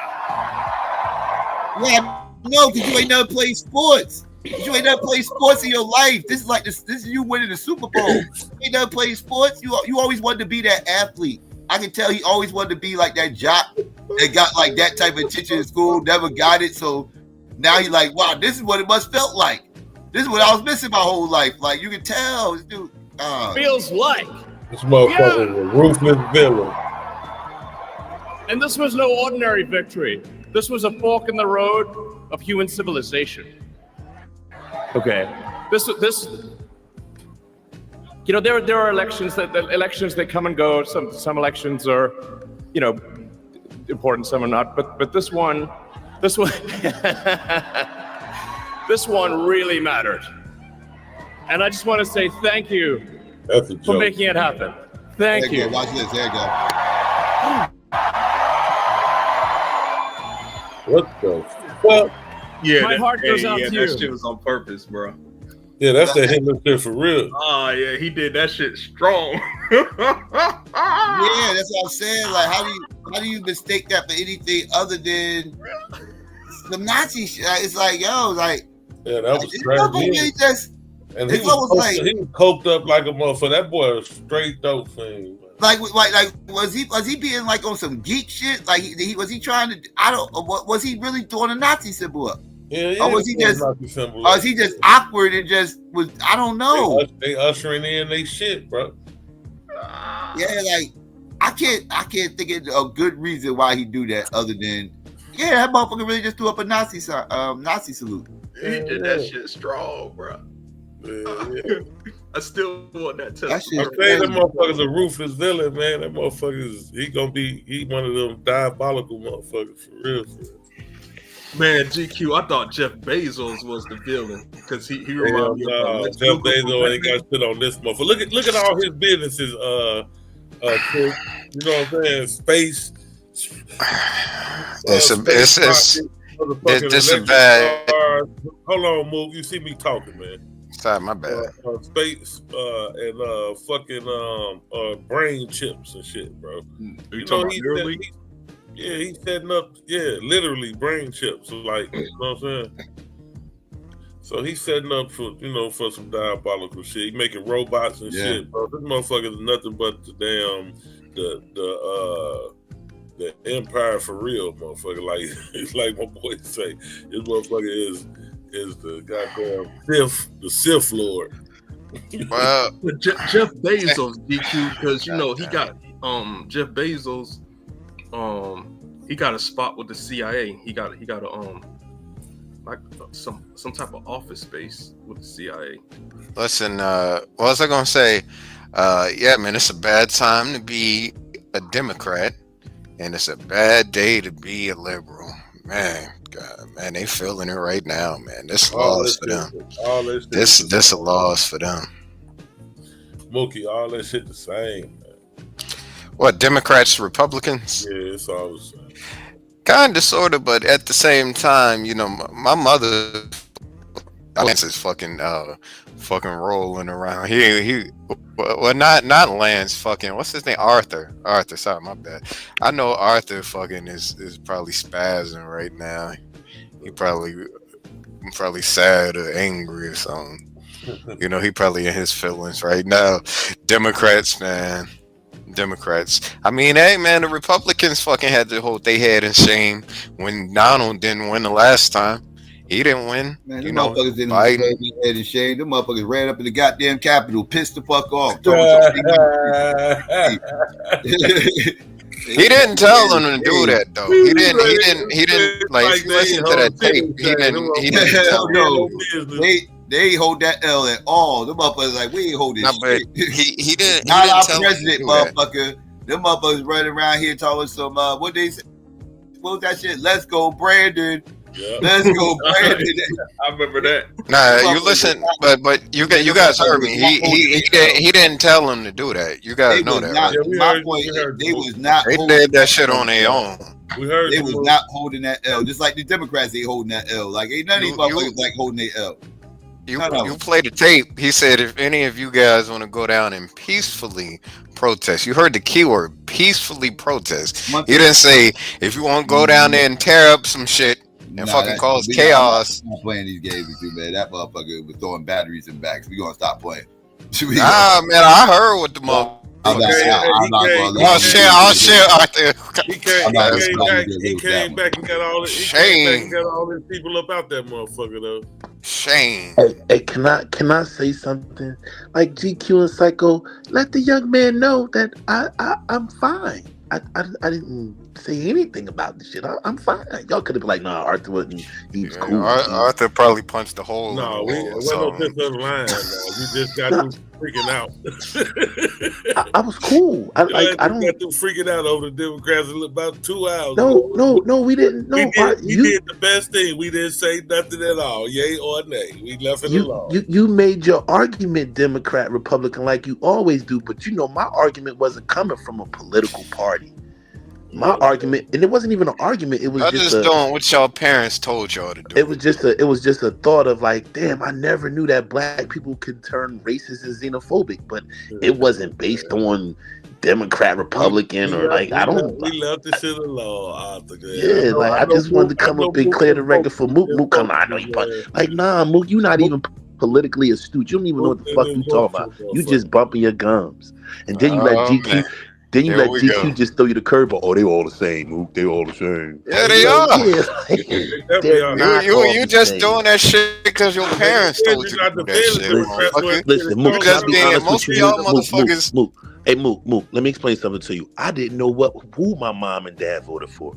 I never knew my mom and dad's political affiliation. After that, you're not defending them, but you come right back. But I'm not. Who am I defending? I didn't defend anybody. I'm just. You commented on me saying they all the same. They're not the same, bro. Listen, we gotta stop that. Go ahead and start defending them. There you go. We gotta stop that. They're not the same. The Republican Party is a 100% racist party. The difference is this is the difference. This is the difference, bro. This is the difference, and it's just this simple. I don't gotta go to no elaborate shit or nothing.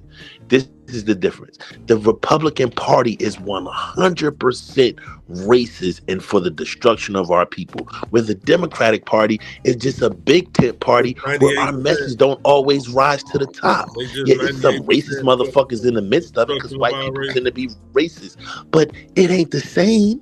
It certainly ain't the same. Oh God.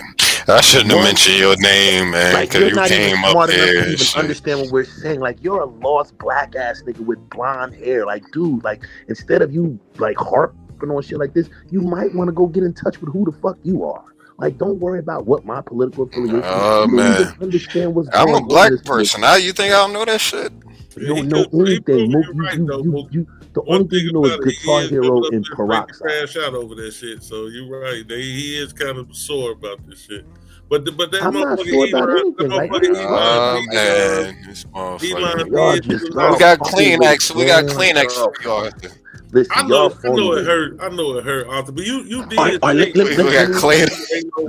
me ask you a question, GQ. Let me ask you a question, GQ. Let me just say this. I'm gonna let you go. You did tell me. Let you blow your nose, Arthur. We know you lost. Ain't no way Donald Trump gonna win that election. Kamala got that shit. We argued over that. You told me. I said, man, Kamala gonna. No, I wasn't the one. I wasn't the one that said ain't no way. No, I wasn't the one who said ain't no way. No. I wasn't the one who said ain't no way. I looked at them numbers. Donald beat her by like 2.5 million. You know that shit recorded on here. Yeah, you can pull it back up. I didn't say it ain't no way. I didn't say I wouldn't. I've never said it ain't no way. I thought she was gonna win. I told you that I thought she was gonna win, but I didn't say it wasn't no way. No, like I didn't say it wasn't no way. Everybody backtracking, but you definitely said it was no way. She was gonna win. I definitely said she was gonna win. I definitely thought she was gonna win, but I didn't say ain't no way he could win. No, I didn't say that. Okay. But I definitely thought she was gonna win. No, you said she was. It is what it is. Yeah, I definitely up and down that she was gonna win. Cussed me out, telling me that she gonna. Nah, I didn't curse you out about her winning. I cursed you out that I couldn't believe a black man from Chicago is a Trump supporter. No, brother. I couldn't believe that. You a Trump supporter? You a Trump supporter? Black ass cornball nigga. You a Trump supporter? Move. Yo, fuck Stop you, lying and act like y'all not Trump supporters. Y'all went in that motherfucker shit and voted for that man. Not me. Landslide. Both of y'all voted for that man. She didn't. I never said I voted for that motherfucker. I never said I was down with that motherfucker. So if you didn't, why you come on here saying what you just said then? If y'all didn't vote for him, why is it such a thing to y'all that he ride fucking Democrats? Man, you're just dumb, man. Like that's why I hate y'all, right? Because I see if y'all was saying something logical, but you're not All of saying y'all anything logical. motherfuckers sit around thinking y'all fucking brilliant and shit. Psycho think he fucking genius. Arthur think he a genius. Lance think he a fucking genius. Everybody can't be fucking geniuses. Nobody thinks they're a genius. We're just informed. It's a difference. Nobody thinks they're a genius. We're just informed, right? And like I ain't disturbed so much by GQ's action. I just don't understand. I just don't understand how a black man could align with Nazis and then lie and say, no, I didn't vote for him. Knowing that you went in the booth and pulled the lever for that nigga. Knowing that you did. At least I'm honest enough to say, hell yeah, I voted for Kamala Harris. Hell yeah, I it would have been a waste Biden. of vote for me to vote. I wrote in Jill Stein, but I guarantee you didn't write in Jill Stein. I put $1 million on that you didn't write in Jill Stein. Hold on. I was boycotting. I'll tell you what, I made a vote to save up. I was boycotting the election. For months before the election, I was on all these panels talking about boycott the election. Don't vote for either one of them motherfuckers until Psycho gave me the Jill Stein, and I seen her on PBA talking about reparations. That's the only reason I wrote Jill Stein in. Other than that, I wasn't going to vote for either one of them motherfuckers, bro. That's the whole I don't believe that. I don't believe that. And the I reason why I don't believe it, hold on. This is the reason why I don't believe that, because you niggas were fervent about it. Like I said before. All right, hold on, wait. If you niggas didn't vote, wait, let me say this. It would have did me no good. Let me say this. If you niggas didn't vote for Donald Trump, this is a Democrat state. It was no way he was going to win. You didn't vote for Donald Trump. You niggas wouldn't be so happy that he won. So, all right, so why y'all so happy that he won? I'm happy that he won because hold on. I voted for a motherfucker who was going to save our asses, and you'll thank me fucking later. I just don't. You just a dumb motherfucker, man. You're just a retard. Besides the fact that I don't. Nah, I'm fucking with you. I didn't vote for that. You voted for him, come on, bro. You probably didn't even vote at all. Chill out. Besides the fact that I wrote in a white woman. Besides the fact that I'm against all of these immigrants in my city, besides that fact, it would do, like I said, it wouldn't do me no good. You know what I'm saying? To vote for Donald Trump in Illinois, bro. That's just like it would do you no good to vote for Jill Stein in Illinois. Yeah, no, I was trying to get her up to 5. He just sending a message, try to help her. What message? She got 0.6% of the vote. Exactly. Yeah, but he was trying to make it to where it wasn't 6 points. Trying to she didn't even get 5 points. She didn't even get 5 points. We know that. She didn't even get 1 point. But that was the goal, though. She didn't even get 1 point. She didn't get 1 point. So vote for some white lady that don't have no platform, don't have nothing. Other than that, both of them motherfuckers is garbage, bro. She had the right message. She's not the right person, but she had the right message. The message. Any motherfucker talking about granting reparations for black people. How could you? I don't see how she didn't get 100% of the black votes. The reason why no one. This is the reason why we vote for nobody. Hold on, Mook. You can have it after this. This is the reason why we would never vote for somebody that's just saying reparations, because we know they can never get us reparations. Mm-hmm. What are y'all talking about? And y'all know it. Y'all know that lady ain't got a chance to snowball chance to hell of getting us reparations. That's the one thing I actually agree with you, Arthur. I don't think none of these motherfuckers. We ain't gonna see ain't no white politician in America in the Oval Office talking about they pro reparations. Ain't no white politician in America putting their political life on. Then the HR 40 or whatever the fuck, any kind of bullshit the Democrats come with, a motherfucker sitting up in the Oval Office talking. Directly speaking on giving black folks a reparation. Listen, then that mean that you're not serious about it. That means you're not serious about it. That means that you're not serious about it, because all a person have to do is mention it. GQ, you can just keep talking all you want, bro. But if only thing a person got to do is just mention it, and that'll get you to vote for him, then that shows you're not serious. Yeah, if a motherfucker talking about that they listen. Can I talk? You've been living here all your life, and you know that white woman wasn't about to get you nothing, bro. Come on, motherfucker talking about that they would push for reparations. Come on, man. Come on. How's she gonna push for it? What she gonna push in the same place where HR 40 is stuck at? The same shit you was just complaining about. She gonna have to go. The same shit you was just complaining about with HR 40. She gonna have to go through that same gauntlet. She gonna have to go through that same political gauntlet that can't even get HR 40 on the fucking floor. She could have put it on the feet of Congress. No, she couldn't have. HR 40 is at the. She couldn't. How? Who was going to sponsor the bill? Motherfuckers won't even sponsor HR 40, and that's a study. Again, put it on the feet of Congress. Force them to say no. That's what she did. Ain't nobody rejected HR 40. So they could be how are they gonna, gentlemen, how are they gonna say no? That voted no could be I got a question. How are they gonna say no if she would have never got? Do y'all know how the shit is made? Do y'all know how legislation is made? Do y'all know how legislation is made? We know what we're talking about is her coming in, making an executive order that they was going to overturn, but forced them to overturn it. Right. She was never gonna be president to do that. She has to have a chance in hell. We was talking hypotheticals. If she had, even if you're talking hypothetically, she can't create. Arthur, wait, that was a setup. That means that was a loaded question. Hold on. You asked us how would she get it done if she was in office? So we telling you how it could have happened if she did get in office. We not saying that she can't. Psycho, she can't. Listen, let me say this real quick. The Congress controls the purse strings. A bill like a situation like reparations deal with finance, deal with money. You're paying us a debt, right? She can't create an executive order to pay a debt. She can't create an executive order to say, I'm going to give blacks, slaves, African Americans. She can't create an executive order like that. We understand that, Arthur. The whole thing is, said that would be the hypothetical. Put it on the floor of Congress. You can see who your friends are. How would you put it on the floor of Congress? On record, voting against. How would you put it on the floor of Congress? Through a senator, you already know. Through the House. How would you put it? What senator would risk their political life to put up a bill about slavery? Oh, I thought your Democrat black senators, they wouldn't risk. They get the whole Congress accountable. That's what I said. They wouldn't even. Democratic Party senators, they wouldn't. The Democratic Party was the one who came up with HR 40. They wouldn't back a president. The Democratic Party came up with HR 40. Y'all don't know how this process works. I know how the process works. They don't know how the process works. They don't. It's obvious. They've been working on HR 40 for decades. They've worked on HR 40 for decades. I understand that, but you're not. We're stupid. Listen, Arthur, can you even vote, dude? Because I know you kind of Mook, man. Go ahead with your fake ass shit, man. Like you're a retard, man. Like take that shit somewhere else. Hold on. You're just a coon retard. We're having a serious conversation right now. So just sit down and shut the fuck up. What'd you say again? I'm sorry. What'd you say again? I'm sorry. I didn't hear you. Like I was saying, she could have put it. She could have put an executive order in right now. Now, mind you, the executive order wasn't going to go through.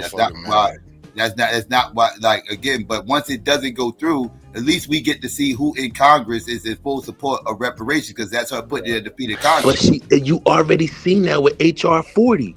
HR 40 is the bill that was just trying to get on the fucking floor to just they couldn't even vote on the bill to just get on the floor to study slavery, not even to give reparations, but study what reparations would do, what avenues you need to go to with different industries, with different social settings. Like they wouldn't even vote on that. They wouldn't even vote on it just for the bill to be heard on the floor. They had to have a hearing just so they can get attention to the bill, and then the black conservatives, the Candace Owens of the world, and they came and poo-pooed the shit. Yeah. It wasn't black Democrats that poo-pooed it. It was black Republicans that poo-pooed it. No, it was black Democrats, brother. It was black Republicans that came and poo-pooed it. What the fuck? No, liberals. It was black Democrats in California. No, Arthur, Arthur, I can't give you that, Arthur. There was liberals too. It was liberals not too. HR 40. Wait. I can't name the motherfucker. I can find him though. That black Puerto Rican dude. That motherfucker. He don't count. It's like, he don't count. Once you say black Puerto Rican, he's a liberal. He's a liberal. He don't count as a black person. I don't care about liberal. He don't count. Once you say he was a black Puerto Rican, that explains why he did what he did. So he don't count. I'm just letting you know. He spoke out. We talking about African Americans. I'm just letting you know. African Americans. Show me the African American congressmen and senators that didn't want that bill passed. You said Republicans. You wasn't specific. No, I said. I'm saying. Because Candace Owens ain't FBA either. Right, it wasn't no Republican congressman or senator. I'm not doing the FBA thing right now. No, it wasn't. It wasn't. I'm just saying there was liberals that spoke out against it too. They had liberals. But he don't count because he's not gonna get a piece, so that's why he was against it. Well, I mean, the white people ain't getting none either. So I mean, right? That's why they don't back it. It wasn't Republican politicians that was fighting it. It was Republican activists like Candace Owens and McWhorter and the other dude that was there. They're not even elected officials. They were just black people that was kowtowing to white people. Let me find this dude. Yeah, like that dude don't count. Like you probably talking about Richie Torres. You're a black Puerto Rican. So that don't mean he black. He a black Puerto Rican. That excludes him right there. But he's also a liberal. He's also a liberal. Like we're not gonna play this game. He's not a foundational black American. Like he don't count. Okay, but he don't count. You're just trying to play a game with Americans. He don't count. He don't count as a foundational black American. He don't count because he's not. I'm talking about black Americans. I'm not. Oh, you're not. I'm not gonna get off the ground. Wait. If he's at the hearing where they're trying to get the shit passed and he gets to speak, he does count. He got to speak. He don't count. He's not some random YouTuber and just made a video. Listen. He was literally at the hearing. Psycho. Y'all can play y'all Republican Democrat game all y'all want. No, Arthur. I'm telling you, it was both sides. Bro, you gotta hear. Please can I just finish the sentence for once? Please can I just finish the sentence for once? He does not count because he's not an ally to us. He doesn't count. Richie Torres does not count. Because that's what you're talking about. From the Bronx, Richie Torres. Are you saying liberals are allies? There's far left liberals that are not our allies. There's centrist liberals that are not our allies. So why should we listen to the liberals then? There's nobody saying listening to the liberals. I'm talking about the bill for slave and reparations. I'm not, that's y'all that stuck on party shit. That's y'all that be talking about both parties. Please go back and rewind this. Talking about, you mentioned party. You made me about parties. We was talking about Jill Stein. No. You was talking about Jill Stein, and you started saying these were Republicans who knocked down HR 40. No, I said they're Republican activists, not Republican officials, Republican activists. I was clear in what I said. Republican activists. Bro. We don't the Republican activists poo-pooed the bill. That's why. Bro. Listen to what I'm saying to y'all, man. Y'all don't want to listen. Y'all got this fucking bullshit about the Democrats. I don't give a fuck about that shit. That's y'all thing with get over it, dude. You fucking lost. I don't give a fuck about that. What I'm saying to y'all is, that's what I'm talking about. That's what I'm talking about. I knew you was in your feelings over this shit. Man, just shut the fuck up, Mook, and go get a fucking education. Stop coming on here and being a goddamn idiot. Bro. You wear your heart on your sleeves, bro. It has nothing about. I'm passionate about what I'm talking about. Just like you passionate about immigration. What the fuck are y'all talking about, man? Like you passionate about this shit too. What the fuck are you talking about? You're definitely wrong, brother. Y'all getting emotional over this shit. Y'all full of shit, man. Y'all full of shit. All y'all want to do is blame the liberals for y'all fucking policy and give Republicans a pass and say that stupid shit about, they birds from the same wing. They're not fucking birds from the same fucking wing.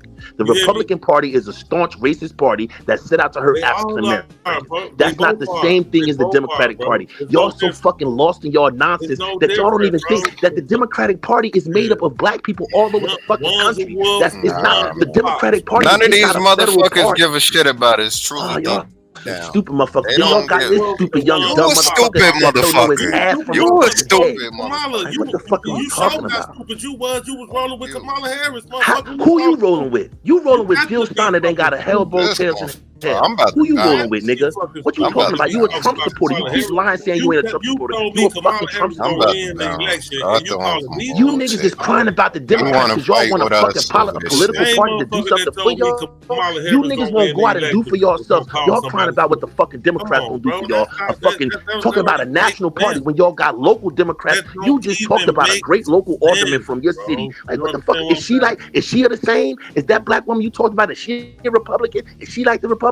Hell no. What's her name? DSC. Hell no. Yes, bro. DSC back there smiling. What the fuck you talking about? You just something to put. All the same, bro. They're not all the same. You just don't give a fuck about your motherfucking city, and you talked about who and what she did. Real quick. This is the dude I'm talking about. He's a Republican. He's a Republican. No, he's a Democrat. Republican. No, he is not. Coleman Hughes is a fuck. Okay, I'll show you. I can show you better. Coleman Hughes is a Republican. I'll show you better. I can tell you. He's actually Coleman Hughes is a Republican. Calm down. No, I'm not calming down because you're wrong. Coleman Hughes, brother. Chill, man. It's just goddamn politics. Shut up, Mook. Shut the fuck up. Please. Yo, fuck you. No, everybody shut up. Everybody shut the fuck up. I'm serious. God damn, can I just talk? Because I'm not giving my opinions right now. I'm showing stuff. I'm showing something. I'm not giving my opinions. Fuck my opinions. I'm not giving my opinion. This dude's name is Coleman Hughes. He is from Jersey. He's from Montclair. Right? He went to Newark Academy. He is not a Republican. I can show you. It says so right down here. I can show you that and I can tell you. You ain't gotta believe me. Hughes voted for Joe Biden in 2020. That doesn't make him a Republican. That doesn't make him a Democrat. Okay, well, he's a Republican who voted for Joe Biden in 2020. Yes, he's a Republican who expressed quite fierce dislike for both parties, but said in 2023 that his Republican ass only voted for Democrats. Bro, it says so right here. Psycho. If you turn psycho. I hate. Can I go now? Can I please go now? Can I please go now? Please. All right, go brother. ahead. If you tune in to CNN right now, Coleman Hughes is a conservative pundit on CNN. If you can click on Coleman Hughes CNN right now. Every view he get is aligned with the Republicans and Donald Trump. Right. Look it up now. I'm telling you. Okay, he already put it. Like you just told me, I'm not telling you my feelings. I'm not telling you my feelings. Okay. It says right here. I'm just telling you what it says. Okay, I got you. But I'm giving you up-to-date information. In 2023, he said he only voted for Democrats. I'm with you. Right now, presently, Coleman Hughes is a Republican pundit. Look it up. All you got to do is go to CNN. He's on there every other day. He's been on there. He's the new darling. Look him up. Coleman Hughes gives conservative views now. Look him up on YouTube. But CNN. Wouldn't bullshit you, bro. That's them Newark niggas, man. I wouldn't bullshit you. He's psycho. He's not from Newark. He's from Montclair. He's from Montclair. He did go to Newark Academy, but he's from Montclair, though. He took a shot at you, psycho. He took a shot at the brick. But yeah, he took a shot at the brick, psycho. I mean, hey man, he a piece of shit. Get at him. I mean, I ain't gonna defend him just because he went to Newark Academy. Talk shit. I talk shit about him. Yeah, Coleman Hughes is Puerto Rican. He half Puerto Rican and half black. Yeah, Coleman Hughes is that's the guy I was talking about. He was in the other chair with Candace Owens. It was him and Candace Owens, and they was going against Danny Glover and the other dude. I know he's against reparations. I know that because he's a conservative now, bro. If you hear this motherfucker on CNN, this motherfucker sound like GQ defending Trump. Sorry, GQ, I had to. It was right there at the rim. I had to. What he be? He anti-immigration? Yes, big time. Okay, I fuck with him this shit. Big time. Yeah, Coleman Hughes is no longer a Democrat. Coleman Hughes is one of those Tommy Sotomayor motherfuckers, and all the motherfuckers used to be like, I was liberal once upon a time, but the Democratic Party never did anything for me. And I was Democrat most of my life till I realized they was all the same motherfuckers, especially on the federal level. All the motherfuckers having backroom meetings and they all working in cahoots. Man, they all are anti-black. Not just Republicans. All of them motherfuckers are anti-black. Yo, man. On my screen, Psycho, please. One's a wolf and one's a fox. And either way, we still end up in the doghouse. Just real quick, it's just like you said, we saying our opinions, man. This is another article. You might not like Fox News, but reparations supporters vow payback after California State Democrat blocked 2 bills. So this is, it's California Legislative Black Caucus Chair Assembly member said the caucus pulled the bills because they need more work. So it's brother, the caucus meaning the group, the Black Cabal. The Black Caucus pulled the motherfucker. Yep, the Black Cabal. Because they probably couldn't get along. About 5 of them wrote different fucking bills. Instead of them coming together to get one together, they all want to push their own and shit inside the right. And if we take that in its proper context, that's not them poo-poo on the bill or shitting on it. That's saying that the bill has to be better. Yeah, that's what that's saying. That's not saying they're against it. They saying that the bill don't go far enough.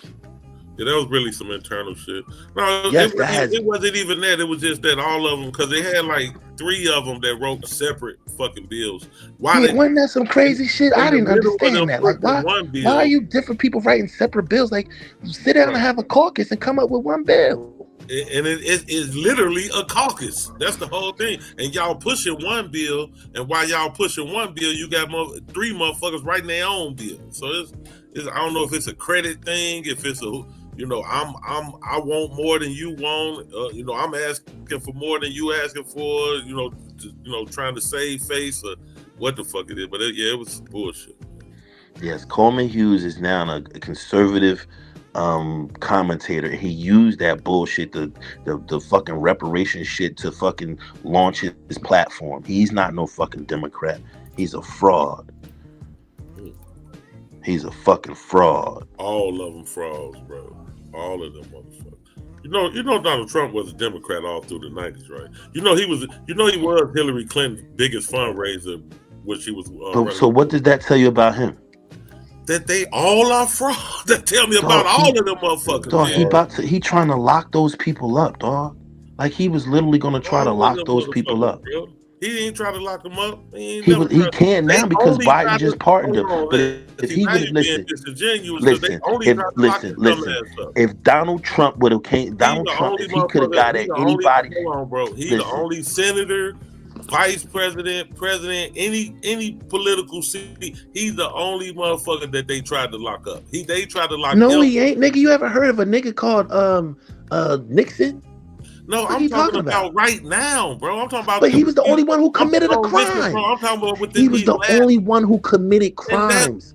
No, that's not true. Come on. Who else committed crimes in the present day? Now you really being blind, bro. Who else committed crimes in the present day? All of them. What other president committed crimes in the present day? One that ain't commit crimes. You know what I'm talking about. I'm talking about crimes. I'm talking about crimes. Listen, bro. He tried to overthrow the government, bro. He tried to GQ. He tried to overthrow the government, bro. He tried to overthrow the government because he lost an election. They all are crooked. It doesn't matter about how crooked they are. He tried to overthrow the government because he tried to overthrow the government. Because he tried to overthrow the government. Because he tried to overthrow the government when he lost. They tried to impeach him because they tried to impeach him because he asked the president of Ukraine. He told the president of Ukraine, if G2, you gotta listen, man. It's gotta be a two-way street. They tried to impeach him because he asked the president. No, he didn't ask him. He told the president of Ukraine, yo, if you don't give me any dirt on Burisma and fucking Hunter Biden and his connections with Burisma, I'm not giving you shit. Yep. I'm not giving you nothing. And until you give me some dirt on him, I'm going to withhold all your motherfucking funding. That's a crime. And they did impeach him on it. They didn't try. Right.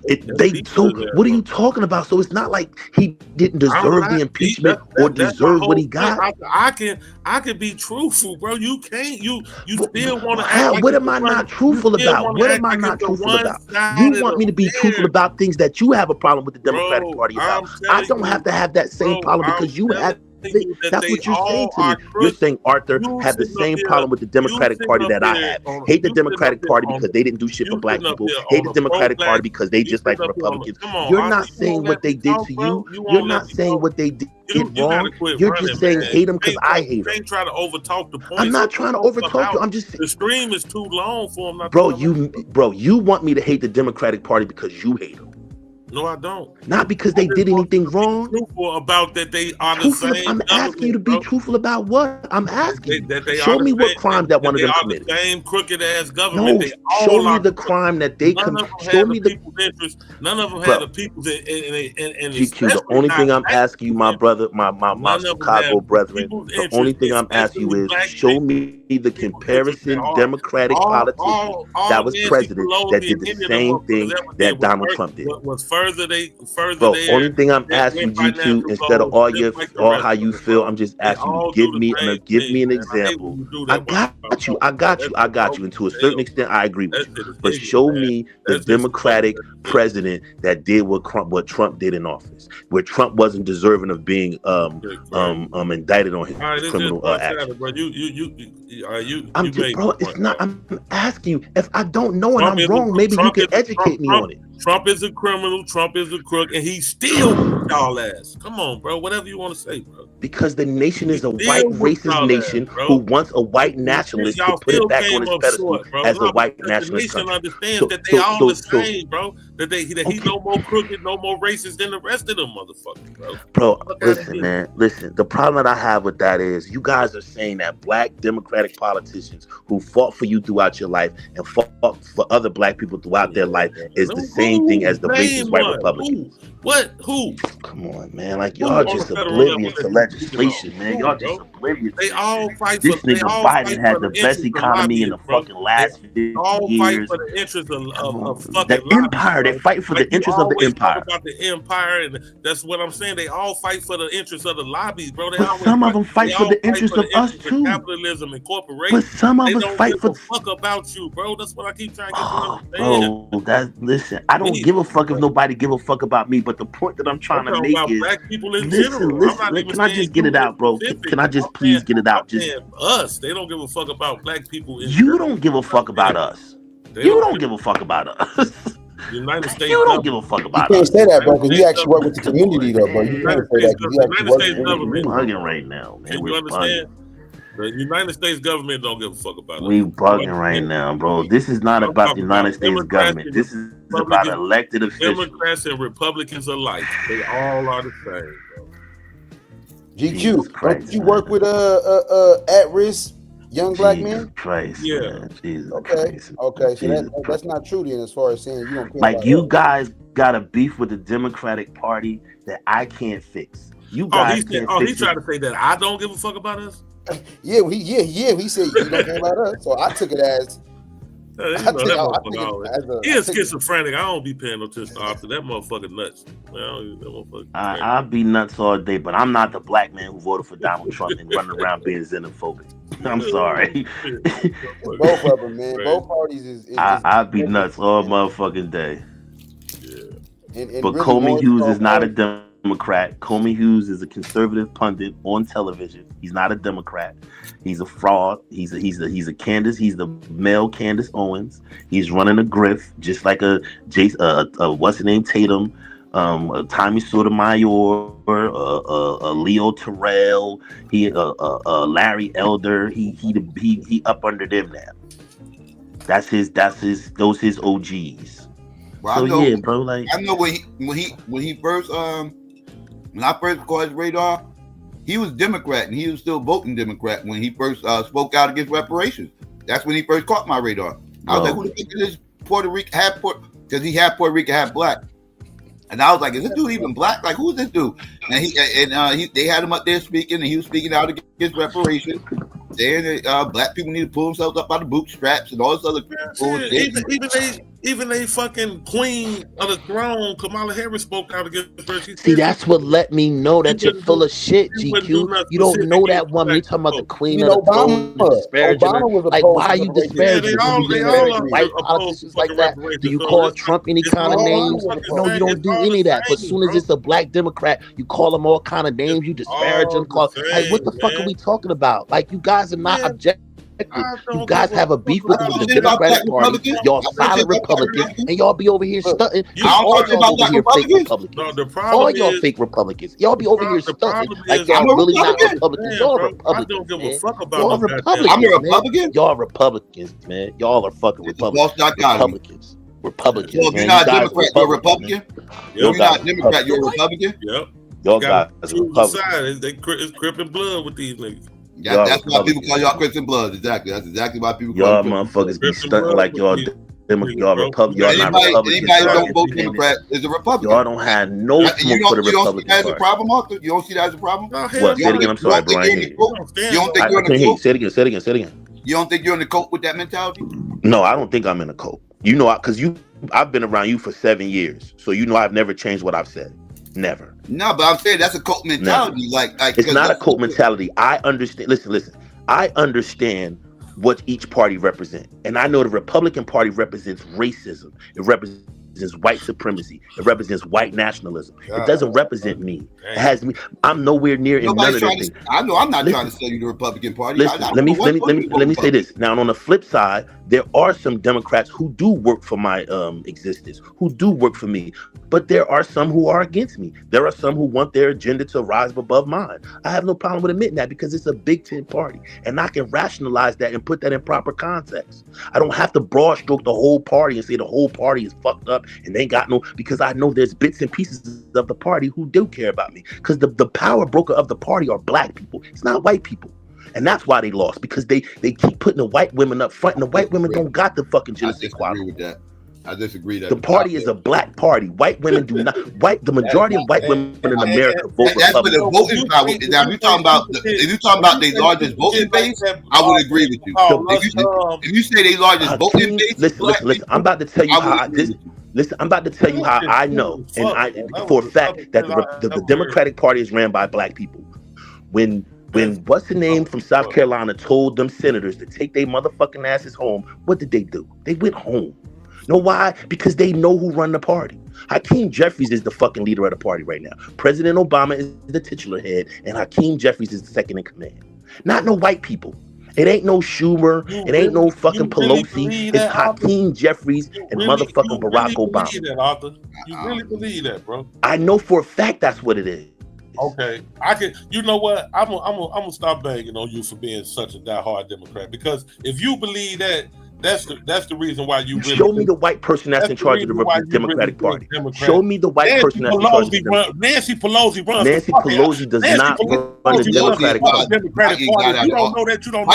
Biden would have still been in the election. Nancy Pelosi is no longer even in the party. If Nancy Pelosi is no longer even an elected official. If Nancy Pelosi didn't turn on Biden, Biden would have still been in the election. But who do you think she turned on Biden at the behest of? Who do you think gave her marching orders to turn on Biden? Obama. Obama. Obama don't run shit. Y'all out of y'all mind. That's what's wrong. The donors. That's how she got the $1 billion. That's how they was able to get the $1 billion. So how you think they was able to get the $1 billion? How you think they was able to get the $1 billion so quick? All right. I'm gonna say this. Can I speak now? Is it my turn? Check this out. Let me say this, and y'all can beat me up all y'all want. Let me say this. Check this out. All right.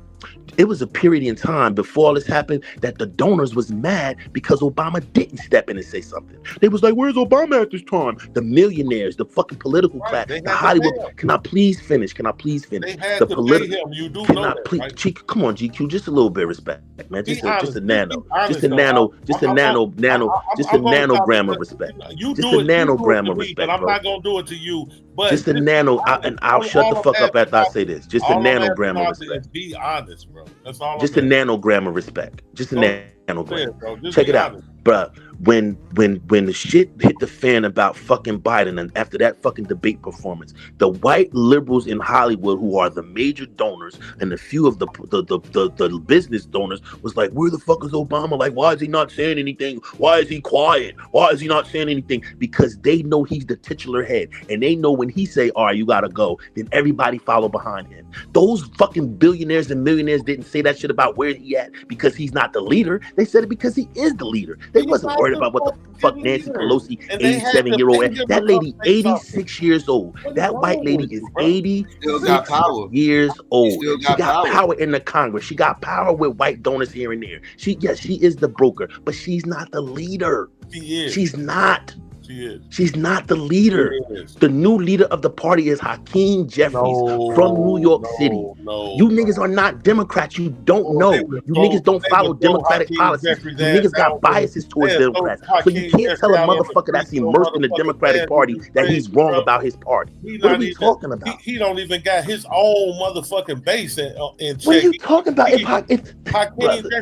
Brother, if the Congress was controlled by the Democrats, Hakeem Jeffries would be the fucking House Speaker. If the Democrats had one vote, listen to me, GQ, this is how simple it is. If the Democrats get one more motherfucking seat in the Congress, Hakeem Jeffries is the fucking Speaker of the House. He's the Speaker of the House. If they get one more fucking vote, he's the Speaker of the House. Listen to me. Listen to this. Listen to this. It's so cold-blooded that if they do get one more seat and he could become Speaker of the House, that's when they're gonna vote. How? They voted. They almost voted for him last week. See, this is how I know you don't know what the fuck you talking about. This is how I know you don't know what the fuck you talking about. When they voted for Mike Johnson in the, when they voted for the. Just because he's the minority leader doesn't mean that he automatically is going to be the fucking Speaker of the House. They're going to have to vote on the Speaker of the House. Bro, they just voted on the Speaker of the House last week for Mike Johnson, and fucking Hakeem Jeffries almost won, and Trump had to take the 3 motherfuckers that didn't vote, took them in the back office and talked to them, and then they came back and changed their vote. Look it up.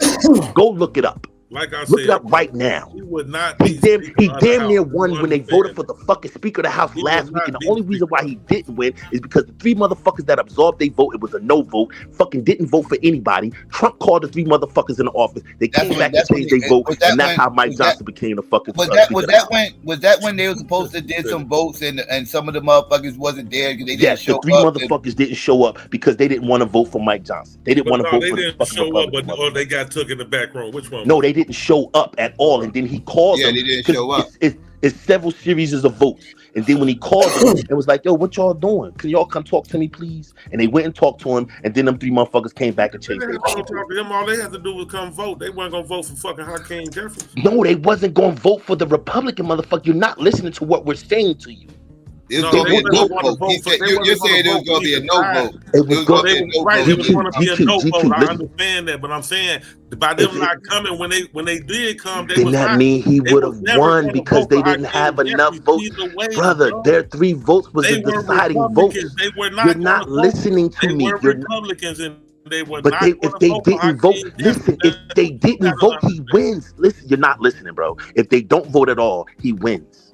Hakeem Jeffrey wins. It doesn't matter if they're Republican or not. If they don't place a vote for Speaker of the House, he wins because he gets more votes. I understand that. That's what we're saying to you. They wasn't going to vote at all. So when he I didn't know they had a re-vote on it. I didn't know they had they had several of them. I remember when that first happened, and they were saying that was a faux pas by the Republicans and everything else. They fucked up by not having all these people there to vote. Yes. But I didn't know. I thought that was a done deal. I didn't know they had. No, hell no. Oh, okay. They came in and voted them out.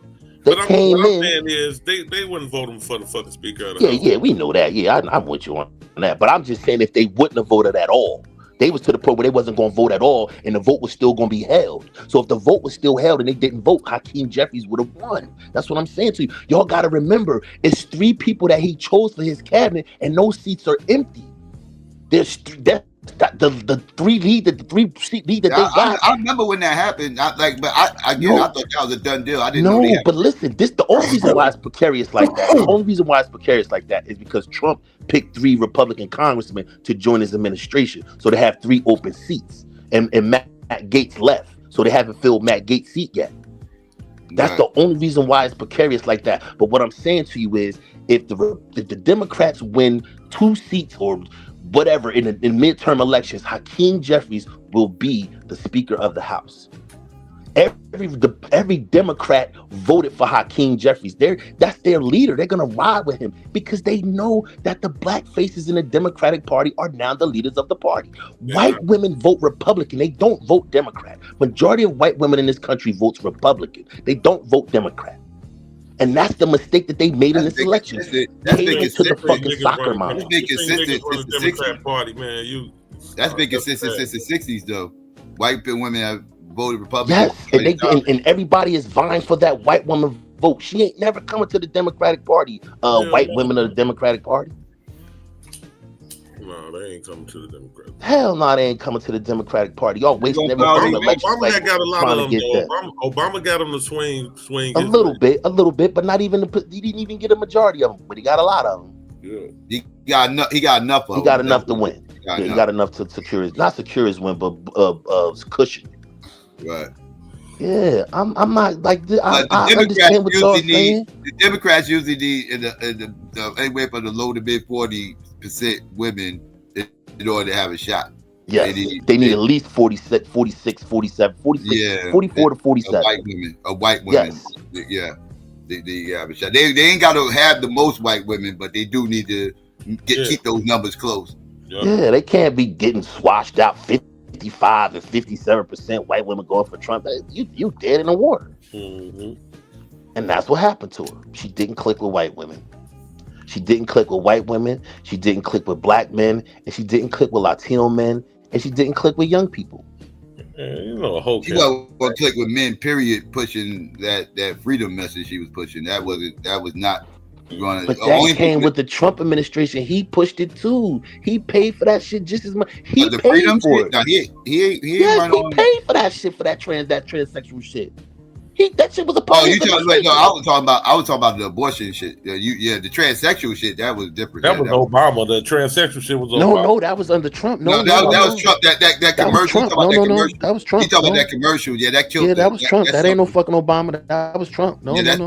That sunk her. We did that commercial on her with her saying that she was cool with trans getting as an operation while they was locked up and all this other shit. Yeah, that commercial sunk her shit.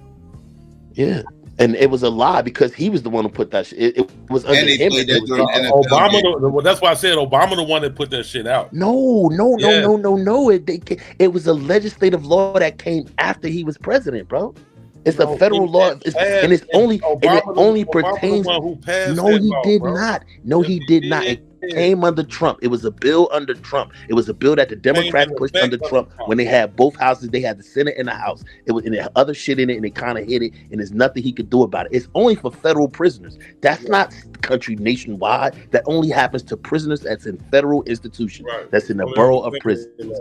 So if you're in a state prison, you don't get that. If you're in Trent State, you're in Rahway, East Bay, you don't get that. If you're in Pennsylvania locked up, you don't get that. That's still wild, though. That's for federal prisoners.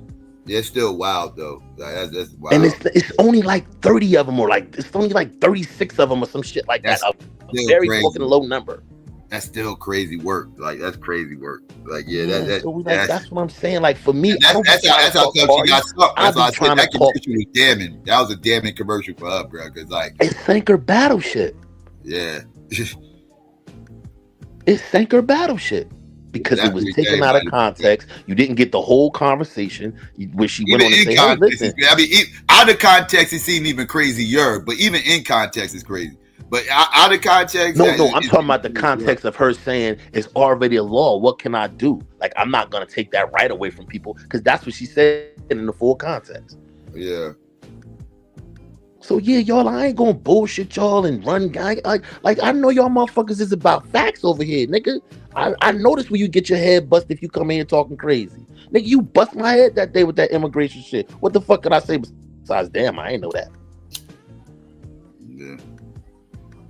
Yeah, I mean, yeah. Like, I don't stand with the Democrats because I take all the shit that they do. I understand that the institution that's called the Democratic Party. Let me ask you a question. I've been hearing some rumors, right? Damn, I ran out of weed. I've been hearing some rumors. I want to know what your opinion is. You think Michelle and Obama about to have a divorce, dog? Yeah, man, it don't look good. Yeah, I never thought about it, but I just recently heard these rumors like some days ago. And going back, rewinding the last year in my head, this, that, and the third, I'm thinking like, yeah, it's only like one time I can think about them actually being together, actually 2 times. And I don't even know one of those times they was even actually together. But one of those times was at the DNC and everything else, this, that, and the third, they was together then. But actually, I don't even know if they was actually even, it was together for a few months. No, she but I know they first. spoke on 2 different days. They spoke on 2 different days. She went first. Right. But they was together. I think they were still like together. Like I think she went a day before him. I think. Yeah, she did. Yeah, they have them 2 different days. But I didn't think too much of it because I was just thinking, they spread the speakers out. They wanted Obama on this day and Obama on that day and this, that, and the third. So I didn't really think too much of it. But like just rewinding the whole shit in my head, I'm like, yeah, when he said that wild shit to black men and this, that, and the third, she wasn't around. When she was over here doing XYZ, he wasn't around. Their speeches were dichotomy opposite. Yeah, it's like, and it was just weird. It was like, yeah, I'm used to seeing them together more often. They And I one really team, one band, one sound. That wasn't one band, one They sound. both were being paid, you know, to campaign. No, she didn't get paid. She didn't get paid not one penny. And thinking back They have at to it, file that. She didn't get paid one penny. And thinking back at it, Michelle, refusing to take that presidential nominee, even though it was overwhelmingly people was like, she would have won. But I think now it makes even more sense why she probably denied it. Like her Obama could have been on the rocks, and that would have been a bad time. You know what I mean? Like the timing of it, like. Yeah. You know, like if they on the rocks, that's not a good time for you to run for a campaign and everything else. You need your mate right there by your side. Like, hey, we got time for the truth real quick, Psycho. Yeah. Okay. All right. Biden administration, this is the government executive newspaper. Biden administration releases new transgender federal prison policy. Biden policy will require federal prison staff to use a transgender person's live name and pronouns in an effort to combat widespread abuse behind bars. The Biden administration has restored guidelines requiring federal prisons to consider the safety of transgender people when deciding where to house them. A policy the Trump administration rescinded in 2018. No, that's two different things. You're talking two different things. Bro, But you're talking two different things. The good part. Don't start. Hold on. Yeah, but you're talking two different things. The Bureau of Prisons has reissued its transgender offender manual, which once again includes the Obama era policy.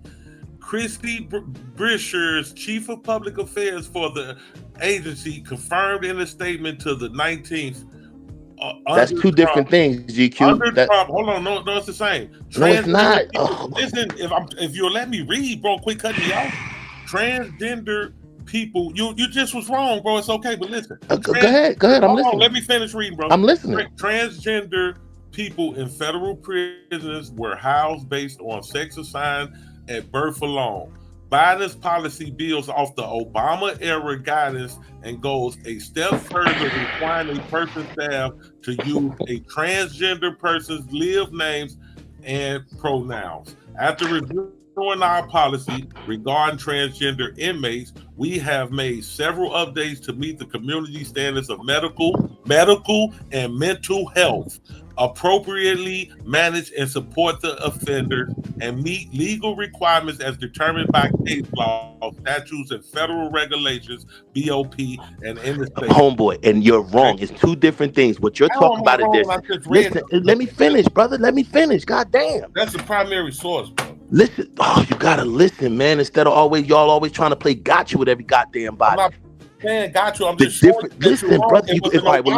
I'm not wrong. Oh man, you won't shut the fuck up. You won't shut the fuck up. You won't shut the fuck up. You just want to talk because you're everybody. He brought it back. That's what bro, I'm trying listen to me. Listen, bro, listen. Policy. You gotta be fucking quiet for 2 seconds, my nigga. It's two different things. If you shut the fuck up, you'll hear me. It's two different fucking things. One that you're talking about is their safety. The shit that they were talking about on the campaign trail was about operations, nigga. Exactly. About them getting the fucking operations to be transgender. Everything. That's the whole manual. Jesus, no, it's not. There's two different things. 2018, it is. I just read it. Two different.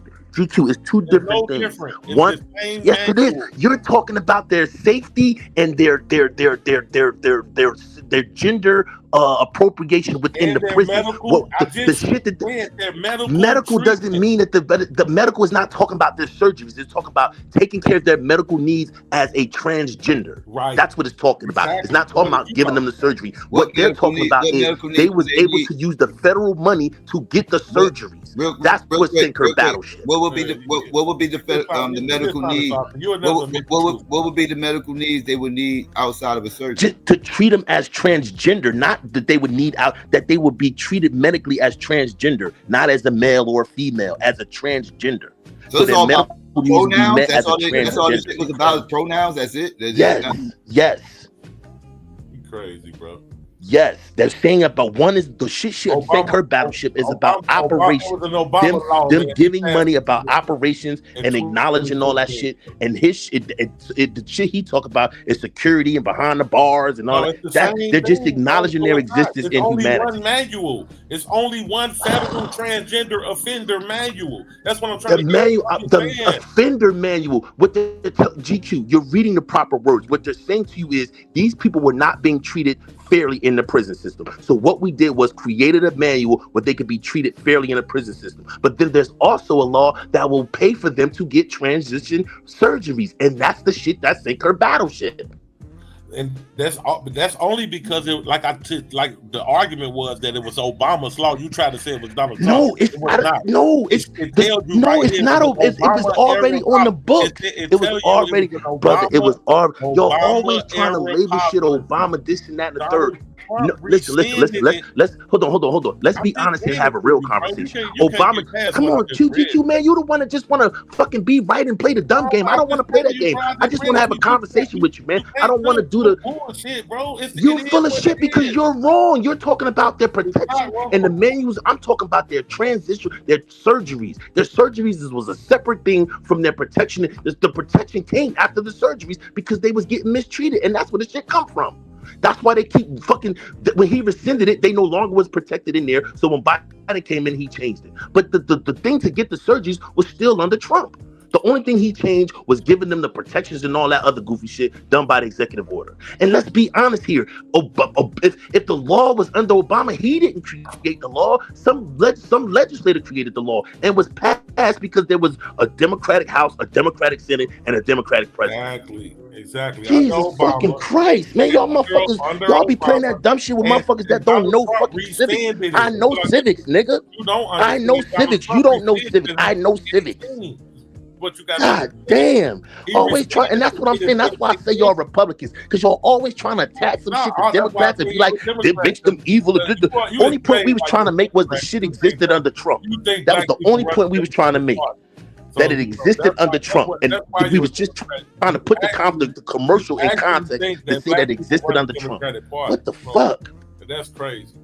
Just fucking fake ass Republicans lying that they not Republicans, and the only beef they got is with the fucking Democratic Party. You ask them about anything the Republican Party do wrong, they silent. Then they say the dumb shit about, oh, they two birds of the same stone. Oh, they two birds of the same stone. We can't bring up what the Republicans do because the Democrats do it too. The Democrats do it too. There's two birds of the same third.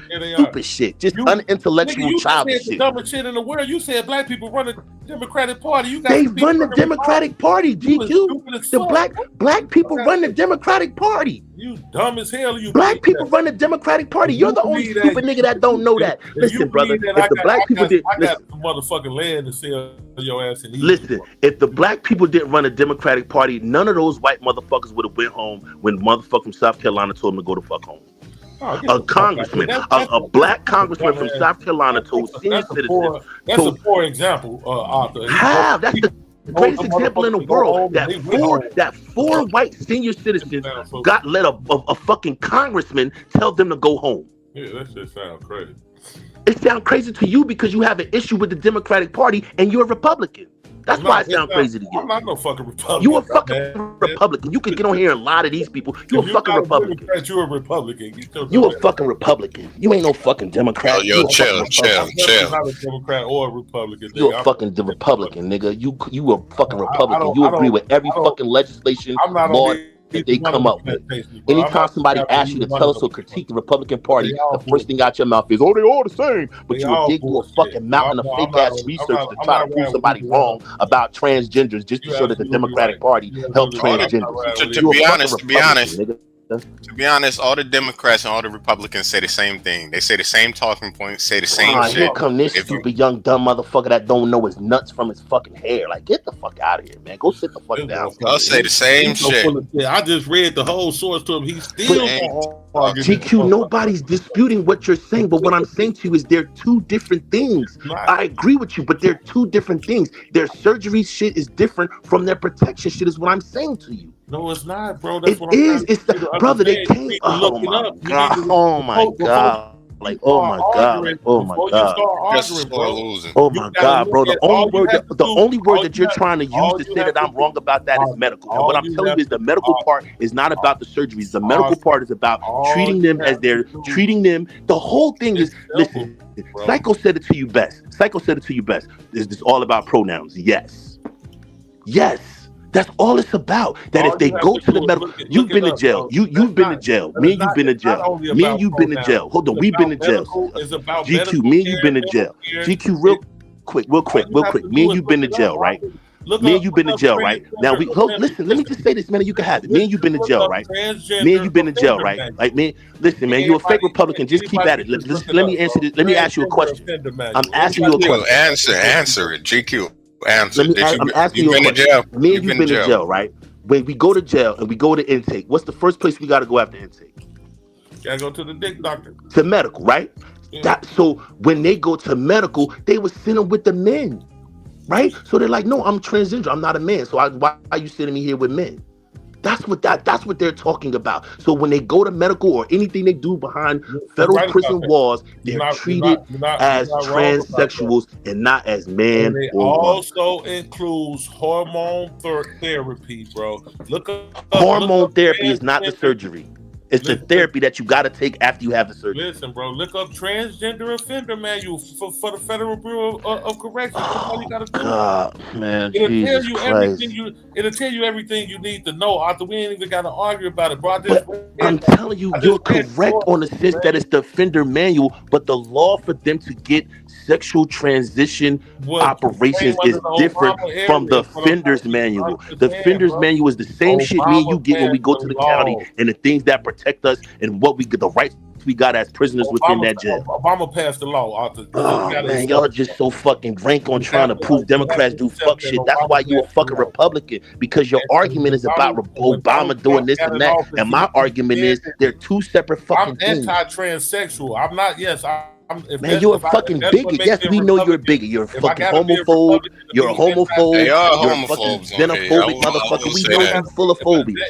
We know you're phobic. We know you're xenophobic, homophobic. We get it.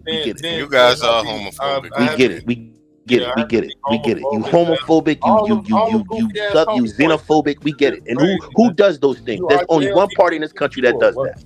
The Republican Party. The Republican Party is the only xenophobic, homophobic party in the fucking country, and you belong to that party. Black people, period, motherfucker. Black people are not homophobic. And I'm not homophobic. You're very homophobic. You're very homophobic. You're very homophobic. You're homophobic. You're xenophobic. All for a country that you say don't give a fuck about you. All for a country that you say don't give a fuck about you. You're up in arms and you want the immigrants gone. You want them out of here. And you aligning with the white people. All for the same people that's gonna stick the same motherfuckers on you after they get the fucking Mexicans out of here. They are homophobic on here. They act like weirdos. When people act xenophobic. That's just not my when people act homophobic like this, it kind of make me think you sus. Like, what the fuck is up with this shit? It just make me think you sus when people be acting like that. Like when people acting like that about homosexuality, it kind of makes you seem sus. Yeah, that shit is weird to me, man. Crying about transsexuals, they not transsexuals. It's gonna affect our kids. It's gonna convert our kids. Like a bunch of y'all motherfuckers probably in the closet or something. Y'all motherfuckers trying to fight your homosexual thoughts. You go and fucking pull double shifts at Wendy's, fucking flipping the fries, nigga. They're gonna take all our jobs in the inner city. The Mexicans are gonna double shifts at Wendy's. We shouldn't even be wanting to do what they do. Our fucking gays shouldn't even be on them. Our gays should be building our own industries and building our own companies to give our own kids a job.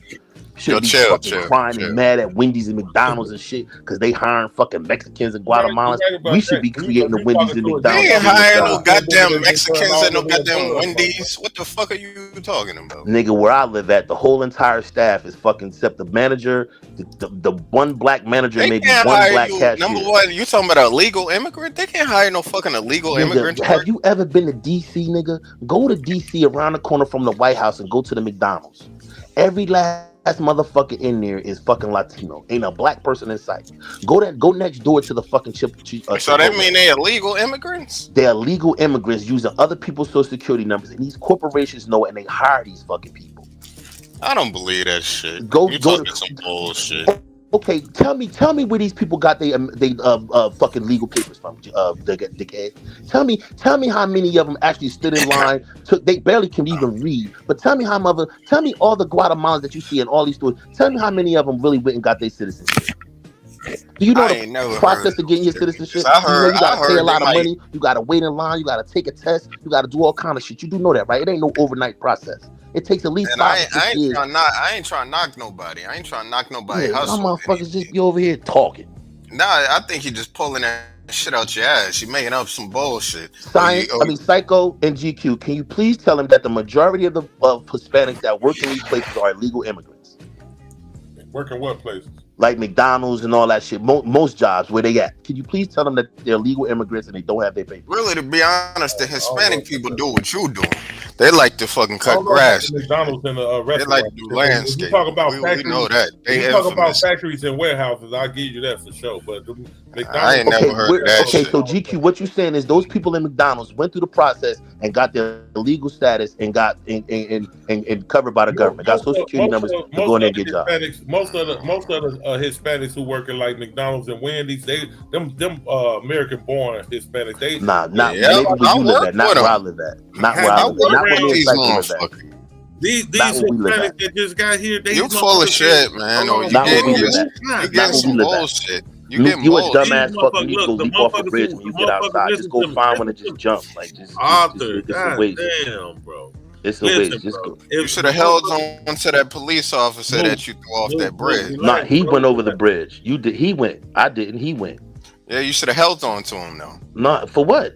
I'd let him go. So both of so you he can go by himself. So you both of you motherfuckers could go. Yeah, I got you. I got you. Nobody believes you through goddamn black man. But anyway, listen. This you can look it up, bro. It's my record is right there. You look it up. Just bring it up here and show it to us. You can look it up. That's why you probably can't vote anyway. Move. As I said though, the motherfuckers that work in those restaurants speak English. That's how you know. Not where we live at, bro. Where we live at, they don't speak English. Okay, there you go. Then that's where you live at. That's what we saying to you. They don't speak English where we live at. Okay, there you go. Then it's almost but you gotta understand. You guys got y'all listen real quick.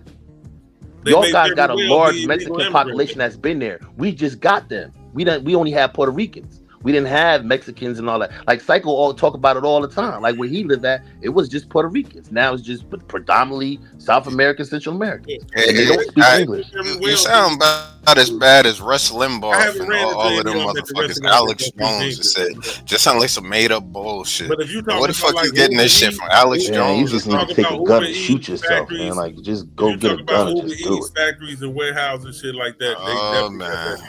See, CGQ out there, y'all got a lot of them warehouses and like meat producers. We don't have that over here. Like the most we got is like the Amazon shits and like the distribution centers and shit that like second party shit, and they full of nothing but Mexicans, dog.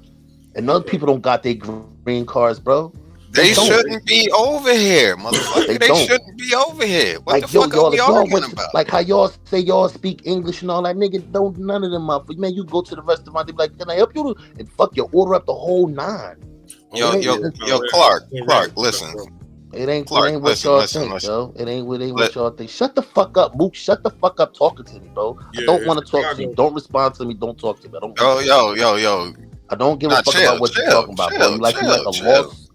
You lost to me. I don't want to fucking talk about it. Chill. Yo, chill, dog. Listen, I forgot what the fuck I was gonna ask you. Don't fucking talk to me, my nigga. Shut the fuck up. Leave me alone. You mad? You're sore. No, I don't play with little kids, bro. I don't play with little dumbass kids. Grown ass man. Their elbow, my nigga. You gotta go play with somebody your age. I'm a grown ass man. You ain't no grown ass man. You a child. You need to stay in a child's place. Nah, man, you don't know what you're talking about. You a lost ass little boy, dog. I'm a child, and you fucking elderly. I'll be that. You, the goal is to get where I'm at. The goal is to get where I'm at. Like a fossil fuel and shit. The goal is to get where I'm at. Get the fuck out of here, you dinosaur. The goal is to get where I'm at. The goal is to have grandkids. I got kids older than you. The goal is to get where I'm at. This motherfucker. Yeah, that's the goal. I was trying to ask you a fucking question though. That's the goal. All I know is they shouldn't be over here. Even my mother agreed with that shit. They got no business being over here. There's no argument for fucking illegal immigrants. There is no. I know y'all argument. hate me saying this, and I know it sounds crazy to y'all, and I know y'all hate me saying this, and I know GQ hate it, and you about to hate it too. This they shit, y'all. This they shit. This they shit. They natives. This they shit, y'all. You saying they Native It American? definitely will be if we continue on the path that we've been on. And GQ, sometimes nature and the universe, they gonna do what they gonna do, and sometimes you can't stop that. Well, you got spiritual beliefs. They shit. Nah, this ain't about spiritual. This is just about life. This is just about the universe. He's sounding religious to the motherfucker. No, you're talking about them how am I because they got Native American blood. Talking about the universe is not religion. The universe is not religion. Spiritual. That's spiritual. The universe is not religion, GQ. That's spirituality. That's what we live at. That's the actual environment we live in. It's called the universe. Yeah, but the universe is that's part of spirituality. I study that. That's what we live at. We live in this particular universe. The universe is not religious, but the fact that what goes around comes around is definitely religious.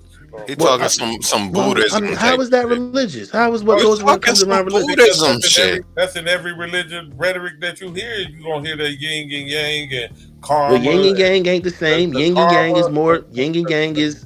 Yin and yang is you. Yin and yang is you and Psycho, right? Yeah, like that's what yin and yang is. The karma, two different people, but y'all fit perfectly. I want to hear the karma and. Nah, karma ain't that ain't. I'm not talking karma either. I'm talking life. I'm talking.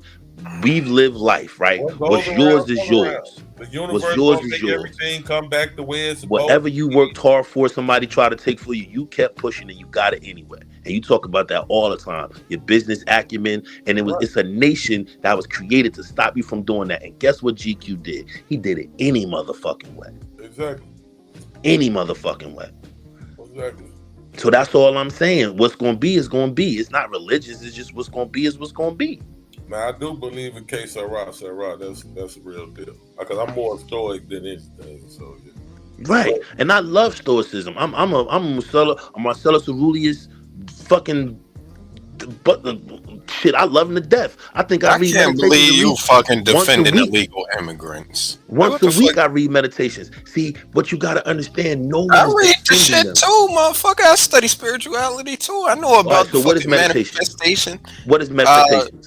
Meditation is being a part of the universe. Meditation is having an out-of-body experience. Get your boy, GQ. Get your boy, man. I asked the nigga what's meditations. This nigga said it's an out-of-body experience. No, it's a fucking book written by Marcellus Aurelius to create the idea of stoicism, which really didn't come from him. It came from another philosopher. I thought you was talking about in spirituality. No, Meditations is a book written by a Roman emperor that became a philosopher named Marcellus Aurelius. We're talking about two different things. Yes, because you don't keep up. You just be too busy to say something, so you're not keeping up with the conversation. You're not that brilliant. Let that be known. I'm not trying to be brilliant. I'm just trying to be informed and trying to inform you. I've never. You come on here dissing us, calling us out our names and shit. Did I talk about you? Did I come on here? Who was talking about who? Who said that I was crashing out? I was somewhere crying, and I wasn't even on the panel. Did I say that about you, or did you say that about me? Yeah, I made a joke. You came in here. You came on talking about, man, where that dude Arthur at? I mean, I forgot. I mean, damn, I said Lance. I mean Arthur. I know he butthurt. I know he hurt. I know he's somewhere hiding because it's bad for them. You said that, not me. Yeah, this is a bad. So what you talking about? We come on here calling you names, or I ain't. But I bet your ass was happy 4 years ago. I bet your ass had a shitty grin on your face. Stupid shit because you want to be white. Like y'all niggas want to be white. I don't want to be white. I'm cool with being black. I don't want to be on the Nazi side. I bet you I got more than I don't want to rock with the Nazis. I don't want to champion nothing the Nazis doing. I don't want to align with them. I don't want to say good job. I don't want to champion with nothing. Here's the thing. Here's the thing. Y'all secret coons on here. Y'all secret colorists. And y'all fucking secret homophobes. And not even secret. Y'all fucking homophobes. And y'all probably in the closet how homophobic y'all be acting. But y'all all of that shit. Y'all fucking colorists and shit. Y'all secretly think being lighter skinned is superior, or some of you guys think being darker skinned is superior too. And some of you guys think that what was I gonna say? The white man is the shit secretly.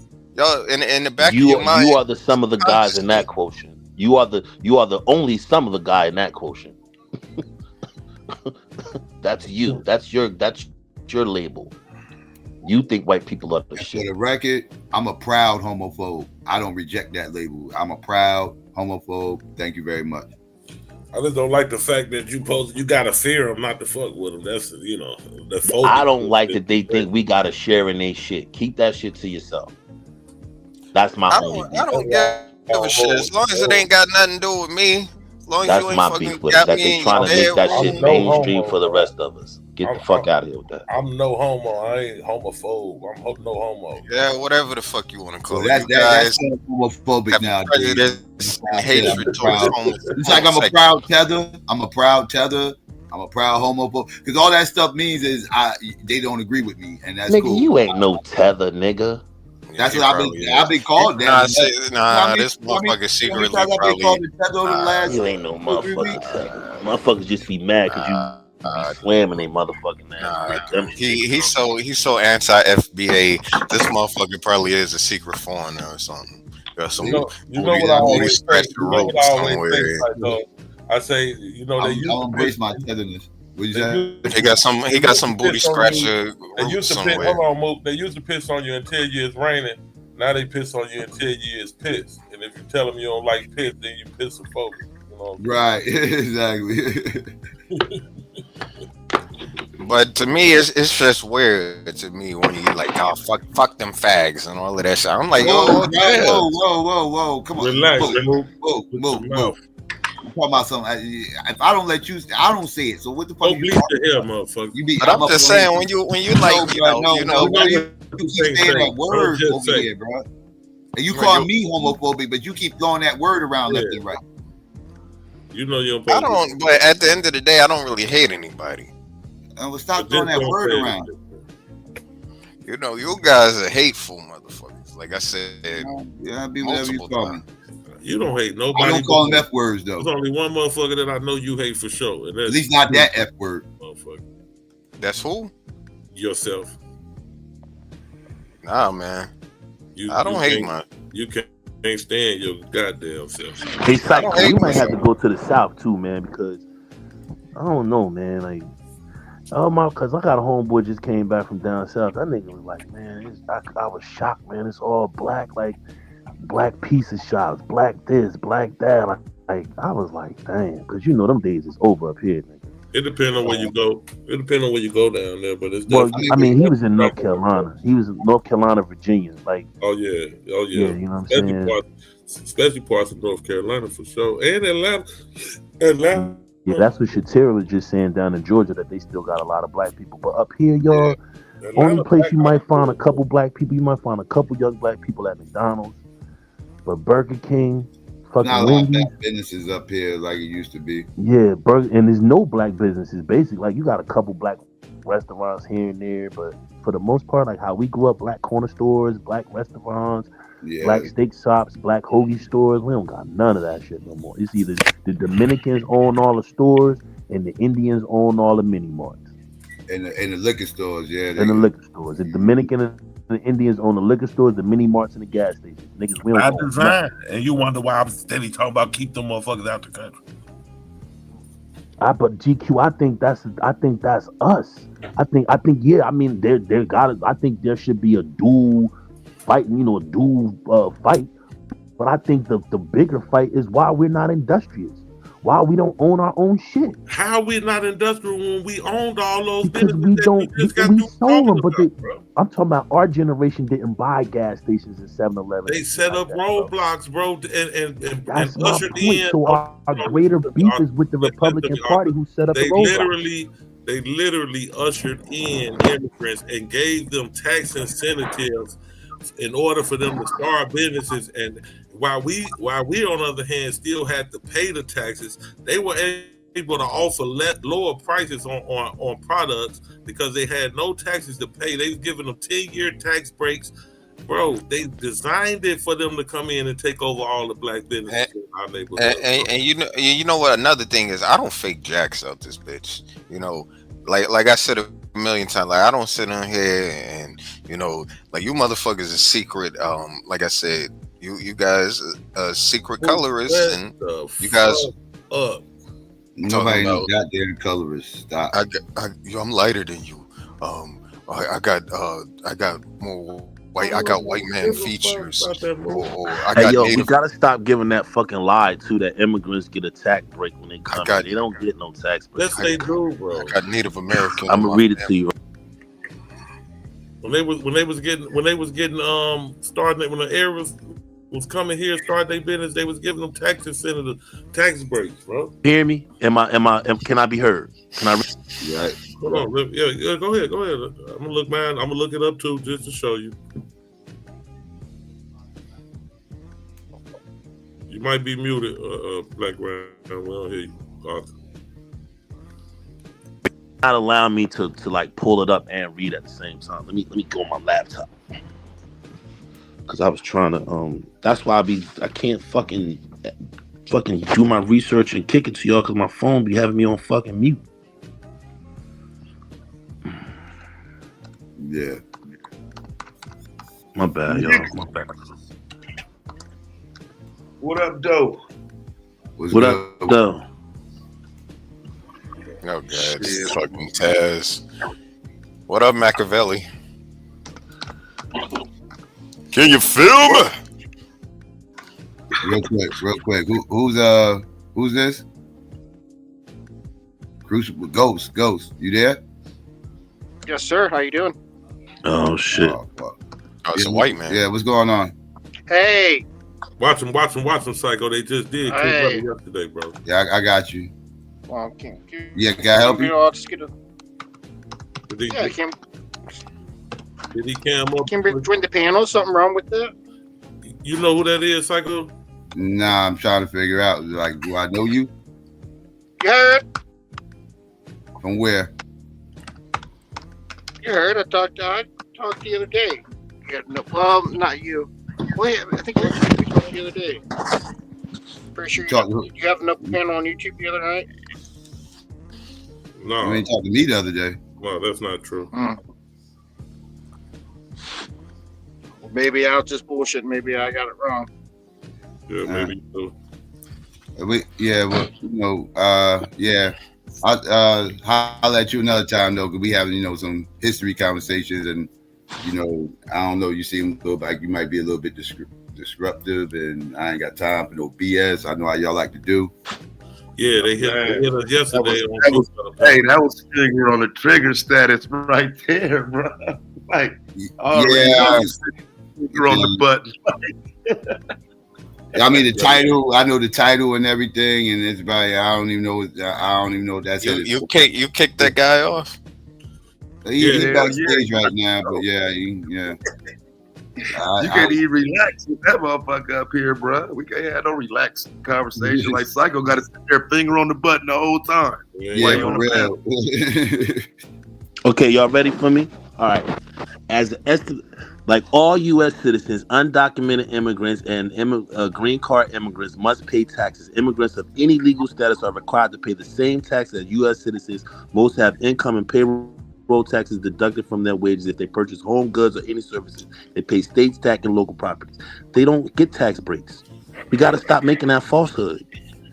They don't get no nothing. They come here, they just be industrious and build their shit on their own. The shit that we don't do for the most part. Can I say something? Can I address somebody in the comments about what something I said earlier? No, you can leave a comment and address them in the comments. Leave a comment and address them in the comments. You can do that. Like I said, I'm on display, man. At the end of the day, Who think that Mook told that white dude to come here? I ain't tell that white man to come here. I ain't got shit to do with that dude. I don't know that man. I don't know that guy. I don't know him. Got you. I ain't got nothing to do with that. Don't blame me for that. Like I'm associated with white people or something. You are. Not necessarily. 3:30 in the morning, white man just randomly jumps on Cycles for live. But like you guys say I'm a colorist, but I'm not gonna sit here and deny it. Maybe I am, but babies.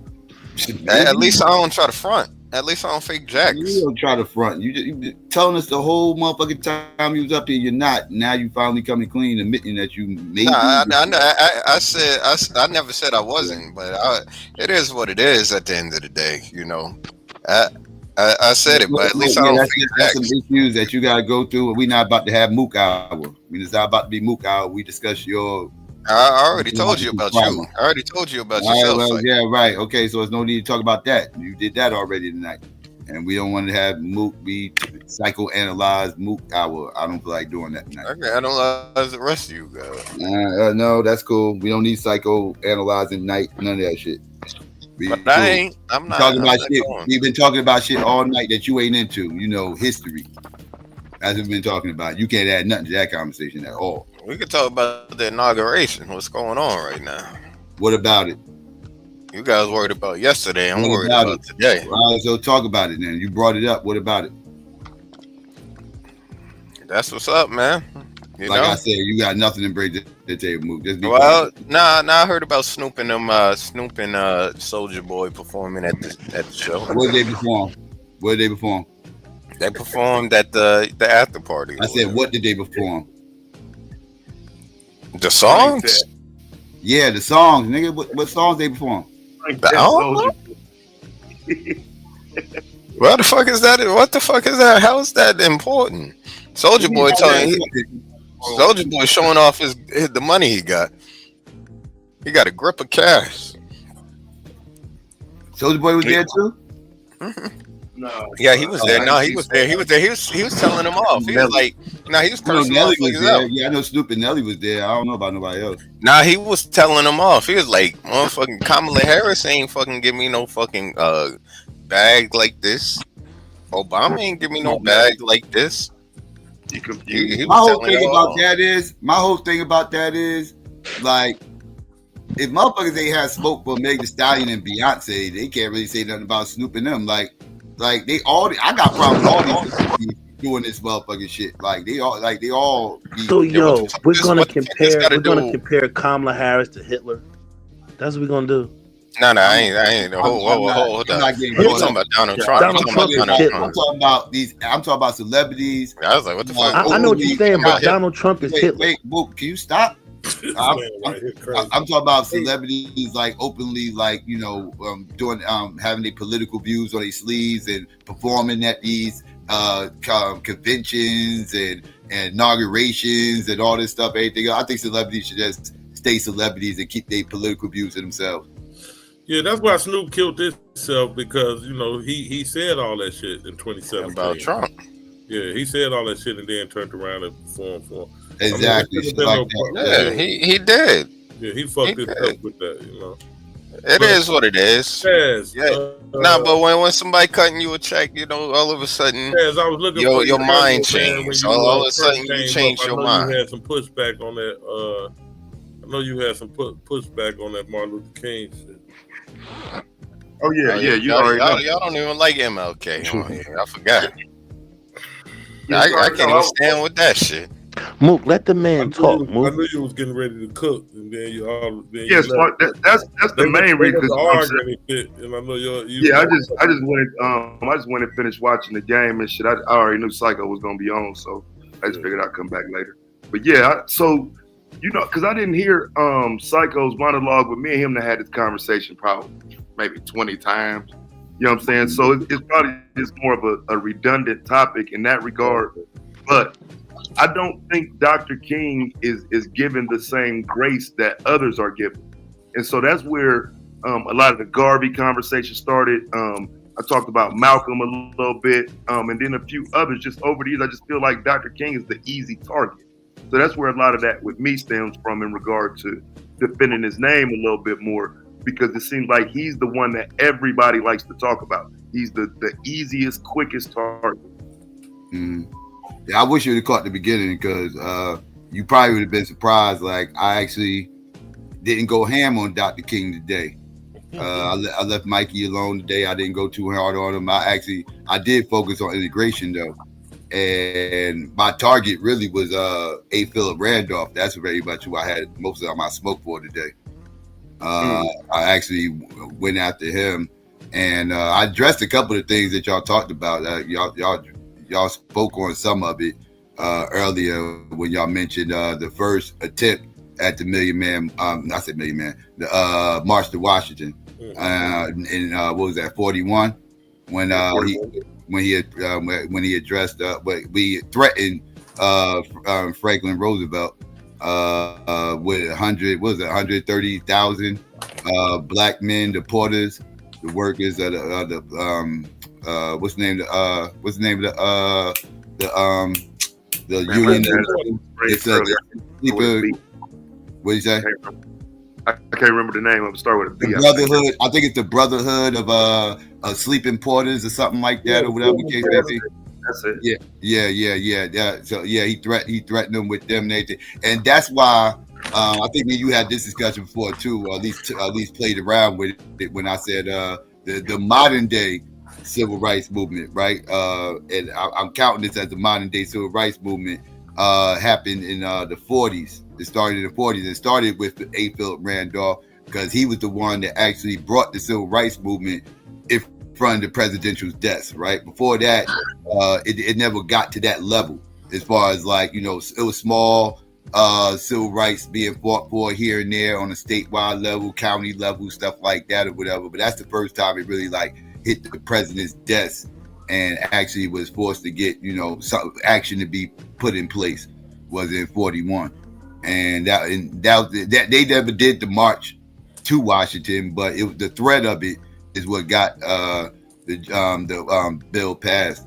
And then I touched on let's see, what else did I touch on? Oh yeah, I touched on the second time that A. Philip Randolph pressed the president, which was in 48 with Harry Truman, and that's when he pressed him about the military, integrate in the military, and everything else. And this is when the Dixiecrats and all that got formed and shit like that. Because this is when like the Southern Democrats was starting to really get pissed off, and this is when they started to see a shift.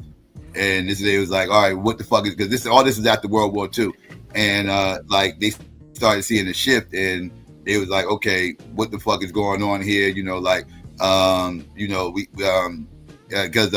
the United States was trying to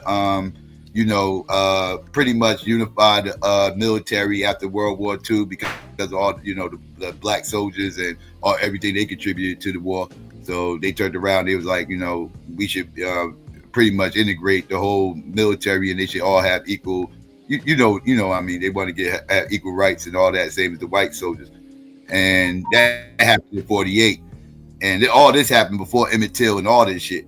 And like this stuff was getting presented to presidents and stuff, right? And stuff was getting legalized. So like when people talk about shit happening in the 60s and the 64 Civil Rights Bill and everything else, I always like to point out, like, Civil Rights Act, the modern day Civil Rights era started in the 40s. And I was just talking about I completely agree with that. Yeah.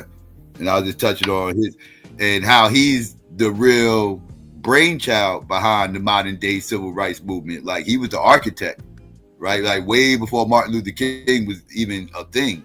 Like he was the architect, pulling strings, making moves with presidents, right? Like this, like he was talking to presidents way before any letters was written to JFK.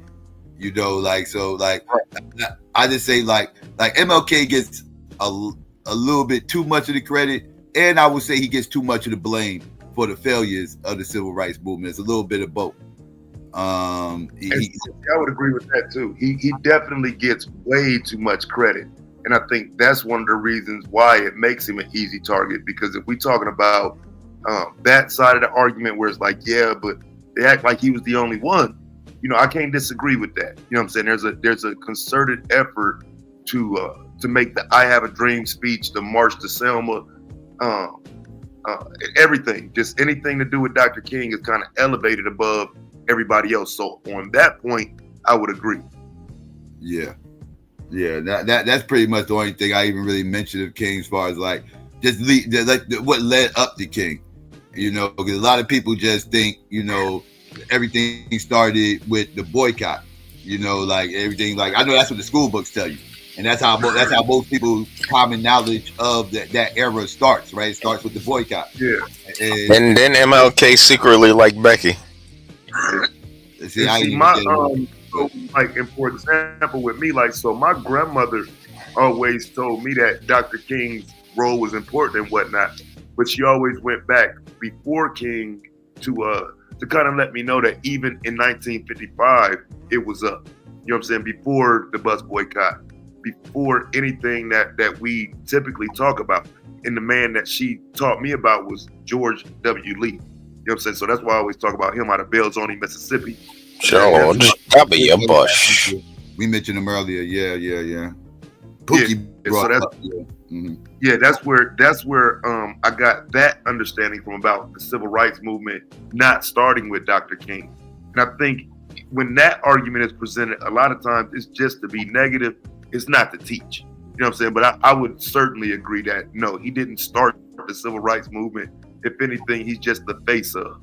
Right. And that was something that was adopted even after his time, I would say. Because, you know, again, during that moment, I think it was a benefit to maybe run his face, but it was so much more going on that it wasn't just him in the news. It wasn't just Dr. King in the media, but that's all we talk about. Right, because that's all we got indoctrinated with, like my generation, you know, Gen Xers, right? If you're a Gen Xer, like I heard y'all talking about earlier, yeah, I've been talking about that for years. What True said, like, yeah, we were the guinea pigs, the lab rats of the civil rights movement, right? We were the first generation born after that bill got signed, right? Like actually, that was fired off. The bill got signed the very same year that Gen X starts in 1964. That's when Gen X starts, and that's the same year the bill got signed. So Gen X don't know anything about pre-civil rights, right? Like we wasn't even born then, you know. Like we was the first generation that not even be born during the Jim Crow era, and so they did social experiments with us, bro. They fucked with us, man. I remember shit they did. In hindsight, looking back, I can see the fuck shit that they did to us. I didn't see it in real time because I was just a kid, just going with the flow, whatever the hell was going on. But in hindsight, yeah, they fucked with us. Like there were certain things my moms didn't want me doing, and certain reasons I didn't understand the reasonings behind her not wanting me to do certain things. But in hindsight, I totally see why she acted the way she acted and didn't allow me to do certain things, because like the social games they was playing with us, man, like the indoctrination and shit. Like they really fed us with that white savior complex, and like that we needed white people, and white people kind of is the way to go. And they made it seem like racism was over. We was living in a post-racial society, you know, after Martin Luther King, you know, and after his assassination, everybody kind of woke up and all white people are nice now. You know, this is kind of narrative that was being spun, and a lot of people was like, you know, like I said, had their heads pumped up with a lot of bullshit. So yeah, they played a lot of games, busting us and shit, busting us places. I got bussed out. I remember they used to snatch up a bunch of us out of North and go bust us out. I remember it was a CYO program, so it was some Catholics and shit, and they used to bust us out, a bunch of kids out from North to go these white camps and shit. Way out in the burbs, so way out in the fucking woods, out in the burbs, way out in North Jersey and shit. And so we'll be up there with these fucking white kids. We the only black kids there, but they used to bus us out there just to, like, you know, give us some outdoor experience or whatever the case may be, and have us out there for like weeks or whatever. And I remember they used to do experiment. I remember, my bad, I don't want to get too long winded, but I remember this specifically. The counselors there, right? All white counselors. We young as hell. I'm like 6, right? I'm like 6. I couldn't have been no older than 6. But we was out there, and the counselors was like, they had us doing activities and shit, and they would have us playing games like kickball, shit like that, but they'd be doing some fuck shit. They used to be like, all right, we gonna have a game, we gonna have all the black kids versus all the white kids, right? Now these are white counselors, right? So they like, so they trying to like, they want to, have this whole, little game where, the white kids gonna kick our ass and kickball and this, that, and the third, whatever the case may be. So they splitting us all up. And I remember it was these two mulatto kids, right? Now, at the time I'm on my one drop shit because everybody, one black parent, you black. That's what everybody's told. They got to these mulatto kids. These motherfuckers were some of the best players that out there, and they took them two motherfuckers and put them on the white side, and we was all bitching over there on our team. Like, hold up, them black people. What are you talking about? How you gonna put them on the white kids side when they black? They're like, they asked them like, you got you black? And I remember the kids saying, I got one black parent, one white parent. It's like, that's good enough. They on the white side. And they put them on the white team. And they damn sure played that whole game on the white team, right? So and we lost that game, and I was pissed. I was always a competitive motherfucker. I was pissed. Got home, told my moms, like, I asked my moms. I remember I was like, Mom, didn't you say that mixed people are black and this, that, and the third? Like, they had one black, this, that. And she was like, yeah, I told you that. Yeah, this, that, third. Yeah, one black parent, yeah, they black.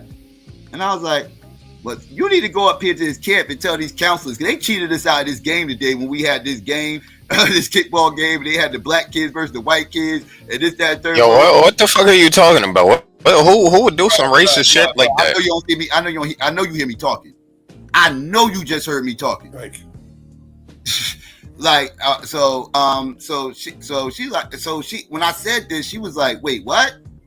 Black kids versus the white kids? She's like, they got y'all up there doing that type shit? I was like, yeah. I was like, why? There's something wrong with that? Because I didn't give a fuck. I wanted to kick their ass. She was like, she was pissed. She went up there. She started cursing them counselors out. Like, y'all racist motherfuckers, blah, blah, blah. She went off on them motherfuckers. But yeah, that's wild. To kids, though. Yeah, that's foul, bro. Mm-hmm.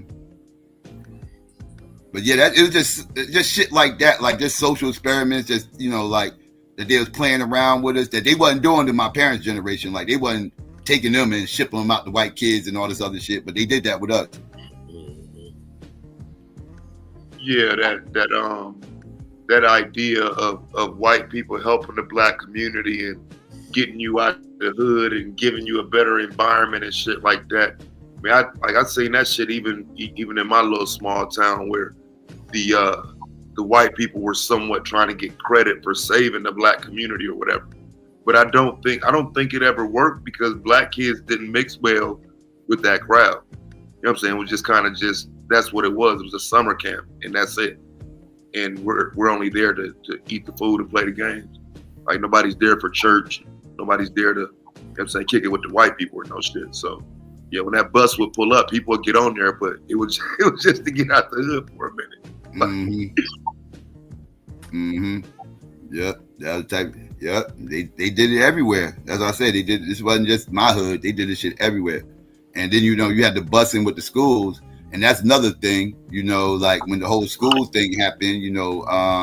The Brown v. Board situation. It was that was orchestrated too. That was just like the Montgomery boycott. That was it wasn't orchestrated to the point where, well, yeah, it was orchestrated. Let's keep it a fucking stack. They literally chose that area to jump on that case and send the NAACP down there to support it because they figured that was the best area to pretty much get it to the Supreme Court, because that's what they were trying to do. They're trying to get it to the Supreme Court because their goal was to challenge Plexi v. Ferguson, and they were trying to find the best case to do it, and that ended up being that they went over a whole bunch of cases and they saw that one and they figured that's the best shot they had, so they ran with that one. But when the whole integrating of the schools, though, man, after they integrate those schools, man, them motherfuckers wasn't going straight to them schools. Them black people wasn't anxious to go to school with those Klan kids and all these other motherfuckers. That's what people gotta remember. This is the South here, dog. Like, people gotta remember, like when people, like, I tell people all the time, like, them Southerners, black people didn't just jump up and start voting Democrat right away. That's not what the fuck happened. The motherfuckers, a lot of them were still voting Republican for a while. Like, cause you gotta remember, a lot of them Dixiecrat ass type motherfuckers and them Strum Thurmond ass motherfuckers were still down there. And if they vote Democrat, they was voting the same way as them. And you got these motherfuckers going decades, they whole generations, like they whole family never voted nothing but Republicans. Like they voted against these goddamn Democrats, these racist ass Klansmen. So now you got this new ideology coming around where, okay, the Democrats are now the ones that's for us and the Republicans are against us. And they looking around seeing the Klan still voting Democrat. They like, I don't know about all that. I don't know about all that. Hold up now. You know, so they was pumping their brakes and they wasn't so quick to jump over to the Democrat side. That took some time. See, the only pushback I have for that second wave integration conversation, because of course I always argue integration started coming off the plantation. Maybe not honored, but certainly that was supposed to be the plan. Now, by the time Dr. King come around 90 years later and all that, we talking about the second wave, the second push for it. I do believe the only thing lost in that moment is that education. People talk too much about prosperous communities that didn't exist. By 1950, everything was dilapidated. It was time for something new. And the reason why they were challenging Plessy so much was because everything was separate, but there was no equality. And so for me, that was the biggest loss in this quote unquote integration talk after the 60s would be the education, because we weren't in on the economics. None of the other stuff was working right. But as far as education goes, I think having our own schools and educating our own, that shit did work. We did see Black prosperity because of it, just maybe not quite enough. But if we talk about what we lost, I think it's because the institutes wasn't respected all day. I think it's because the institutes that wasn't respected. I don't think it wasn't that they couldn't hang with those white boys, because the institutes wasn't respected as much. And and you know, people wanted to get into more white institutes, be like, you know, they wanted to be like W.B. Du Bois. They wanted to be able to go to Harvard, and graduate to Ivy League school with credentials and everything else. You know, like the HBCUs and stuff like that wasn't as respected. You know, it's respected in our circles, but outside of Black spaces, not so much. Right. Well, see, and two, and I would even say trickling it down all the way down to the elementary level. You know what I'm saying? There were literally still Black schools. And like you say, that is very true. I don't think a lot of people realize that it wasn't just a turnover overnight. It still took 25 years to even get the school districts in order and the busing together and whatnot. It took forever to get all of that shit off the ground because they didn't want to go to school with each other. And I'm not just saying whites didn't want to go to school. We didn't want to go to school. Blacks didn't want to go. That whole central high, cause I see Fontaine being funny in chat. Like, you went to school, you was in school back during that time? No. I just know the history, because like when you look at the Central High School situation at Arkansas and everything else, that happened in 57. And they forced that, right? Like even in that situation, they went down to Arkansas and they found the group of Black kids that was willing to actually try to integrate Central High School in Little Rock, and that's because the Brown v. Board was 3 years running at that point, and none of the schools was integrated. After 3 years, nobody integrated the schools. Again, like we were just saying, none of the Black kids was interested in being around those racist ass white kids. They was cool. They ain't trust their kids being around those.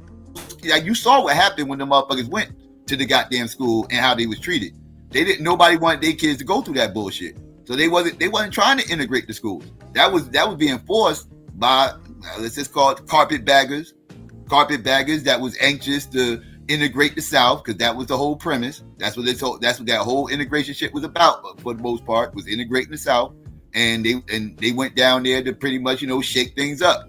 So they found some Black kids and they taught their parents into letting these kids go into this integrate Central High, and that shit ended up being a shit show. And I think, again, when you add on to that, you go into what happened in 63 in Chicago, the school boycott, 64 in Cleveland.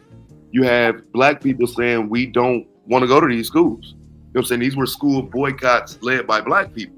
You know what I mean? So I think even that has to be qualified for what it is. It's not like we just was in a rush to get to integrated schools. And I think that was the reason, though. I think that the only true loss was our education, our history, our culture, right there being taught in those little schools and those little classrooms for years. All of that got lost when you threw them in classrooms with white kids. Yep. The teachers didn't care as much. That's for damn sure. I could think of it was like I had majority white teachers. I had black teachers, but I had majority white teachers when I was in school. And only a handful of them I could think of that actually really gave a damn about their job. Yeah. Surprisingly enough, I did good in their classes too. But there's only a handful of them that actually seemed like they gave a fuck about their job, that actually was into it. Right. I mean, and even with that, you know, it's studies that say black teachers do better for black students and shit. So, you know what I'm saying? That was kind of a loss that our generation suffered. Because like you say, I remember a couple, but in the 12 years of elementary, high school, middle school, not enough. Maybe 5 total. Yeah. It's not enough. Especially when you in like elementary school, I don't know how it was in Ohio, but out here, you in elementary school, you get that one teacher. You got that one teacher all day. That's the only teacher you got all day long when you're in elementary school. Like, you don't start switching classes and homerooms and all that shit to junior high. That's when you start floating around. Same way.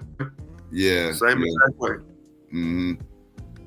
So that's what I would say would be the biggest loss. A lot of times when people make the integration argument, though, it's everything else. And I don't think we discuss the culture that's lost in, what would that be, maybe 70, 80 years that we can point to of schooling in some of these places.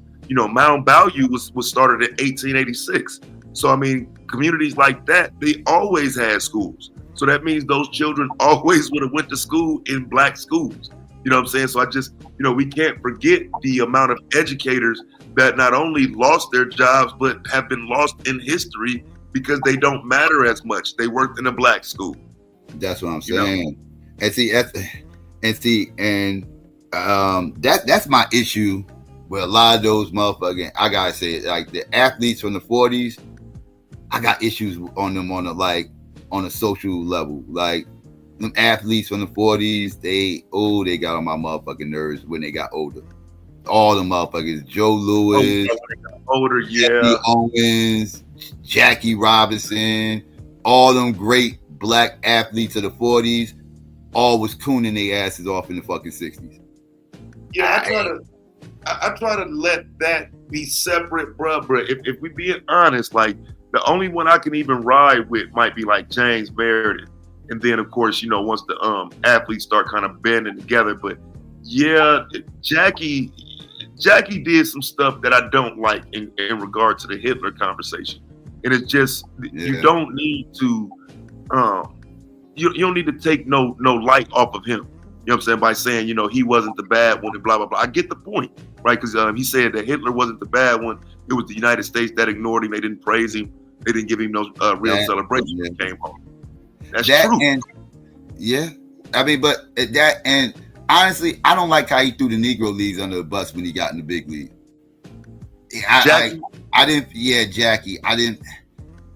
feel like Jackie should have did that, dog. Like, I had an issue with that. Like, I know the Negro leagues. I know it wasn't all gravy over there.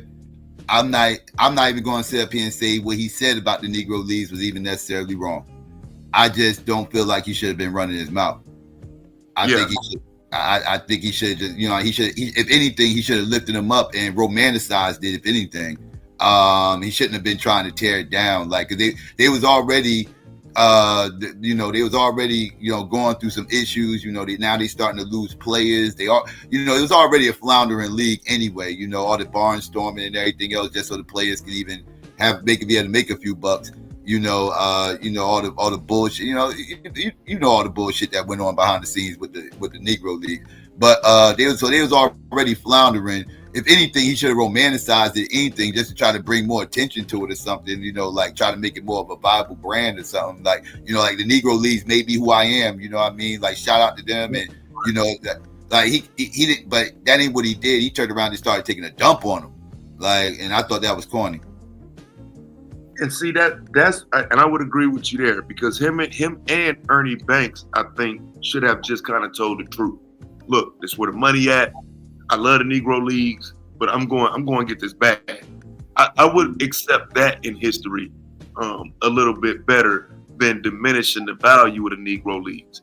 That's what happened. And ultimately, black people stopped even enjoying baseball. You know what I'm saying? And again, because Jackie was the face of black baseball, one could argue he's the reason why people started looking away from baseball. He's the face of black baseball. Yeah. Jackie's the reason why a lot of people became Dodger fans. A lot of people became Dodger fans. Like, Dodgers had a large base. They still got a large base, like, nationally, but it started when Jackie got on the team. And see, I think even when because I think it was like another boost of black people liking and supporting baseball after the Reggie Jackson episode in Mr. October 1977. Well, up here, I can tell you up here, Reggie was like a man up here, dog. Like, the late 70s, he was like a mega star. Yeah, that's what I'm saying. Like, that's what we saw the next movement as far as black players, but I don't think it's been one since. I think kind of young black athletes kind of moved away from baseball. And again, I'm not here to blame Jackie, but somebody like Satchel Paige would have been a better. He would have been a better voice, in my opinion. The rise of the NBA on a national level is what did it with baseball. Like, we was already big on basketball. Don't get it twisted. Like, basketball was always big in the hood, but the national explosion on as far as like being televised and everything else, Magic and Bird, like the whole Magic and Bird. Now the games are no longer on tape delay, and these games mean a little bit more now. Players starting to get paid more. They starting to get a little bit more attention, and because the '80s is when basketball passed baseball. That's when basketball was behind baseball all the way by. Going into 1980, baseball was bigger. By 1990, basketball was bigger. Mm-hmm. So throughout the course of the 80s, basketball passed baseball in popularity, and as that happened, young black kids stopped caring about baseball and started caring more about basketball, even more than we already had. Baseball is a hard sport to get kids into, unless they got like a father who's like around, who's probably like really into it and kind of like instill it in the kid at a young age, because baseball is like, it's rough, man. Like you gotta have the patience of I don't know, geez, Job. Like you gotta have extreme patience to play baseball. Like you can sit in the outfield all game long, not have one ball hit to you the entire game, right? And a basketball game, you touching the ball just by every possession. You know what I mean? So it's like it's a very slow down pace. It's kind of chess, not checkers. And kids like playing checkers; they don't like playing chess. See, I don't know what happened from, let's say, 1920 to now, though, that made it so obsolete. Because there was a time in the black community where that was what people did. You know what I'm saying? They just went out and watched their Negro League teams, because some communities had multiple teams, and this was what Black America did. Now, I just don't know how we got so far from it. Because even with the Negro Leagues, it's not like they was making a whole lot of money. It was more for the love of the game. So I don't know what happened to that love of the game. I mean, it just completely disappeared from the black community. Like, again, that was a good explanation, though. Basketball. You know what it was? Television, bro. Television. Baseball is better sport for radio, right? Like, and like all those eras that you're talking about, Negro Leagues, everything else, those games weren't televised, right? They was played on radio, right? And back then, they would sit back and they would listen to a baseball game, right? They'd sit back, listen to a baseball game while they playing stickball. You know what I mean? Like, this is kind of like the imagery that you will see, like when when people talk about this stuff or give you imagery of how things was. You'll see like some kids on the corner listening to the baseball game and playing stickball while they doing it, right? Like, everybody listened to baseball back then because unless you was at the game, that was the only way you could find out what was going on. And baseball is a really good sport for radio, right? Like, it's something, because slow game, and somebody could actually describe what's going on, each play and not miss a beat. Whereas basketball and football, you got to watch that. That's really not a good game to listen to on radio. Like, listen to a football game on radio is the fucking worst. Same thing with basketball. Like you these things you really need to see. But once television became a thing in the 50s, football and basketball saw a surgence, right? Like, basketball, football more so than basketball. Like, you got the greatest game ever played with the Giants in Baltimore. I think that was 57. And when that game happened, that was the first championship game televised, and they broke all kind of records, winning the first overtime, all that, broke all kind of records. That game actually is what caused the AFL to come around, because motherfucking those Lamar Hunt and all those other owners and everything else finally got fed up asking for because they wanted to get into the NFL. The NFL was like, nah, we cool, because they saw this shit was starting to blow up and starting to make a lot of money, and the owners was like really not trying to let new motherfuckers in. So they was like, nah, we cool, we not ready to expand right now and everything else. So they kept putting them off. So they said, fuck it, we just gonna start our own league. But what caused that was that game I'm talking about, 57, that they called the greatest game ever played. But that again, television, it was the first televised championship game, and that right there put a new light on football. And this is when football started gaining ground on baseball. Was that in the Super Bowl? And once you had the merger and the Super Bowl happened, yeah, football was it was inevitable. Football was going to pass baseball and never look back. Yeah, and basketball, same thing. Television was a big difference. Because even as a baseball fan now, bro, like I love the sport. I just like watching sports, right? So I can watch a baseball game now, but there's no way I would have watched a baseball game 10, 15 years ago. I mean, we're talking about the slowest, most boring sport, and you almost have to have a love for it. And, the financial implications is what make me, as into it now. You know what I'm saying? Right, but to just watch it because you like the Yankees, I don't know how nobody do that shit. Like you say, not only there's a possibility of you spending the whole game in the outfield and not see any action.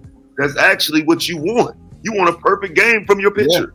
Yeah. You don't want nobody to hit the ball your way. Right, It's almost intense. And to a baseball fan, though, when you're looking at the game from a true baseball fan perspective, it's not slow or boring. I mean, like, every fucking pitch, every pitch matters. Matters. Everything. But that's because you grew up understanding the chess of the game, right? Because like baseball's chess, like I said, it's total chess. Shifting over here and signals over here. Pitch out and everything else. Everything. Taking a big lead, short leads. Like, it's a lot of intricacies going on in between crazy, pitches. Man. Just between the pitches. Exciting shit is when the motherfucker pitcher, goddamn it, ain't and you just wondering if the motherfucker coach finna go up there and take him out or not because he ain't performing. You know what I'm saying? You kind of want to leave him in, give him a chance, type shit, and then you kind of like, fuck it, man. He ain't. You know what I'm saying? He ain't cutting it. You know what I'm saying? And then the manager come out, goddamn it, and sometimes he'll come out, he'll come out, talk to him, and you think he about to take him out. He don't take him out. He leave him in. And you know what I'm saying? It's just all kind of shit. It's chess. It's chess where basketball is totally checkers, right? Basketball is all about reacting, right? Like, you don't know, like, you could come down the court, think you're going to do something, and end up doing something completely different because the defense done did some shit, right? Like it's all about reacting to what the defense is doing. So you pretty much just going with the flow of the game and everything else. Whereas, like I said, it's more reactionary than actually planning things out. It's kind of hard to really, like, you set plays, but you know the defense can do something that just change everything up, and you got to kind of go venture away from the actual original play that you was going to do, because it's more about reacting to what the defense does. So whereas baseball, again, it's all chess. Yeah, that's why they call it America's favorite pastime, because you like you say, Taz, you passing time like a motherfucker. Yeah. You is gonna be on some pastimes. Yeah, like I had to get a little older to appreciate baseball. You know what I mean? Right. It's not a sport that you can really appreciate if you're not going, like you say, watch every pitch. The foul ball matters because what direction did he hit it in? What velocity did he hit it at? Like every play matters. But everything. You gotta be analytical than a motherfucker type shit. Oh yeah. Numbers mean more in baseball than any other sport. Yeah. Yeah.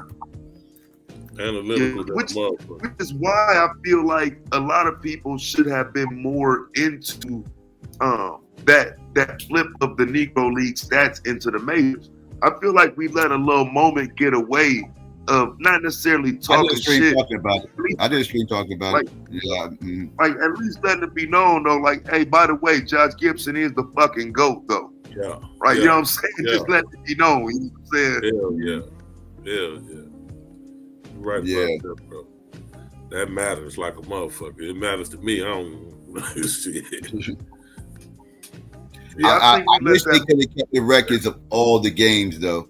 I wish they it's a lot of games still like undocumented that's just kind of just gone. There's nothing we can do about it, but we really lead in every statistic, bro. I mean, stolen bases, RBIs, fucking everything. But they ain't count all those barnstorming games. They just counted the games like he did with the Grays that was documented. Like he had like 1,000 games that went undocumented that that would have jacked those numbers up even more.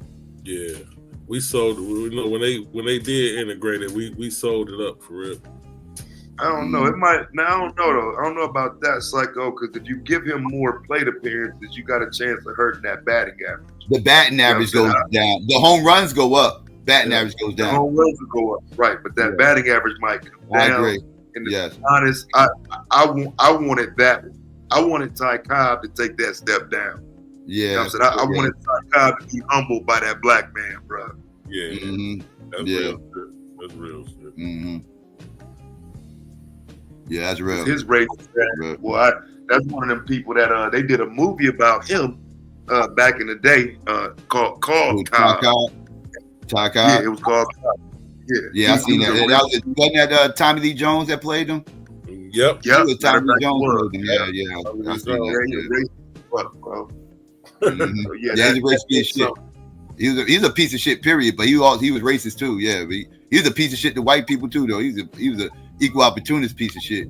Yeah, he's just an asshole. That mother Ty Cobb, he was everything they said he was. That's why I seen the Ty Cobb card is worth so much, because he wasn't signing cards for motherfuckers. He wasn't one of them motherfuckers you could take the ball to and he gonna sign it for you. He wasn't on none of that shit. He was gonna get the fuck away from me type shit. Ty Cobb, they really bigged him up, boy, for the longest time. Like just the fact that we know his name. I mean, this motherfucker played over 100 years ago. Well over 100 years ago. Name still ring bells. Babe Ruth too. Yeah, Babe Ruth. Name still ring bells. Well, I mean, but you know, in his defense as a baseball player, because that's the only defense I would ever give Babe Ruth. He was that though in his time. That motherfucker could pitch like. I mean, pitching a perfect game, being the home run king, and he was Ohtani back then. You know what I'm saying? Oh yeah, that motherfucker was that thing, man. I mean, he really played both sides of the plate. I mean, both sides. I mean, he pitched and turned from a pitcher to a home run hitter. It was a fat motherfucker. He wasn't in shape at all. Nah, man. Ever. Well, the roly poly looked like a old 20 year on the force cop looking motherfucker. Right. Pinch runner, he was not. Third up. But yeah, that's a sport I wish young black kids would get back into though, because they make a lot of money, man. Like you say, it's a sacrifice though, and I know it costs to even be in that sport, but it is one that, you know what I'm saying, again, they can actually get paid fucking with that baseball. If you can make it to the big leagues, if you can make it to the big leagues and be relevant, you ain't even gotta be the best player. Just be relevant in the big leagues. They got the best contracts. They have the best sports contracts out of all sports. But you know what? Now, just thinking about it, even after I'm saying it, bro, it's like, but shit, if they fuck around and go to college and get an NIL deal, shit, they straight off that now. Like, you know what I'm saying? I be forgetting where we at now. You know what I'm saying? They getting NIL deals in college for some games now. Now they can. I don't know how much baseball players can possibly get, but I know them football, basketball motherfuckers be all right. They running up nuts, because that was who was that? Angel Reese, I think, last year, that said she was straight from her NIL money before she ever got a WNBA check. Mm-hmm. Yeah, she did say that. Yeah. She said, I forgot how much she said she getting paid. She ain't getting paid shit either, too, dog. Her contract ain't worth shit. Her WNBA money doing something, doing with fashion and all that shit that she's getting paid for the WNBA. Oh yeah, she getting the bag. Caitlin Clark was at the motherfucking game the other day with Taylor Swift. What the fuck is going on? Yo, Taylor Swift is she straight on her LeBron shit. She doing the same shit LeBron do. LeBron used to get on my nerves with that shit. LeBron, somebody would get hot on social media or just in society or something. Next thing you know, LeBron following them, LeBron hanging out with the motherfucker like Johnny Manziel. LeBron was always cookie crunch with Johnny Manziel when Johnny Manziel was hot and buzzing and everybody was talking about him. Now, I bet you he ain't even following Johnny Manziel no more on fucking social media. Like, you will see that motherfucker around. No, like this, that's what LeBron do though. Like if somebody's hot and buzzing, LeBron around you. You ain't buzzing no more. LeBron ain't around you no more. Good look for them too, though. When LeBron just Johnny Manziel was in Cleveland, though. That's the only reason I would push back, because he was in Cleveland at the time. No, but he rocked with him before that, though. Like even when he was in college, he was tweeting at him and all that and everything else. Like I think they didn't meet up until he got in Cleveland. But he was tweeting at him and stuff like when he was in college and shit. Then when he went to Cleveland, yeah, they definitely was buddied up. Yeah, because he did get hot off of that. I think he beat Alabama or some shit. Where did Johnny Football go? He went to A&M, right? Yeah. They beat Alabama. He got hot. His name got hot off that. Yep. Boy, he was best friends with LeBron for about a year. And then you ain't see them motherfucking shit no more. Johnny getting locked up, drunk driving, beating up on motherfuckers, anything else. LeBron ain't bailing him out. LeBron ain't saying nothing, quiet as hell. LeBron ain't even hanging out with him no more. LeBron like, I don't even know that motherfucker. Crazy ass white. He do that on the music side of the game too. You know, somebody hot, you'll see him in the locker room. He's singing a song with the headphones on. They hot, but that do blow him up a little more to you. It's two sides to that though. So when they see LeBron listening to your shit, everybody want to come hear what the fuck it was, motherfucker that wasn't listening to you. You know what I'm saying? Yeah, but then now Taylor Swift on her LeBron shit, and now she hanging out with Caitlin Clark. Like, what the fuck you doing hanging out with Caitlin Clark? Y'all don't even look like y'all would never hang out under any other circumstances other than the fact that she's the most talked about woman athlete of the year or something. Like this is so fake. She had Ice Spice at the game with her when Ice Spice was hot. Yeah, like how much of y'all got in common? Like, get the fuck out of here. I ain't buying this shit. I don't know. Them two might have more in common than her and Ice Spice. Yeah, exactly. Last year was Ice Spice, and you went from Ice Spice to Caitlin Clark. Come on, Taylor. What are you doing? What are you doing? Caitlin and Taylor probably got more in common, though. But see, she probably making some money off that by now, though. Two slew-footed white bitches.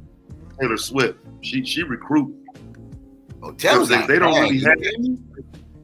They've been doing anything they can though to get a woman audience, and so I do think that trying to make that happen can happen easier through women. So you bring it in. I don't think Taylor Swift doing that shit for free, bro. She getting something off that shit.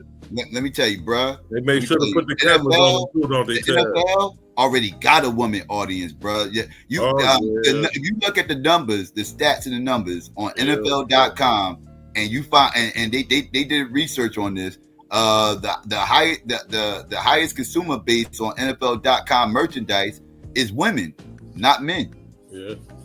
Like women, Yeah, like my wife orders my hats and shit though, bro. Yeah, that's true too. Yeah. You got that. That's true. That's true. Yeah, I was gonna say that. I was gonna say that too. They buying it for us, but I ain't gonna diminish that they do buy a lot of yo, bro. I'm telling you, when I went to games, bro, blankets and jerseys and bro. When I went to games, there was more women than a little bit.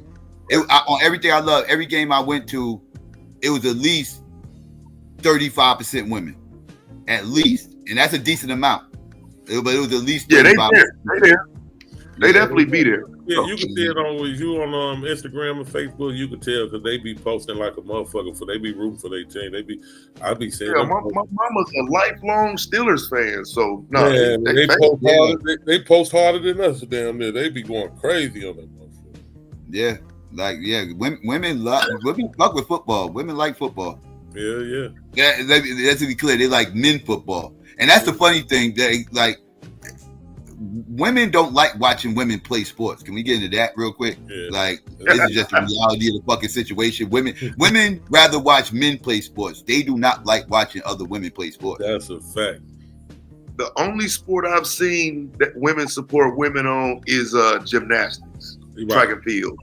That's once every 4 years. That's once every 4 years during the Olympics. Gymnastics, ballet, and track. Tennis. They will watch a female tennis player. Oh yeah, tennis. Now, mind you, they're not really checking for that tennis female. Like I can't really say that because that's fake too. Because like they support the tennis player. I'll say that they support her, but they're not actually checking for her tournaments. They can't tell you watch no tennis match. Right. They're not about to sit there and watch Wimbledon and all this other shit. And you know what I mean? They're not about to watch the French Open, and they couldn't even tell you when the French Open is. What ranking they player is in the world. They don't know none of that shit. You know, but they do support them as a black woman, so to speak, or woman or whatever. Yeah. Track, like I say, track and gymnastics, they be on those. Yeah. But women love watching men play sports. Well, I'm not gonna say they all do. The ones that watch sports, they rather watch men play sports. Yeah. You go to a WNBA game and ain't no gang of women in that movie. There's gonna be more men than women in that movie. Probably so. Probably. It was like that when I went to a Liberty game one time. It was more of us there than women. Yep. It wasn't a lot of us. Yeah, I said I was gonna go watch the Aces this year. I hadn't been to see them, but I actually started enjoying some of the WNBA games last year. So I want to actually see Asia play in person. That girl can play, bro. Yeah, she nice. Yeah, she nice. And even they got a couple players over there, but yeah. Mm-hmm. Your girl you were just talking about play for Chicago. What's the one you just Angel Reese? Angel Reese. She had a hell of an effect because I remember they was giving away free tickets. You can get tickets for $20, shit like that. When Angel Reese came, the cheapest tickets around this motherfucker like $200. So that's a big jump from $20 tickets or damn near giving away tickets to $200 tickets. Yeah, that rookie class last year, they brought some attention, bro. Like I think Angel was doing a little extra, maybe a little too much, especially because she's just not Caitlin. She's not a scorer. When it comes to basketball, I know her role. She does good at her role, but you're not gonna get the fanfare that Caitlin Clark gonna get. Because Caitlin Clark is a scorer. I think that was maybe her only downfall last year, was trying to go head to head, neck and neck with Caitlin Clark in terms of media notoriety, and that's never gonna happen. You know what I'm saying? You're not a scorer. You don't shoot threes. You don't score. It's gonna be hard to bring that back. Right thing though. She did the right thing. Jump on that wave. Make something out of it. Make it a discussion. God damn it. You know what I'm saying? But I think you got to be careful what discussion you make it into too, though. And I think she kind of realized that later on, because at first she was kind of coming off like a Karen, bro. You know what I'm saying? Unnecessarily, bro. They was taking shots at her in the media for it. You know what I'm saying? Because it would be easier to just say fuck Caitlin Clark, right? But I don't think that's really her feelings. These motherfuckers have been playing together their whole lives. Yeah. So I don't think she has nothing against no Caitlin Clark. But I think the media shit was probably getting to her, and at some point she's like, yeah, y'all just want to cover her though. You know what I'm saying? So some of that was like, nah, dog, just don't say shit like that. Like you new to the cameras, like think about what you're saying before you say it. Because I do think she was just kind of jumping out there early on. But was she wrong though? Because like, no, I don't think Caitlin Clark needs a Darth Vader to her Luke Skywalker, right? Like she needs, I think having Angel Reese around and wearing that black hat, like this is developing that whole Magic versus Bird type dynamic. That whole, you know what I mean? Like she needs that evil villain to prop up against or whatever, because they got her as the hero, right? Because she's totally the hero of this movie. Right. So she needs the bad guy, and Angel, yeah, she might as well go ahead and play it up. But see, so I don't know if you know this girl coming out of UConn though, that Paige Beckers. Okay, when she gets to the league, but they're gonna put her right next to Caitlin Clark, basically on the scoring side, because I think Angel Reese is more of a Rodman type of basketball player. Yeah, she's not Caitlin. Yeah, needed, right? She's needed. You need her on the court. But she ain't Mike, nigga. She ain't gonna close the game for you. She's a rebounder, garbage basket type player. Yeah, she's a workhorse type player. Yeah, workhorse and a finesse player, and she make it look good though. Okay, do you think Caitlin got handles, Taz? Handles? No, I wouldn't say handles. I would put her near the basic point guard handles. Good enough for the WNBA. Like she, right. That's what I'm saying. Basic, like you know what I'm saying. She gonna come down and I forget that little girl from South Carolina. Boy, that motherfucker right there, bro. She'll shake a nigga out his shoes. I see white girls who could dribble. Like she doesn't stand out as somebody. No. She's not a top dribbler for the WNBA. I mean, you know, she just. Like you said, real basic. But she'll score a motherfucking ass off. Yeah, like I said, she's good enough. She can get where she got to go. She's good enough to get where she got to go. She ain't gonna take it money. And I think with that level of because I don't think the WNBA got the best talent right now anyway. I think it's still some levels too that they can go up in talent. Now I think there's really not a defense for that. Right, for real, she's modeling her game somewhat after Curry, where you just that's what she got, a Steph Curry type game, yeah. So she can shoot that motherfucker from anywhere without the handles. Right. So that you know what I'm saying. So how do you defend that on a level that's 3 times less than the NBA when that can't be stopped in the NBA? You can't stop that shit in the league, let alone the WNBA. So, you know what I'm saying? I think the defensive level's behind right now. Yeah, I can see that. Do you think the NBA sucks now because of all these 3-pointers? People saying that shit psycho, I disagree, bro. I'm cool with it. Like, I don't necessarily want to see the games at 150 to 145, but I like the action. You know what I'm saying?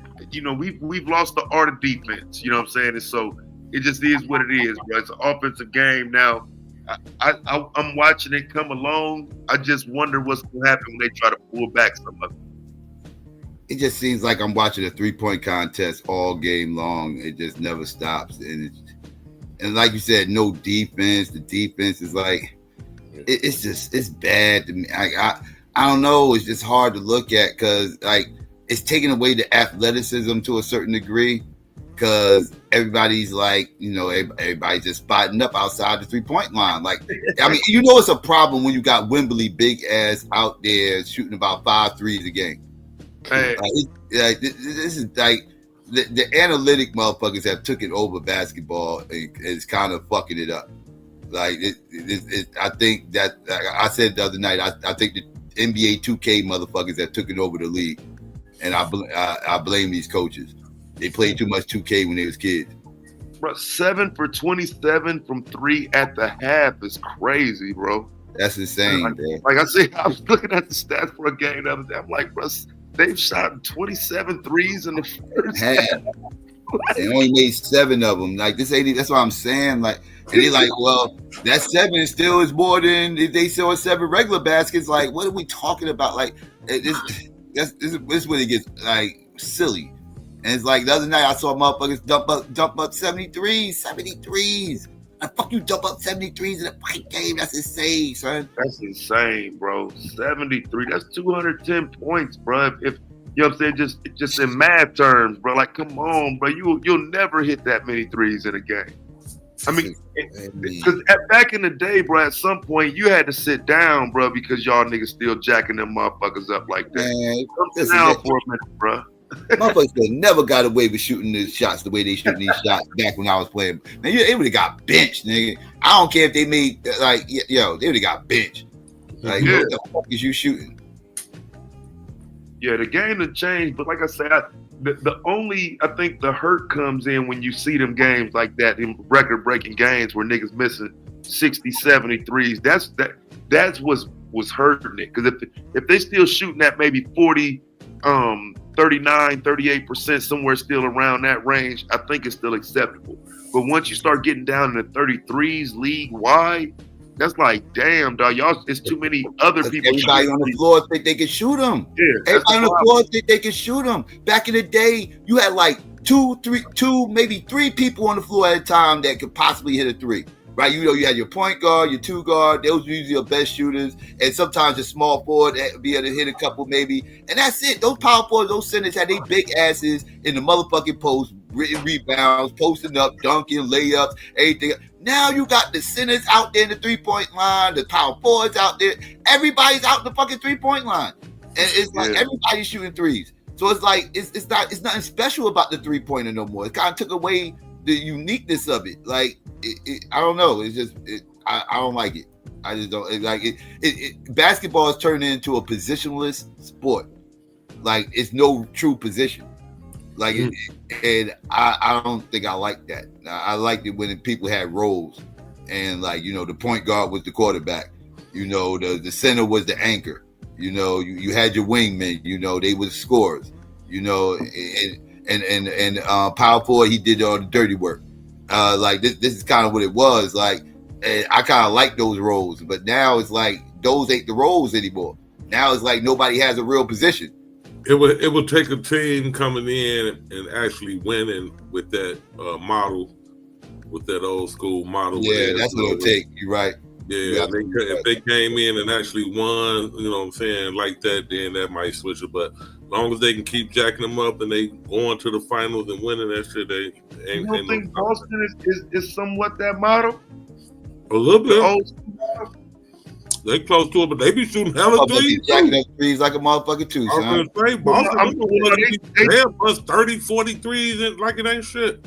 They shoot threes, but they got people in their rightful positions, though, is what I would argue. You know what I'm saying?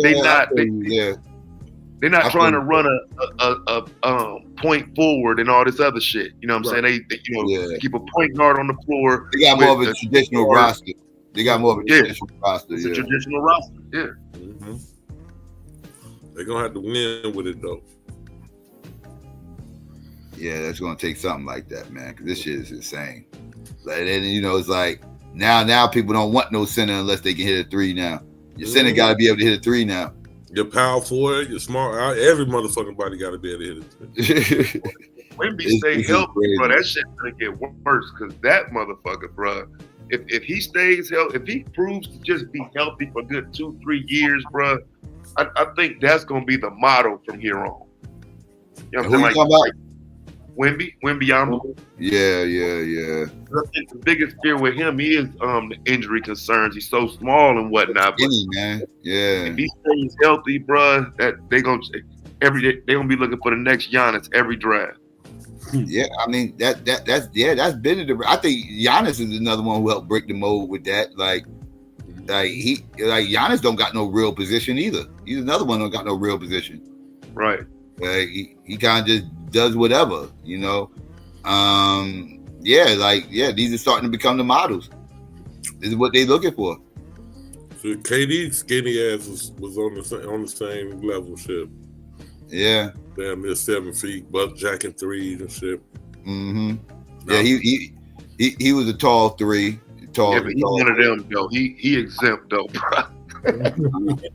He's supposed to be out there. Like that motherfucker, yeah. He's one of them, bro. Like LeBron, you know what I'm saying? LeBron is another one. It's like, dude, if you don't get your big ass in the paint, that's kind of been like that for the last 20 years with Bron. But you know what I'm saying? How can you force that when he means so much more on the floor? Right. Now he needs to get his big ass down in the paint because he ain't the same LeBron any goddamn more. It's time for him to adjust and start doing some down. Like he can't be on the wing anymore. Like I seen him on defense. Like his defense is horrible now, bro. Like I mean, like extremely bad. Man. Yeah, he needs to, that's why he needs to move to the 4. He needs to move and start playing the 4. But even be the point. No, not even the point forward, dog. I don't even think. Not unless it's emergency situations. Like he needs to start. He got to change his game up. If he changes his game up, he could last another few years. But he can't keep doing it, trying to do that point forward, old school LeBron motherfucker. He can't be that guy no more. Yeah, he's still trying to bring the ball up and shit. That Raymond bullshit. Yeah. Shooting threes and everything else all over the brick and shit. Like he needs to get his big ass down low and put and where he can be useful. Get in the fucking post. Yeah, he still can do that, but that's not what he wants to do. He wants to still be the old school LeBron out top of the key. Mm-hmm. His team's feeling the effects of it too, because they losing their asses off. Ain't nobody gonna have enough heart to tell that motherfucker get his ass down low. Yeah, it's probably hard to even fix your mouth to tell LeBron any fucking thing on his team. I mean, hell, he the one brought the damn coach here, so. And his son. And his motherfucking son. You tell me that motherfucker got pulled in a motherfucker. Like, yeah, I'm gonna need y'all to draft my son in the second round. Yeah, that's crazy. Brian gonna fill them seats up.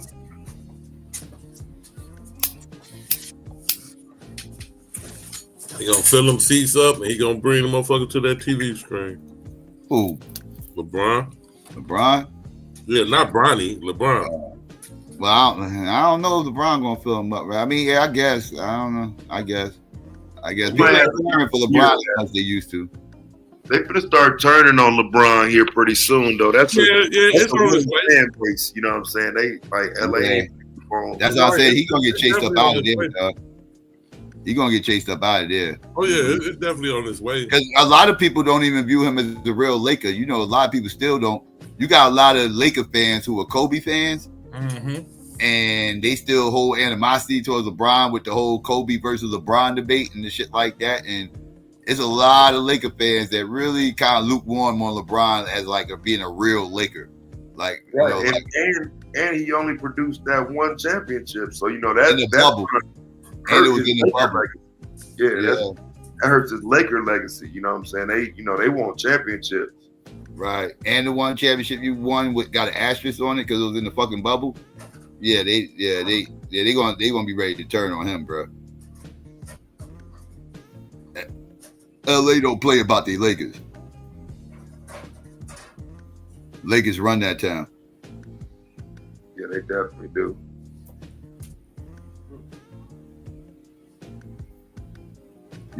Skinny said they already turned on LeBron. Yeah, I bet they are. I bet they are. You think they'll trade LeBron? You think they have enough heart to trade LeBron at the end of the year? If they end up like in second to last place or some shit like that or whatever the case may be. Hell no. I think the only way they would trade him is like when he retiring and wanting to retire out of Cleveland or some shit like that. I don't think they would trade him while he still got something in the tank. So you think he got at least? So you think he got at least one more year with the Lakers at least? If he decides to play. Yeah, I think he got one more. If he decides to, it's all on him. I don't think he'll retire this year. I think LeBron's gonna want the big long song and dance where he announces his last year and he goes to all the arenas. They make a big deal about it. It's LeBron's last game here. That Kobe treatment, right? That Dr. J, Kareem treatment.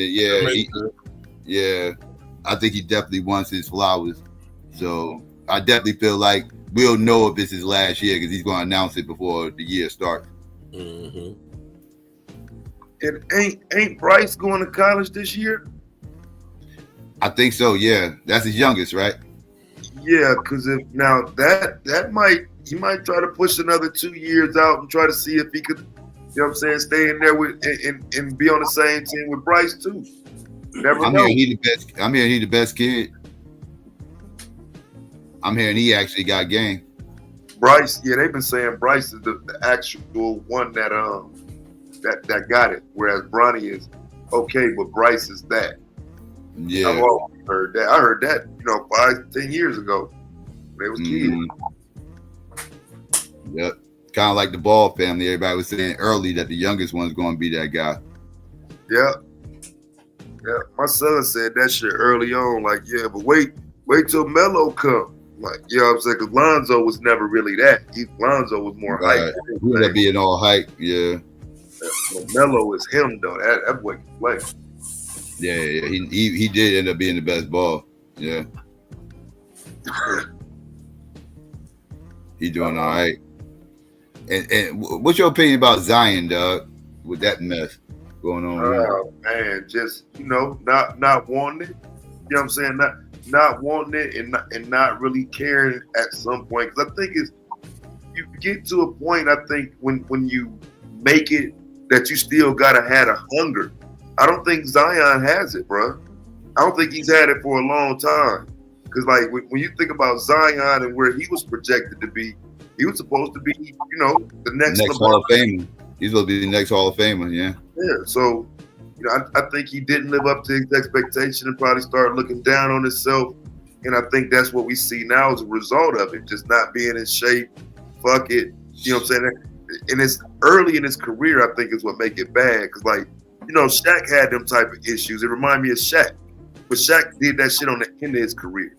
You know what I'm saying? He didn't won championships. He got lazy. Shaq was focused on trying to win early. Like Shaq wanted to win early. Right. If you're gonna get lazy after you done won some shit. Right. Yeah, because he definitely I think Zion head got too big. Pause. I think his head got too big after a while because he had a lot of hype in high school, a lot of hype. I mean, my pops called me up asking me about did I see this when he was in high school. My pops told me my pops lived in South Carolina, so he knew about him in high school and shit. He called me up, was like, "You be on YouTube?" I was like, "Yeah." He was like, "You ever see this kid out here named Zion Williams?" This and third. I was like, "Nah." He's like, "Look him up. He be going viral on YouTube or whatever." Said third. He got game. And he's supposed to be going to Duke and all this everything else. And so I looked him up his high school clips. Yeah, he was doing his thing and everything else. And then we all know, he went to Duke. Played it 1 year, wilded out, blocking jump shots with 2 hands, all kinds of crazy shit. I'm like, and I'm looking at him, and I'm like, yeah, this is very impressive, but I don't like his size as far as he's an undersized power forward, and he got a lot of weight, and that's going that's going to end up being a lot of pressure on his knees, jumping up and down like that, 24/7, like that. His body is liable to break down real quick. Like I saw Larry Johnson all day long. That's what it was reminding me of. Larry wasn't as athletic as Zion, but he was an athletic, undersized 4. And I was like, his body ended up breaking down because of it. I said I could see the same thing happening to Zion, and sure enough, he got hurt early. You know, his rookie year he hurt. I think he missed like the first 20 games of his rookie year, some shit like that. So he came in with the injuries and all that, but all the news and all the hype and everything, I think that shit got to his head, and he thought he didn't have to do too much. And plus, him playing for the Pelicans, I don't think he really respect the organization either. Yeah, he didn't came back. That motherfucker in shape like a motherfucker now though. He looking 100% better right now. That motherfucker that went and did his 1-2. Is he gonna continue it? I don't know, but he the one in that gym. Yeah. Yeah, but they talking about trading him now though. Like he on the trading block. That might be a good thing for him. Shit. I don't know who's gonna take a chance on him. You just said he don't respect the organization. I don't know, motherfuckers. Like I say, shit, he looking healthy now. He ain't all fucked up like he was. I remember a few years ago, about probably 3 or 4 years ago, Charles was saying like that motherfucker is about to eat himself out of the NBA. But that motherfucker did like a couple weeks ago. He a different motherfucker. Looking like the old Zion. Mm-hmm. I mean, yeah, he just gotta. I don't know, man. I don't know. Like I said, he definitely needs to just change the pace. He needs to go to another team. I don't know what team he'll fit under though. Like where he'll make a huge difference. I don't know. I don't know. Shit, there's some teams out here need some help. I don't know. What help is he gonna be? Because that would be my question. Is like, is he proven to be a scorer? Yes, but defense is still that question, bro. Like, I don't think Zion is, you know what I'm saying, the missing championship piece for anybody. That's where I'm at with it. That's what I'm saying. Like, because I'm thinking in my head, like, well, if he gets traded here, can he change that team around? Can he change this team around, make him a contender? And I'm not seeing a good fit for him anywhere. Where he just like, one trade and boom, all of a sudden this team is a championship contender. I'm not seeing it nowhere. The championship difference maker, I wouldn't go that far. But yeah, a decent piece on the team with some more motherfuckers on. Like whoever trades for him is almost going to have to try to build around him for next year. Like you'll be trading for him, get him, and then see how he fits in with the current players, and then try to build around him for next year, and then try to make a run. That's almost what you have to do. Let me ask you this though. Switch sports. Pittsburgh and Russell Wilson. I don't think Justin Fields is ready, bro. I don't, and their fan base is blaming all the entire loss on Russell Wilson. So I don't think he's gonna be there next year. You think they're gonna go with Justin Fields, bro? I think that would be crazy. He's not ready. Justin played good while Russell was out. Yeah. He didn't play bad. I don't think he did worse than Justin in that Baltimore game. I mean, I don't think he would have been worse than Russell. Not at all. Yeah, I think he would have did just as good as Russell. I think Russell's done myself. I think Russell's I think he's more like a backup. I think he's more like a backup at this point in his career. Like, and I don't think Justin is great, but I don't think he's no worse than Russell at this stage in his career. No. I think, yeah, especially after what I saw, because when I saw him play when Russell was out in the beginning of the year, he was surprising me. He was actually doing all right, and I was like, shit, Russell come back. Russell might have to earn his spot, but they gave it to him once he got healthy. Yeah, like Justin didn't lose his job. Russell got healthy and they just gave it to him. Yeah. I just think the Steelers was healthy though at the beginning of the year, and that Justin Fields kind of benefited from that. But yeah, I mean, I just think he's gonna get his opportunity next year. I heard a lot of Steelers fans saying. I would like to see it. I think the Bears gave up. I would like to see it too. I think the Bears gave up on him. Truth be told, I think they should. They didn't want to pay him, man, and then they ain't had nothing around him, and they showed it this year. You know what I'm saying? No offensive line. You know what I'm saying? Yeah, I know Justin. I know Justin Fields could have got y'all for a win. Yeah, it's more than 4. Shit, yeah. That I agree with. 7, 6, if they take Marvin Harrison first, yeah. Which still I still don't understand that. You got a quarterback that's been there a couple years, draft here. The top player on the board is a wide receiver. Why would you take the quarterback? They didn't want to pay Justin. You know, Justin was up for some money. You know what I'm saying? They didn't want to give it to him, so they went on and traded him and shit. So now y'all got another project. Mm-hmm. That was a bogus restart. They fucked up, man. They definitely fucked that up. Y'all still don't really know what y'all got with Caleb. You think you sold on him? You think no, not at all. I know a lot of Bear fans probably kind of side eye him because of like how everything played out. Because y'all get rid of Justin. Y'all got rid of Justin for him. I was salty from the giddy up. You know what I'm saying? I didn't want to get rid of Justin. I wasn't sold on Caleb when he came out of college. I was like, man, I said the same thing you said from the jump. I'm like, this is a whole restart. Like this, you got to start all over again now. You know what I'm saying? But that was with a rookie. This motherfucker ain't never played in the NFL, and I mean, he didn't do horrible, but he definitely didn't do good. Shit. Bro, you got a motherfucker coming from Southern California to play in Chicago, nigga. Are you fucking kidding me? You know what I'm saying? With no, and then they still didn't do no better on the offensive line. So you just fed them to the Sharks again, just like you did, Justin. Yeah, that's crazy. Molly, what up? I don't give a fuck who you got back there. Hey, what's up, Mar? I don't give a fuck who you got back there. But if you don't get no offensive line, you ain't got to what's going on, Taz?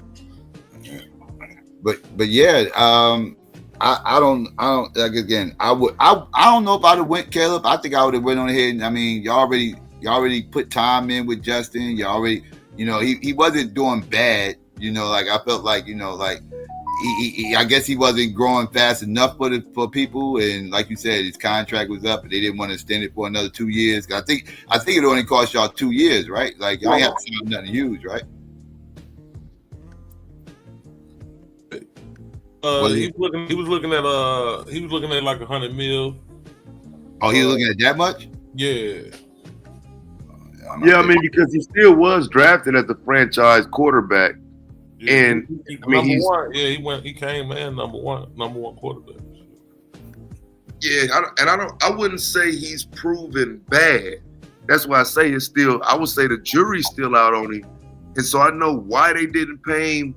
But with Marvin coming out, bruh, they're supposed to roll the dice, bruh. Fuck it. Let's see if we can put. They could have got Marvin. They had enough money because they had already got rid of two of our best one of our best linebacker and one of our best linemen. You know what I'm saying? They had the bread.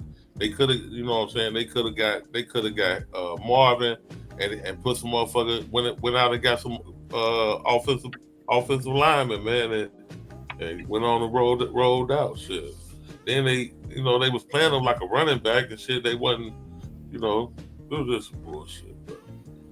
Yeah, because if you scheming like that, though, you don't necessarily have to go heavy at the offensive line if you scheming for a running quarterback. Because I don't think, because I'm not saying you don't need an offensive line, but you can take your chance. It's more about the scheme than the player, to be honest with you. Like, yeah.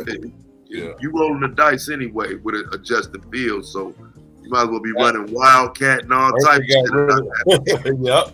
First they got rid of Justin, now they got rid of the coach. So you know what I'm saying? Here we go. Shit.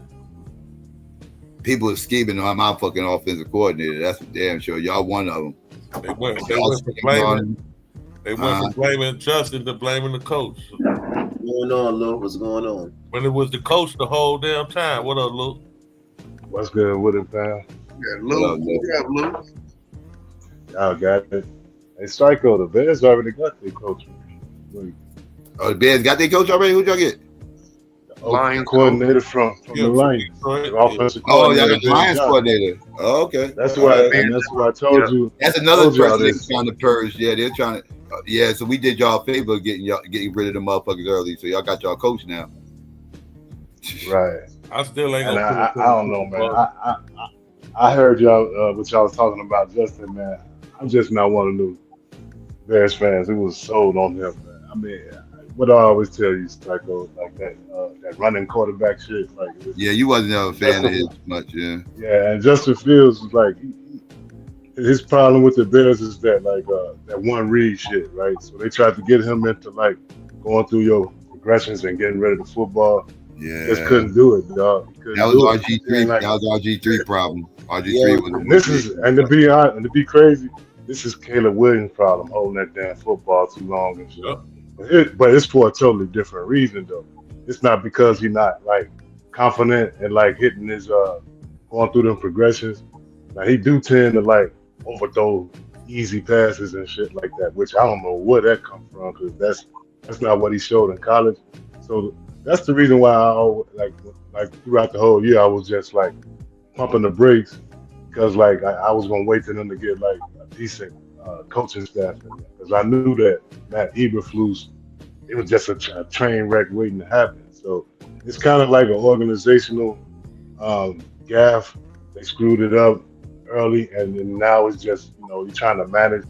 It looked like he got a little bit of experience under his belt, but like when you get sacked 70 times, man, you just don't know how a young quarterback gonna look at that.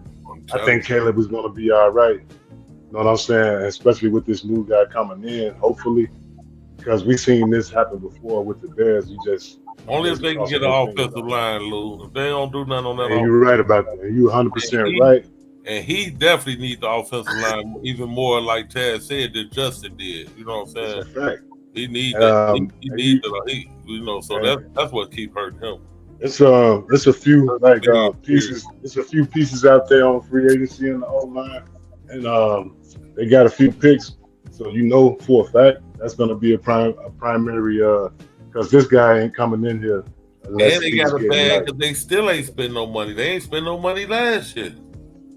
Yeah, but that's the thing too, GQ. Like in the middle of the season in football, like plugging and bringing in free agents, it's different. It's not like the NBA where you could just bring in a star player and then your whole season turn around. Right. It's like in football, it's like all right, you got him there, but like if you don't go through that training camp and through that preseason, it's like you damn near like you damn near just writing that shit off.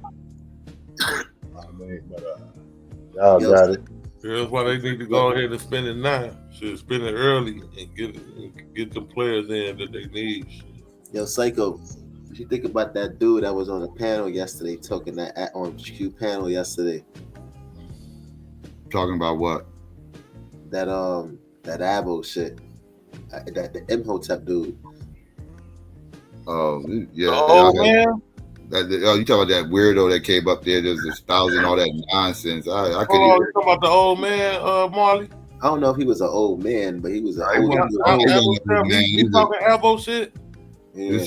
He was some geeky sounding. He sounded a little fruity. I'm gonna be real with you, but yeah. No, that ain't the old man. No, he didn't sound old. Sound like some. I'm gonna tell Mar, that's the old man. That's the 70-year-old man that be talking.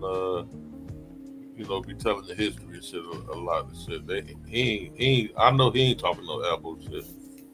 Nah. It wasn't that old. It was about, like Psycho said, he sounded like some geeky dude. Yeah, he was pseudo as fuck too. Wow. He was pseudo as fuck. Yeah, he was super pseudo. That motherfucker was talking about Luzia being the oldest motherfucking bones ever found. Like, no, it wasn't, you dumb fuck. What are you talking about? The oldest bones found in the Americas, not the oldest bones ever found. These apples are bad. They have comprehension skills. Sorry, they lack comprehension skills. That's what I say. They lack comprehension. Yeah. Or either that or they're cherry picking the information. Yeah, they don't even understand the shit they be reading half the time. When you ask them to source up, and then they go pull up the source, they die on that source. Yeah, you see when they ask you to pull up a source, right? Yeah. The source didn't even verify what he was saying. Exactly. That's crazy. Them your people, psycho. Who? Your people. You know you went to school with that nigga. Yeah, he would be tripping with this abo shit, man. Yeah, he was like, yo, you took the vaccine? I can tell you took the vaccine. Yeah, he ran the gauntlet. He was all over the place. He went from one topic to this topic to that topic. Mm-hmm. Like, I'm gonna beat y'all up with this pseudo shit. Y'all ain't gonna be able to catch all of it. Mm-hmm. He was trying to jump from topic to topic, you right. Like most pseudos. Mm-hmm. Yeah, they like to. I noticed that they like to hide behind that. Oh, y'all listening to this man? They try to like trick you, like go to appeal to emotions and shit like that. Yeah, that's what I was going through earlier. This silly ass weirdo coming up here with his goddamn feelings, getting on my fucking nerves. I can't stand motherfuckers respond to my facts with their fucking feelings. Well, I think this, that, and the third, and let me just say this. I think this, that, and the third. About I don't give a fuck what you think. I don't give a fuck about nothing. Tell me what you know. Tell me what the fuck you know. I can give a fuck what you think. I'm over here giving you what the fuck I know, and you responding what the fuck you think. Fuck what you think. Tell me what the fuck you know. I don't want to hear that dumb shit, man. That should be getting on my fucking nerves, man. After years of that shit, I got short patience with that shit, dog. Very short patience. I get tired of hearing about how people feel and what they think in every goddamn thing. Everybody feeling. Vovo, Marley. You said what? You talking about that dude Vovo, the one that had the AR? Yeah, that motherfucker, yeah. Vovo was wilding over there, but we ain't talking about him though. We talking about that's what I'm talking about right now. He was up here earlier. Acting goddamn talking about right now. Oh yeah. They get their feelings. They get personal feelings. Yeah, Marley, that's what Psycho talking about right now. That's what that Willie dude be getting on my nerves. That shit too. That be over there on Cuba. He good with telling you his goddamn feelings and what the fuck he thinks and all that. Really, motherfucker, Wall Street Will. Yeah, that mother. He always telling you how the fuck he feel about something. Yeah, but Will is cool. I just cussed his ass out the other day. Yo, why y'all be bashing that nigga Will? So he a fucking nigga. He's talking about what the fuck he feel, dog. Everything's about what the fuck he feel, and you don't even be talking to him. You can be sitting up here debating somebody else. You going back and forth debating with somebody else, and he'll just dive in and be like, "Well, I think, blah blah blah. Let me tell you what I think." And then nobody asked you what the fuck you think, dog. Tell me if you ain't telling me what the fuck you know. Shut the fuck up. Especially staying out of a conversation. If I'm going back and forth with somebody and we discussing the facts, talk too damn much. And then, and then that's, I mean, seriously, he talked too goddamn much. And then he be capping like a motherfucker, like he doing all this and that. Like Domo called him out. He's like, man, okay, I'm gonna send $5 to the school. You sent 15. Well, he had an excuse why he couldn't send $15, and I need to be able to write it off on my taxes. And I'm like, man, you get your goofy ass up out of here. Yeah, you do all that talking and all that capping about how much money you making and all this. You can't even send $15 to the school, nigga. That's crazy. Yeah, these thinking ass niggas, like y'all one think hand watches the other. I'm more goofy ass shit. Yeah. I see the type of things y'all motherfuckers think about. Stop telling me what the fuck you think.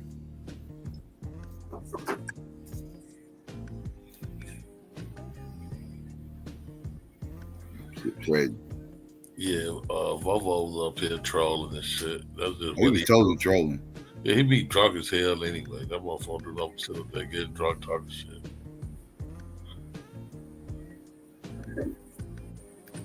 That's the problem. Motherfuckers get saucy and start hitting links. Yeah. Real talk. You said they get saucy and start hitting links. Start hitting links, bro. Oh. There's certain people I have never heard sober in my fucking life on this goddamn platform, bro. There are certain individuals, and I've known who these people was for years, and I've never heard these motherfuckers sober in my motherfucking life, and that's a problem. That's a problem. Loaded Lux up this motherfucker. Some motherfuckers don't get on here unless they drunk. That's the only time they get on motherfucking YouTube. That's crazy. A drunk motherfucker will fuck a conversation up. Let me tell you. Oh Lord. I could deal with weed heads. Weed heads like to analyze shit and break shit down. Drunk motherfuckers just like the nigga babble. Say a bunch of fucking nothing. And will say any fucking thing. Whatever come to their fucking mind. Yeah, it don't matter. It ain't got no problem with it. Just say some shit. Like, what the fuck?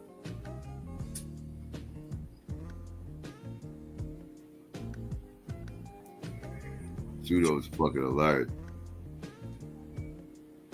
-5 degrees in this bitch.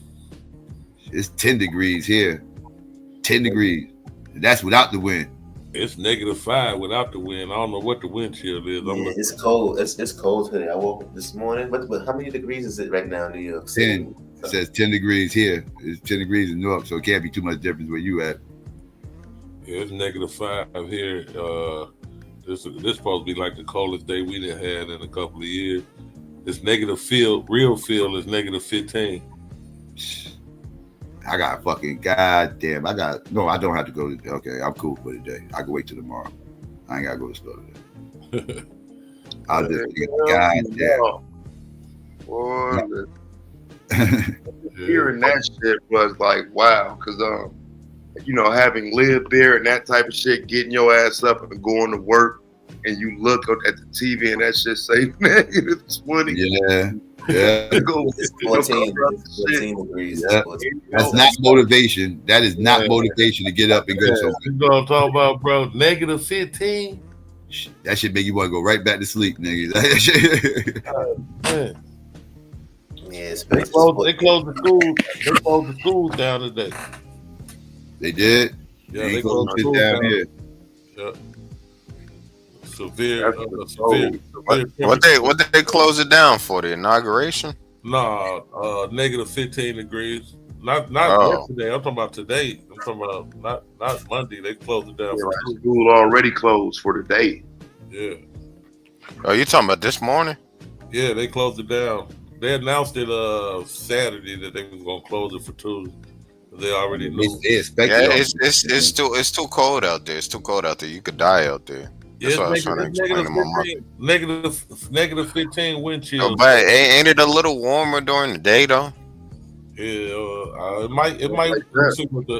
I can tell you what the high gonna be today. Shit. Tomorrow it's gonna be too much goddamn different. It's gonna be 19 degrees the high today, 19 degrees the high tomorrow, and then 27 on Thursday, 31 on Friday. So the high today gonna be 2 degrees, and that's gonna be at 3.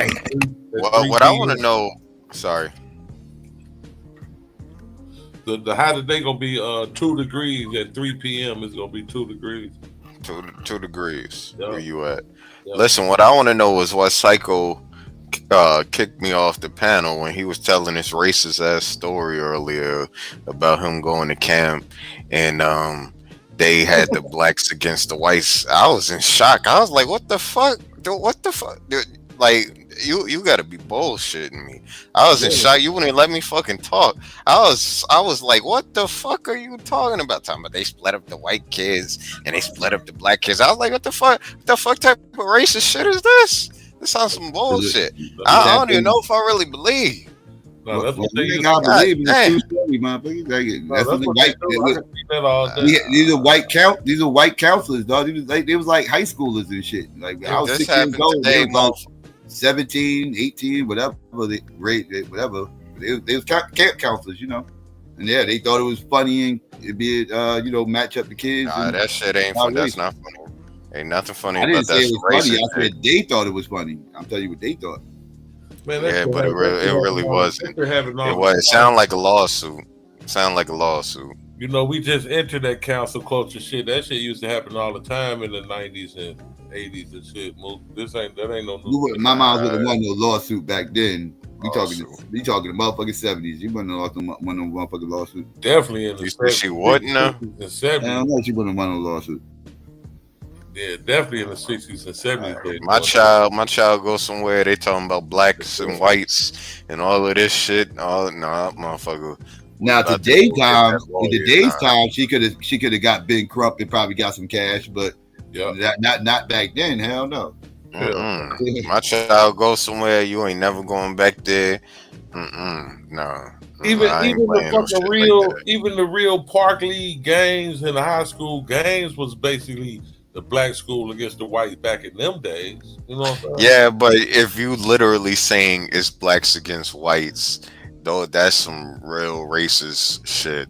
That's like some real. It don't even get more blatant black and white in your face type of shit. It don't. They don't give a fuck about that shit back then. I was with it's not. At 6 years old, I ain't know no better. I was with the shits. I was like, yeah, let's do it. That's not covert. That was the norm, though. I think when we were growing up, bro, it wasn't. Yeah, that's what I'm saying. My mom was pissed off. I wasn't pissed. I was pissed off that they had the mixed kids on the white team. I was pissed off at that shit. How the fuck y'all just gonna make them white? That's what I was mad about. I didn't care about playing against the motherfuckers. I just didn't think they split the teams up fair. My mom was like, yeah, that game should never happen. She was pissed off. Yeah, that was normal shit back then, though, man. Motherfuckers. It wasn't nothing to turn on, look at a high school game and it'd be an all black team versus an all white team. Yeah, but but they wasn't literally saying it's the white kids versus the black kids. Like, I feel what you're saying. It was covert. It was covert. It wasn't those words. I faced overt shit. Yeah, I was overt them up, but they literally was saying it was. I seen it the opposite way though. It was them white kids over there gonna play us. Like, you know what I'm saying? It was a difference. I mean, especially when you're talking about a white school, a white community. Like, nah, hell no. It was identified as white people. Right. Yeah. The white boys from over there in Hyde Park finna play us over here. You know what I'm saying? Or the white boys from Beverly finna play us over here. Yeah. Yeah. Yeah. Yep, it's very overt with that shit. It's like, nope, we want to see the white kids versus the black kids. Yeah. We think the white boys, we think they can take you motherfuckers. If it was my children, if it was my mulatto children, I'd raise hell at this motherfucker. I don't know why shit. Your kids can go to either team, motherfucker. I'm joking. To be honest, I'm only kidding. One thing about your kids, Mook, they can play for either side. Goddamn, that's why you want to have them. Funny enough, that story right there is the first thing that made me question biracials being black. That instance when I was 6 years old, that really that was the first time I questioned. Psycho, remember the time you were saying that it's some black people that don't know that actually never experienced racism and shit like that. They need to go and experience that shit. I was thinking face, and that shit is true, son. That shit is true with a lot. Some of these motherfuckers really do need to face like some real racism. Like some of these motherfuckers act like racism is gone and we don't live in a racial society anymore, and things are so much better for black people. And I was like, okay, y'all motherfuckers need to feel some real racism. That's I'm supposed to be a coon, but you ever heard me say racism doesn't exist? You ever heard me say? Motherfucker just told me that yesterday, though. You ever told me? I'm sorry. You ever? Somebody just told me that. I kept asking him, like, man, he didn't want to say it. Then he finally like, yeah, it exists. One of the motherfuckers that was. You ever hear me say that's some bullshit? Like, you guys are full of shit. As far as racism. Yeah, you have made some slick comments in the past. Nah, I never said that. Yeah, don't pull no shit like don't pull no shit like that. Joe Biden helped him because he paid off his student loans and shit. Nah, man, that shit's still in effect to today. I don't say no shit like that. I don't even say no shit like that. We are being oppressed. Like, I ain't even gonna say no shit like that. And Yeah, I just think our country is. You know for sure racism is in this move because none of them white girls you try to get won't fuck with you. I know you be like these racist ass bitches. Nah, I knew the one chick in particular. I knew the one chick in particular. Her and her family. GQ. I knew. Look, they always do. They be like, "Why don't you like black women?" You know he was. It don't even half of the time. I heard the motherfucking motor steady turning though. Yeah. I knew it was finna start anyway. Psycho. Listen. I just went on Half water fluid on the shit. Half of the time, it don't even be me who start these white women conversations. Y'all be like, "How come you don't like black women? Why you like white women?" No, but I know you know racism. How come this? That's why I said. You would never. Yeah, racism does exist because they always. You wouldn't call those Becky's racist though. Nah. Her mother. Nah. She was. You got. You see, motherfuckers like you. This is the shit to get about those motherfuckers like you.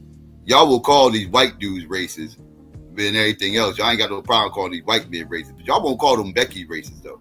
Nah. The one chick I told you she was racist. Her and her family was racist. No, y'all won't. People was trying to tell me back then her mother was racist. Her mother was racist. Yeah, see, that's because his old mother. What about the daughter? You don't think the daughter got any mother habits?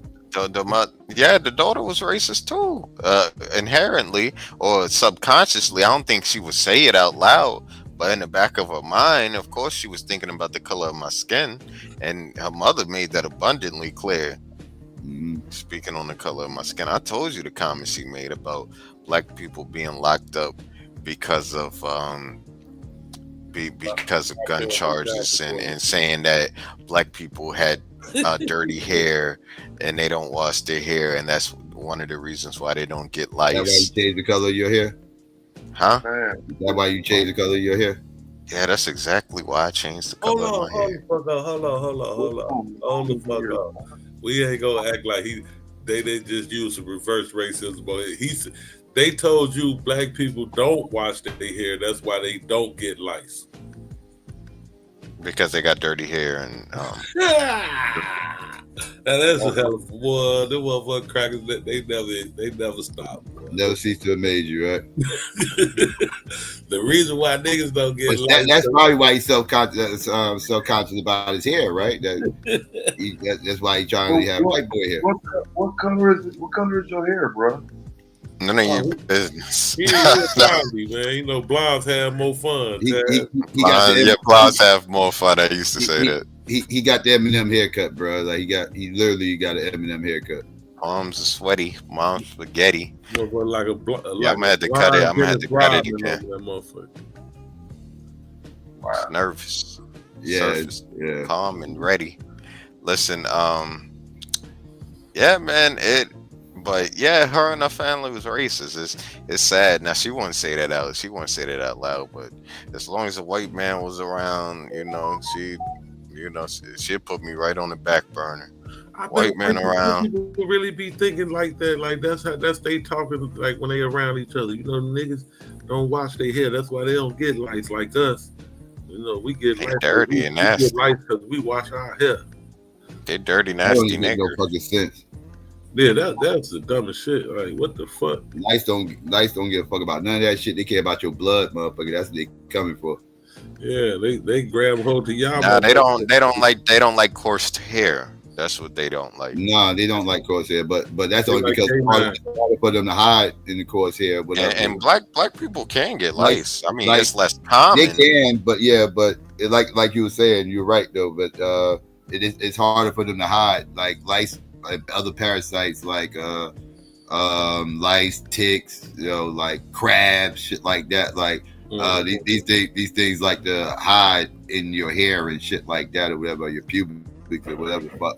And then it's harder for them to hide and cause hair. Right. You think they could get? You think, like, considering how short my hair is, you think they could get in my shit or not? What, lice? Yeah, they could. They could. It's not as likely, but they could. Don't get it fucked up. You can get lice. I don't know. I'm just asking. Yeah, I'm telling you. I'm saying they could. Black people can get lice. Don't get it fucked up. It's just not as common with black people. That's what I mean. I kind of knew that part. Yeah. I don't know, man, but after a while, I'm had to chalk it up as her and her family was racist, and she just was racist on the low. Her mother was more overt with it, outwards with it, that's to say. She just kind of wouldn't say it. She wouldn't say it, but I knew how she started acting, man. And that's the one chick I told you I cried about. The one chick that I cried over multiple times, that I was fucked up over. Nah, it's not funny. That's not funny. That's funny. She hurt me. I don't even think she gave a shit. She hurt me more than anybody. That's a hilarious move. You talking about that's not funny? That shit is funny than that's not funny. To that you, wasn't funny. It wasn't funny to me at all. Because I love this chick very much. So. Did you beat? I loved it very much. So this ain't about goddamn. Hell no, he ain't beat shit. Yeah, I beat. Cut it out. You beat it up? Cut it out. Why is that important? This ain't about sex. When you fell in love with somebody you ain't even beat? No, I didn't say I didn't. Hell no, he beat. Did you beat? Sure, yeah. You mean sure? You saying like? Sure, yeah. Yeah, sure. Why not? Like, yeah. Did you beat or not? That's it. I told you. I just told you. Yeah. That nigga ain't never smelled no white. Hey, I heard up. Get the fuck out. I don't believe this shit. I smashed the chicken. I didn't give a shit about it on a different occasion. I'm talking about this one you fell in love with. I ain't talking about whether or not you beat before. I'm talking about did you beat the one you fell in love with? Yeah. Whatever. I don't believe you, dog. Well, you ain't gotta believe it. It is what it is. But that's irrelevant. The whole point is, I cared about this chick very much so, and I had to see her be with somebody else, and it upset me very much so. So you ain't beat. So you ain't beat it up right then. Nobody give a fuck, look. So you ain't beat it up right then. That's I had to see her be with somebody. I wanted to punch her mother in the fucking jaw when she started telling me about this shit too. She told you that you should have had lights? Nah, when she told me about her daughter being with another man, I wanted to slap the shit out of her mother. Man, that shit crazy. Yeah, I did. That was the only time I actually really kind of wanted to backhand her mother. I didn't even want to backhand her when she would say racist shit and comment on the color of my skin. Yeah, man, you know she wasn't with none of that negroid ass shit, man. Why would you want to be with somebody whose family is like that? Why would you want to be in love with somebody whose family thinks like that? I don't know. I can't help the way I feel, but I knew when I saw her. You can't help the way you feel? I can't. I can't. If something makes me sad or makes me like, I was jealous. I didn't want to, but whatever. But she never liked you though. She was racist. She never liked you. She definitely ain't like me when that white man came around. She never liked you. Yeah, don't tell nobody this story no more, son. Don't tell nobody this story. We'll all put this in the Don't tell nobody about this no more, son. I told y'all about this the last time. This is nothing that you should. Definitely when that white man came. When that white man came around, I definitely. Hold on. Listen to Marley, man. Marley got some advice for you, man. I was a shit. Listen, this is experiences that you keep to yourself, bro. Don't share that with nobody else, bro. I understand that you see us and we feel comfortable confiding in us and stuff like that. But I'm just telling you straight up, bro. These are some things that you keep to yourself, you learn from. You know what I'm saying? You don't come around telling us this because we're gonna end up clouding you in the future. You need some therapy, Mark. It's fucked up. Nah, man. That was fucked up. That was fucked up, man. I don't know what to say, man. And the dude ended up leaving her and fucking her sister. He ended up leaving her for her sister. Did you clown her? Did you clown her? Yeah, I laughed. I laughed my ass off. She left you for a white man, huh? Did you clown her or you just laughed in privacy? Did you I sent her a message. I told her, and her sister got mad. Her sister told me I was a dick. Oh, you And snitched. her cousin was talking shit too. Oh, you told her sister? Nah, she told her sister, and her cousin and her sister was talking shit to me. Yeah, I didn't know that was her cousin's guy. I started. Did they get racist with you? No, they didn't. You sure? Stupid nigga, quit calling my fucking sister. What is wrong with you? Oh shit. Like that white boy took over the panel that day. I tell she ain't like when I told her to continue to date these dumbasses. I was like, you keep dating these motherfuckers. They treat you bad anyway. She left you for a black dude or a white dude? White dude. Well, you paying attention to the context of the story? She was racist, Taz. I don't give a fuck about your love life. He's talking. He's talking.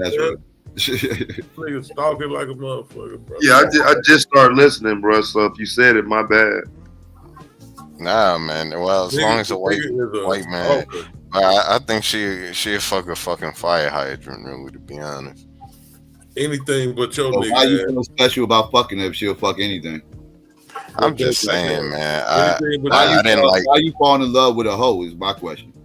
I wanted her because I saw it with the other guy. I wanted her. So you want to turn a hoe into a housewife? I want what I can't have, man. I wanted her because I saw her with that guy. That bothered me. I thought you said you had her. I'm just saying, I saw it with the other guy and it upset me. Like I said, you ain't beat. Hell no. Stop playing. You just told on yourself. No, he didn't even smash. You guys, what the fuck? If you beat it up already, you wouldn't be pressed because you already beat it up. You wouldn't care. Why the fuck? You 25 years old, dog. I was not going to be pressed about some chick that I beat that ended up fucking somebody else. I move on to the next one. You think this about sex? What the hell are we talking about? Are you fucking retarded? Do you think this about sex? So you trying to wipe a hoe? Why are you trying to wipe a hoe? I mean, with a hoe, that's all it's going to be about is sex. I would have gave her everything. I'm not wiping no hoe. I love if I'm with a hoe, it's only about sex. That's all. He psycho. He said I would have gave that white man, every white woman, anything. Anything, yeah. Oh yeah, he would have. Got shit to give him. I told her. Nah, I was doing a lot at that time. I was doing a lot better back at that time as far as finances. I was doing better. I had a good job and everything. That's bad. You're a simp. I'm gonna have to report you back to Cusco. Who is that? Who is that? That's Joe Swanson from Family Guy. You a simp, dog. That's Joe Swanson, right?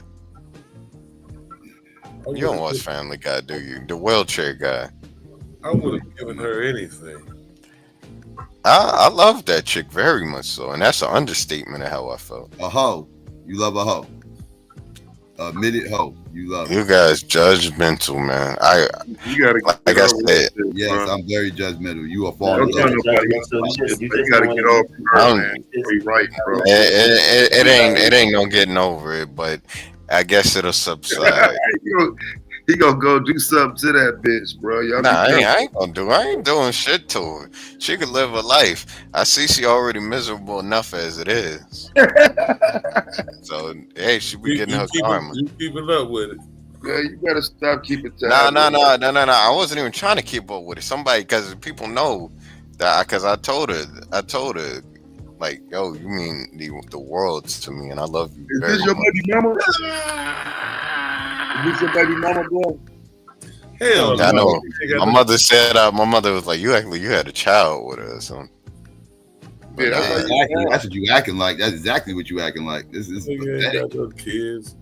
You ain't got no kids with her, bro. Like, fuck that bitch, bro. You better get on with your life, nigga. Well, fuck. No. Now it's like fuck her. Back then, you like 3-4 years ago, you couldn't tell me that shit. She was a hoe 3-4 years ago too.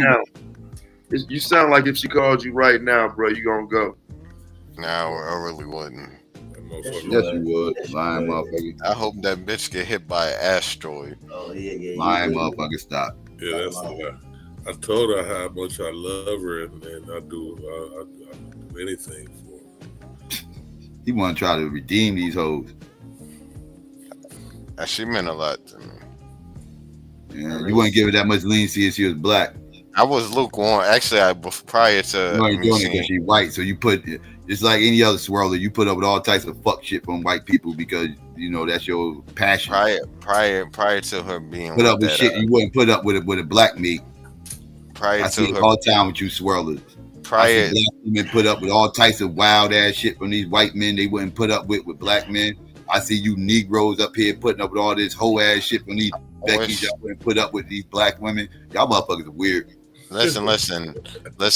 I wish now I'm different. Now I'm kind of changed as far as romance, but like nowadays I kind of really don't give a shit anymore. But anyway, like I was saying, damn, you made me forget. I wish I could say this ain't about color, but to a certain degree, it is about color. What you mean? This is about considering her family is racist too, and she is inherently racist, I guess. Did you look at that as a challenge or something, bro? Why would you date into a racist family? I didn't know she was racist. Oh, are you mixed? No. Do I look mixed? I ain't looking at you, bro. I'm sorry. No, he's not mixed. Yeah, I'm not biracial. I'm not none of that. Is it a bunch of white people around you? Do you live around white people only? Like, why would you date into a kind of sorta? I'm kind of sorta, but you must not know much about me if you're asking that question. Yeah, no, I don't. I don't know nothing about you, bro. Taz, we met before, and I've heard of you prior. Yeah, but I don't. I try to have to be in people's lives like that, bro. So, I live in a predominantly white town. I live in a town that is probably like 75% whites and maybe like 11 or 12% black. Nigga, that's the demographics of America, motherfucker. The fuck is you talking about? So no. You got plenty of black motherfuckers to choose from. And I always like to point at Mook as being a prime example of the ramifications of integration. This is the ramifications of it right here. Yeah, but this is the end result. Because if it wasn't for integration, he wouldn't be sitting here speaking the way he's speaking with blonde hair, worshiping these Beckys, talking about how he's falling in love with these hoes. Like it just wouldn't be happening. Happy integration day. Blonde hair, bro. That is wild, bro. Like, wow. Because most of the black men that I've ever seen do the blonde hair thing, it was like fruity or some shit. You know what I'm saying? Like everybody say that. Oh, Cisco ass. Yeah, like Cisco. Yeah, Cisco. He had that fruity tag on him for the longest part. Didi said the same shit last week. Like it's only. Fuck that dusty bitch. No, don't do that, bro. She did say that. Damn, bro, you didn't say that about the white girl, but you said it about your brother. Yeah, that blonde hair is definitely different. Nah, I'm tired of her shit, man. That blonde hair definitely suspect. And we all know how much she love that white meat. It's time to get you a black woman then, ain't it? Time to get you a sister, bro. Well, I saw a mulatto chick I liked the other day. Nah, bro, I'm talking about a black woman, bro. A sister. I tell you what, if I see that mulatto again, I'll ask for her. You not find black women attractive? You gonna shoot your shot? It ain't a lot of black chicks over here, goddammit. I mean, but you're on the internet, bro. It's black women in every one of these chat rooms. They all over Facebook. What the fuck is a chat room gonna do for me when the bitch a million miles away? Hey, bro, you go see her, she come see you. I mean, you're not stuck having to deal with only white women, I guess is what I'm saying. Well, we're gonna sit there and I'm beat my dick on Skype. Like, yeah, that's a lot, bro. I don't need that. I'm joking. I done told you about them white jokes, bro. Don't do the white jokes. You little freaky ass boy. That's what you've been doing. Yeah, I am a freak, but I like bitches. But I mean, rather than going through what you're going through, unable to sleep at night over a woman, maybe it would just be better for you to talk to somebody, even if they are, 500 miles away. At least you know what I'm saying, fulfilling that missing part of you that now has it is what it fucking is, buddy. Things are the way they are. My mom hate when I say it is what it is, but things are the way they are, and if it comes, it comes. And plus, I like to meet people in person. Man, If I'm gonna date you, his mom always say that all the black girls be coming at him and he be dissing to the curb. Yeah, you don't like oh man, I got a complex story. It ain't like brother. it wasn't like the black chicks was the shit or something. It wasn't like they was fine as black chicks. At least they were trying to come at you. They were trying to get them to link up with. You wouldn't know a fine black chick if you saw one. Yeah, if it ran you over with a car. I don't know. I don't even find Megan Thee Stallion attractive. Right. Really, to be honest. Like I said, you wouldn't know a fine black chick if you saw one. You know, because I said that when I was watching music videos of my mother. I was like, I don't find Megan Thee Stallion attractive. She got too much body for you on the ironing board. Actually, I think matter of fact, I think Nicki Minaj is very pretty. How about a black? Any black women that you find attractive? Nicki Minaj ain't black? You said Nicki. Who else? Like, I think she mixed, ain't she? I mean, we all. Nah, I mean, probably technically a little bit, but we all a little mixed. Who else was the question? I don't know. We already had this conversation before. I'm just asking to see if the complexion gets a little darker. It ain't gonna get no darker. It ain't gonna get you much darker than Nicki. That's like Lupita for him. Yeah, Nicki, I like Lupita and Grace Jones. No, he doesn't. He's lying. They fine as fuck. Wow. I like Cocoa Pebbles. That nigga gonna name 37 mixed breed bras. To me, I ain't gonna say mix, but to me, light skin and brown skin is black, because I fuck a white bitch. So to me, if you light skinned or brown skin, not mulatto, if you light skin and brown skin, that's black. That's good enough to me, because that's fucking black as fuck compared to a white one. Compared to what you really like. Yeah, that's crazy, bro. I don't know. It is what it is, man. At the end of the day, I already told y'all. I seen Donald Trump's granddaughter. I think she looked good as fuck.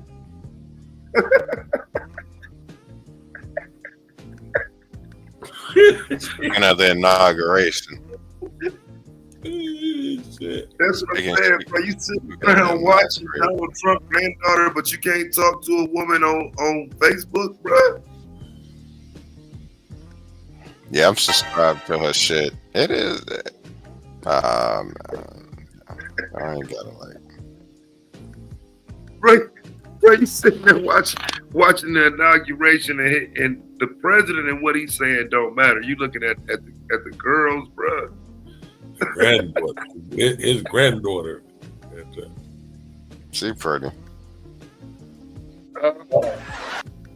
How old is she, Mook? I don't know. Do you care? No, I care if she of age. Okay.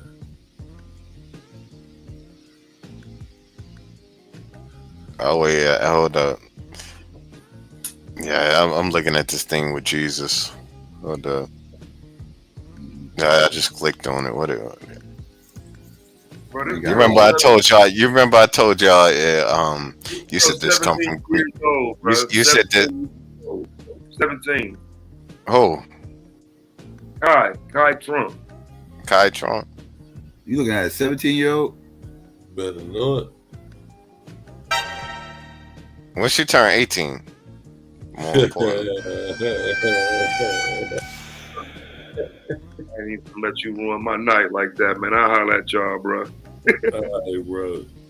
Dude, did you tell him I was young? Boog as hell. You 25, bro. You ain't that goddamn young. You ain't that young to be looking at no 17-year-old motherfucker. I didn't know she was 17. I know she. You still sitting up there about some Well, you're a piece of shit. Fuck you. His ass gonna get locked up. That's what these 17-year-old Becky's talking about. Something he ain't know. Stalking these little white girls. Police ain't gonna give a fuck about you claiming you not knowing. They gonna put your ass under the jail. Play around these fucking young Becky's. Actually, I think 17 is the age of consent in most states. All right,